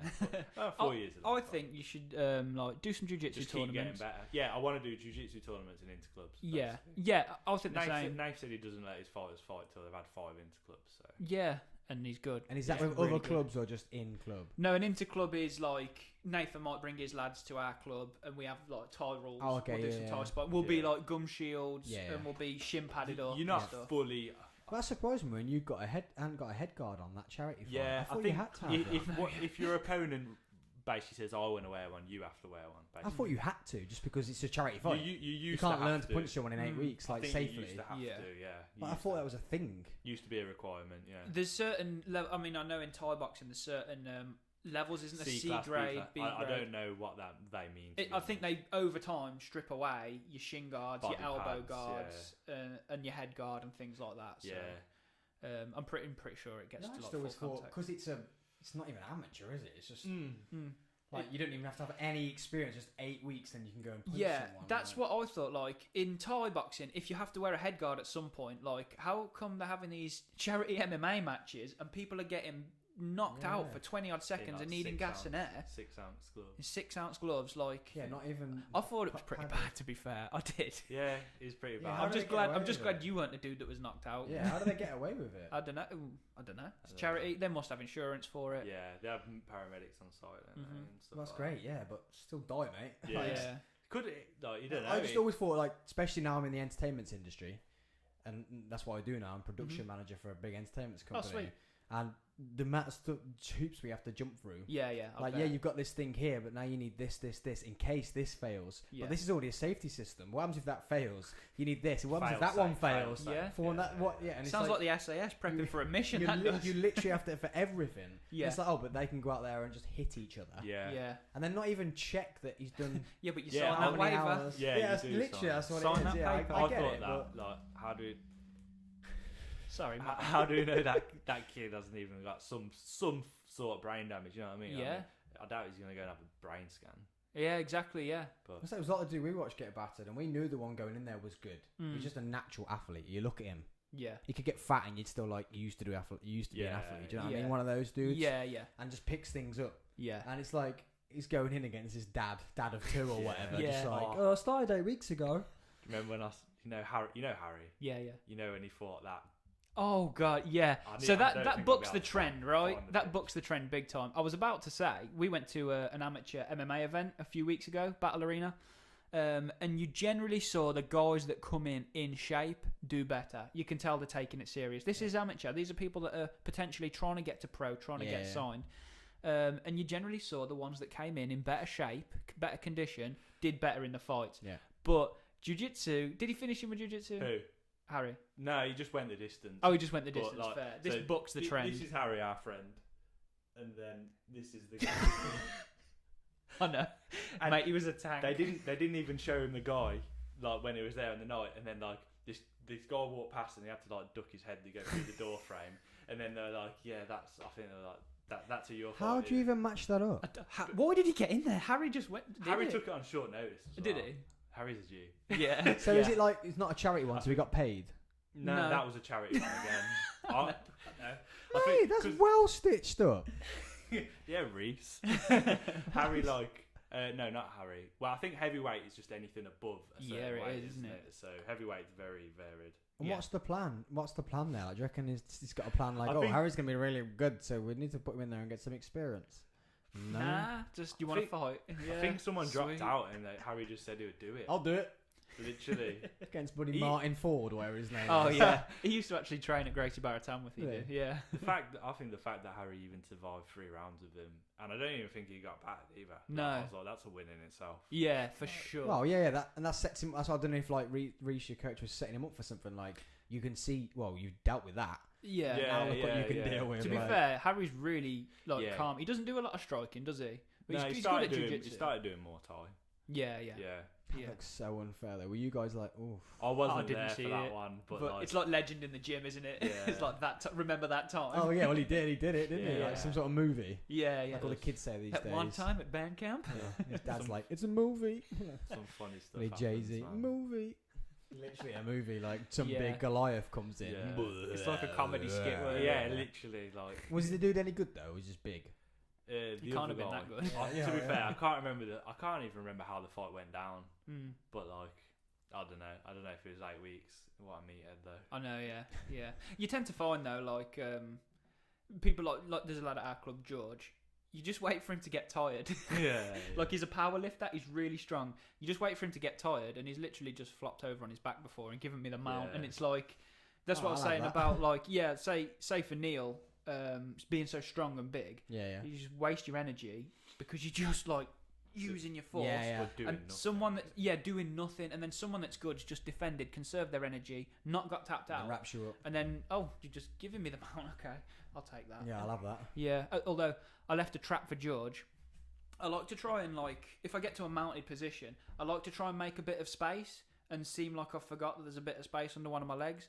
Now, if you're good, you will know, do not put your arm under that leg. He's setting it up. But if you're not very good, you'll be like, I can put my arm under his leg and chuck him off. Yeah. But when people put their arm under my leg, I try and catch the arm and put my leg round the back of their head into S mount and try and get a mounted triangle. Well, it's basically it's like setting traps. That's what you're doing. Yeah. You're setting Yeah. traps, but then trying not to get trapped yourself. That's Yeah, basically for what sure. BJJ is. Like. Yeah. Mike Tyson said, "Fighting's not for tough people; it's for smart people." Yeah, that can think. Oh yeah, proper. So I set up that S mount with George because I got to the mount because he got himself knackered out. I set up that S mount on George, and George being a power lifter, literally just bench pressed me off him, just threw me off him. So it probably would have worked against someone that wasn't as strong and someone more my size, but for George, he was able to still just launch me off. I was in side control last night, and we did side control escapes, and I was working with Emily, and I was like, "Oh, cool, it works. I know where to put my elbow in here, frame, get the underhook, come up." And then I was starting my frames in, and then I was just like, "It's not working. It's not working." Yeah. I can't frame that. Yeah. But that's saying frames. If you get it, it's strong though. Isn't it? Yeah. Well, you if you can get it, it's quite strong. But if you try and then wrestle someone off, it takes it out of you, right? Yeah. It's about knowing the jiu-jitsu is about knowing the technique over just being a brawler. Do you know what I mean? So the knowing technique the escapes should work if you're a little guy. Like a black belt, 130-pound guy should be able to destroy George because he should be a black belt. You know what I mean? Yeah. So the black belt with all that technical knowledge could weigh, you say, 130 £. Fighting someone like George who is huge, that technical knowledge, he'll just let George wear himself out. Yeah. He's not in danger in the grapple. So you've got in jiu-jitsu, you have the A sort of range. So you've got your safe range, where you're out here, audibly out here. You're out here, and you're not going to get struck. You're not going to get hit. Everything's telegraphed from that range because you're far away. You can watch your opponent. Yeah. You move in, your B, your next stage, you're in a danger range, right? If you're not skilled at striking, and they can knock you out. You know what I mean? Street fights, a lot of the time, it's a lucky knockout. Do you know what I mean? You're both winging at each other. So the idea behind jiu-jitsu is safe range, move through that striking range into close range. Because once you've got your head on their chest, you've got a body lock on with your arms, you can't generate the power to knock someone out from here. And if you then know grappling, you're a lot safer. But that's what I found with the BJJ. Like whenever you're doing something like that, I was thinking how hard MMA is. The fact of I'm now thinking not to take me down, but you could easily just punch me square in the face. Mm-hmm. Like it's insane. It it's is. insane. If you drop your level to think a takedown, they're gonna go, "I need to defend that," and then your hands aren't here to defend your face. I can't believe how long this fight went for. So it's just in the background. Well, it's still going. Funnily enough, in that fight is a good example of what Adam just said. In this fight, Khabib just faints. He just faints a level drop. So he looks down, doesn't he? Conor, not wanting to get taken down, drops his hand, and Khabib's already Whacks stepping him, forward with the overhand. Trying to about that. No one ever talks about it. Sits him down, but then he turns him around and puts Khabib against the fence. Yeah, I do think That was pretty good. Khabib was well off balance when he threw that Yeah, shot. yeah.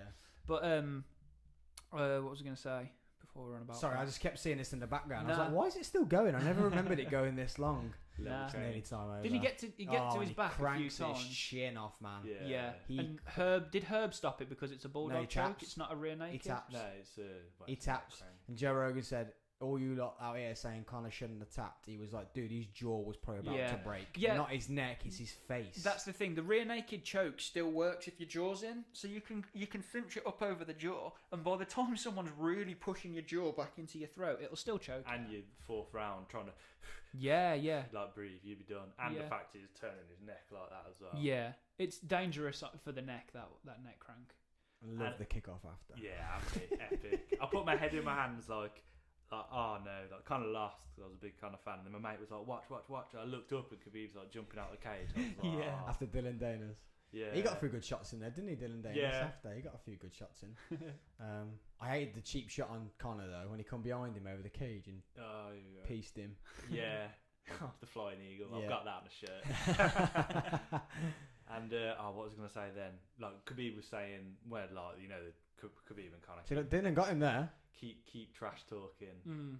Oh, I swear, if they On the show cage. it kind of like. How can you drop- fight hanging onto the cage? Like, what's Kinda, they show kind of Like how knackered he is now, and he's still willing to brawl Yeah. as well. That must be horrible with Connor. one of, I think it's Khabib's cousin or something, comes in. Yeah, and smacks him from behind. Throws a left and Oh, kind and of he kinda- slips yeah. it and throws a Yeah. straight left. Yeah, is that good smelling? That one there from behind, Yeah. look, he thinks he's the bomb Now. Who was Bang. that? Yeah. Abubakar? that one. Was that Abubakar? Abubakar, yeah.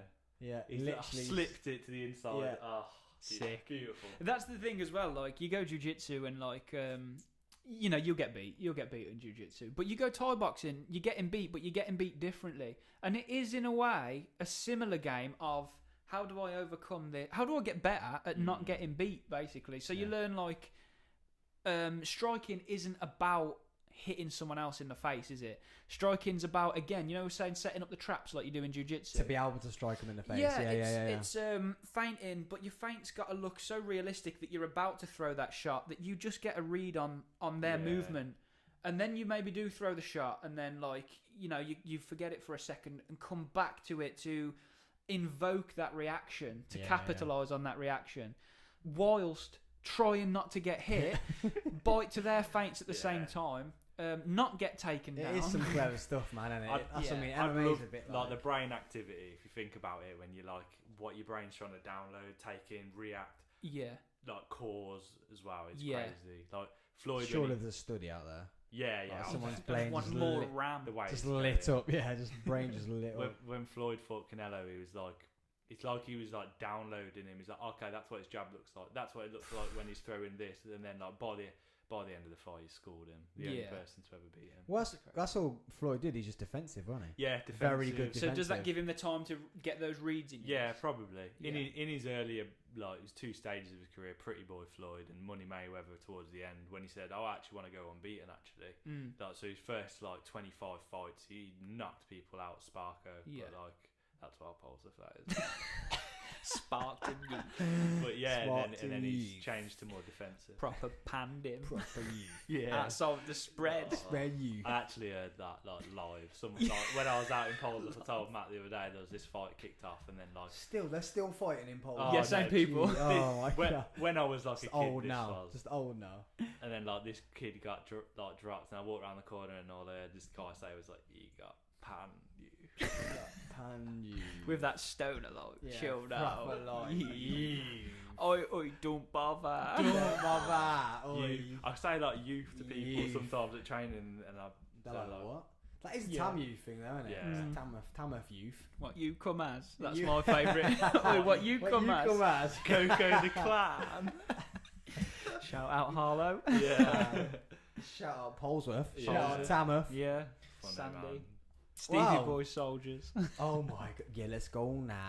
Cause Dom you know Hopkins now. Big up Magic. Yeah.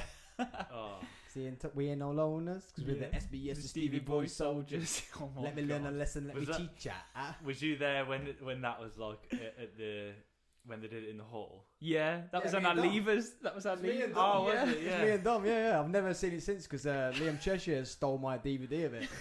If you're listening, Liam Cheshire, I want my DVD back. Yeah, I remember that. Oh, remember God. that. Yeah, we went live. Steve got his bum out, didn't he, on stage? Oh, Stevie. man. Everyone was dropping beans and that at like 15, 16 years old at school. Mate, I had to look after him.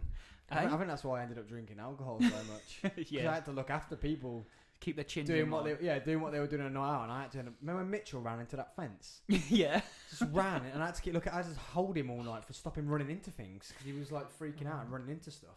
Mad, I'm wasn't like, it? you okay? Yeah. The things children got up Yeah, to. don't listen to that, guys. That was what we used to do. We learnt from our lesson, alright? Yeah. We learned from our lesson. Well, boys, that was nearly 2 hours.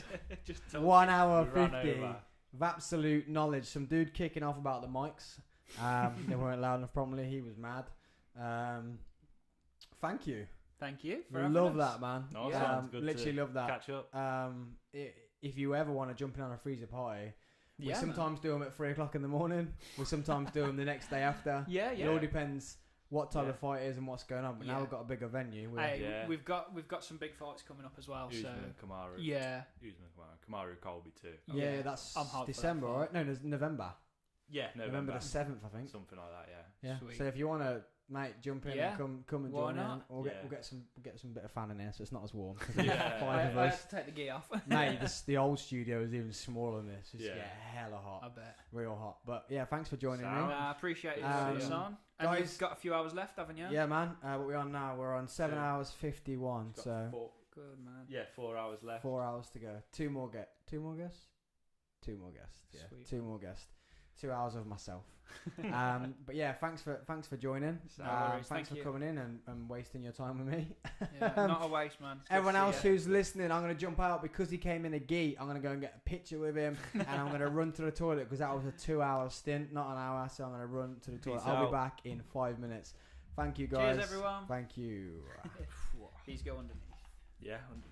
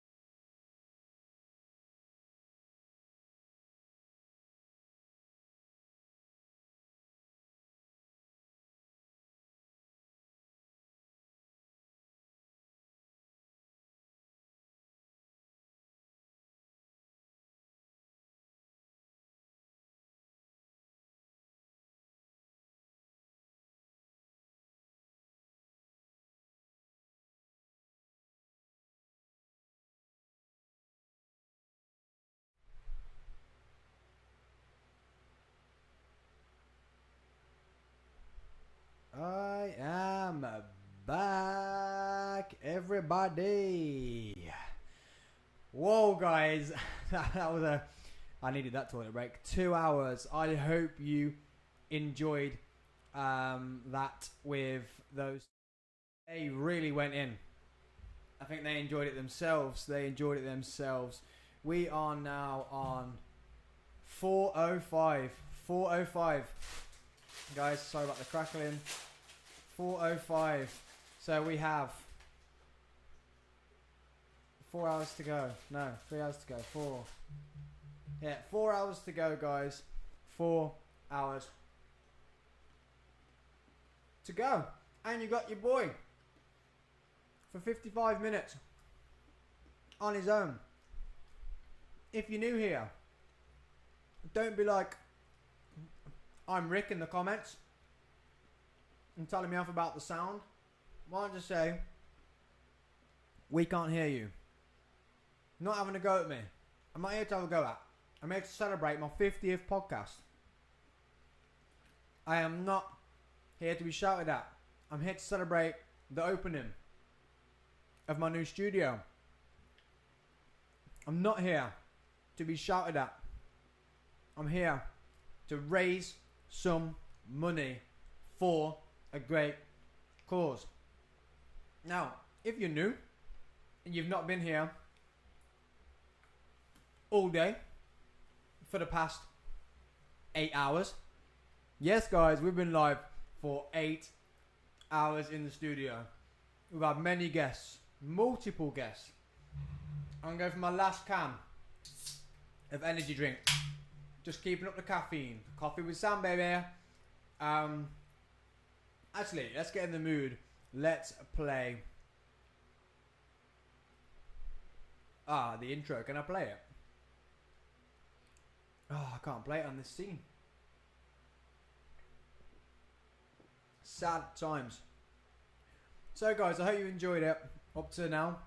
I'm very, very happy with the few people that have stayed. We have actually had, though, over 150 people tune in. So when I am Rick, or I'm Rick, or whatever his name is, I'm Rick with no gap, capital R. When he come for me about the sound and said we've had low views, over 150 views is good for me throughout the day. I am happy with that. And we have raised, guys, over £250 we've raised. £250. I'm happy with that. I am happy with 250 quid. And hopefully it's going to keep going. Hopefully it's going to keep growing. Hopefully we're going to get a lot more in. Hope we get some more money in. So thank you so much for your generosity for today. Thank you so much for joining me. Thank you so much for what you've done already so far. But we have a way to go, guys. And guess what? We push on. We push on. We keep pushing on. Now, I can't do that too close to the microphone because I get told off by I'm Rick. I'm Rick. I'm Rick. I'm Rick. I'm Rick. I am Rick. Thank you for your help. Thank you for fueling me for this afternoon. Thank you for making me turn the microphones up really loud so now I can't shout. We push on. When we get a bit stuck and when we get a bit lost with what's going on. Now, yeah, it's been a great afternoon. Some knowledge bombs. Everybody loved James. Everybody loved James. And I hope you've loved every guest. Josh, James, Mama T, the Freezer Party podcast, Charlie, and then the two boys, the Turner brothers, talking everything. Fighting. Now, what I want to do for you guys, you've got me for an hour. Just me. Just me bringing up the rear. And then we've got in Sean Davis, entrepreneur, who is going to talk all things, it's going to talk all things business, all things entrepreneurship, all things that you need to do to get a business off the ground or to even just buy a house.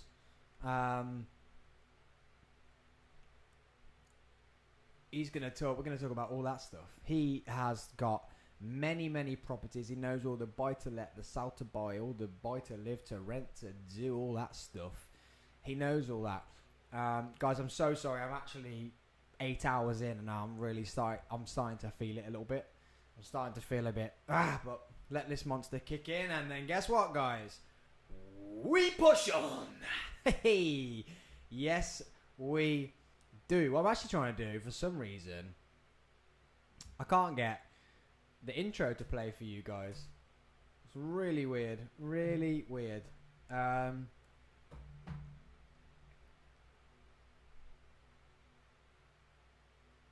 Sounds like it's playing somewhere though.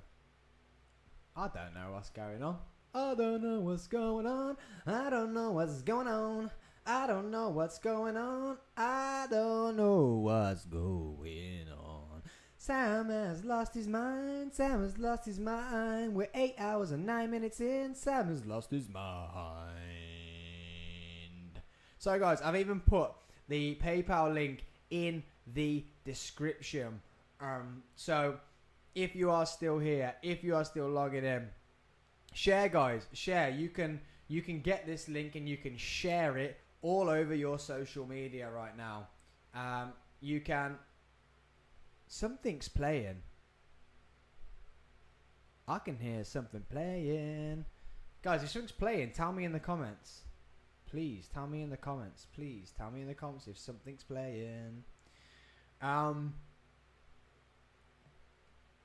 Now, after today, guys, I hope some of the people we've spoken to, or I've spoken to, and you've listened me talk to,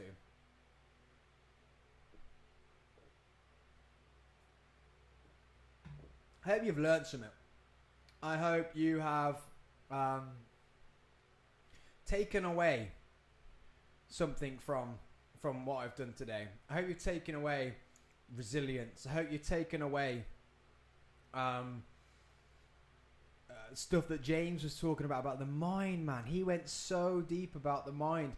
Me and Mama T, we went in about change and how much the world's changed and getting ready to change and what it's like to change and accepting change as a parent, not as a parent. Then we talked fighting. We got in about fighting, which some of you may not be interested in, but we went in and we pushed on. I need a button that goes with that push on. I really do. I need a button that goes with that push on. I'm just going to do a social media post. Bit of McGregor in the background.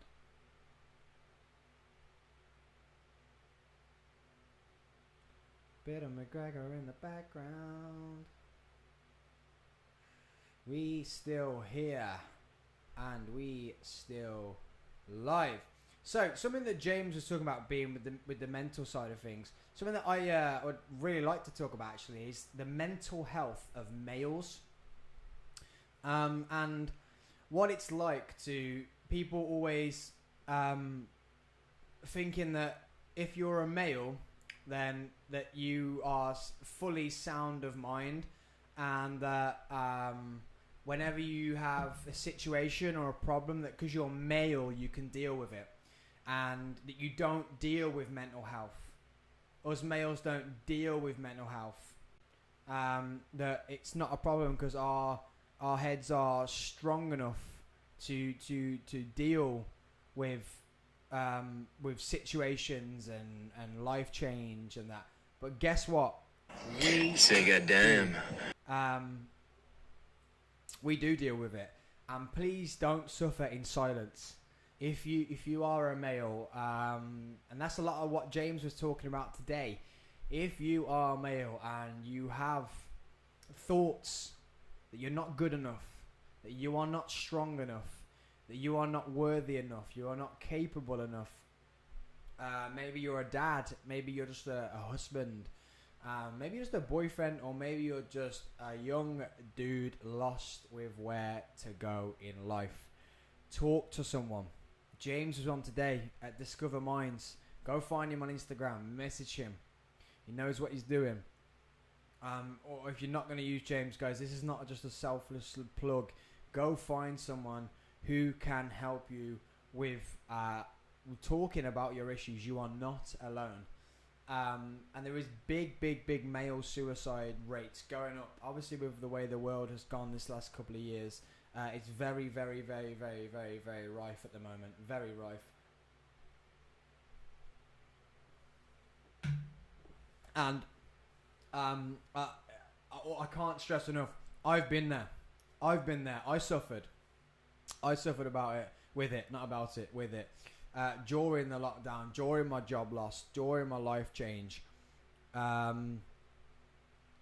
I was looking at the stats, man. Like, we've had constant viewers all day. So if you are one of these people that have been here since 8 a.m. this morning, I love you. I want to give you a big, wet, sloppy kiss on your beautiful face for staying with me, and for being one of those people, and keeping me sane, keeping me from losing it. I know I sound like I'm losing it a little bit now, but keeping me from losing it. But yeah, do not suffer in silence. And that goes for females too. That goes to non-binary. That goes to anybody.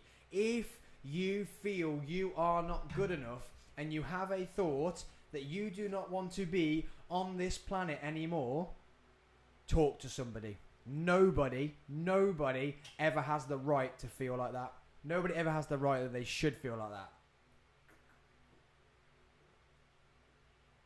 You should think about it. Once you've thought about it, that's you still starting to make a decision. That's you making that decision to go left or right, like James was saying, left or right. Take the right decision. Speak to somebody and push on. Woo! We push on. Yeah. But what you're not going to do is you're not going to be able to tackle that yourself. You have to make a decision. You have to put the effort in. But what you're not going to do is tackle that yourself. So please don't suffer alone. Now, at the moment, not to bring the podcast even down a little bit lower, I can't have been on here for 8 hours and 15 minutes. This is absolute insanity. I don't even know what I'm doing here. Over 204 people have come in today. Thank you so much. We've still got 2 more guests to go. 2 more guests, guys. We've still got entrepreneur Sean, and then we've got powerlifting with Josh. Oh my god, I'm losing my mind. There we've got powerlifting with Liam. If you saw the podcast with Liam, everybody loved that. Got over 200 and something views, I think, and 60 odd downloads. The podcast about powerlifting with Liam, it's going to be sick, but we're actually going to go into sports and performance enhancing drugs too on that one. So that one is not one to be missed. And hopefully, I'm going to ask Liam to close the show with me, and we're going to toast a cheeky little whiskey. I don't know. Hopefully, maybe not. Might do. We'll see how I feel at the end. But we are 8 hours and 15 minutes in at the moment. So, guys, we still have guests to have on. I'm here until 8 o'clock at night.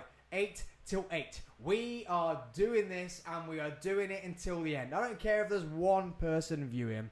We are doing this, and we have raised £250 so far. So, guys, the podcast today, there's a girl at the moment, and she's in hospital. She's going through treatment. She's not even started her life yet, and she is suffering with a very, very, very aggressive form of cancer. And what we're doing today is we have already raised £250 to go into the pot with Comedy Dynamite cheerleaders. I think the pot's at about £600 and something now. They've still got their event to go next weekend. Next Saturday, they're doing an event to raise money. And what they're going to do, they're going to buy her something very, very special to make her time in hospital and the thought of getting out of treatment even more addictive. Is that even a word? I'm just going in now. Even more exciting when she comes out of that treatment. She is going to have this big present. Whatever they decide to buy her, I said buy her a car. You guys have donated towards that. We're not going to get her a car. I was just lying. That was me losing it at 8 o'clock this morning. I'm losing it even more now. But if you do not donate, then I'll be very, very, very, very, very upset. And I'm going to say once again, thank you for everyone who's joined in today. Thank you for people who are still here. And thank you for the people who have... I don't care if you've just got me on and you're giving me a view and you've not even got the sound on. Thank you. But she is in dire need of cheering up. And that is what we are here doing today. We are cheering her up. And everybody's been great. I'm saying a big thank you to everyone that's already been in and everyone that's on their way. Liam is actually driving all the way from Manchester to come and be on the podcast. So we've still got 2 guests to go. Now, what I'm going to do is I'm going to check how my beloved Manchester United are getting on. I have not checked in this yet. I wanted to watch it, but it's not being streamed. 1-1. That's not great. 1-1. Who scored for us? It is 1-1 against Newcastle. Man United 1-0 up. Not good. Who scored? Please tell me it's the man, the myth, the legend, Ronaldo. Ronaldo's breakthrough is only goal in the 6th. Yes! Ronaldo scores as if that is dream. Oh, what a dream that is. What a moment. Ronaldo's first game back and he scores. But then our amazing soft chocolate defence allows Newcastle to score. Oh, 2-1. Oh, who scored? Guys, we tuned in right at the right time. Who scored? Man United. Ronaldo again. Ronaldo scores twice. I can't believe that. Ronaldo has scored twice. That is incredible. He's back. But we need to still... I'm still not getting excited. I'm not a Man United fan who's getting excited. We still need to sort our defence. Defensively, we ain't great. Defensively, we are not good. But I can't believe Ronaldo has scored twice. Sorry, Alex. I know you're watching this in the waiting room. But you know what we are watching tonight. Let's go, boys. Hold on to that 2-1. Let's hold on to that 2-1. Or was it finished? It can't have finished. No. Definitely not. No, still 2-1. About half an hour to go. Oh my god. I can't believe that. Absolutely can't believe that. That is incredible. Guys, if you don't want to... Oh my god. If you don't want to donate to the charity we've got a link to, the link is actually in the comments. The link is also in the description for this podcast. If you don't want to donate to that, just go donate to something.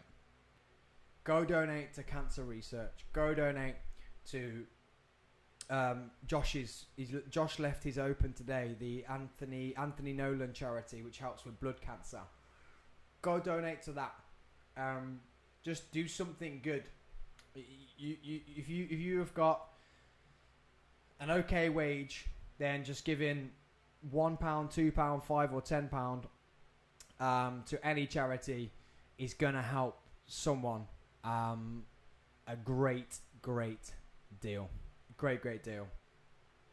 Now, what I'm going to do is I'm going to try and throw a curveball in here. And we are going to get someone in who's got a very, very inside an inside scoop to what it's really like dealing with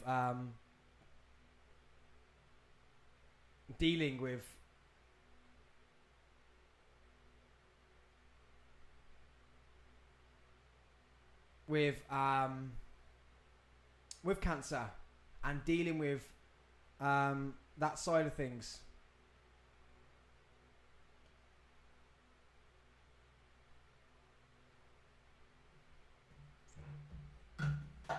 Oh, smash the place. So we're going to bring in another guest, extra special, to not give us the inside scoop, because that sounds very insensitive.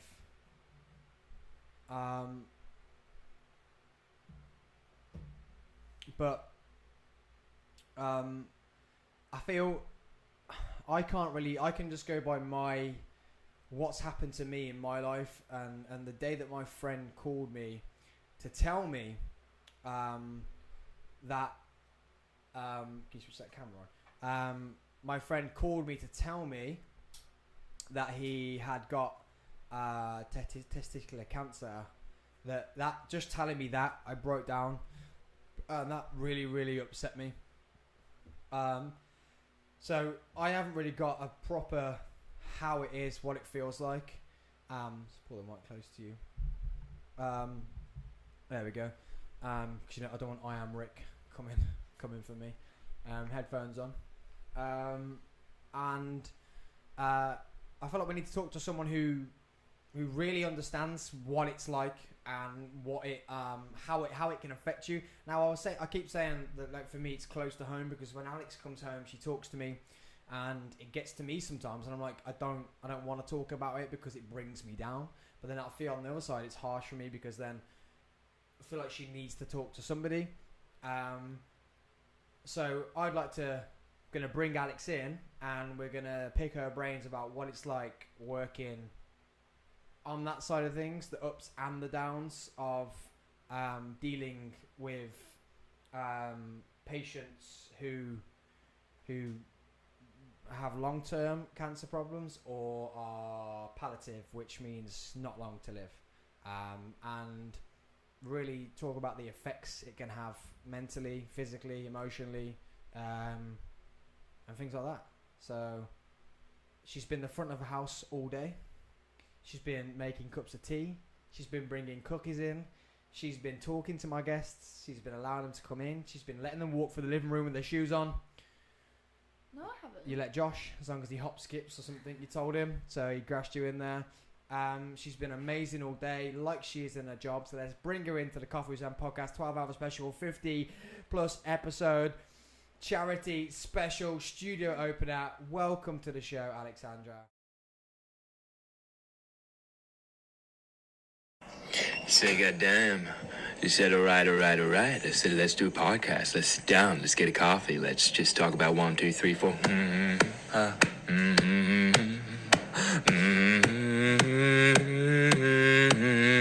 Coffee with the Sam. Got a little podcast.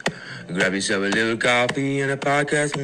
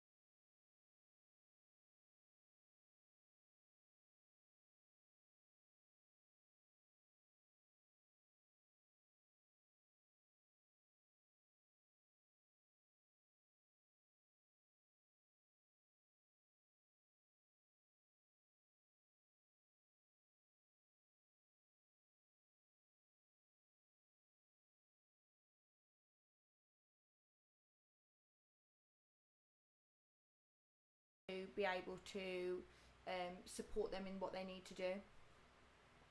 Oh, okay. We lost the sound then for a second. We're going to have to do that all again. Oh, good. I don't know how that happened. Have we had sound for the last, like, with me on my own? When you were talking, it was on. When Alex started talking, it was off. That was weird. Okay, sorry about that, guys. No, it's live. It's live. It happens, and guess what? Do you know what we do? We push on. That's what we do. We push on.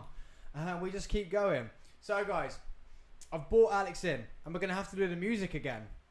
We're going to have to do the intro again. Say, goddamn. You said, all right. I said, let's do a podcast. Let's sit down. Let's get a coffee. Let's just talk about 1, 2, 3, 4.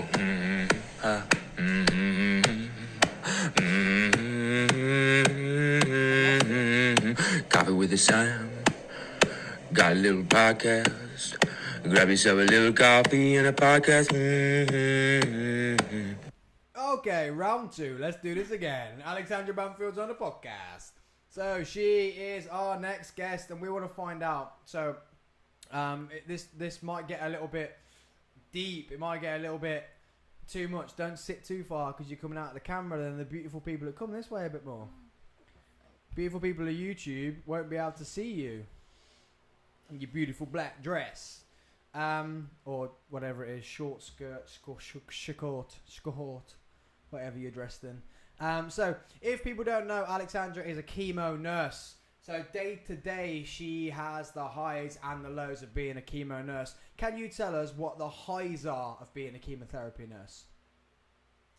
Seeing patients finish treatment, complete treatment, hit milestones in their life, and just general things that we all go through in life, whether you've got cancer or not, that we celebrate. It's the same. Some get married, some have grandchildren, some become aunties, uncles. It's everything. Those are the highs of seeing them and overcome obstacles within their cancer journey. So you're part of that. So you get to meet their family? We did before COVID. They'd bring one relative with them. Some would bring one relative with them to their chemo sessions. So how many hours out of a day do you spend with these people?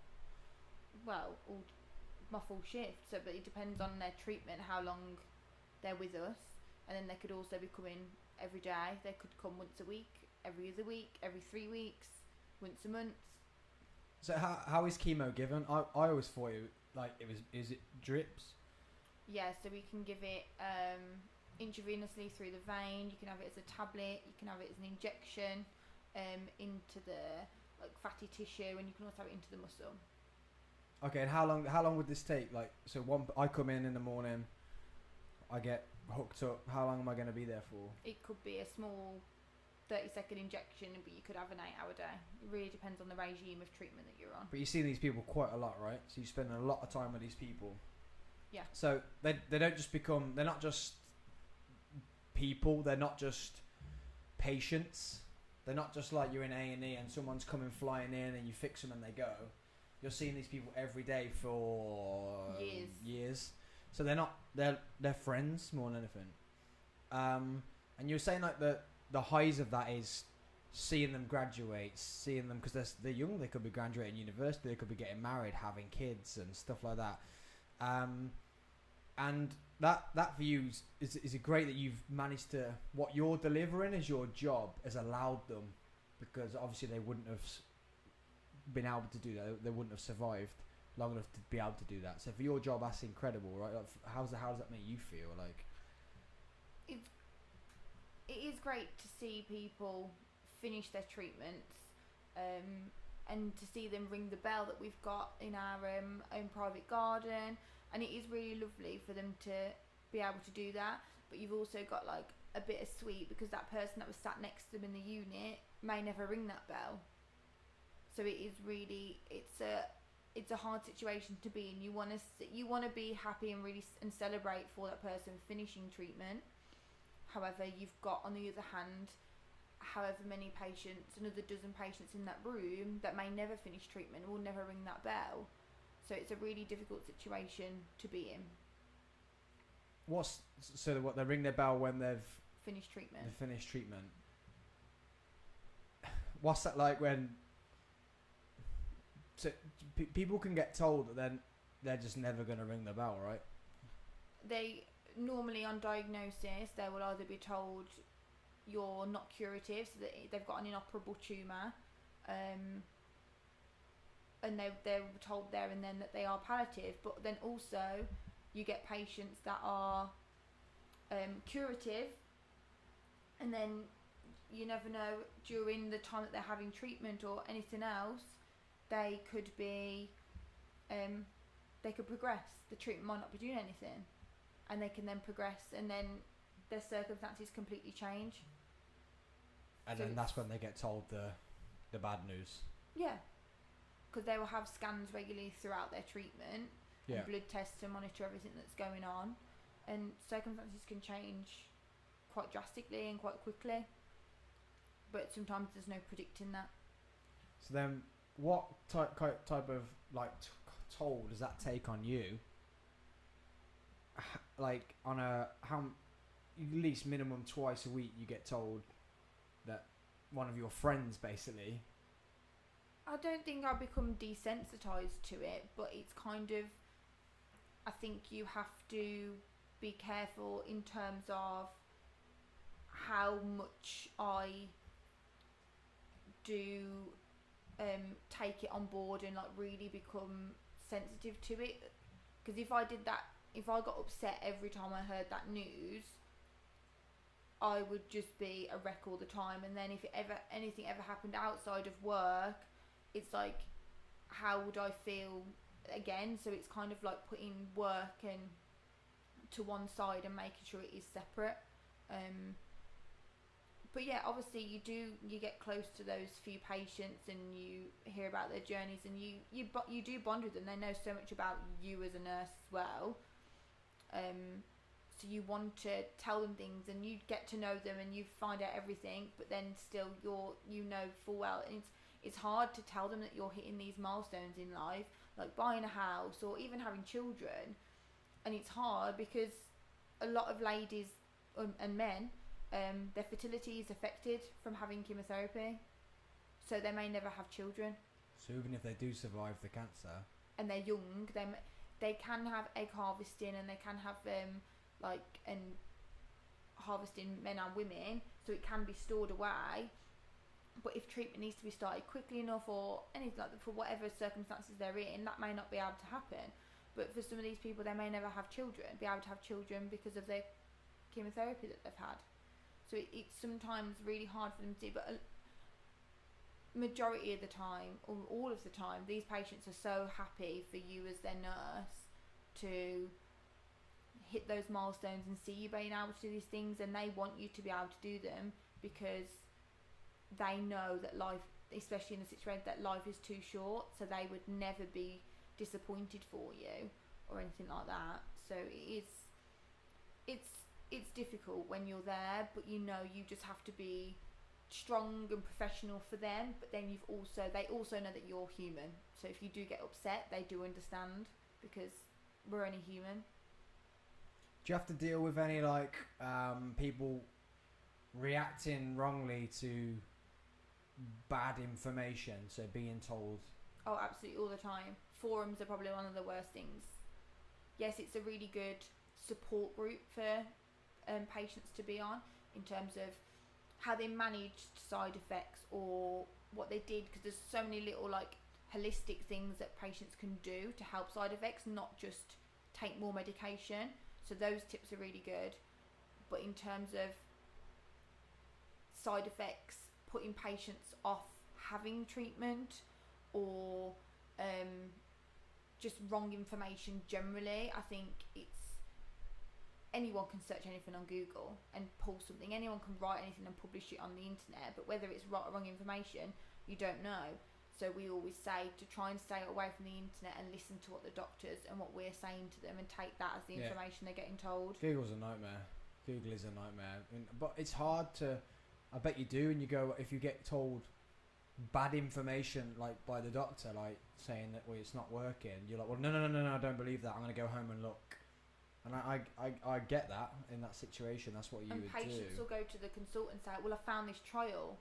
But yes, they may have found a trial that they think they can go on, but then the consultant will be like, well, you can't go on it for X, Y, and Z reason, because the consultant would know about the trial and they say, well, if we think you were eligible, we would have offered it to you. But some patients go out and do that, but you can find they're absolutely in their own right to do their own research, but they need to make sure it's from a reliable and reputable source. It's hard. It is really hard though, with the amount of information that's out there, to not try and listen, to search and listen to it. But on the upside, how does it make you feel doing your job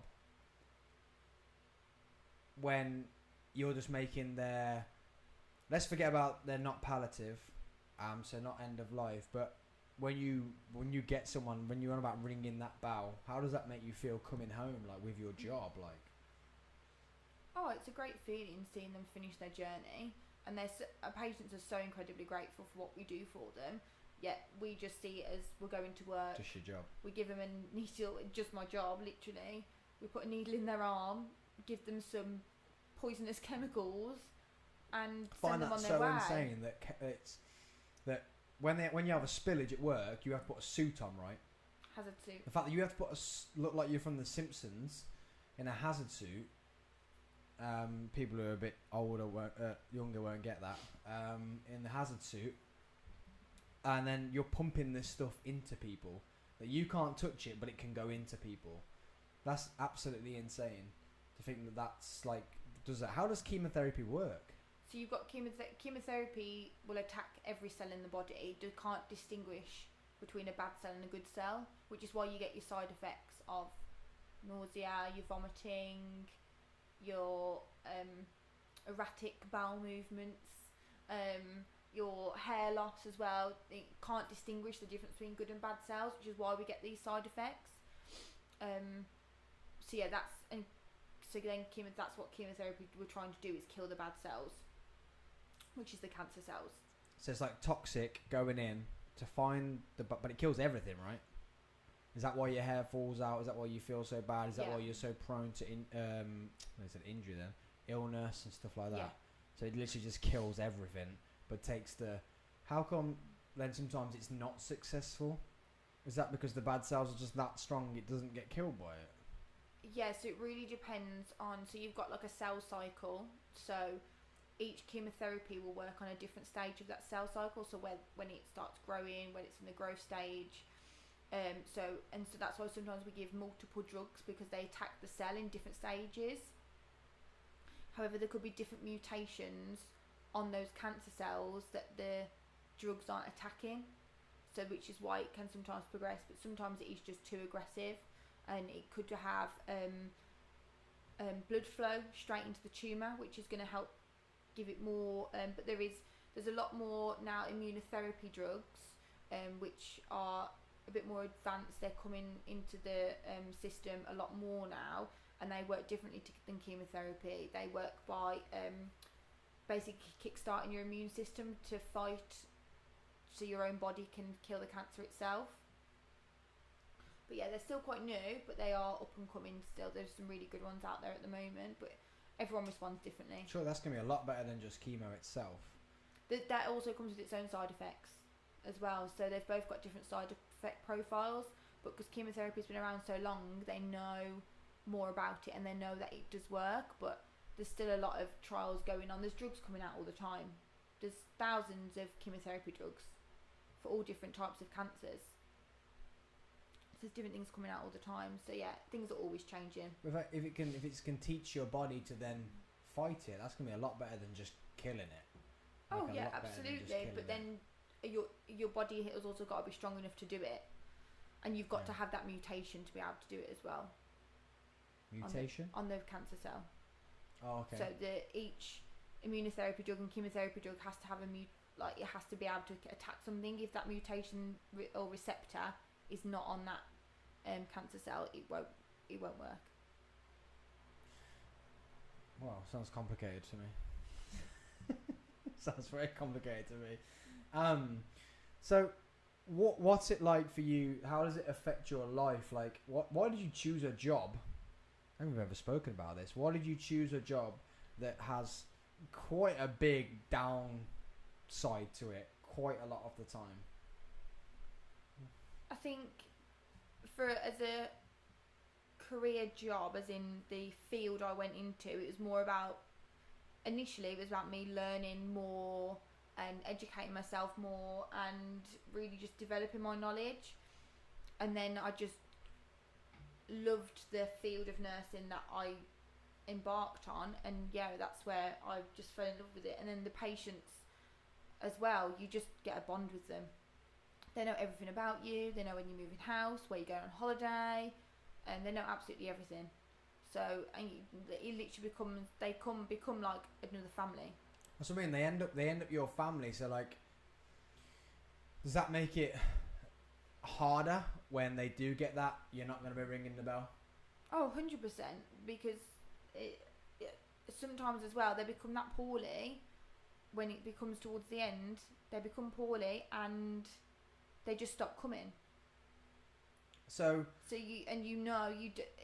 especially now because of COVID, we don't know a lot of the family members, so they don't know us, and there is times where they don't let us. We don't find out if anything happens, and that is really hard. And we sometimes then find out quite far down the line. So it is quite hard, but it's like it's kind of nice because we've not seen them at their worst. Yeah. So we remember them when they're in a really, yes, we're giving them some horrible drugs, but they're not completely unwell. So it's quite nice to be able to see them in their, in one of their best states, rather than when they do get to end of life and it is really difficult and they are really struggling. We don't see them at that worst stage. But how do you deal with that? Because for me, it feels like it's at least twice a week. I don't know. I just find it really rewarding. Twice a week, 4 weeks in a month, 12 months in the year. That's a lot of. It is a lot to take on, but like I say, breathing. I think if I start bringing this home every week, every day, and I kind of don't desensitize myself to it, but it's like if I brought that home, I just would never be able to move on or get on with my life. I'd just always be constantly down and depressed, and like, obviously you feel sad for the patient and their families, and you will sometimes ring them up, the families, and make sure that they're okay and they've got support that they need, but there's nothing more that as a nurse that I can do from there, and like I say, it would just take over my life. But you end, like you said there, you don't end up being a nurse, so you end up being a friend, and that's like losing a friend twice a week. Yeah, like I say, it's hard, but you just like, it's hard. You can't take it home with you. Like, I find it proper weird, because I have to kind of not be the bad guy, but I'm like, okay, that's horrible. Can we shut up from it now? Because I don't want to feel down like that. Do you know what I mean? And then also I'm doing it to stop you feeling down, because there's only so much grieving you can take, and if you're grieving twice a week. But like I say, you're not attached to every patient that comes in. Like, you don't see some patients for 6 weeks at a time. Yeah. So like sometimes it's like, oh, those 6 weeks have gone, but then if they become unwell and they don't come back to us, we don't always, because we don't see them that often, we don't always find out. And I think it's sometimes been months away that we've actually got, oh, and then it is really sad, and we feel a little bit like down, but it's like they're much better now because they're not suffering because they would have been. But yeah, it's hard, but you've just, as a nurse, you've just got to move on. It's something we as nurses we have to deal with, whether it's on the unit or whether it's on a ward when you're actually having patients and you're looking after those patients passing away, or in a hospice. So it is really hard, but it's something you enter the nursing world to be part of, and you can't ever get away from it. I couldn't deal with it. I couldn't do it. And I know that's what whenever you speak to a lot of people, that's the main thing they say to you, isn't it? They couldn't deal with that, because like you say, it's literally grieving all the time. But on the upside, What's it like when you get to see, like you didn't really tell me fully what it's like when you see someone graduate, someone who's 18, and you've literally just saved their life near enough. Someone who's 20 odd and they have a child, and they do like even their ovaries and that survive that, and they're a man and it survives, or they're 30 odd and they go on to live the rest of their life. Like, does that combat the lows? Do the highs combat the lows, or do the? I think it's hard. Like you don't see many positive things happen. Like we don't get many young patients with us because there's a specialised teenage cancer unit at one of our other hospitals that is a lot more appropriate for the younger generations to go to. It's a lot more of a, how can I say, a lot more of a less clinical vibe to the unit there. So I think they feel a little bit less intimidated by everything that's going on, which I think is nice. So we don't really get many very young patients in. Obviously we don't deal with children either, but I think you see some patients that get married, which is really, really amazing to see, and like they change their names, and those moments are really nice. And you get to like, they come back with all their pictures, and they have grandchildren, and sometimes if they have got a limit on life, and they just say, oh, my grandchild's going to be born in however long, and that's the one thing I'm holding out for. I just want to meet my grandchild. And it's kind of when they get to do that, it's really, really lovely to see, because that's their one goal, and that they've managed to do it, or they want to see their child get married or anything like that. And those are the really, really happy moments that you do get to enjoy with them. And you've been a part of that. Absolutely, you've been part of that whole journey. Like I say, you end up being their friend. You end up like I say, it's not just someone else coming in. It's just not another body. Like if you're in A&E and it ends up there's just people coming in and going and coming and going. You see them every day. You meet them. You meet their family. You may meet their kids or the stuff like that. And does that outweigh the negatives though? Or what is the rate of survival at the moment? I really wouldn't be able to comment on it. It's something that I wouldn't be able to say. Is it more than good than bad? I honestly wouldn't know. I think it really depends. Like, I see sometimes 80 to 100 patients a day having treatment. And 80 to 100? A day. A day? Yeah. That's like, how many a week? 500 a week. That's insane. The fact, like, you don't think it's that rife. Do you know what I mean? Like, I think it's made being working where I am, it's a common problem. I can't say a common problem. It's now becoming there's an increased rate of cancer. 1 in 2 people will get it, but I think in the outside world, to anyone like yourself, you don't really see. You may see like the odd person come up on like social media, or who's been diagnosed, or a friend's friend has been diagnosed. It's not always anyone close. Yeah. But for me, I see I get new patients every week. So and you see it more, but I think yes, we're finding it more. We've got more advanced scans and technology, but people are also checking themselves more. So people are also finding it more and being more aware of what's going on. Well, yeah, obviously, if you go on stats, when people say, oh, there's more people doing this than last year, well, of course there is, because you can check it, you can find it more, you can, I don't know, you can say, well, that's actually a side effect of it, so you should get checked and whatever. How easy is it to spot? How do you spot it? How do you check yourself? What does someone do, male and female? There's lots of different ways that you could do it. Like males, like there's a lot of on Cancer Research and on Macmillan websites and Marie Curie. There's loads of different checklists that men and women can do, especially with testicular cancer. Men can check themselves, and there's guides on how to do that. Same for women and their breasts. And then there's always different guides on what to look out for other cancers as well. But you should never be afraid to be going to your GP, male or female, about absolutely anything if you're worried about something. That's what people do. They're delaying going to their GP, which then delays their treatment, and things could be growing and progressing. So we talk about all the touching and the checking and that stuff of male and female. What other side effects are there that? You know, it depends on what they're. It really depends on what cancer it would be. You could have bleeding. You could have a change in bowel movement. You could have a cough. You could be short of breath. It could be absolutely anything.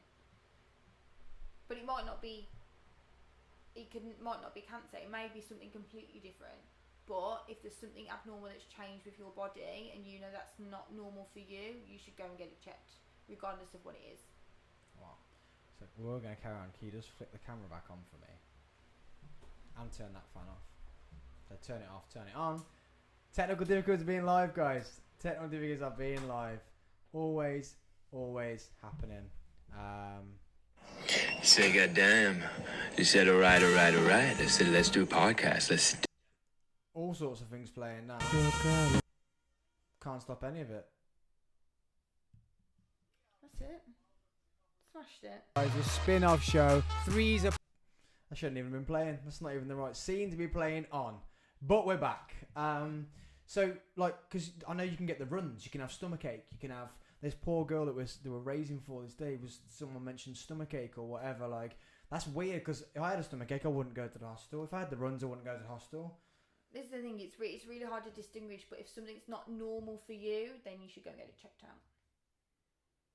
If it's not normal in your daily life, you need to go and get it checked. It could be nothing. It could be absolutely nothing. But go and get it checked. What other side effects are there that you can go through, like stomachache, the runs? Any bleeding, like I say, a cough, headaches, just feeling generally fatigued all the time as well. There's lots of different side effects you need to look out for. But like I say, anything that's completely abnormal, go and get it checked out. Okay. Now, guys, the reason why I got her in was to try and give you an insight to obviously what Libby and her family are going through. The girl that we're raising money for. The reason why I had her in here was for that reason. To go through that and do the check-in. Try and look for it, to know what the downside and the upsides are. There's not just a downside, and to I can't think what I'm trying to say. I'm trying to say it being sensitive, that how her family feels, how she feels, especially being so hard hit by this so fast, is just like Alex has just said. There are ups to it, but there are also some massive downs to it. And thank you for coming in and sharing that with us and with the people. Like I say, it hit me like we needed to talk about. When I keep talking about Libby is aggressive this, aggressive that, I feel like we needed to share what was going on. There's also good outcomes as well. Like I think a lot of the time on TV, social media, you always see the bad side. We don't always see the good side. So we've always got to remember there is a positive outcome. There are patients that are curative. But yeah, so as long as, in Libby's case, we just need to be supportive for her, supportive for her family, and we're raising money to be able to get her something nice, to get her through this tough time for her. But we're all behind her, supporting her. Perfect. Well, thanks, babe. You're welcome. Thank you. Thank you. And I'm going to quickly go to the break screen. I'm going to go and sort out my next guest, and we're going to get on bringing on Mr. Entrepreneur Sean David.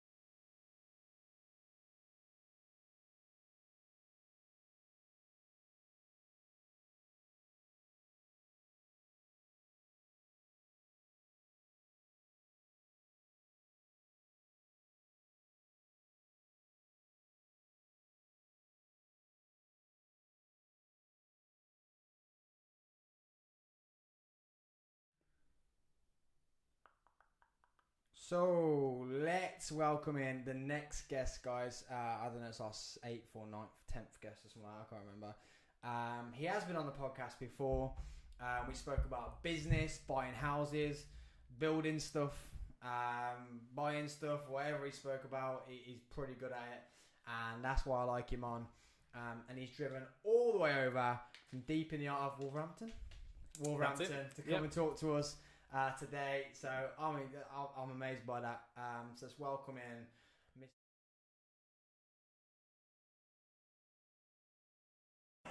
Say, goddamn. You said, all right. I said, let's do a podcast. Let's sit down. Let's get a coffee. Let's just talk about 1, 2, 3, 4.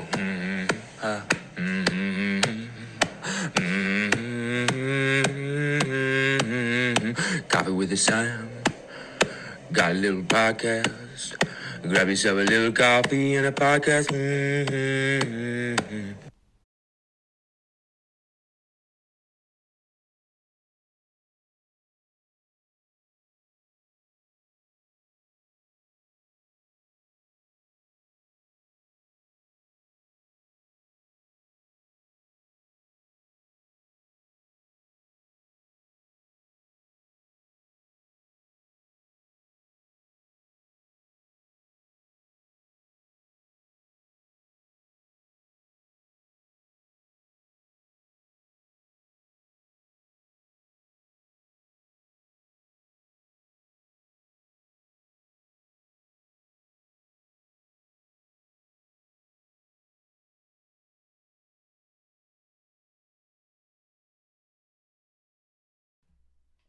There we go. We'll do the intro again.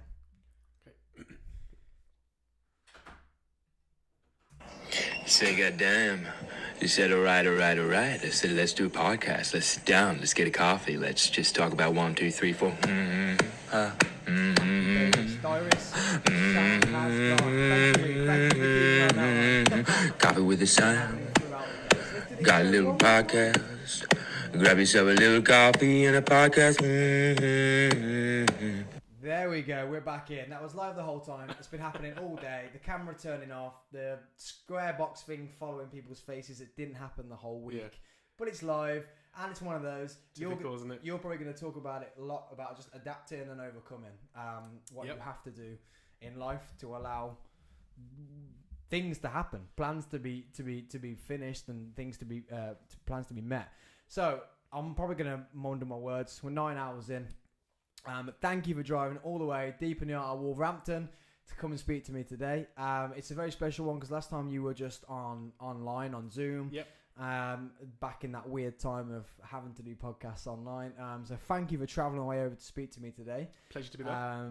And I am excited about this one today because it's just different. Like the last one when I spoke to you, it's just different. Yeah, 100%. It's just different for what anything else I speak to people about. Like the masseuse earlier, it's just different stuff. Yeah. So last time we spoke, you were in the middle of launching. When you're launching not a new company, you were going into actually buying a property, right? Yes, yeah, that's what I was doing at the time, yeah. So that's all finished now. I can't remember what property that was, to be honest, but yeah, we've done quite a lot since then. So let's go back to, so people who haven't listened to this, or should have, but haven't listened to the original podcast, telling them off, mate. Telling them off. Should have listened to the original podcast. What do you do? Who are you? What do you do? Okay, so Sean Davis. I've got a property investment company called Urban Homes. We buy properties, we lease properties, we refurb properties, we manage properties, we source properties, anything to do with properties, basically, we're in there. So the main thing we've been focusing on specifically is HMOs. So just over the last 3 years, that's what we've been working on. Which, for anyone that don't know what HMO is, it stands for House of Multiple Occupants, and essentially it's like taking a house and having like renting out the room by room, and tenants essentially share the living spaces like the kitchen, the bathrooms, and just pay one fee for the month. So it's a much cheaper way of living, and it's good for students, good for professionals as well. That's what we've been focused on in the last few years. So how does that work as a business, like business model? Like how you get into, you rent someone else's property. Yep. Then you rent it out. Yeah, exactly. Yeah, which sounds weird, doesn't it? Sounds like subletting. Why would someone rent you their property? Okay, so basically, we find tired properties essentially. So these properties are usually run down. Landlords are normally struggling with them, and we're not renting it as a normal tenant would on an AST, which is an assured short tenancy. We're renting it on a lease agreement. So essentially, we're doing a commercial lease on a residential property. So what we then do is, to make it work, we pay the landlord the whatever he wants, basically, like the market rent, or maybe just below the market rent because of the service that we're offering, and we're able to make a profit because we're renting out room by room rather than renting out as a house. Oh, okay. So so where you'd rent like a house for say 400, you can rent each room for 200. Got 4 rooms. Exactly. Yeah, that's exactly what it is. And you find that market's big enough for that? Oh, massive. Yeah, the need for it. Massive, 100%. Because you've got to think, if you're looking at a way, let's say for instance you're a single person, and you live in a 1-bedroom flat, you've obviously got to pay all the bills yourself. It's going to be much more. Whereas what you can do is go into a house share, rather than paying like £600 plus your bills, you just pay like £400 and all your bills are included. Yeah, I see that. And how many properties you got now on the HMO? It's over 20 now. Jeez. Yeah, over 20. Yeah. Okay, so it's a big market to be involved in. Massive. Why property? So 2 things. Okay, number 1's capital appreciation. So basically, what that means is most properties, since the Doomsday Book, most properties have doubled in price every 10 years. So it's just a good investment. Bricks and mortar, you can't go wrong with it. And number 2 is the rental income of it as well. So you win both ways. So do you do property? Did you have to go to university to do property? Nope. All self-taught essentially. So just YouTube videos, lots of books. And that's it, yeah. Don't tell the kids that, man. Everyone will be booking off uni and just go to university, going to a YouTube university. So where from before that? Like, surely you're not just like, well, I'm going to do property and then it's really weird actually. I've got 20 houses. It's really weird because we went to on holiday in 2018 and had a really good time. And I was in the corporate world. I used to work for a premium car brand, like selling cars. Really enjoyed it. Everything was all good. Went to Miami, had a great holiday, and got back sat on my desk and I thought, you know what? I don't want to do this no more. It was as simple as that. I don't want to do this more. I need to have my own business. And I always gave myself, I'm 30 in December this year, and I gave myself, and I remember when I was 20, I gave myself a 10-year plan where it was, by the time I'm 30, I'm going to have a business. I didn't know what the business was going to be, didn't know what I was going to do, didn't know what my passion was, didn't know what my purpose was, all this stuff that people think about. I didn't have a clue. Just thought long and hard about it, and I thought, you know what, property again, I've always known it's a good thing to do. People always need a roof over their heads, won't they? So I just thought, I want to get into property, and literally 2 days later, I just decided to register a property business with no knowledge and anything. What, from flying back? Yeah. LA. Still in your shorts, man. Flip flops on, hat on. Literally in your car business. Well, you're working for someone. Yeah. You're like, I ain't doing this anymore. 2 days later. 100%. And I know it seems mad, but and that's why I'm a big believer in like mindset and believing in yourself and just taking action. What happens a lot of the time when people want to start something, they think too much about it. And if you want to just do it. So I just registered the business, even though I had nothing about it. I thought, you know what? There's a quote that I love. It's called "Start now, get perfect later."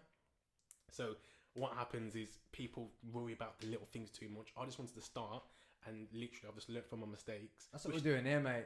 Like the whole life thing, and I had some people kicking off in the comments earlier, and I'm like, well, I'm sorry, like, I get it. The studio's not even finished. There's wires hanging out the roof, like, but we're doing perfect. it. Yeah, we're doing it's perfect. Start now, get perfect later. It's such a good quote because the people that start now and worry about getting perfect later, they're the ones that are successful. And you know, if you're waiting for the right time, there never will be a right time. Never be the right time. So you've just got to take action like today. So then from there, you've registered this business. You're still working at the car dealership. Yep. What happens now? You might have registered a business, but how are you getting money into it? So yeah, that's when like the education part started. So I just started doing research, and it was just up all night planning. At first, I was going to start like a lettings business, just do that and just like, you know, do marketing and try and get people to give me their house to rent out for them. Then I discovered this strategy. It's a property strategy. There's loads of different property strategies. This particular strategy is called rent to rent. If anyone's interested, and you have to start doing more research on that and exactly the legalities of it and how it all works, what to say. I think because I come from a sales background anyway, that really helped me. Yes. You already had the thought of how things have to happen, not just I'm going to sell houses. Yeah, exactly. So, and that was it. And then I'm the sort of person, once I've set my mind to something, that's it. Like, so that's it. Simple. 20 houses. Go home. Thanks for coming, mate. So then from there, so you've thought about it. You've registered. You've started to. You've been hustling. You've got. Did you need money? Did you need money already in the pot? Did you not need money in the pot? No, that's the thing. So again, what I started to do essentially to build that pot. Cause I think at the time we had literally about $2,000 in our account after that holiday. So we didn't have much money at all. So there's another property strategy called sourcing. And that's another strategy that we've been doing as well. And what sourcing is, like, they call it deal packaging, or some people call it property trading. There's a few different names of it, but that again is quite a simple thing. You basically find a property deal. You then find a property investor that's looking to buy a property, looking to invest in property, and you marry the two together and charge a fee. So they pay the money. Yeah. So not they. You. Yeah. And so they're paying you. Exactly. So what you'll find is that, and I didn't realise that this was even a thing, but a lot of property, it's a very, to find one deal, sometimes you're going to have to persist. Well, not sometimes, every time you're going to have to persist. You're going to have the time to like negotiate and view the properties. There's a lot of due diligence that people have just got some money. They want to make some more, but don't want to put the effort, but the time. Yeah. Or they might have other businesses and they haven't got time to bring in agents and try then and you're that middleman. We're that middleman. So we'll do all the money around for you. We'll work out. We will do all the negotiation. We'll get everything boxed off for you, and we'll basically hold their hand throughout the process. So again, once they've got the property deal, because they're too busy, they haven't got the time to be finding tradespeople. We were worried about the refurb. So again, that's another service that we was offering. So that's how we started. So we started sourcing properties, then built up some money in the business. Once we had enough money in the business, we then started, okay, the next thing was, okay, do we buy straight away or do we lease? And at the first, we wanted cash flow. So cash flow was the key thing for us because we wanted to leave our jobs. So at this point, you're still working at the car dealership. Still working at the car dealership. And you keep saying we because there's another partner in crime, isn't there? There's my two wife of you. Ashley. Yeah, there's two this little power couple. Yeah. So your wife Ashley. So she was working another job too. Yeah. But she's part of this. The homes too. That's it. Yeah. So you're both now still working full-time jobs. Yeah, she was a teacher. I was selling cars, and then that was it. We both just had this idea. But still working full-time jobs, and then wanting how many hours to? Because you're saying people are paying you because they haven't got the time. Yeah. You've got a full-time job. So how are you finding the time? And That's Ashley, the thing. Yeah. So I used to work every other weekend, and I used to have every Tuesday off. So on a Tuesday, that would be my day where I'd be like at it all day, just in the business, running around like a headless chicken, trying to sort things out. And then we just made it work. And then basically, let's say I had a viewing. Ashley like finished work at like 3:30, 4 o'clock, so she would go and view the property after work, or would be on like a Saturday morning, and we'd go and like do the negotiation, then close the deal, and just worry about things. Because Ashley was a teacher, she had a lot of holidays as well. Having that 12 weeks holiday, that helped as well. So in them times when she had the time off, we was able to get a lot done as well. And then that was it. Started sourcing properties, and the next thing was, okay, how can we get cash flow? How can we get passive income? Yeah. Because although the active income's good, but you do need a passive income as well. Yeah. So that's when we then started to say, okay, well, let's invest in the rent-to-rent properties because we're going to be able to expand and get houses, build our portfolio much quicker. Some of them houses, well, most of them houses, I've got their lease option agreements, so which means that we can buy the house at the end of the initial lease as well, which is good. That's something else that you can negotiate on with the deal as well. And that was it. So Ashley left we registered the business in August 18. Ashley left her job in July 19, just under a year later, and then I left my job in Feb 20. This is like a perfectly executed plan of not rushing though, right? Not rushing. Not rushing. Of knowing that whole like, okay, I've got an idea, now I'm going to quit my job. Yeah. Of having that Doesn't perfect. work like that. Yeah, we need this before this can happen. Yeah. We need this before this can happen. Yeah, there's no such thing as get rich quick. You know what I mean? I'm into get rich long. That's what it's all about. It's not about trying to get rich quick. It doesn't exist. You've got to be able to. I mean, it took me 18 months of literally hard graft, blood, sweat, and tears, putting thousands of pounds back into this business before I could take even a penny out of it. And whilst working 40 hours a week. Yeah. And that's why you've got to be passionate about what you're doing, because it can be soul destroying. If you're looking at the money, if you're doing it just to get rich quick, you're gonna fail basically, because it's quite soul destroying when you're having to work full time. Misaka for the year after, and 2020 we didn't go on holiday at all because all the money we had, it was going back into the business to grow it. And if so, you've got to be able to look at the bigger picture. And that's something that we've always done. We've looked at, okay, what's the 5-year plan? What we're looking to achieve. And that's... But that 1 year missed holiday is in, let's say, 10 years' time when you're not even working and someone else is working for you and you're going away with your kids every other month. Exactly. That one missed holiday in 2020. Yeah, exactly. Well, none of us went on holiday in 2020. Yeah, exactly. So it's worth the sacrifice. It's worth a couple of years of sacrifice, whatever it takes, basically, to essentially build generational wealth. That's what we're trying to do. And you got 2 kids, right? 2 kids, yeah. So how old are they now? Tyrese is 10, Elias just turned 5. So they've been around throughout the whole growth too, though. He's 10, so you've had a 40-hour job, a kid to deal with, even the last 5 years, 2 kids to deal with. And then building this business. 100%. And you've got staff under you, right? Yeah, we've got staff now, yeah. So anybody out there who tells me I haven't got enough time or enough energy to expend, this man and his wife who is actually listening, Davis Diaries, peace out. They have just 40 hours a week and building a business and 2 children. Young children at the time. Yeah. I will say, if you want to make it work, you will find the time.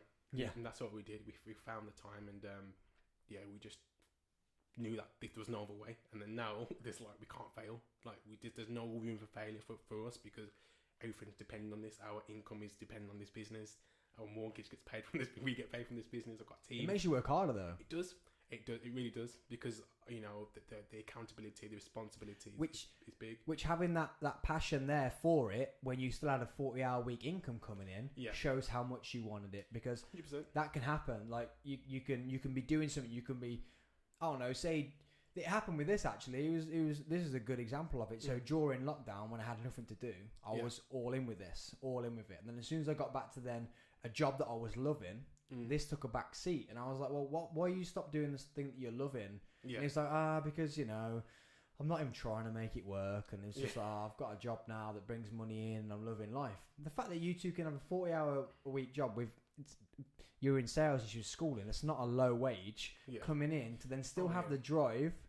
Seriously, it was I mean, where I worked, I was doing really well, and I can imagine you could sell candy to a baby, chocolate.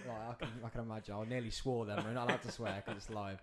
I can imagine you could sell anything, to be honest. And then we had a nice company car. I was able to build my own company car. It was a cushy wage. I was doing well, and I had repeat business coming in, people coming for new renewals. Everything was really good, and there was times where. We nearly gave up. I kept thinking, is this really is this really for me? Getting these 3 o'clock calls to say, someone's having a party downstairs. Is this really for me? Where I can just go on my job and just work my. I said, no, there's something that was missing, and what really motivated me was the time freedom and the location freedom as well. Of being able to do what I want when I want, essentially. And be able to see my kids grow up as well. My kids are a massive motivation for me. So I knew that this is what I needed to do, and I wanted to build wealth for the kids. Now we're going to get onto that, but can we just tell your missus to pipe down on here? Because we're going to do it. I'm going to get you in for a girl power podcast anyway. Yeah. But she's chiming in here. Everyone has the same 24 hours. I know. I've just said that. I was giving you all the hype. You're going to get your own time. This is Sean's time, all right? And she's now laughing. I think that's probably saying you could sell anything. She's probably laughing about that. You could sell my own phone back to me, probably. You can't see on the camera, he's got a beautiful face in the world, the best smile, and he's got the gift of the gab. You could probably any house. I can imagine the HMOs. You just fly off the thing because you go and meet them and sell them to them. So yeah, Ashley, pipe down. You're going to get your own podcast. Love it. So yeah, you got the 2 kids, and that gives you more drive then. Yeah. To do it for them. 100%. 100%. Yeah. 100%. And your young son loves it, doesn't he? Oh, he loves it. Yeah, he's all over it. He's all over the Instagram. He's like, Dad, I want to do another video. I want to do this. I want to do that. And you know what? I feel like I try and keep him inspired and motivated and get him involved in the business. And Liv as well. She's only 5, but she gets involved in the business. They come with us, and you know, Ty will shadow me for the days, hearing the conversations, and it's so weird. They will like be talking at home, and they'll be like, okay, we're gonna like try and imitate our mum and dad, and then we're like, Ty will be like on the phone, and then we're like pretending that it's me. Gift of the gab, selling anything. I love that though. I love that. And do you know what really scares me? We're going to go off it, but the fact is that, guys, the reason I met Sean and know Sean is I used to cheerlead with his partner, and your kids are 10 and 5. It's crazy. That makes me feel hella old. You've got a 10-year-old, yeah, like it's mad. And they weren't even thought of when I cheerleaded with Ashley. When I first ever met you, like they were, and I'm like, now I feel old, man. And like you just said, you're nearly 30. Oh yeah. That makes me feel. I'm 30, man. That makes me, you look about 25. That black don't crack though, right? Yeah, exactly. That cocoa butter. There's a white man over here just getting like older and older, cracking. But yeah, I can't believe that 10, 10 man. But if you want to see his, I wish I could. I should have set it all up, man, to be able to show it, to put it onto the screen down here. But we've had enough technical issues as it is, man. But his son selling stuff and doing like inspirational talks is incredible. But that then gives you and Alex, my mind, man. It's been a long day. All right, long day. You and Ashley, that settles you then, because then when they're old enough, you know you're going to be in the Caribbean, chilling, or back in LA, whatever, chilling, and they just let the kids run the business. That's it, man. That's the plan. And you know they're going to, and it's the best thing as well is because of what the age they are, they're growing up in this new age. This new technical age, this new got to be on Instagram, this new got to be good in front of a camera. Yeah. Not like me and you, we've got to force ourselves to be good in front of a camera. Exactly. That horrible first video of, hello, this is me. I remember that. And I'm going to talk about business or whatever. Yeah, he's already smashing it because he's not even scared about being on Instagram. It's all they know. Yeah, it's all they know, isn't it? So for you and Ashley, that's got to be some sort of like financial, if they choose to go into it. Yeah, that's what we said to them. Are you going to force them to go into that? Yeah. Or? Well, you know what I said to them? I said, okay, I would had a conversation with Ty about this already. I said, when you're older, you can do whatever you want. I don't mind what you want, but what I will persist on you getting into is property, because property, and it's even like for me, we can go into this soon, but property for me is a vehicle for bigger things, and it creates that passive income. So what I always said to him is that when you're older, we want to try and set up some investments so you can have your own properties that will create the passive income for you first. And then, if you don't like property, that's fine. You can outsource it, outsource what you need to outsource, and then you can then focus on what your actual passion is. So I just wanted to get them to basically lay the foundation, so that they can then flourish in whatever they want to flourish in, whatever they want to do. So that's the plan anyway. And then he just goes, Dad, I want to go into theatre, or I want to. Yeah, that's it. What if you no, buy a house, buy houses, buy houses first. You're looking after these houses first. But the way you and Ashley are going, though, you're gonna have the foundations laid for them anyway. That's the plan. Just take over, not to have to do anything. Just take over. 100%. But so you gone HMO, you're renting out rooms, and last time we met, you had basically just bought your first. You were buying, because then we had the conversation about mortgages, and you were like, meh. So like, what's your take on mortgages? And what in terms of, what do you mean in terms of? They're positive, negative, good thing, bad thing? Yeah. I think in terms of if you're buying for yourself, there's a lot of stigma around that, because some people think that you shouldn't buy first, you should rent first, and you should, obviously put that money in. You could put that money into a business. I quite like mortgages. The only thing is, if you're buying a house, you're better off. The way proper property investors do it, they don't buy a house and a mortgage start off with. So what they do, you'll either you most likely buy it on what we call a bridging loan, which is like a short-term loan, which allows you to then add value to the property. Once you've added value to the property, in 6 months' time, that's when you then get a mortgage. The reason why you do it in 6 months' time is because once you've added the value, the house price has increased.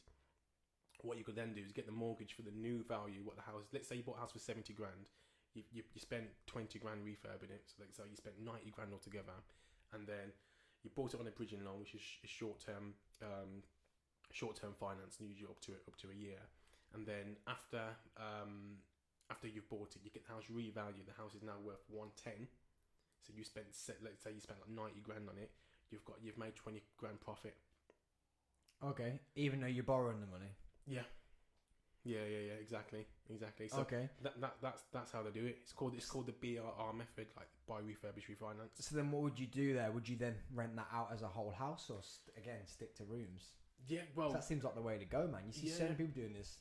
100%. Renting out rooms. The reason why I rent out rooms is because number one, there's a massive demand for it, and number two, the return on investment is much higher. So if it works, obviously there's a little bit more work involved because instead of dealing with one tenant, you're dealing with like 4, or in my case, we've got houses with like 8 tenants in there, so you've got a bit more of a headache, and obviously you get the sharing the facilities like the bathroom and the kitchen, so you always get the arguments, and someone stole my ham at the fridge, or someone's took something, and so you have that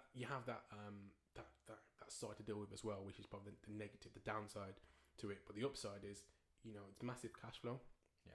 Yeah, it's massive cash flow. So that's why most investors they go into that sort of thing, and it's for me. It's I feel like I've got a big purpose, because it's like we're restoring like almost like derelict houses, and creating affordable homes for the community. Yeah, remember last time when we spoke, and you said that it's landlords that can't rent them out because they're such a bad state. Yeah. So then you fix them up and you rent them off then to then rent them. Yeah. So is it basically just they own a house, but because they can't afford to do it up, that's why they can't rent it out? It's not that they can't afford to do it. A lot of them can. A lot of them, like these landlords, they've got money. They've got businesses. A lot of them are doctors and things like that. A lot of our landlords and things like that, and it's like they just. I think they lost the love for it. They just can't be bothered, essentially. A lot of these don't as well. A lot of our landlords, they've got no mortgages. The mortgages have all paid off, so it's like out of sight, out of mind type thing. Yeah, right? yeah. So it's just like it's not really like a big motive. Whereas for us, if we're leasing it off you, we've obviously got a big, we've got that sort of responsibility, that accountability to pay that each month. Yeah. So then we've got to then refurb it to a good standard and market it and fill it. And what would you do? Do you have to barter with them to get a different type of rent than you would normally be paying? 100%. Yeah, 100%. Yeah, we don't pay. Very rare we pay the market rent. Well, essentially what we do, and this is another way of doing it, because we sort of work out exactly what they're netting. Because don't forget, a lot of these properties, they're in derelict condition. So we've took on properties that have been empty for like a year. Yeah. Or they might have had there might be like a 6-bedroom property and they've had like 1 room or 2 rooms full. The rest have been empty. So we work out with the landlord. Okay, what have you actually netted in the last year from this property? And then we make them an offer on that. And bearing in mind, we're refurbing it at our own cost, and we're doing it on like a 60-month term. So we've got enough time to make our investment back, and then. So how long would that take to get back? If you want to grab a cookie or anything, mate, dive in. If you you're a slim chap though, you look after yourself. I'm over here in my pot belly. How long would that take to get that back then? So the return on investment, we work on. Can I stop you there? Yep. Can you just flitch that camera for me? Camera problem, having all day. So I just flick it on, flick it off. There we go. Rock and roll. Say goddamn. Let's not play that again though. Boom, thank you. That's what we're going to have to do. That camera's been on and off about 400 times today. Okay, so don't tell me it's gone dark, guys. I know it's gone dark. Carry on. Yeah, so we work on typically 100% return on investment with the lease properties. So if we're leasing a property, 100% return on investment means that you're making your investment back in a year. But we try and do better than that. And most of our properties, we've got like a 200% return on investment, which means that we're making our money back in 6 months. Wow. Which is really good, yeah. That's nice. Yeah. Have you ever had someone turn around and say like, and I want it back now, or do you have to have a contract of like, this is ours for 2 to 3 years? Yeah, always a So contract. some idiot can't just go, oh, thanks for doing it up. I'll give you 10 grand back. Yeah, exactly. So there's a it's a 6-month agreement. So we don't do it like this 2 to 3 years, because a lot of these houses we're putting in, like, it could be like 6 grand, 7 grand, 8 grand. So we want to have enough time to make sure, and then we also cover like voids and maintenance issues as well, like internally. So we need to make sure we make our money back as well. So yeah, it's usually 6 to 9 months. So at least you're covering yourself then for you making your money back, and then Yeah. if they decide they want it back, Yeah, you're all good. Yeah. yeah, exactly. But they can't do that anyway, because there's a commercial lease agreement. Sorry, that didn't answer you. That was the question, was it? So there's a commercial lease agreement that we have in place. So it's up for 60 months. So basically, they can't. We can break the clause, but they can't. Essentially, if they can break it, we would say, okay, you can break it after maybe 2 years. But then we'd put a fee in place if they did break it. So then we were getting paid for the Real business. investment. Real business. You just make more money out of more money out of more money. Yeah, and that time. So admin fees, 50 quid admin fees, cancellation fees, like real business people, like BT and people like that. Oh, I talk about BT a lot these days. Oh man, yeah. But they have done me well today. We've had full internet connection all day, so BT are good. which was BT are very. good. They have not been great, and my TV Really? in there is still bad. Oh wow. I don't want to talk too much; they might cut me off now, though. So, yeah, I pay extra for Sky Sports, and it's really bad. Yeah. But they have done as well today, and we have had full internet connection all day today. But yeah, doing extra business like that, I laugh, but it's clever. Like, it is literally clever.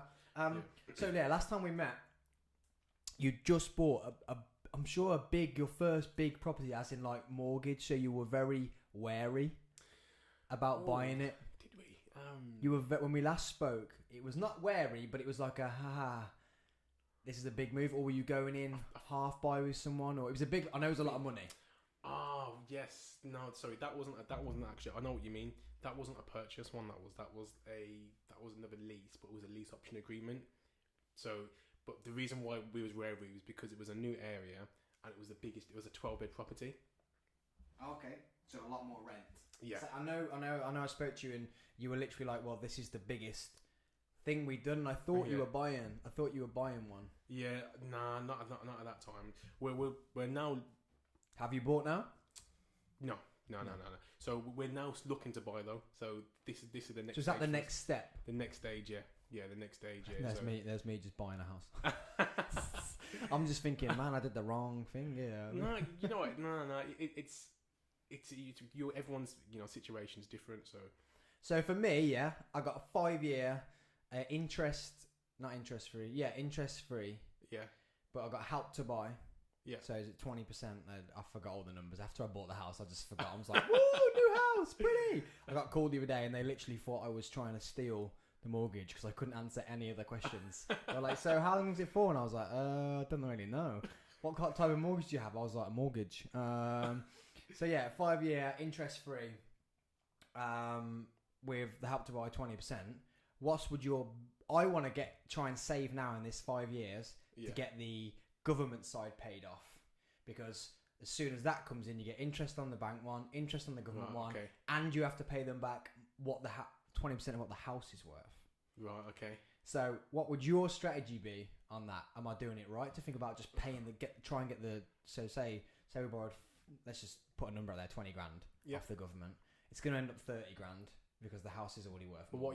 what is that? I don't really know much about this help to buy, but what are you paying on that money? What's the interest you're paying? So nothing yet. Okay. But then it goes. I couldn't tell you a percent it goes to, but you end up paying a percentage on your loan from the bank. You end up paying a percentage on the bit you borrowed off the government. Yeah. But then also, say you borrowed 20 grand from them. Yeah. So that's 20% of the house price. You then pay back 20% of what the house is worth at the time. Right. Okay. So I want to get it gone. My idea is in 5 years, save the money we borrowed from them. Yeah. Forget about the nationwide bit. Get rid of the government. Get rid of the pay them off.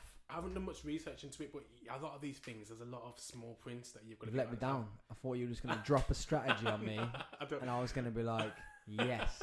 What he's saying is, as soon as he goes off air, he's going to go, do it, but you got to pay me for the strategy. Because he's a businessman. He might have a nice smile, but he knows how to make money. That's what he's doing here.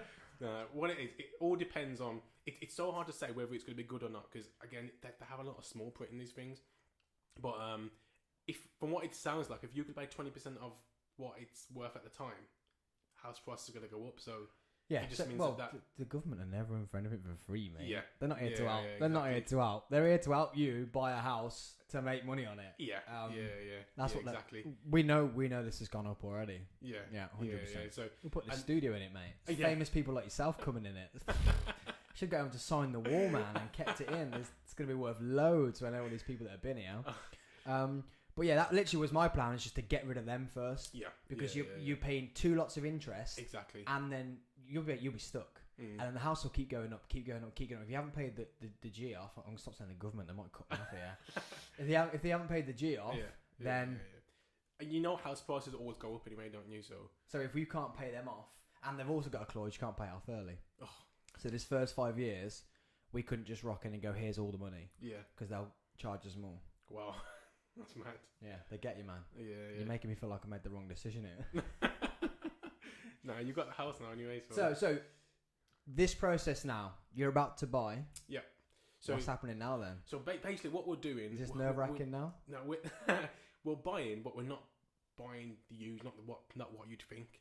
So what we're doing, when I say we're buying, we're going to like commercial development. So offices. Yeah. So at the moment, there's as you know, because of the pandemic, there's lots of opportunity out there to buy like offices and old shops and things like that, and basically convert it to residential accommodation. Good price. Yeah, definitely. I don't know why I said that. Like, want to buy a good price? Good price. I don't know why I said it like that. Yeah, massive. Yeah, massively. It doesn't have the same value as like a residential. So, it's what, buy like a shop with a flat above it and turn it into one big house or two. Yeah, or HMOs. And you can just easily get the lease changed, like from commercial to. Yeah, you just get planning. Yeah, you just get so I know they can be quite awkward, can't they? Sometimes with change of use and stuff like that. Yeah, they can do. Yeah, 100%. So that's what we're looking to do now. So it's you know, we've got a few things in the pipeline that we're looking at. We're just trying to get the ball. I've got this thing where I don't want to just do small. So a vanilla buy to let, which you know you put like 60 grand into it. You know, it's making like 200 quid a month. It doesn't really inspire me. So I prefer to just, if I'm doing it, I'm gonna do it properly. I'm just gonna go big, and that's why we're going to this. Like you say, mate, you've done the groundwork. Yeah. You now need to make yes, this is probably the biggest gamble you've ever taken. Yeah. But back in the day when you didn't have anything, they were big gambles as well. They just 100%. seem little. Yeah. But this one now is more of a but then if it pays off, it's bigger reward, right? Yeah, and the good thing now is that because of essentially we've been like doing this rent to rent strategy, the commercial leasing, it's given me a lot of confidence in how I know that the renter demand is there. I know how to sell rooms quickly and let rooms really quickly. So that's going to help me. It gives me the confidence, and I'm making the right decision. I know how to do my due diligence on the areas and things like that. The market works.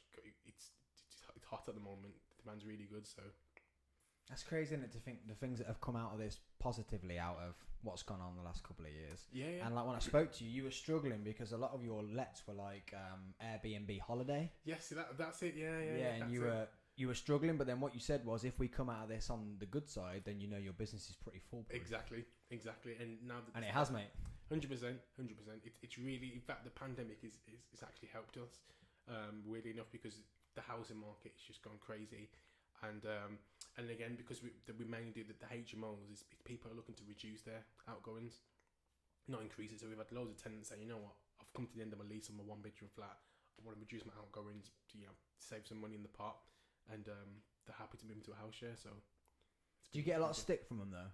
Like, do you get you mentioned a lot of like calling this, or someone's kicking off and you need to come? It's like you're not like number one upstairs is kicking off. Do you have to send people around, or do you have to go around? Yeah, we have to go around. There's always something. You not send the boys around. You've not got a group of boys now. Now your business is big enough. Just send the boys around, sort them out, quiet them down a bit. Yeah, definitely in Wolverhampton. Yeah, I know, it's shocking. I won't be going around there. You know what? It's just effective communication. That's what I'm big on with my team, with the tenants. Just being really clear on the communication, being really clear on the rules of the house. We have WhatsApp groups as well for each of the houses as well. So again, I encourage the effective communication between the tenants as well. So they'll just call me every time. They can communicate between themselves, and they're all adults at the end of the day. So telling me that someone stole the ham, they need to, I would literally. I was like, I'm not your dad. Exactly. I would blah, I'm not your dad. Exactly. There's nothing that I can really do about that. You need to talk to the people that you're living with and sort it. So it's just getting, it's just educating them on that really. So you had 2 people underneath you when we last spoke as a team. Obviously, you and Ashley at the top of the pyramid, and then you had 2 people underneath you. How many you got now? There's 6 altogether now. Congratulations. Yeah, thank you. That's incredible. Yeah, thank you. You ain't got to go around at midnight now. Exactly. They can go around. So what are they doing? Are they just doing what you're doing, or have you got different branches of the business Different branches, now? yeah. So we've got a got operations assistant. So that's really just really helps me a lot, because again, I was running around like a headless chicken, just trying to sort everything, trying to manage the business. And when you're running business as a leader, you need to be working on the business, not in the business. And when you're working too much in the business, doing things that are important, but you have low value tasks and you have high value tasks. So a low value task is doing admin. A low value task is going to the property and just fixing things. And as a leader of a business, my worth of the business is much more than that. So my time could be spent better, like looking for new clients, making new customers, closing new business, not doing low value tasks. So when I got my head around that sort of thing, and I realised my own worth and what I was worth for the business and what my time was worth, I started to change things, started to outsource, started to think about staffing and things like that. And then we've got a property sourcer as well, and he works like in terms of like portfolio building for other investors and helping other investors out as well. And obviously we've got the cleaning team as well. Do you have like a maintenance team as well? Or do you have like a team of people when you overhaul these houses, you just send your team in? Yeah, that's it. So what we've done, the team that we have, the maintenance team, they're like subcontractors. They're not actually employed by us, but it works well. So when the work comes in, I've got a trusted team. They go in, do the work, do what needs doing, and then we go in, do the marketing, and get the rooms let, and then move on to the next one. Oh, nice, man. If your back's going, you can lean against the wall if you want. Yeah, no, it's fine. You can pull it a bit further, shout a bit louder. We had some dude called I Am Rick earlier kicking off. It was a bit quiet. So that's why the mics are pretty loud. But if you want to just chill and relax, it's up to you, mate.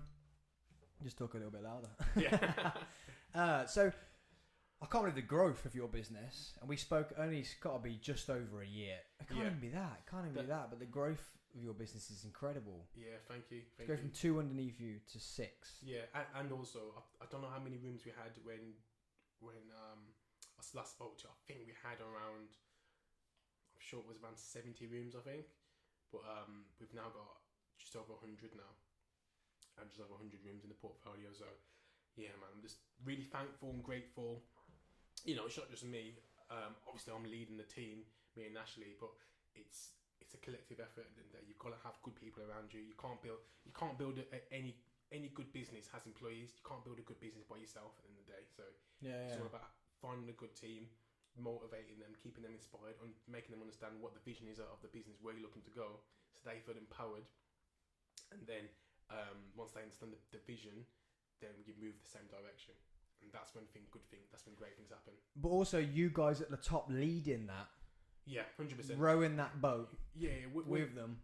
Yeah, and one of the things that we're very big on, everyone, I don't know if I told you, but we started a mastermind community called the High Performance Academy, and we're very big. Did you feel my segue then? Did I just ooze my segue onto? That's where I was going. Did I just ooze segue? Did I just say segue? I was literally about to say you're at the top, it's you and Ashley leading it. And then you talk to people about it, and then I was going to go that way, but yeah.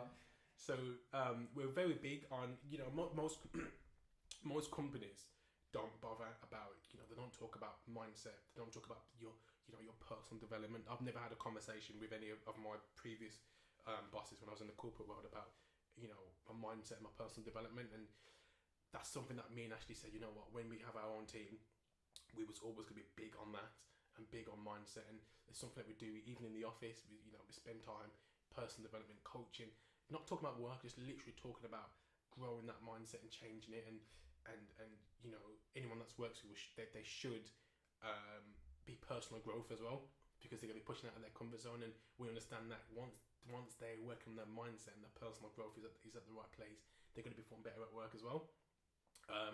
So going back to the High Performance Academy, it's something that we launched about 3.5 months ago.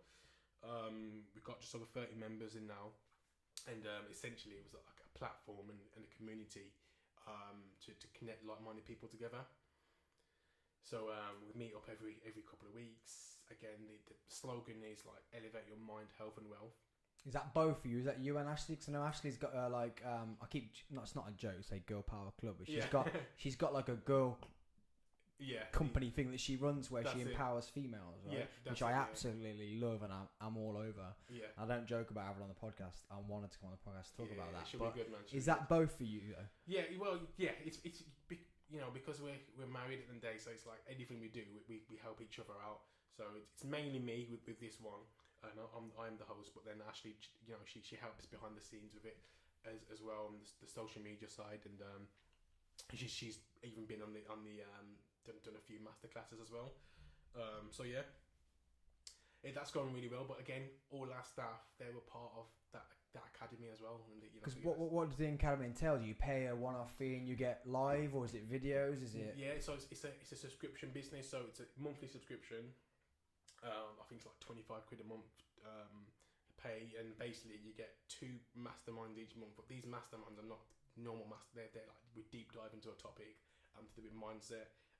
So the slogan is elevate your mind, health, and wealth. So we'll talk about we'll get like a special guest in to talk about something like that, a specific niche to do with wealth, what can we do with health, and we look deep dive into the mindset as well. But the main thing as well, it's all about connecting with like-minded people, because in that group you surround yourself with a group of high performers, people that are pushing themselves. Yeah. Makes you want to be better, right? Exactly. Well, I do this, mate. You now making me feel like woo, like.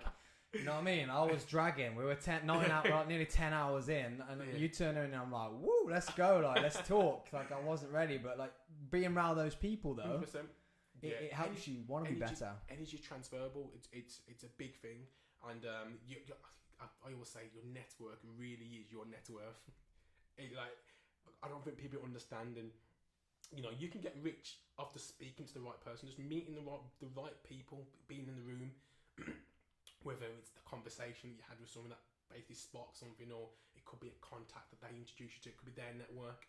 And the mad thing as well is that you're only 6 degrees of separation from any person in the world. What's that mean? Like so next to you, as in? So that means, so you could, let's say the President of the United States, you're only 6 people away from him, so 6 connections away. Wow. Yeah, and that's anyone anywhere in the world. How do you know that statistic? That's a crazy statistic. It's good. I do a lot of research, a lot of reading. I'm going to go talk to 6 people, and if I don't meet someone that makes me money or helps me out, I'm going to go mad. Exactly. But they probably would. You could probably speak to 6 people around here at this estate. Yeah. Someone could give you something that would benefit you. 100%. That's why you speak to people, and that's why with me, I'm always like something I tell my kids about. You've got to be nice to everyone, because it's like the world is such a small world. Everyone knows each other. Everyone connects dots. So when it's always going to come back to you. Exactly. When you start speaking to someone, you're like, they know someone, and it's like you speak to them, they know someone, and before you know it, you're building this network, and that's essentially what we're trying to do by starting this academy. And I went in there, and the response I've had so far has been amazing. I love though that you've not just started a business academy. You've not just said, hi, I'm Sean and Ashley, and we've had this many houses, we're going to now teach you how to do it. Here's our videos, or here's our group. Yeah. You know what? It's actually, we have to have a good mind to do it. We actually 100%. Have to be healthy to do it. 100%. Like, I love what you've done that with it. You've hit the nail on the head there, because it's like... No, mate, you two have. I haven't created the business. You two have created the business. No, basically, like... And this is something I was saying to them on a mastermind the other day. So I was basically saying that, I was too busy chasing the bag. You know that term, chasing the bag. it's like That's such a ghetto term. yeah, it is, isn't it? Yo, bro, chase that bag, yeah. Oi, selecting the bag. What's it called? Collecting the bag or Collecting something. the bag, This yeah. weekend, collecting the bag. Like that. I should never do that again. I'm so sorry for doing that. I'll never do that again. So what it is, and I was too busy chasing the bag. I mean, I have started, you know. Sorry, I can't- you're saying it so posh as well, though. Chasing the bag. Chasing the bag. So like, I was too busy doing that, and like, what was happening is that I wasn't being successful at, you know, everything was that I was trying. It wasn't working. But the reason why it wasn't working was because I was cutting corners. I wasn't I didn't realise that, you know, you can start as many businesses as you want, but unless you're working on yourself, your business can't outgrow you. Yeah. You've got to be. Yeah. I've got to grow with my business.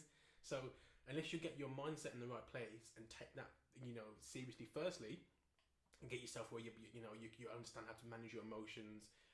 Just thinking clearly as well. Yeah, Making exactly. the right decision making, like. Exactly. You understand how to make decisions, and you know you understand how to handle stress and things like that. You're not letting your personal life affect your business life. When you get your mindset in the right place and you got all these things intact, then that's the point where you can start a business and you can be successful at it, because all businesses work. It just needs you to work. Yeah, I love that. Yeah. That's a great slogan Yeah. and thing to say. Do you know what I mean? Like, all businesses work. It just needs you to work for it. And, Exactly. And like I say, with what your group does is, like say, getting everybody involved. Yeah. 100%. Is so much better than just, I'm going to teach you how to run a house. Yeah. Or I'm going to teach you how to get a HMO. Yeah, or because HMO. the reality is, right, you could read 100 books, you could go on 100 courses, I could sit down with you and I could basically tell you everything, what I've done to start this business, but unless you get your mindset in the right place, you ain't about to do it. Talking about books. Yeah. You sensed another segue then, didn't you? Yeah. You're really, I mean, you, mate, I'm not, this is weird, man. I'm not having this anymore.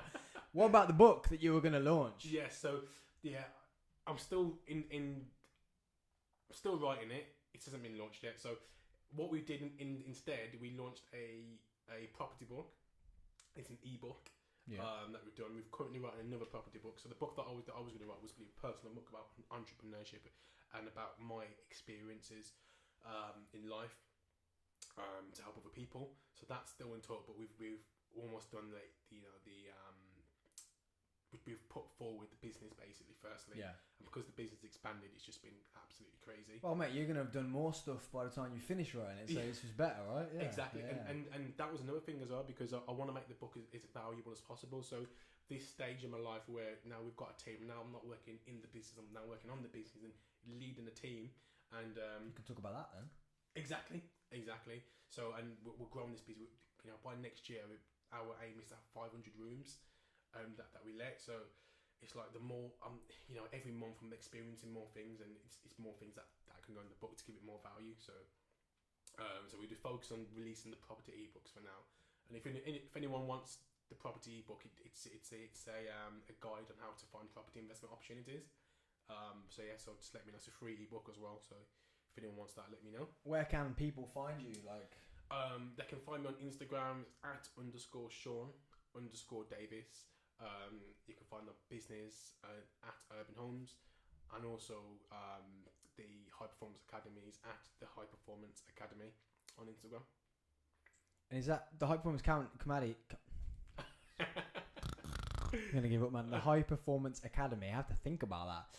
Is it all online, or do you meet and go face to face? Yeah, so it's all online. So the mastermind sessions are every other week, and again we deep dive into a topic. We're currently doing a challenge, so we do challenges as well. So it's not about just turning up to the mastermind sessions, getting loads of value, and just sitting back and doing nothing. We you know, it's all about growth and elevation and pushing yourself out your comfort zone. So one of the things that we're doing at the moment is a 90-day challenge where everyone's set themselves a goal. We've paired up everyone with an accountability partner in the group, and they're smashing the goals. I love it though. Like I say, it's not like the good business will come with that, but you're not Exactly. just fixing business. Yeah, Which means you've got a big scope for that. Just that as a business on its own. 100%, 100%. Because it can be global, can't it? That's the good thing. And just what you can do. James was talking about. So he's got a company called Discover Minds, and he I'm pointing there. He's not there anymore. He was there about. He was there about 5 hours ago, which is weird. Yeah, about 5 hours ago. And he's got a business that he had his own. issues with his mental state, and he now wants to help other people, and he wants to do retreats. So it's something you could do. Oh, okay. Yeah, you know exactly. what I mean? Like you can take 20, 30 people away to somewhere nice, teach them certain things you want to teach 100%. Them, but on a retreat in a nice warm country. Like you have so much scope because you're not just running a business about business. Yeah, exactly. You're running a business about good mind, body, sleep, all that stuff creates good business. Exactly. So you have that business itself has a massive scope. Yeah. You know what? The reason why you two are good. The reason why I started it as well was mainly because I wanted accountability. It's keeping me accountable. I taught myself how to speed read. I read a lot of reading, and I consume a lot of content. And it's like I feel like I want to be able to teach. And the only way you know that you're actually absorbing the content that you'll teach is actually by teaching it. Yeah. So I will learn something. I'll do it, and then I'll teach other people, and that's essentially what we do. And it's the same. The special guests that we get on, it's the same thing they do as well. So it works really well. Thank you, buddy. Well, you've definitely given me the last energy to finish the last 4 hours of this podcast. Thank you for coming in. It's so nice to do it face to face, not over a stupid screen. Anything you want to plug before you leave, business wise? Just follow us on our Insta channels and keep up to date with the journey and what we're doing and where we're going. And if you got any property related questions, just drop me a message. Even if it's not just business, man, follow their pages because they're inspiring. If you've not just heard this man speak, like it just oozes energy, like, and that's that. Do you know what I mean? Like I'm normally that man in the room, so for you to after 9 hours to give me that to make me like, yo, I've got this till 8 o'clock. I actually thought I'm dying on my butt here. I'm not gonna make 8 o'clock at all. I'm gonna fail. The words you say, the way you speak them, just gives that. Which is why you're so successful why you're going to continue to be so successful. Thank you. So guys, Sean joined us for our 50th episode. Your episode was like 12 or something silly, wasn't it? Right down the bottom. 50th episode, the new studio release, and also our fundraising. Guys, if you haven't donated, please, the link is in the comments. I've posted in the comments. Also, the link is in our description of the show. So where it says 50th episode, blah, blah, blah, click that. It comes down. Click the link. £1, I don't care. We're at about 250 quid, I think we've done today. Raised. I'm cool with that. For our young Libby, who's just devastating what she's going through. And if me sat here all day, I'm actually sat on my butt. Yeah, it's hard. My mind's going. I'm to talk and stuff. Well, it's nothing what she's going through. So if you guys can just slip something into that link, that would be absolutely amazing. What I'm going to do, we're going to go for a quick toilet break again. Then we're going to get our last guest in, and we're going to talk about powerlifting and performance-enhancing drugs. It's going to be fun. So we've gone from home improvements to powerlifting and performance-enhancing drugs, only on the Coffee with Sam podcast. So I'll see you guys after a quick, short break. Please do not go anywhere. And then it's the last stint to close the 12-hour podcast. Thank you, guys. Peace. Much love. Thank you, Ashley. She said, well done, lads. Thank you. And you're not getting away with it either. You're coming on the podcast in the next 2 months. That's what we're saying. I'll see you in the next 2 months, Ashley. We can talk girl power, business, money, everything else. Cool. I'll see you guys after a short break.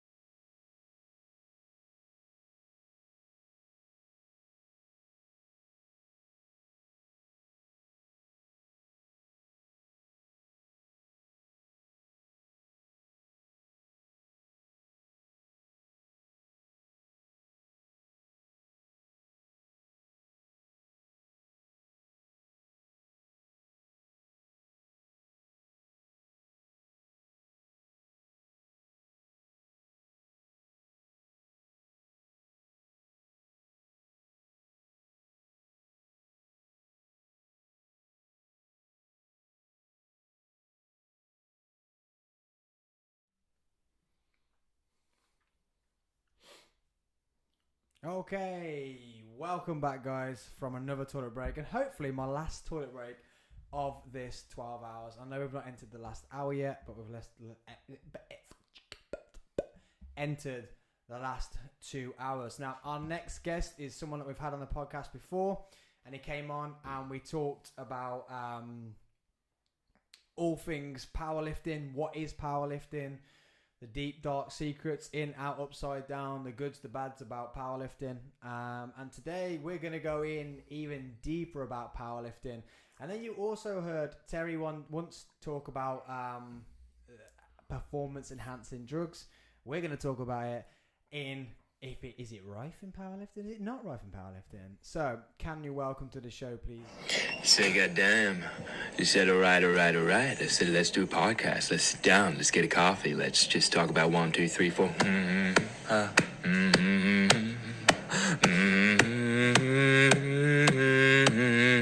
Coffee with a Sam. Got a little podcast. Grab yourself a little coffee and a podcast.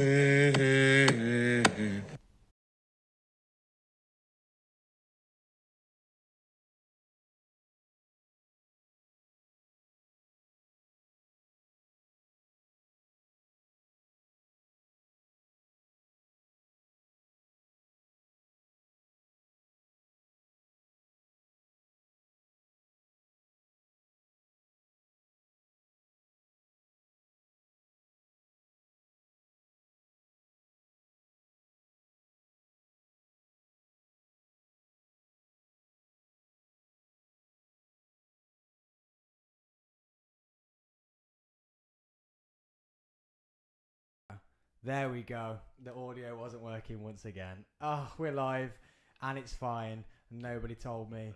Oh my God. Let's go again. Welcome to the show, Liam Wheeler. Now we're going to have to play the intro music once again. Because it just has to happen. Say, goddamn. You said, all right. I said, let's do a podcast. Let's sit down. Let's get a coffee. Let's just talk about 1, 2, 3, 4.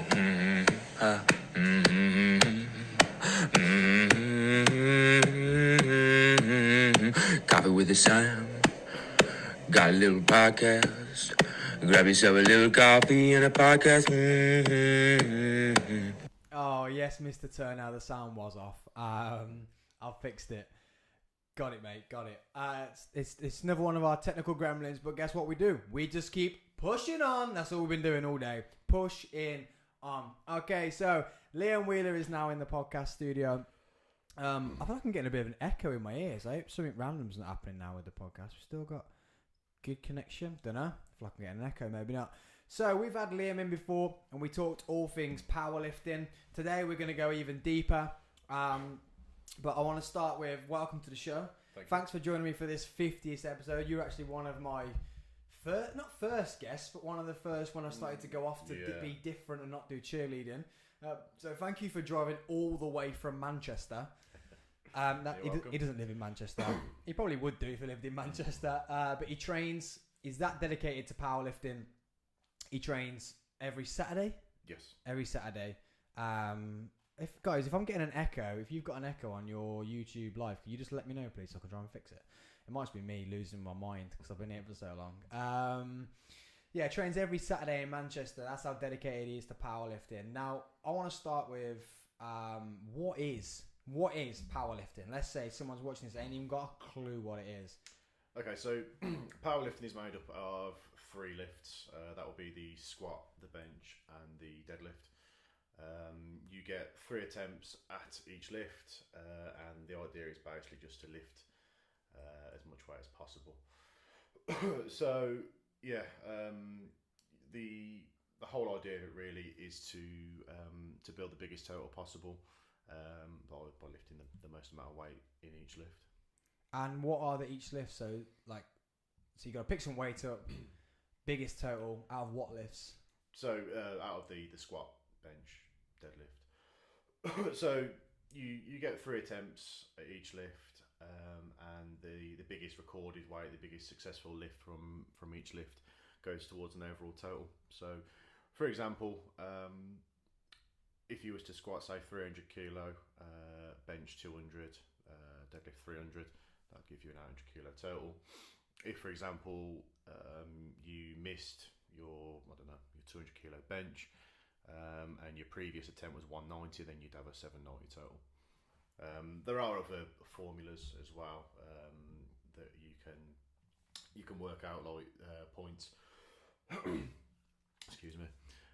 But ideally, the main one It's all is the food you've been scoffing since you got in here. Yeah, I'm hungry. Now, the one thing, it's quite funny actually, on the camera, you can't see it. So last time when we had the handshake photo was the most funniest photo I've ever. The amount of comments I had on that picture for how small I looked and how big you looked.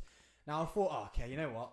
Bigger studio, it's going to work. Not a chance, mate. I look like a little stick figure on the back wall and you're just this big giant sat there. It's quite funny you've sat that side because that's where Neil sat as well. Two big giants on that side. So you get a total 4 lifts. You said 4 lifts. Yeah. So 3 lifts. 3 Squat, lifts. bench, deadlift. Squat, bench, deadlift. What's the deadlift? So the deadlift is It's alright, mate. You can flash up all he wants. I'm just trying to make sure. Yeah. Okay. Sorry. Oh my god, the first one of the day. Please don't get me cut off now. Oh my god. So the deadlift. So the deadlift is obviously you got the bar which is loaded with weights. It's on the floor. It's a dead weight. It's just lifted from the floor to kind of a waist height. Once the knees are locked, the shoulders are back, and the hips are through and they are solid, then the refs or the centre ref will give you the down command to put the weight down. The weight has to be put down; it can't be dropped, else that would be given as a no lift.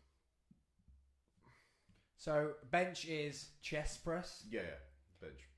Deadlift off the ground. Yeah. Squat is when the weight is on your back, and you have to squat down to a required depth. So most federations, the required depth is the crease of the hip has to be below the top of the knee.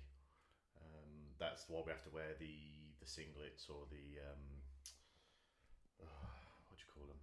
Is that like the suits you see? Yeah. What's that doing? Literally just holding themselves in. No, so the singlets holding their body together. The singlets that I wear is just an elasticated just piece of fabric, so it's not offering any support whatsoever. It just makes it easier for the refs to see what's going on. So, for example, if I was wearing baggy clothing like I am now, the refs are going to struggle to see my hip crease when I'm squatting. So it's going to be much harder to judge for them.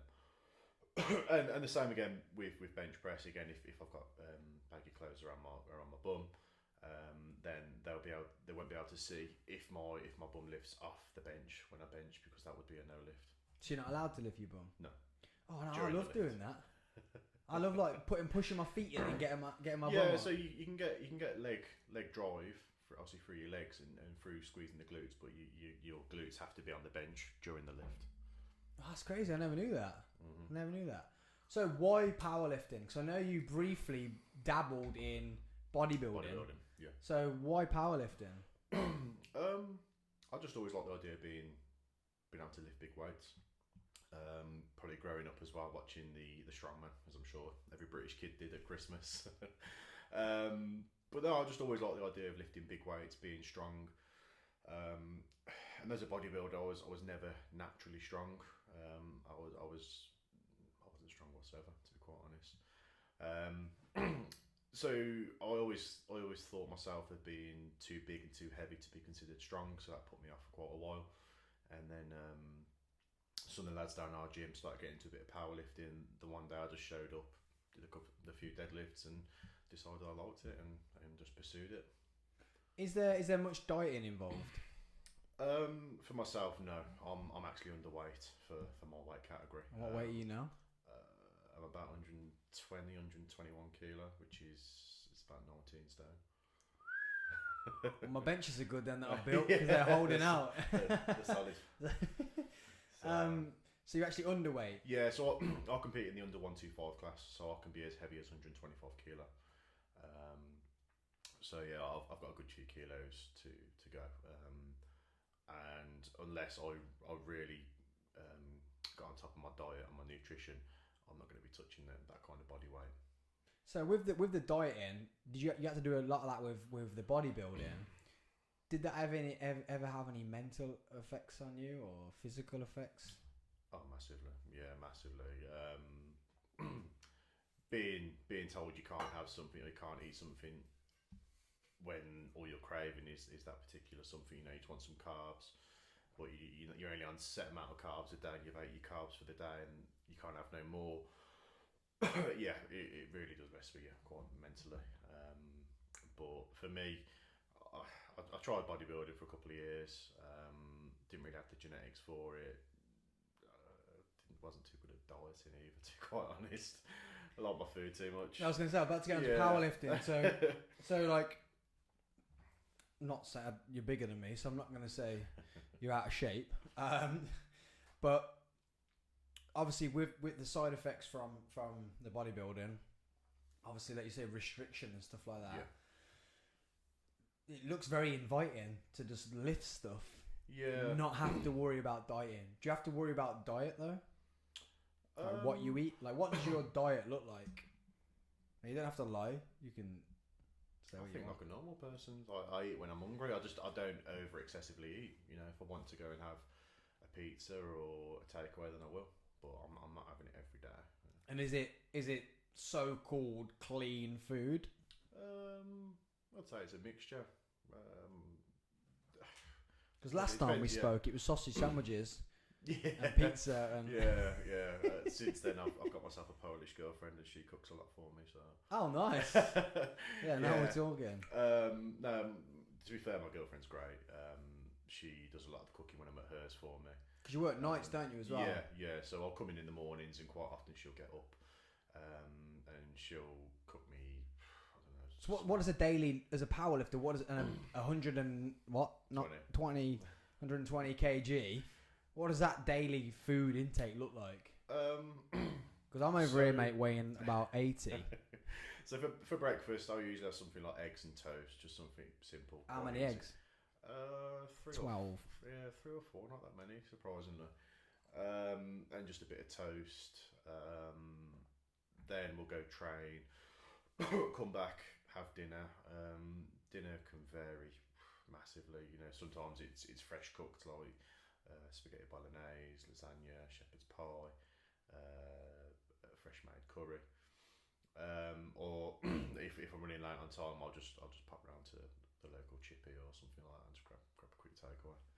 Is the main thing for you just to eat? Yeah, just to get the calories in, really, just to get my body weight up. But I obviously try and make sure that I don't overindulge, because I don't want to end up, overweight or looking overweight at least.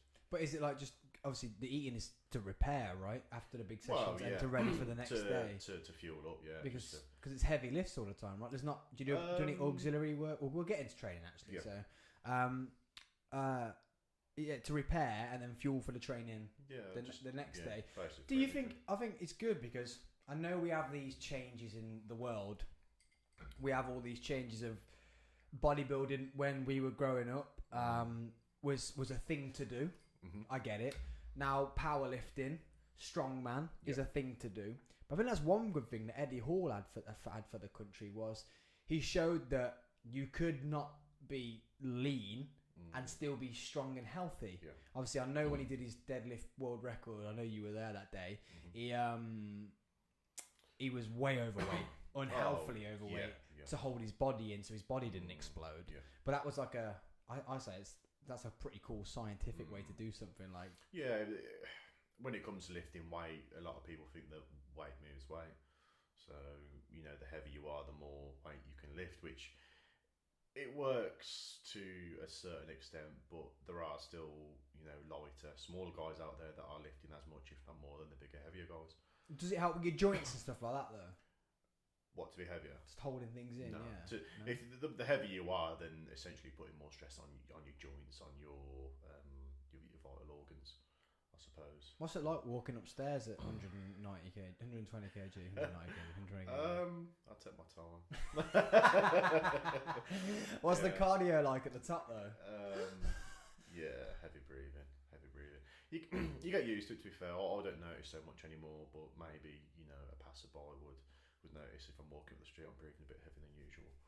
But it is what it is, mate. I choose to do this, so I can't really complain too much about it. Would cardio help what you do? Like, do you do cardio? Do you try and be a bit... So we class and we joke about anything over 1 rep in powerlifting being cardio. So when you're doing your sets of 3 or your sets of 5 or your sets of 8, as my coach likes to give me. That's nice of him. Yeah, I know him. We kind of joke about and say, oh, that's cardio. But no, in terms of actual, cardiovascular. Surely it exercise. could help if your heart's healthier and your blood flow's better and all that stuff. I suppose it for would. then doing your lift and and recovering in between lifts. With the way I train, I'm doing each lift twice a week, and I think your body needs to be conditioned to doing that as well. So I remember when I first started being coached by who I'm with now, we used to just squat, bench, deadlift once a week and then just do some bodybuilding stuff in between. And then when our coach was saying to us, right, you've got to squat and bench in the same session, it's a bit like, oh god, okay. And it does take its toll on you at first, but over time you become used to it, you become conditioned to it. I suppose that's not cardio, but it is kind of time. Yeah. When you're used to doing one big lift and leaving, or maybe do you do auxiliary work? So a little bit, not as much as we used to. I used to. But yeah, my coach has started programming some like tricep work for after one of my bench days.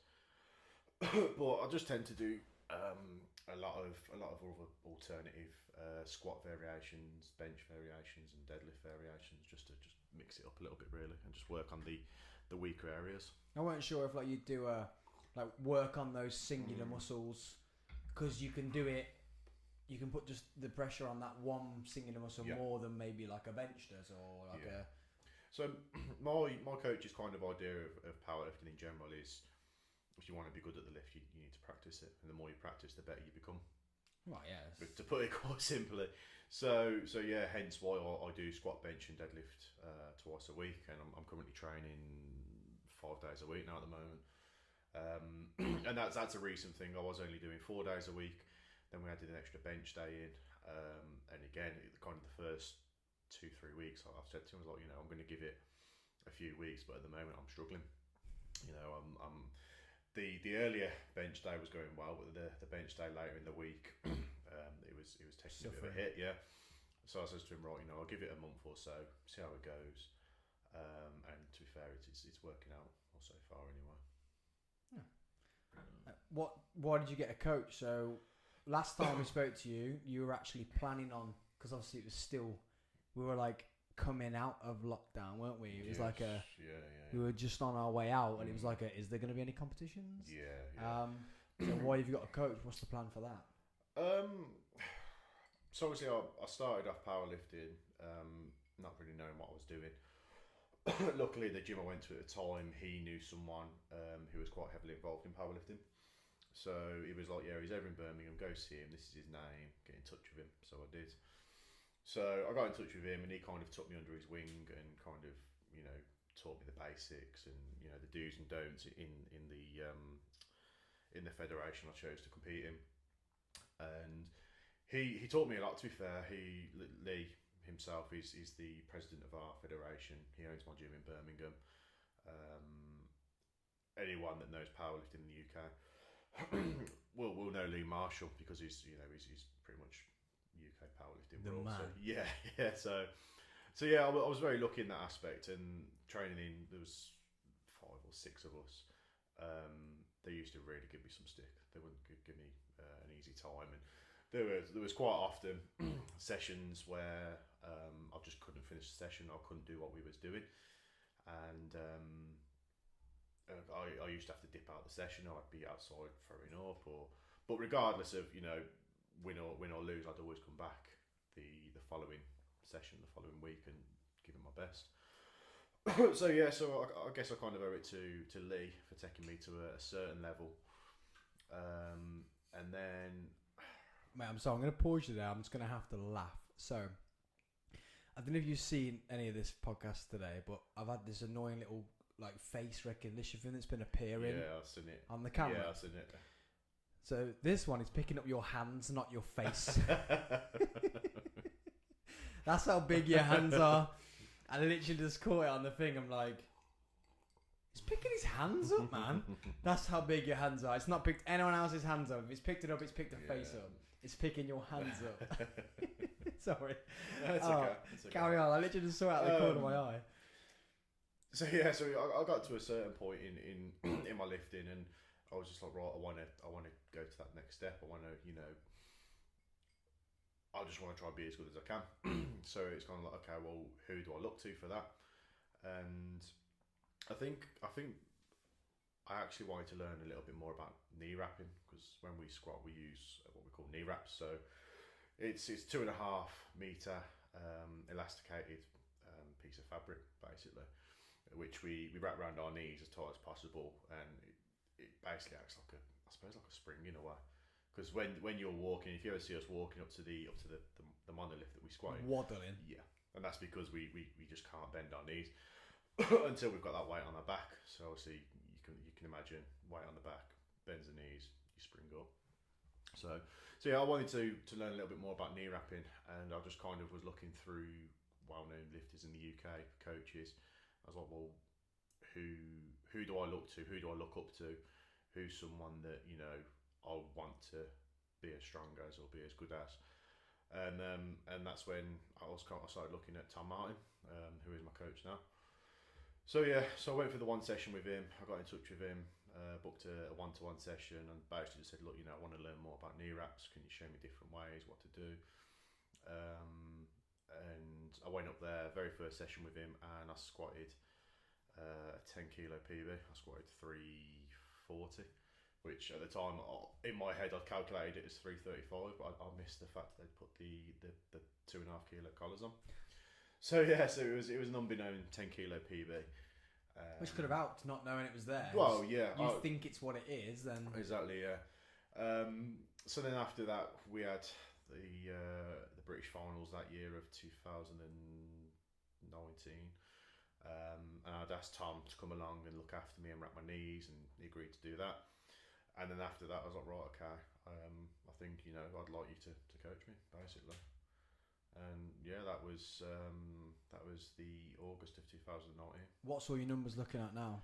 Okay, so my most recent comp. We ain't no ego here, man. Yeah. I couldn't care less.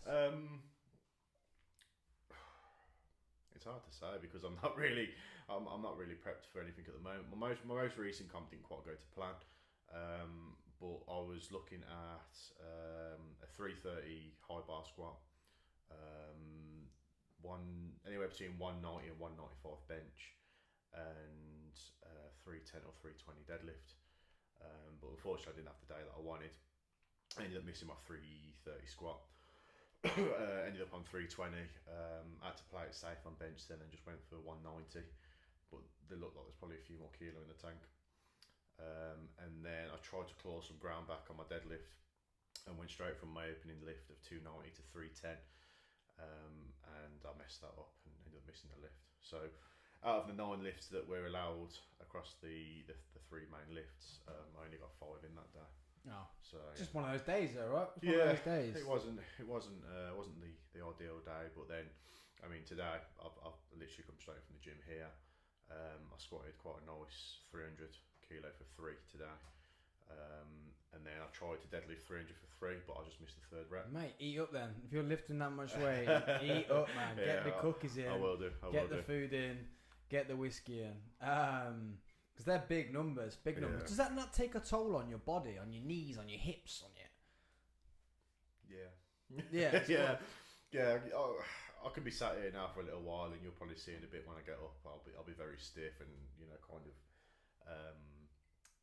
limping around a little bit, but I'll loosen up after a little while. But yeah, there aren't many days where I don't wake up and I'm in some sort of pain. Is anything structured, like as in like food wise? Like, okay, cool. I've just trained. Got to eat this time. I've woken up, got to eat this time. No, not for me. I'm sure there are lifters out there that are very on point with their nutrition, but for me, no. I eat when I eat. And what's next for competition wise for you? So I've got the British finals coming up in November. I actually lifted last Sunday.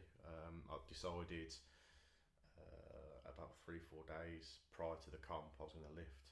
I just did what we call push pull. So it was just, rather than squat, bench, deadlift, it was just the bench and deadlift. So I just decided last minute to enter that. We was down there. We was in Cornwall for it in St Ives. So we was down there anyway to support and look after a friend. It was another friend of mine who was holding the comp. So I was just like, well, screw it. I'm going to enter last minute, and I had an okay day, not bad. I opened on the 180 bench, 180 kilo bench, got that quite easily. So I jumped straight to 192, which would have been 192.5. That would have been 2.5 kilo PB, but I missed that twice. So then went on to deadlifts, and I opened on a relatively comfortable first attempt, and then ended up pulling 310, which is actually the first time I pulled 300 or anything over 300 in comp. Yes, mate. Yeah. That's the thing. You said you come back like the other week. You went had a bad comp day. Yeah. Comp can just change everything. Yeah, like I think literally can change everything. I put a lot of pressure on myself when I competed. Back in July, I put a lot of pressure on myself to hit very specific numbers that I wanted. I had a lot of people there watching me. Whereas this past weekend, it was just a last minute. Well, you go to the gym. Yeah. You don't get that rush of hormones and that and energy till you're there. Yeah. Comp day, mate, you wake up rushing, so you waste energy just waking up because you're like, woo, it's comp day. Like I actually had my head down the toilet on the day of my last comp. I was throwing up, and I wasn't in a good way, to be fair. And I actually contemplated pulling out of the comp on the morning of. Sick or just scared or nerves, probably a little bit scared. Just that means you care though, bro. Yeah, that was it. And because I put so much pressure on myself. It's been such a long build up. If someone ain't got nerves, mate, you shouldn't be going to the competition. Yeah, exactly. but no, my next main one will be the British finals, the 27th, 28th of November, and that's up in, I think it's just outside of Rhyl, which is North Wales. Oh, nice. You is there any powerlifting going on at the Arnold's?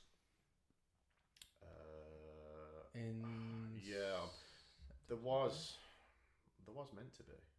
I don't know if there is anymore. Can you qualify for that? Can you not qualify for that? I'm not too sure what the crack is there, to be honest. I think there was meant to be some sort of powerlifting there, but I'm not too sure what is happening now. I certainly know that the federation I'll compete with, we're not holding anything there. It's massive, that is, man. Arnold Classic, man. They've smashed it. They've smashed it. I'm looking forward to seeing how it goes, to be fair. Are you going or? No, I was going to, but I didn't bother in the end because of this whole COVID thing. I just thought I'd maybe wait till next year or something. I'm working. So, yeah, Alex was telling us. I'm well excited, mate. Yeah. I'm well excited. Can you just do me a camera favour and do me flicking on and off again? Yeah, sure. So, yeah, we're doing Arnold's. We're working the Arnold's. Actually, while you're there as well, because you're the last guest, just turn the tripod towards you a little bit. And again, and again, and again, and again, and again. That's it. And again. Spin around. More? Yeah. That'll do. Amazing. Say goddamn. You said alright. It's moved. I think you've turned the click knob on off. So you need it on video. You've turned that top. That's moved too. It needs to be on video to the first one. Yeah, you turn the wheel as well.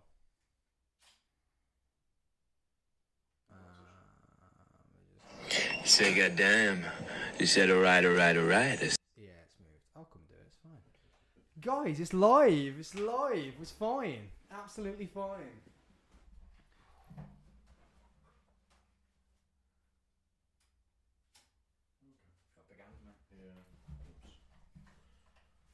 It's live. He's got big hands.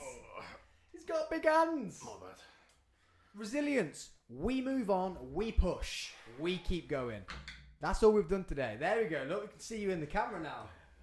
Got you in big view now. Big view camera. I should have moved that at the beginning. Welcome to the podcast properly now. Can I just see your beard twiddling there? Yeah. Because we had two people on each side. Like, we've had a few people in with two different people. So yeah, we're holding the first cheerleading event in the UK at it. Totally have a competition there next year. I was hoping you were going to be there competing. Sorry, I'm hungry. That's all the man has done since he got here. I said, yeah, you can have a donut. Boom, 2 donuts. boom, cookies. But you know what? He's a big man. I'll let him have it. It's fine. He's come here for free today. It's fine. Entertain you all. So you've got no, because last time you were thinking of qualifying for the Brits, right? Yeah, I've done that. Oh, standard. Yeah, so I actually did that last December because of all the COVID and whatever. Anyone that kind of competed last year hit the qualifying totals. They qualified for this year's British. So the comp I did back in beginning of July in Bristol. As much as I wanted to do well there, and I had numbers in mind I wanted to hit, it wasn't an important comp for me. It was just platform time. Oh, okay. So and even still, regardless, on a bad day, I still totaled. Well, I equalled my biggest total. So that was a bad day. So it was a good day. Yeah. So there was pros and cons from it. Like, oh, okay, I only got 5 lifts in. Oh, okay, I missed my squat that I wanted. I missed my deadlift that I wanted. But I totaled 800, which is at the moment my current biggest total. So it's like, oh, okay, if I had have got those lifts that I missed, you know, I'd have put 30 kilo on my current total. Wow.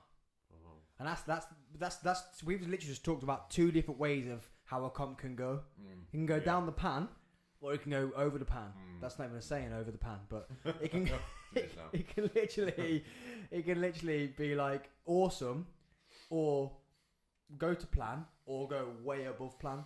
And that's why comp is just so like, to me, what happens. On a comp, like. I was a little bit disappointed, but. As I said, You're well harsh on yourself though, knowing you as a person, and always seeing your Instagram status. So sometimes I'm like, stop being so hard on yourself, man. Like, no one's judging you but yourself.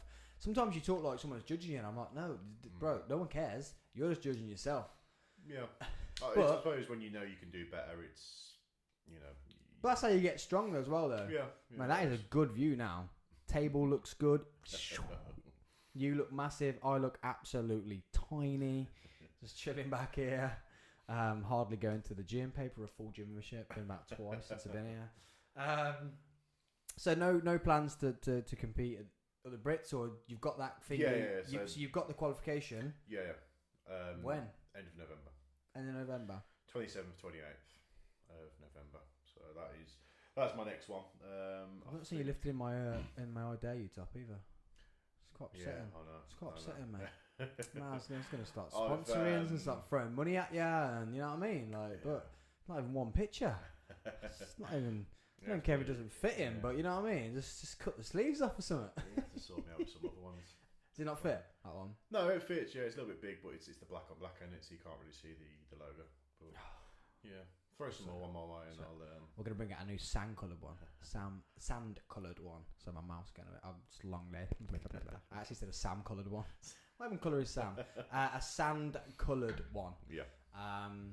That's an exclusive. I've not even said that before. Oh, but nice. yeah, sand colour with either black or white. I think black would look good. Yeah. I was thinking maybe I was gonna go little logo though. I don't know. No, what's on the back? Yeah. Just sitting there. But I don't think there's enough of this out there yet. The big logo. Yeah. You could always flip it. Have the little logo on the pec and then the big logo on the back. Yeah, it looks sicker on your lifting gear as well, don't it? Yeah, send some more wow. Big snapback. Big hat. Well, not a snapback. I think you're wearing the Rocks hat, man. So plans to compete in November. Yeah. November time. So that actually gives me. I worked it out today. 11 weeks. 11 weeks tomorrow. So we started getting ready for that today, essentially this week. Oh, and thanks for coming here then. It was hard to get him here. He said, well, I'm sorry. This is how dedicated he is, man. Like, he said, I can come, but it has to be this time because I'm in Manchester. I said, well, if I give you this slot, where will you get back? And you were like, yeah, I'll be back. And then he gets here early anyway. I'll go inside and he's filling on my sofa. Filling half my sofa up. I'm like, who's this monstrosity of a man? Imagine if you and Neil were in here together. I don't think no one else would get in. I always say you should start lifting. What is this mic stand doing? Get out of my face, bro. I always say you should start lifting because he doesn't lift any weights whatsoever at all. I'm gonna knock this mic. Jesus Christ, this is like Jesus. Don't do this to me. It's been a long day. BT have done us good. Everyone's done us good. We're talking. We're smashing it. So last time, I like that phone case. I was gonna do. I was gonna do one of these. It's another exclusive. With this, but here. Oh yeah, that'd be pretty cool. Yeah. No one, they can't see on the camera, but we can. That was my plan. Yeah, to do that like a Mexican school type thing. Yeah. I do love Mexican. A lot of the schools and that. I've got a school tattooed on my elbow. I can't say I got loads of tattoos. Yeah, on my elbow there somewhere. So last time we were on, you actually had an injury. I don't know if you can remember. Yeah, I'd not long torn my quad. I did that in the September, so it must have been about October time. Yeah, it was literally like 2 or 3 days after, and it was black. Yeah. It was like blue, and it was coming up your leg. Yeah. What was before we talk about how other stuff. Yeah. You helped that. How did you physically repair for that? Like repair it? Okay, so I think that happened on it was in Manchester actually on a Saturday. So I just keeping mobile basically. I think I went out. Which I loved that when you said that to me. The main thing I'm gonna do is just gonna keep walking and keep the blood flow going. Yeah. I was like, I'm a man for walking. I don't even saw the void destroy me. Yeah, I think I went out the following walker. day and walked around the park a little bit, and I didn't do too much. But I think the Monday then I was back in the gym. I think I did some like body weight squats with maybe like a 10 kilo plate. That's what you were doing, yeah. You were faffing around with just doing. I think you'd done. I think when we just met, you just done body weight. Yeah. You didn't touch a 10 yeah. kg. So again, my coach just told me just to do some body weight squats, but only take it as deep as I can, because there was a lot of it was just tight more than anything. What grade tear was it? I don't know. I never gone there. I had it looked at. To be You fair, just like that's torn. Yeah, it wasn't a major tear because the bruising took about a week and a half to come out.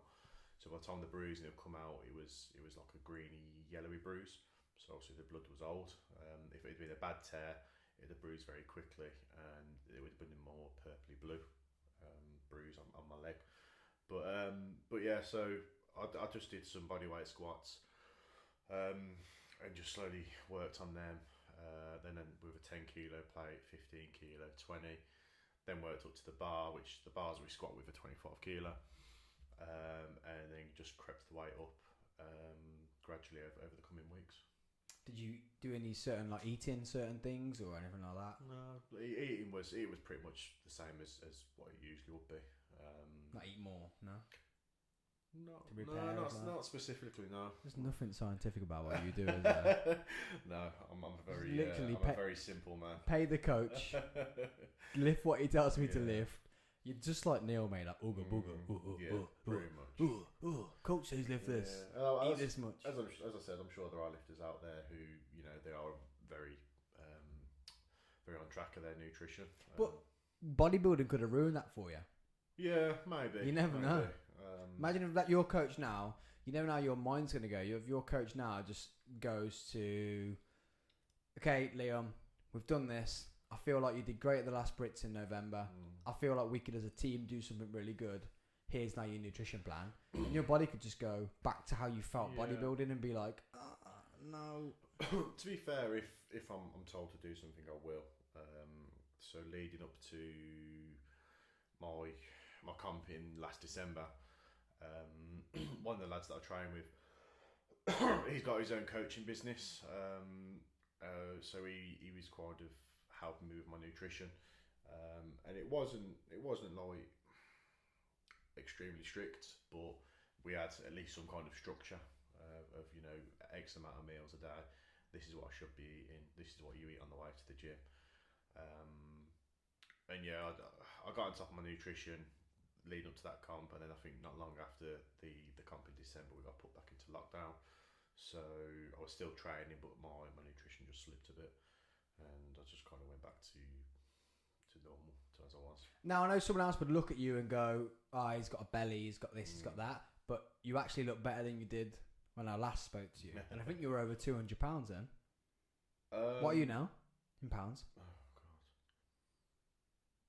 260ish, 260 something. I don't know. Maybe it wasn't pounds. I'm getting that wrong. Maybe you were heavier. Yeah, I know you were heavier. Quite possibly.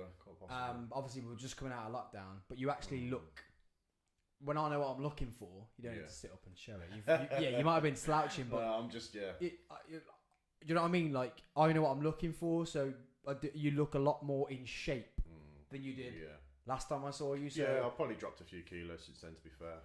and obviously the switch up of not double session, but literally a double session in there is going to do that. So when you're recovery, I do love that you said that people here listening, watching, catching up after this, that you said lightweight, mobility. Yeah. Like, yes, you might just think, ooh, lift weights, eat food, but you are still then careful with the things you need to be careful with. Do you know what I mean? But that does lead me on to what you mentioned in the last one when you then used a enhancement to fix that. And we did say we were going to catch up as well. You were like, bro, I'll do a podcast on it. And I am still going to do it because Terry did one. And I'm going to see how this goes right now. And I'd love to do all three of us. Yeah. Like, it'd be a cool like little like debate. Like, it'd be pretty cool. But I know you said, I want to get back training. So I'm trying to set the scene of it's not just literally you had an injury, turn to something. You had an injury, and you wanted to get back to training as quick as possible. You had a comp coming up, didn't you? We just come out of lockdown. There was something coming up. Yeah, I think that was September, October time, and I was competing in the December. And you turned to a what's it called? What I used to. So I used HGH, so human growth hormone. So that's a PS, performance enhancing. No. Drug. No. So PEDs. PEDs. Yeah, PEDs. Human growth hormone. I'm not too sure if it is classed as a performance enhancing drug or not. But a lot of people misunderstand the use of it, and they'll use it because they think they're going to get bigger with it, they're going to get stronger. But in reality, I used it purely for recovery, just to help the muscle fibers repair quicker, just so I can get back to training as quickly as possible. So you didn't think like, oh, it's like you're saying people misuse it like we're going to get massive. You like, okay, cool, I've already got growth hormone in me. Yeah. I'm going to bang some more in to repair faster, to speed that up. Yeah. Yeah. Absolutely. So have you taken them before? No, that was the first time I'd used growth hormone, and I got some proper pharmaceutical graded stuff, and yeah, it got me back squatting to almost normal within probably about 2 months. Probably about 2 months, and I was probably kind of back to where I needed to be. And I would say the GH definitely helps speed the process up. Well, I should hope so. It's double what you've already got in you. Exactly. So if you don't class that as a performance enhancing drug, have you ever taken performance enhancing drugs? Yes. And are you allowed to? And mate, you know me, no judgment here. Yeah. So again, if my viewers have judgment, bang in the comments. We'll have a conversation about it. In a lot of sports, strength sports, bodybuilding, you get drug tested, you get non-drug tested. So the federation I compete with are a non-drug tested fed, so they don't test for they don't test for drugs. It's down to the lifter's discretion then whether they do or do not use drugs or not. So you could be going against. So even if you have used, you could be going against your minimum. Someone could be on the full stack they're allowed to, not allowed to take. Well, not allowed to take full stack of just borderline probably having a heart attack, and they're going to outperform you massively, right? Yeah. If done right. If done correctly. Theoretically, yes, they should do. If done correctly. But yeah, again, it's down to the lifter's discretion. You know what fed they compete in, whether it's tested, not tested, or not. So you can't really go in and moan and cry, say, "Oh, he was taking more drugs than me, he won." No. So, but yeah.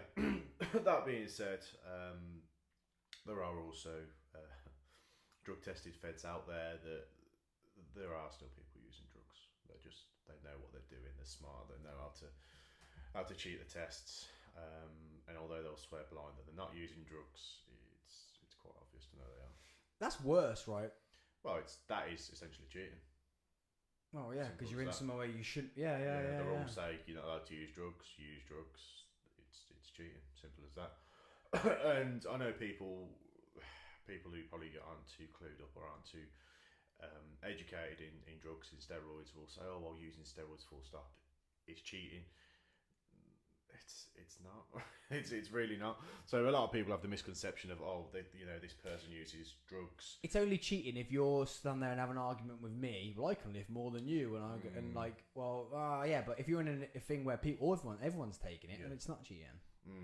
Well, that's it. Yeah. And can I just say, we're into the last hour of the 12-hour podcast. We are in, guys. We are in to the last hour of the 12-hour podcast, Arenio, the 50th special, raising money. So you've got 1 hour to get your money into the donation, and literally 2 seconds running up to that 12th hour ending, I am gone. I am ending this. And the main thing is because YouTube deletes the video after that, and I want you guys to see the video after I have finished, and I want to cut it up and actually edit and take some bits from it. So I'm going to be gone on that. So you've got literally less than an hour to get your donations in. Thank you so much for everyone that's been watching. But damn, we're on the milestone. We're on that last hour sprint. We're going to Usain Bolt towards the end, man. And all we've done today is just keep pushing. That's all we've done. Yeah. Cool. I had to just get excited then. Sorry about that. No, it's okay. So yeah, it's not the cheating. Karen, you say it's not cheating. It's not. Yeah. So people quite often have the misconception of steroids that the person just uses steroids and that's it. They become big. They become strong. I still have to work as hard as the next person who may or may not be using drugs.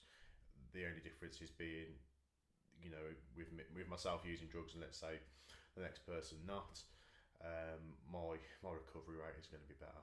So that then means I can train harder in the next session, whereas a natural athlete or a natural lifter who isn't using drugs will go into the session, a day later, 2 days later, and may not be able to train or push as hard because they're still recovering from the previous session.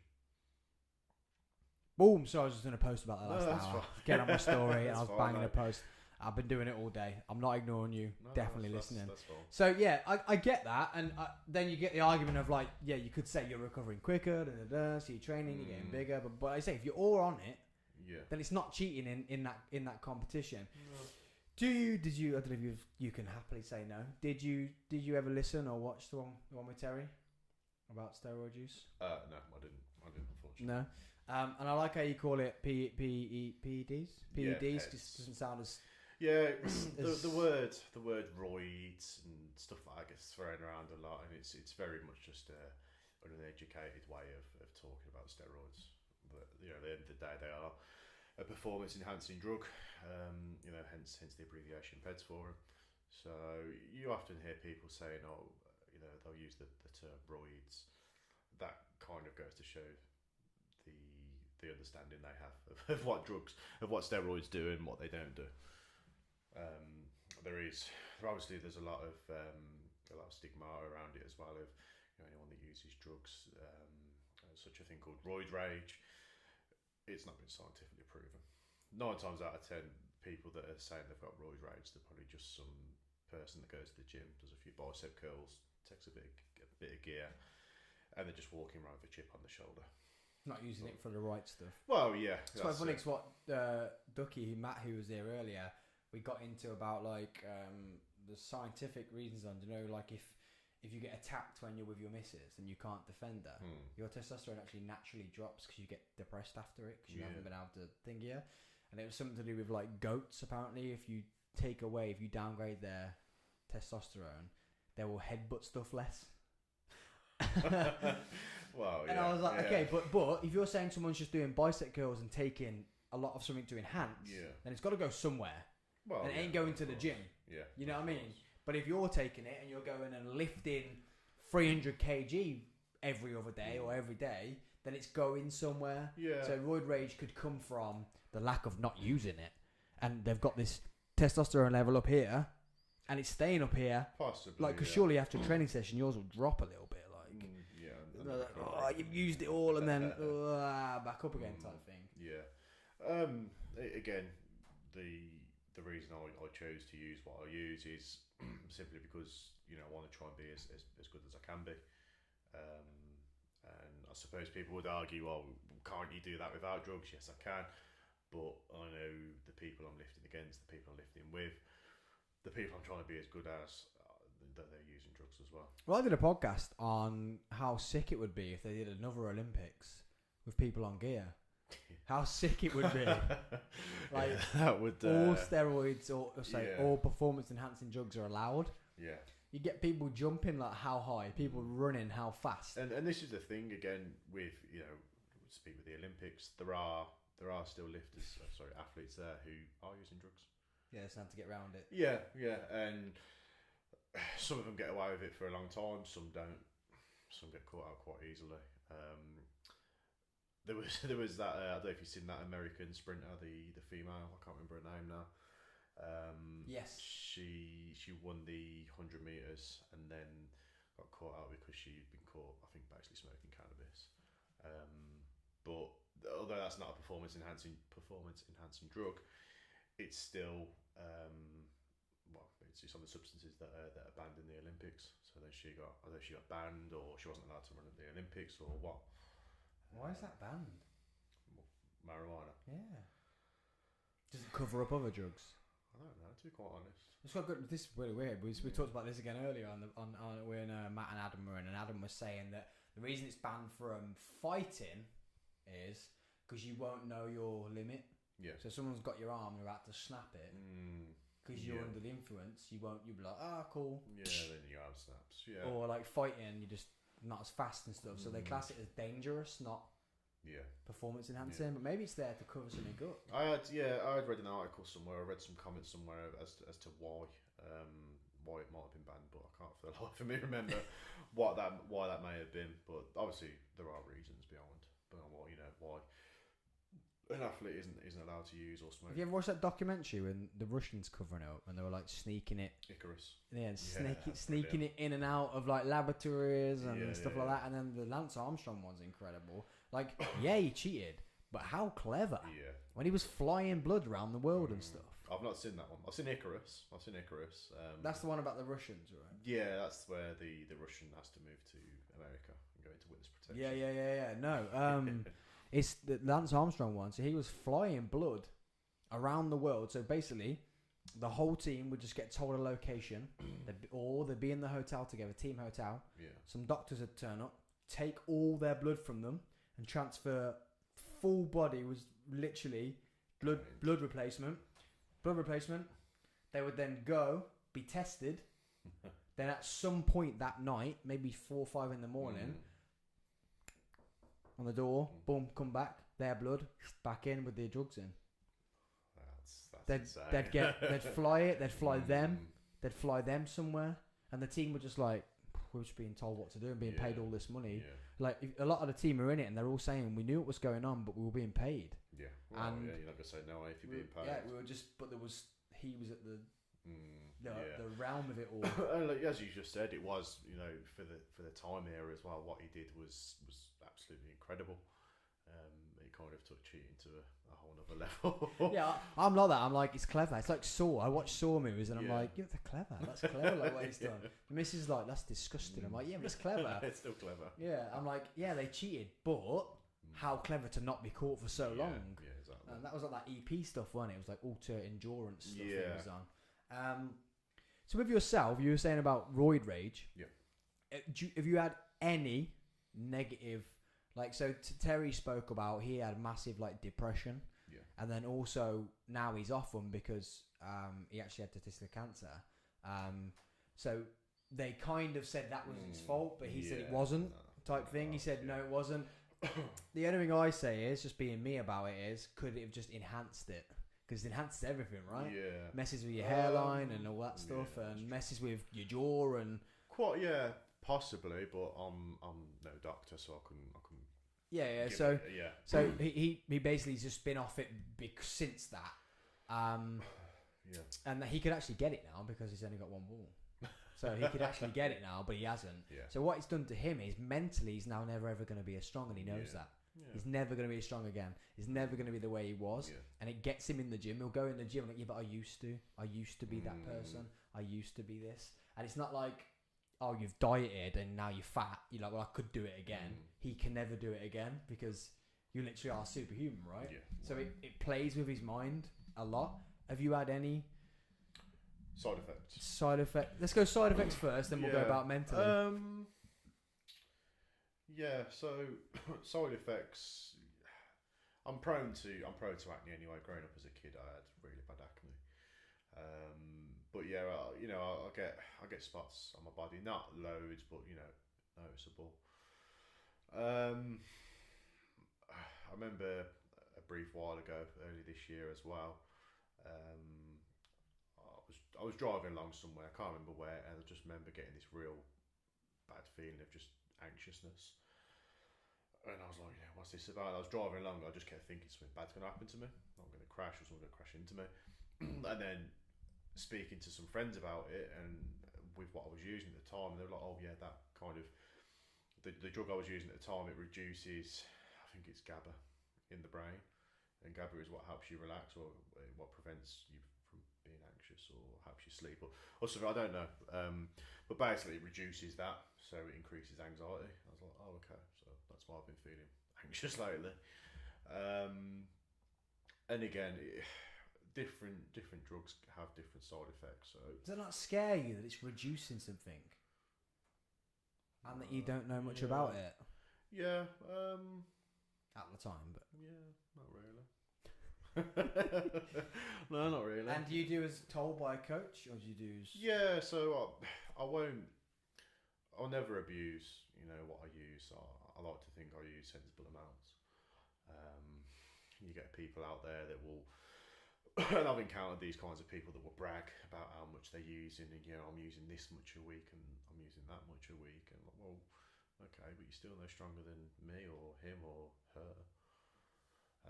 So people, that's abuse then, though, isn't it? That's when you start talking abuse. Yeah, you get into a point of abusing it, whereas I'm smart enough not to do that because the long term side effects they're going to hit are hard. detrimental. Oh yeah, definitely. Now, like someone in the house, she's probably watching this. She'd probably come in here and kick off because when she worked in a hospital, not where she works now, she actually had someone who came in with a burst heart valve. Really? From it. Yeah. Because obviously it makes everything bigger. Well, yeah, and like I say, it depends on how much you're using, what you're using. Yeah, I've heard of enlarged hearts and.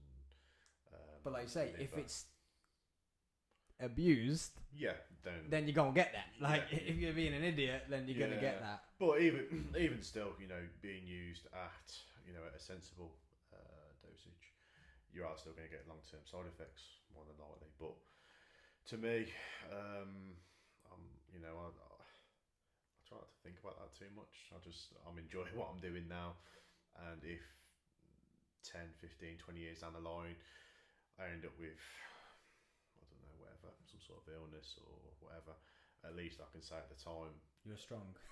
Well, yeah, essentially. at least I can say I did what I loved at the time. Yeah, but I was massive. Yeah. Which again, people may look at that in Yeah, but you don't drink much, though, do you? No, not really. I enjoy a few over the weekends, but again, you're talking 2 or 3 bottles. I had a friend that was, he would always say like, "Well, yeah, but I don't drink, so yeah, I might have a heart problem. Well, you might have a liver problem. Yeah. How many people die of alcohol abuse and drug abuse, and they do performance enhancing drugs? Yeah, there's probably less. There are so many things out there that that people do in day-to-day life that there are side effects, long-term effects of smoking, drinking, even your typical prescribed drugs. Yeah, there's side effects to them. Cool. Will you do camera again for me? Yeah, of course. Hopefully it's the last time. Hopefully it's the last time. What do you need me to do? Just literally turn it off, turn it on. That's it. So last time, guys, the reason why we got that weird screen telling us about it is because Liam's massive hands just whacked the camera, tried to turn it on, turn it off, and turned every single switch with it. So yeah, you're saying like, hopefully in the future, if you do get issues, then you can probably say you haven't abused. Yeah. That's what you can comfortably say. Yeah, I think my mindset is, it's pointless living your life of, what ifs and maybes and worrying what will happen 5, 10, 15 years down the line. I'm very much a person that will just kind of take each day as it comes and, will just try and enjoy myself along the way. And do you have that worry of, not the worry, what was I trying to say? Oh, the worry of when you come off, having that like Terry spoke about. Yeah. That, I'm not me anymore. Which then can spiral into not depression, but a form of depression. Well, yeah, of course.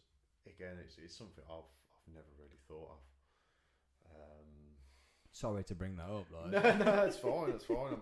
I'm quite open to talk about it. Yeah.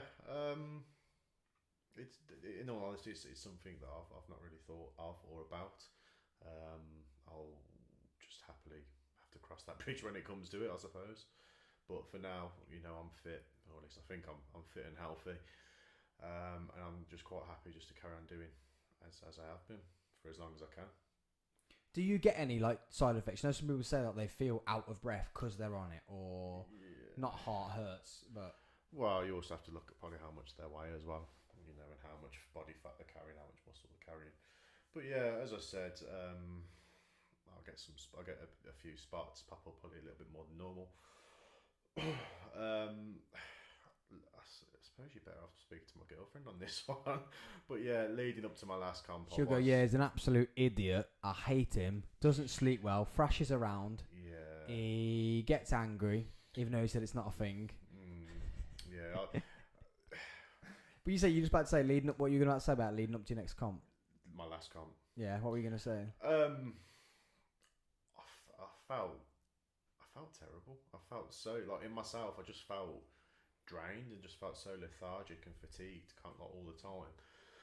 But I just soldiered on, and I went into that comp probably being as strong as I ever could be, but my body just felt terrible. I just felt, and then kind of 2-3 weeks post comp, and I'd kind of stopped using all the heavier, the more harsher drugs, and I felt so much better in myself. But then I also have to remember I'd been prepping for that comp for the best part of... Yeah, surely your training tapers off a little bit after comp. Well, yeah, I'd been training for that comp for, 12, 13 weeks. So you're talking 3 months, just over 3 months. Of getting ready to peak at that just right? pushing. So now you're on the way back down. So surely you can start to feel better because you're going to start to taper. Yeah, even coming back end of a comp, I'll have a few days off training. I'll probably jump back into the gym later on of the following week, and the weight is lighter, but it's still relatively heavy. It's not like it's not you're not doing like 50% of your 1 rep maxes. It's still quite a high percentage of what you're able to lift. So what would a cycle, is that what you call it? Yes. Cycle look like? You just said like it was getting heavier before comp. Okay, so. My last comp, this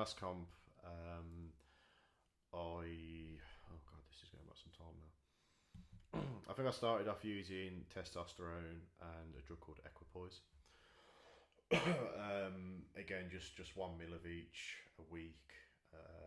Then I brought in another drug called MPP, which is nandrolone phenylpropionate.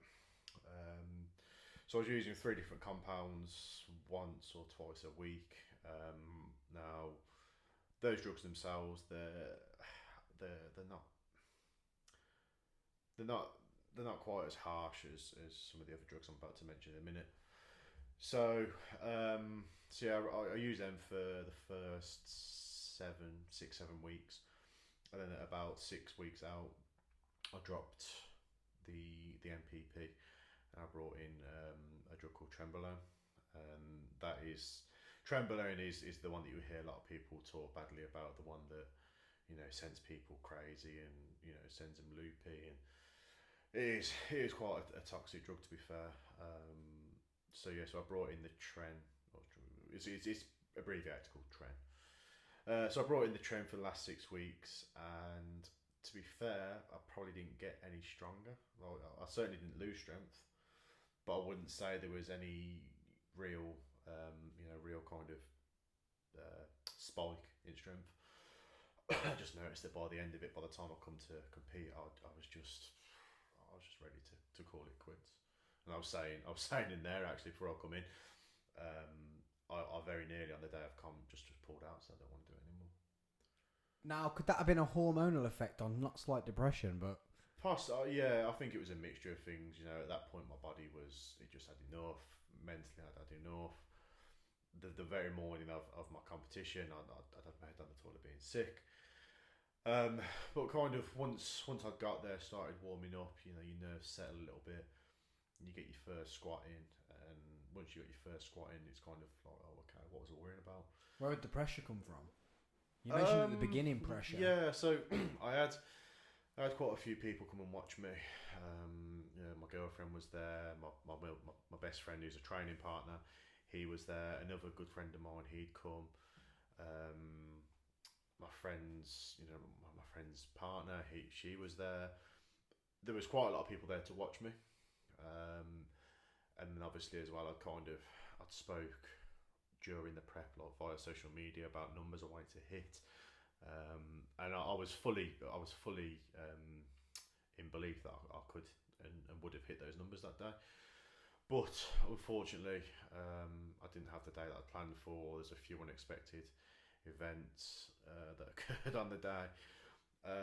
And yeah, things just didn't click for me, unfortunately. But I still fully believe I was able to lift those weights that day, but it just didn't happen for me, unfortunately. So I just need to make sure now, next time round, I train harder and I do what I said I'm going to do. A lot of it's mental though. Like I say, if you'd gone into that sluggish and sick and whatever, even when you say you first squat, you felt better. You're still in the back of your mind that you don't feel great. You don't want to be there. Quite possibly. You're not enjoying it then either. Yeah, I think again once I'd because for me, squats are quite the main one. They're the big one for me. Bench press and deadlift. Last weekend, as I said, I went into it very little expectations and I pulled a lifetime personal best in the deadlift. So yeah, I think I'd put a lot of pressure on myself, a lot of stress. And that maybe contributed towards why I didn't have the day I'd planned for, perhaps. So then after that, what happens with the decrease in PEDs? So you've gone like...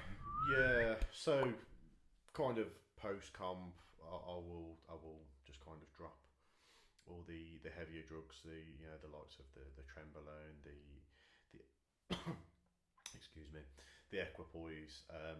There was another drug I bought in as well, an oral, which is just a tablet form drug that I've not mentioned. I used them for the last 3 weeks because again, that's really quite potent and toxic steroid, but you get like quite a big strength increase from it. I will just kind of drop all the other drugs and just run a little bit of testosterone, and that will be just to make sure that my body isn't shut down, my natural testosterone level doesn't just plummet, and that'll just keep me ticking over for the time being until I'm kind of ready to prep for another comp, and then again. So you don't come off? I used to come off, and notice strength levels come down. Again, your libido and stuff like that just takes almost a turn for the worse. So for me now, it's just kind of it's better. I'm sure there are probably people that will disagree with this, but you're scared that you're now stuck on, and when you finally come off, that's it. Again, I'll cross that bridge when it comes to it, I suppose. Which that is just my mentality towards things, towards life, and I'm sure. I'm quite aware that other people will have other opinions on that, but what happens with you? What's the story behind it? Someone says like, okay, yeah, your willy goes, but it doesn't because it can't just disappear. It's a myth. So yeah, your genitalia. Yeah, so a lot of people will notice a slight decrease in size of their testicles. But in terms of the actual penis itself, it doesn't get smaller. Probably just because the person gets bigger, it looks smaller. and then just the scrotum, because it's not producing testosterone anymore. Yeah. It kind of not disappears, but yeah, it just kind of gets smaller. Smaller, yeah. So you're not scared that's never gonna come back? Like kids and life and.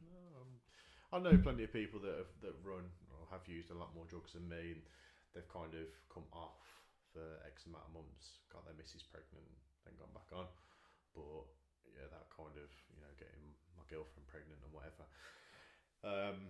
isn't a thought I've had at the current moment. Well, I know she's a fresh bird, but you just got to think about life, where life's going and what like that. I understand. Yeah, it's not really a thought that's crossed my mind today. Can't imagine you having a kid anyway. Yeah, I know. I just about look after myself. Oh, okay, mate. Let's wrap that up there. That's a perfect time to end. We actually have 35 minutes left of the podcast. I can rein that in on my own, 100%. Thank you for joining me. No, thank you. Thanks for coming back for the second episode with you. We'll definitely get you and Terry in, I reckon, and do like a full on, get you to research it and think about it, and we'll sit and have do an hour together. That'd be wicked, like a PEDS debate or something like that. That'd be pretty cool to do, especially now we've got the space to do it. Yeah. The setup's wicked, to be fair, mate. Yeah, well, it's gonna get better. It's nearly done. Well, yeah, you've been here a few weeks, mate. So we've only been in here a month and a half, and I've built this. And there's a garage the other side. But yeah, I always said the man cave was going to be the first thing to get done. So yeah, thanks for joining me. Thanks for coming back for the 50th episode, and also the studio release, and then also the raising the money for poor little Libby. Now I'm not saying poor Libby because she's being treated and she's gonna get through it. But yeah, thanks for coming on and help raise that money, because you just being here has helped this happen. So thanks for joining us, guys. I'm gonna quickly smash to a toilet break because that drink has gone straight through me again. I think the more and more, I think I broke that seal. I think I went about 5 hours and then I broke the seal and that was it then.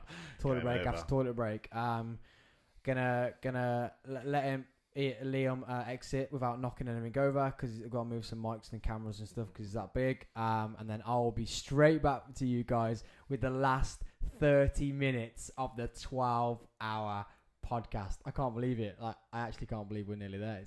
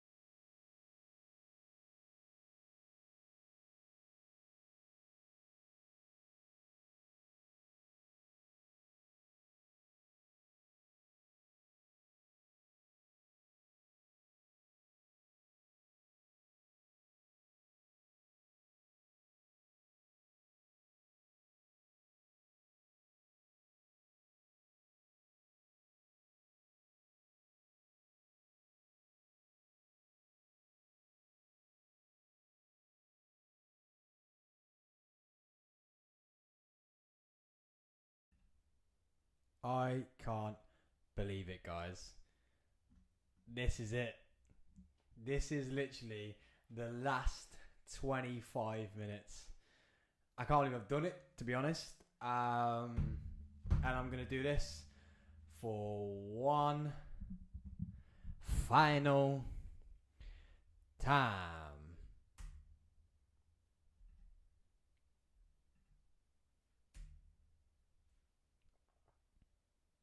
Yeah, nice. Nice when the intro doesn't drop for me. Eh? How's that worked all day?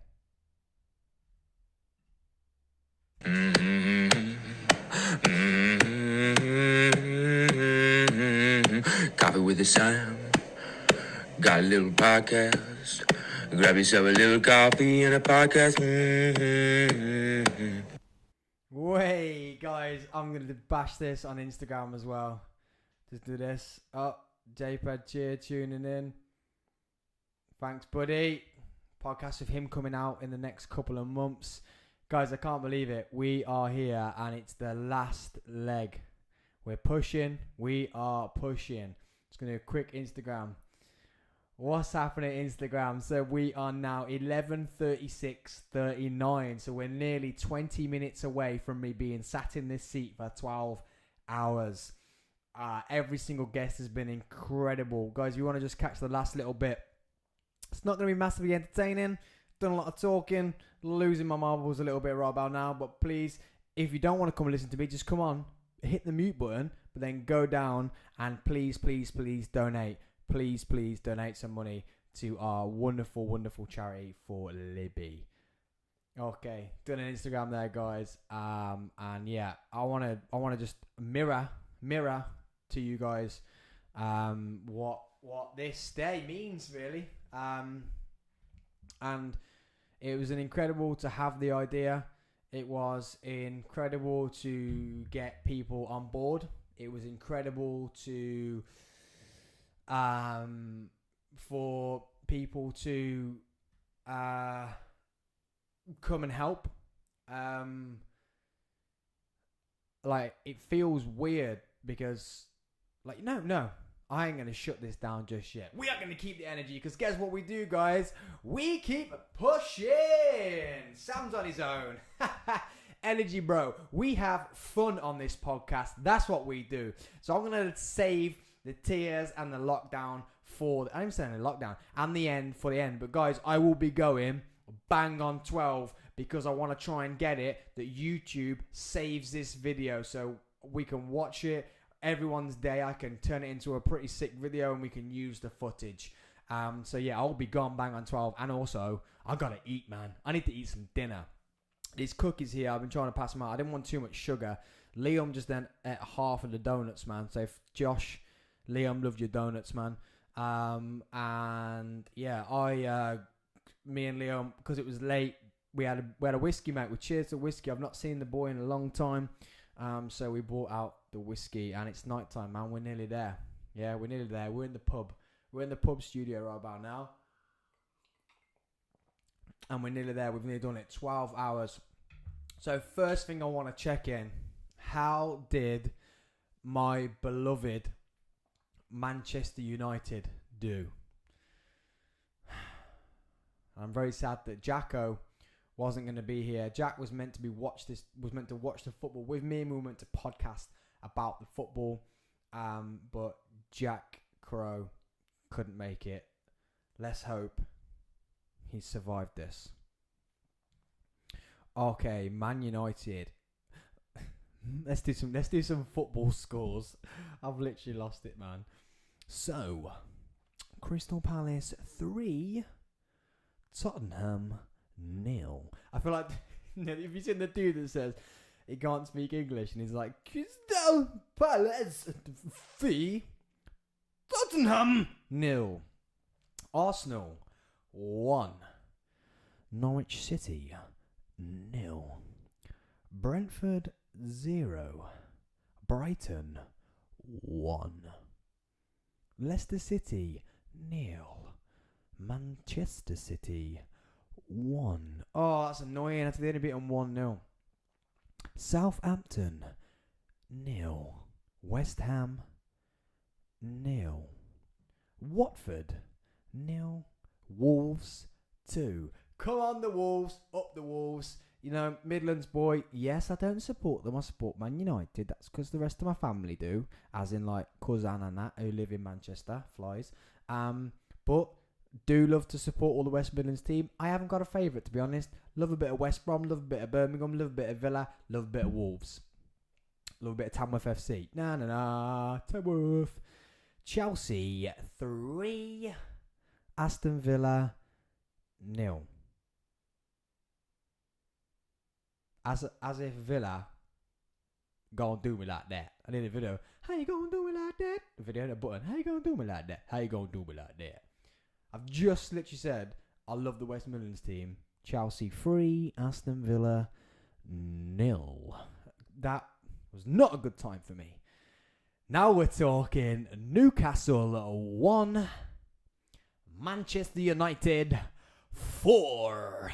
Woo! Cannot wait to watch this tonight. I'll probably watch it when Alex has gone to bed because she has been amazing today. Manchester United 4. Let's see who scored these goals. Cristiano Ronaldo 2. As if he scores 2 on his debut. Is that going to be it though? 2 on the debut for Ronaldo. Bruno Fernandes 80 minutes. Oh, that's a bit of a stinger. And Jesse Lingard. Go on then, Lingard. He's already been influenced by Cristiano Ronaldinho. What am I doing here on this faraway camera? Let's bring you all close. Guys, come close. People watching, come close. There you are. Ain't you guys beautiful? I didn't realise I'd left you guys out there. I'm sorry. Now, for people who have been here, someone was telling me earlier how many people have viewed, like whatever. I've had 271 people view throughout this today. That is incredible. I am so happy about that. And I don't care about max viewers at a time or max viewers. I don't care.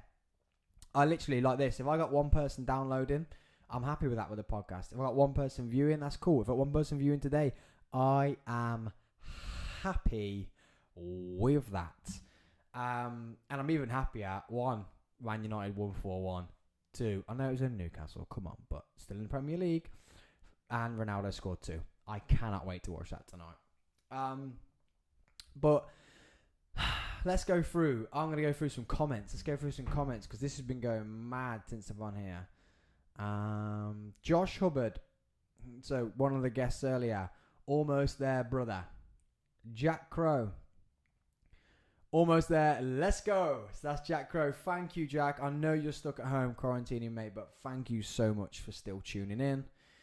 JPad Cheer. Well done, buddy. Thanks, JPad. And then my podcast coming with him is very, very soon. Josh, you're welcome. Oh, are you saying thank you for Liam turning up and eating all the food? If I can give my guests food, that's fine. But thank you for the guest feeding the guests. That's incredible. Great effort. And Jack Crow, sorry again. Dude, I know you're sorry. I just hope you need to get well soon. That's all I really care about. Now let's head to social media. What's been happening on social media? Is there anything on social media?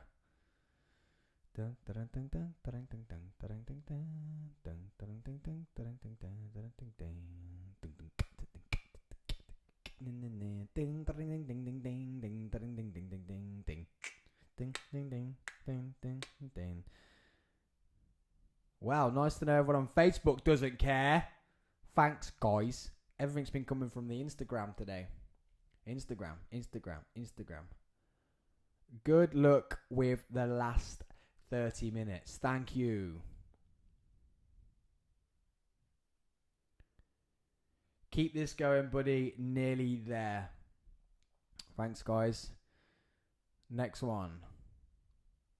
You have smashed it all day. Yes, you've been tuning in all day. Thank you so much. 12 hours. You've done it with me. I feel it. I feel you've been there with me for the whole 12 hours. Incredible.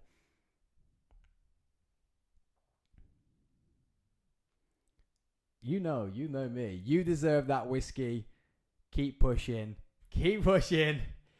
What we do here, we just keep pushing. Whatever happens, we just keep pushing. It's like swimming. Just keep pushing. Pow, pow, pow. Whatever happens, we push on. We adapt and we overcome. How good does the lighting look right about now with... Say goddamn. With not You that said alright. Don't want that playing. Because the sun's gone down. Yeah, I'm sorry if I had a curtain up, it would look better. I'm sorry about that. Sorry. You deserve that whiskey. Keep pushing. Much love. Much love, man. Everyone, that's like I was writing that. And the last one. You have done great today. Hope you have raised lots of monies. Let's go back to the count, I think. We've literally got 14 minutes left of 12 hours. 14 minutes left. Oh, don't know how to get on your live chat. Not long now. Really enjoyed my afternoon. Well done. Have a drink tonight. You deserve it. Too late. Already on it. Live chat. It's go on the video. It's on the YouTube video. Video. Why can't I say video? Video. V-I-D to the E to the O. Bump.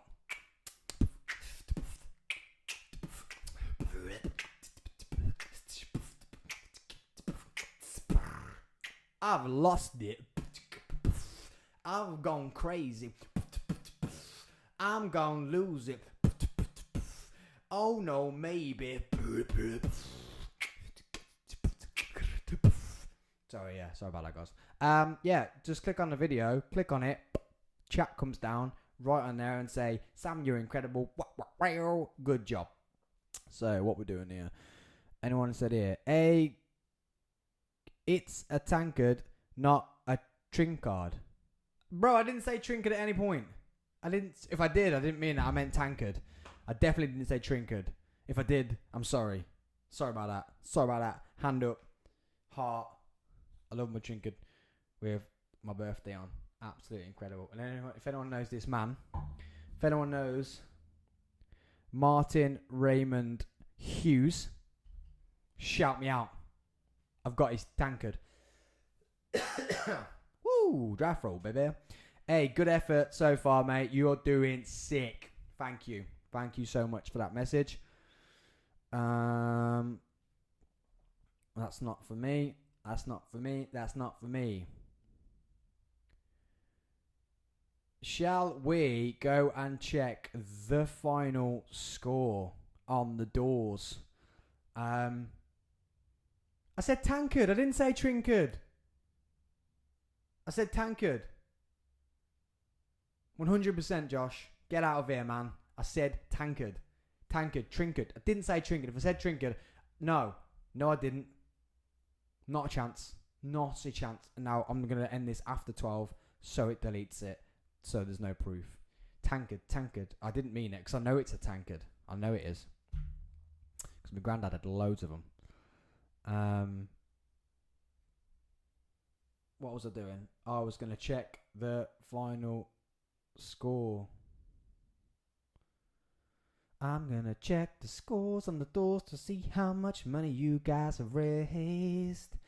And for the people who are logging in for the last 15 minutes, I've actually lost my brains. And if you are just logging on now for the last 50 minutes, that was crazy because it froze for a second and I panicked. I'm like, bro, don't you dare freeze on 11 hours, 49 minutes and 24 seconds. But if you have just logged on for this, then you're a fake fan.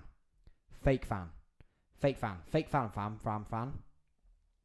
Yeah, you said tankard, then you said, you know I love my trinket. Oh my, I'm losing it, guys. Literally losing it. Losing my Marlborinos. But yeah, deserve this, man. Cheers. Cheers to every single guest that's been on. Cheers to everyone that's watched. If you've had to listen to me today, I am happy. I'm not happy. I'm proud of you. I am so proud of you for watching me. How many accents did I do in that second? P.S. We're into the last 10 minutes. It's the final countdown. I'm expecting another guest to turn up. I'm just expecting someone random to be like, I've come to do the last 10 minutes. Imagine if they all turn back up. That would be incredible. If everyone just turned back up, that would be so good. What was I doing? I am checking. I did that awkward 10 seconds of not speaking on a live podcast.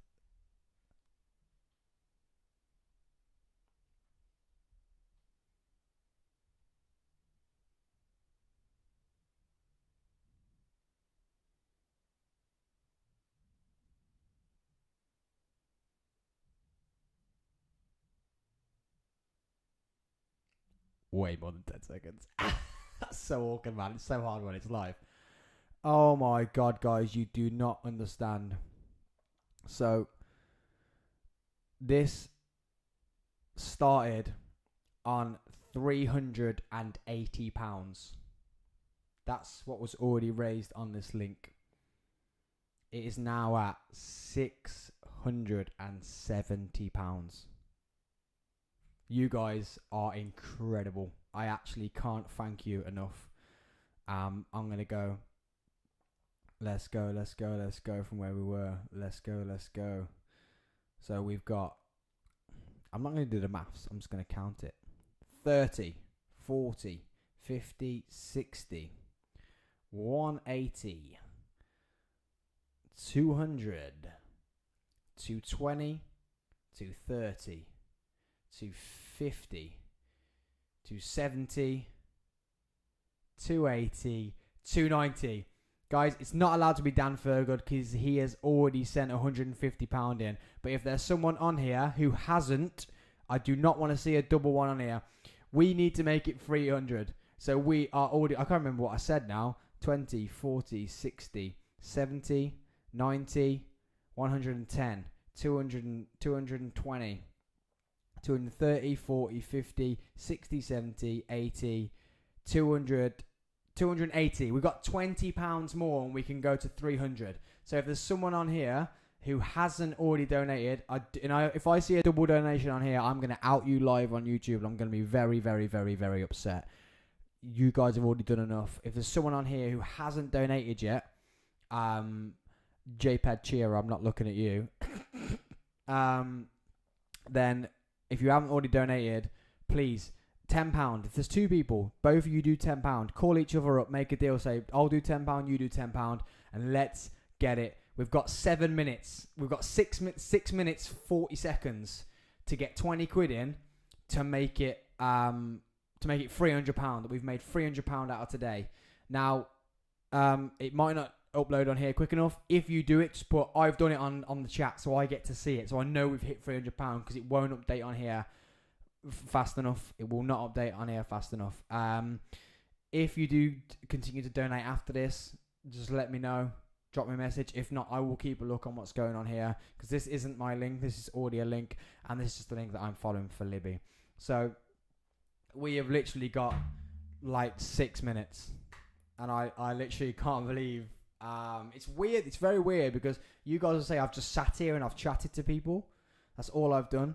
Now, this is, like I say, if you're new, and let's see if there is any. Yeah, if you're new and you haven't been watching all day, then this is my notes. These are my show notes. I literally forgot to write show notes, so I didn't have enough time to write show notes. So these were my show notes. So everything I've said today literally came from my brain. Everything. It was pre-planned in my head maybe, but 12 hours of pre-planned questions for the way it went. But the one thing I want to say is it's not just great job for me. It's great job for my guests who came for free, who came for my podcast for the second time for free.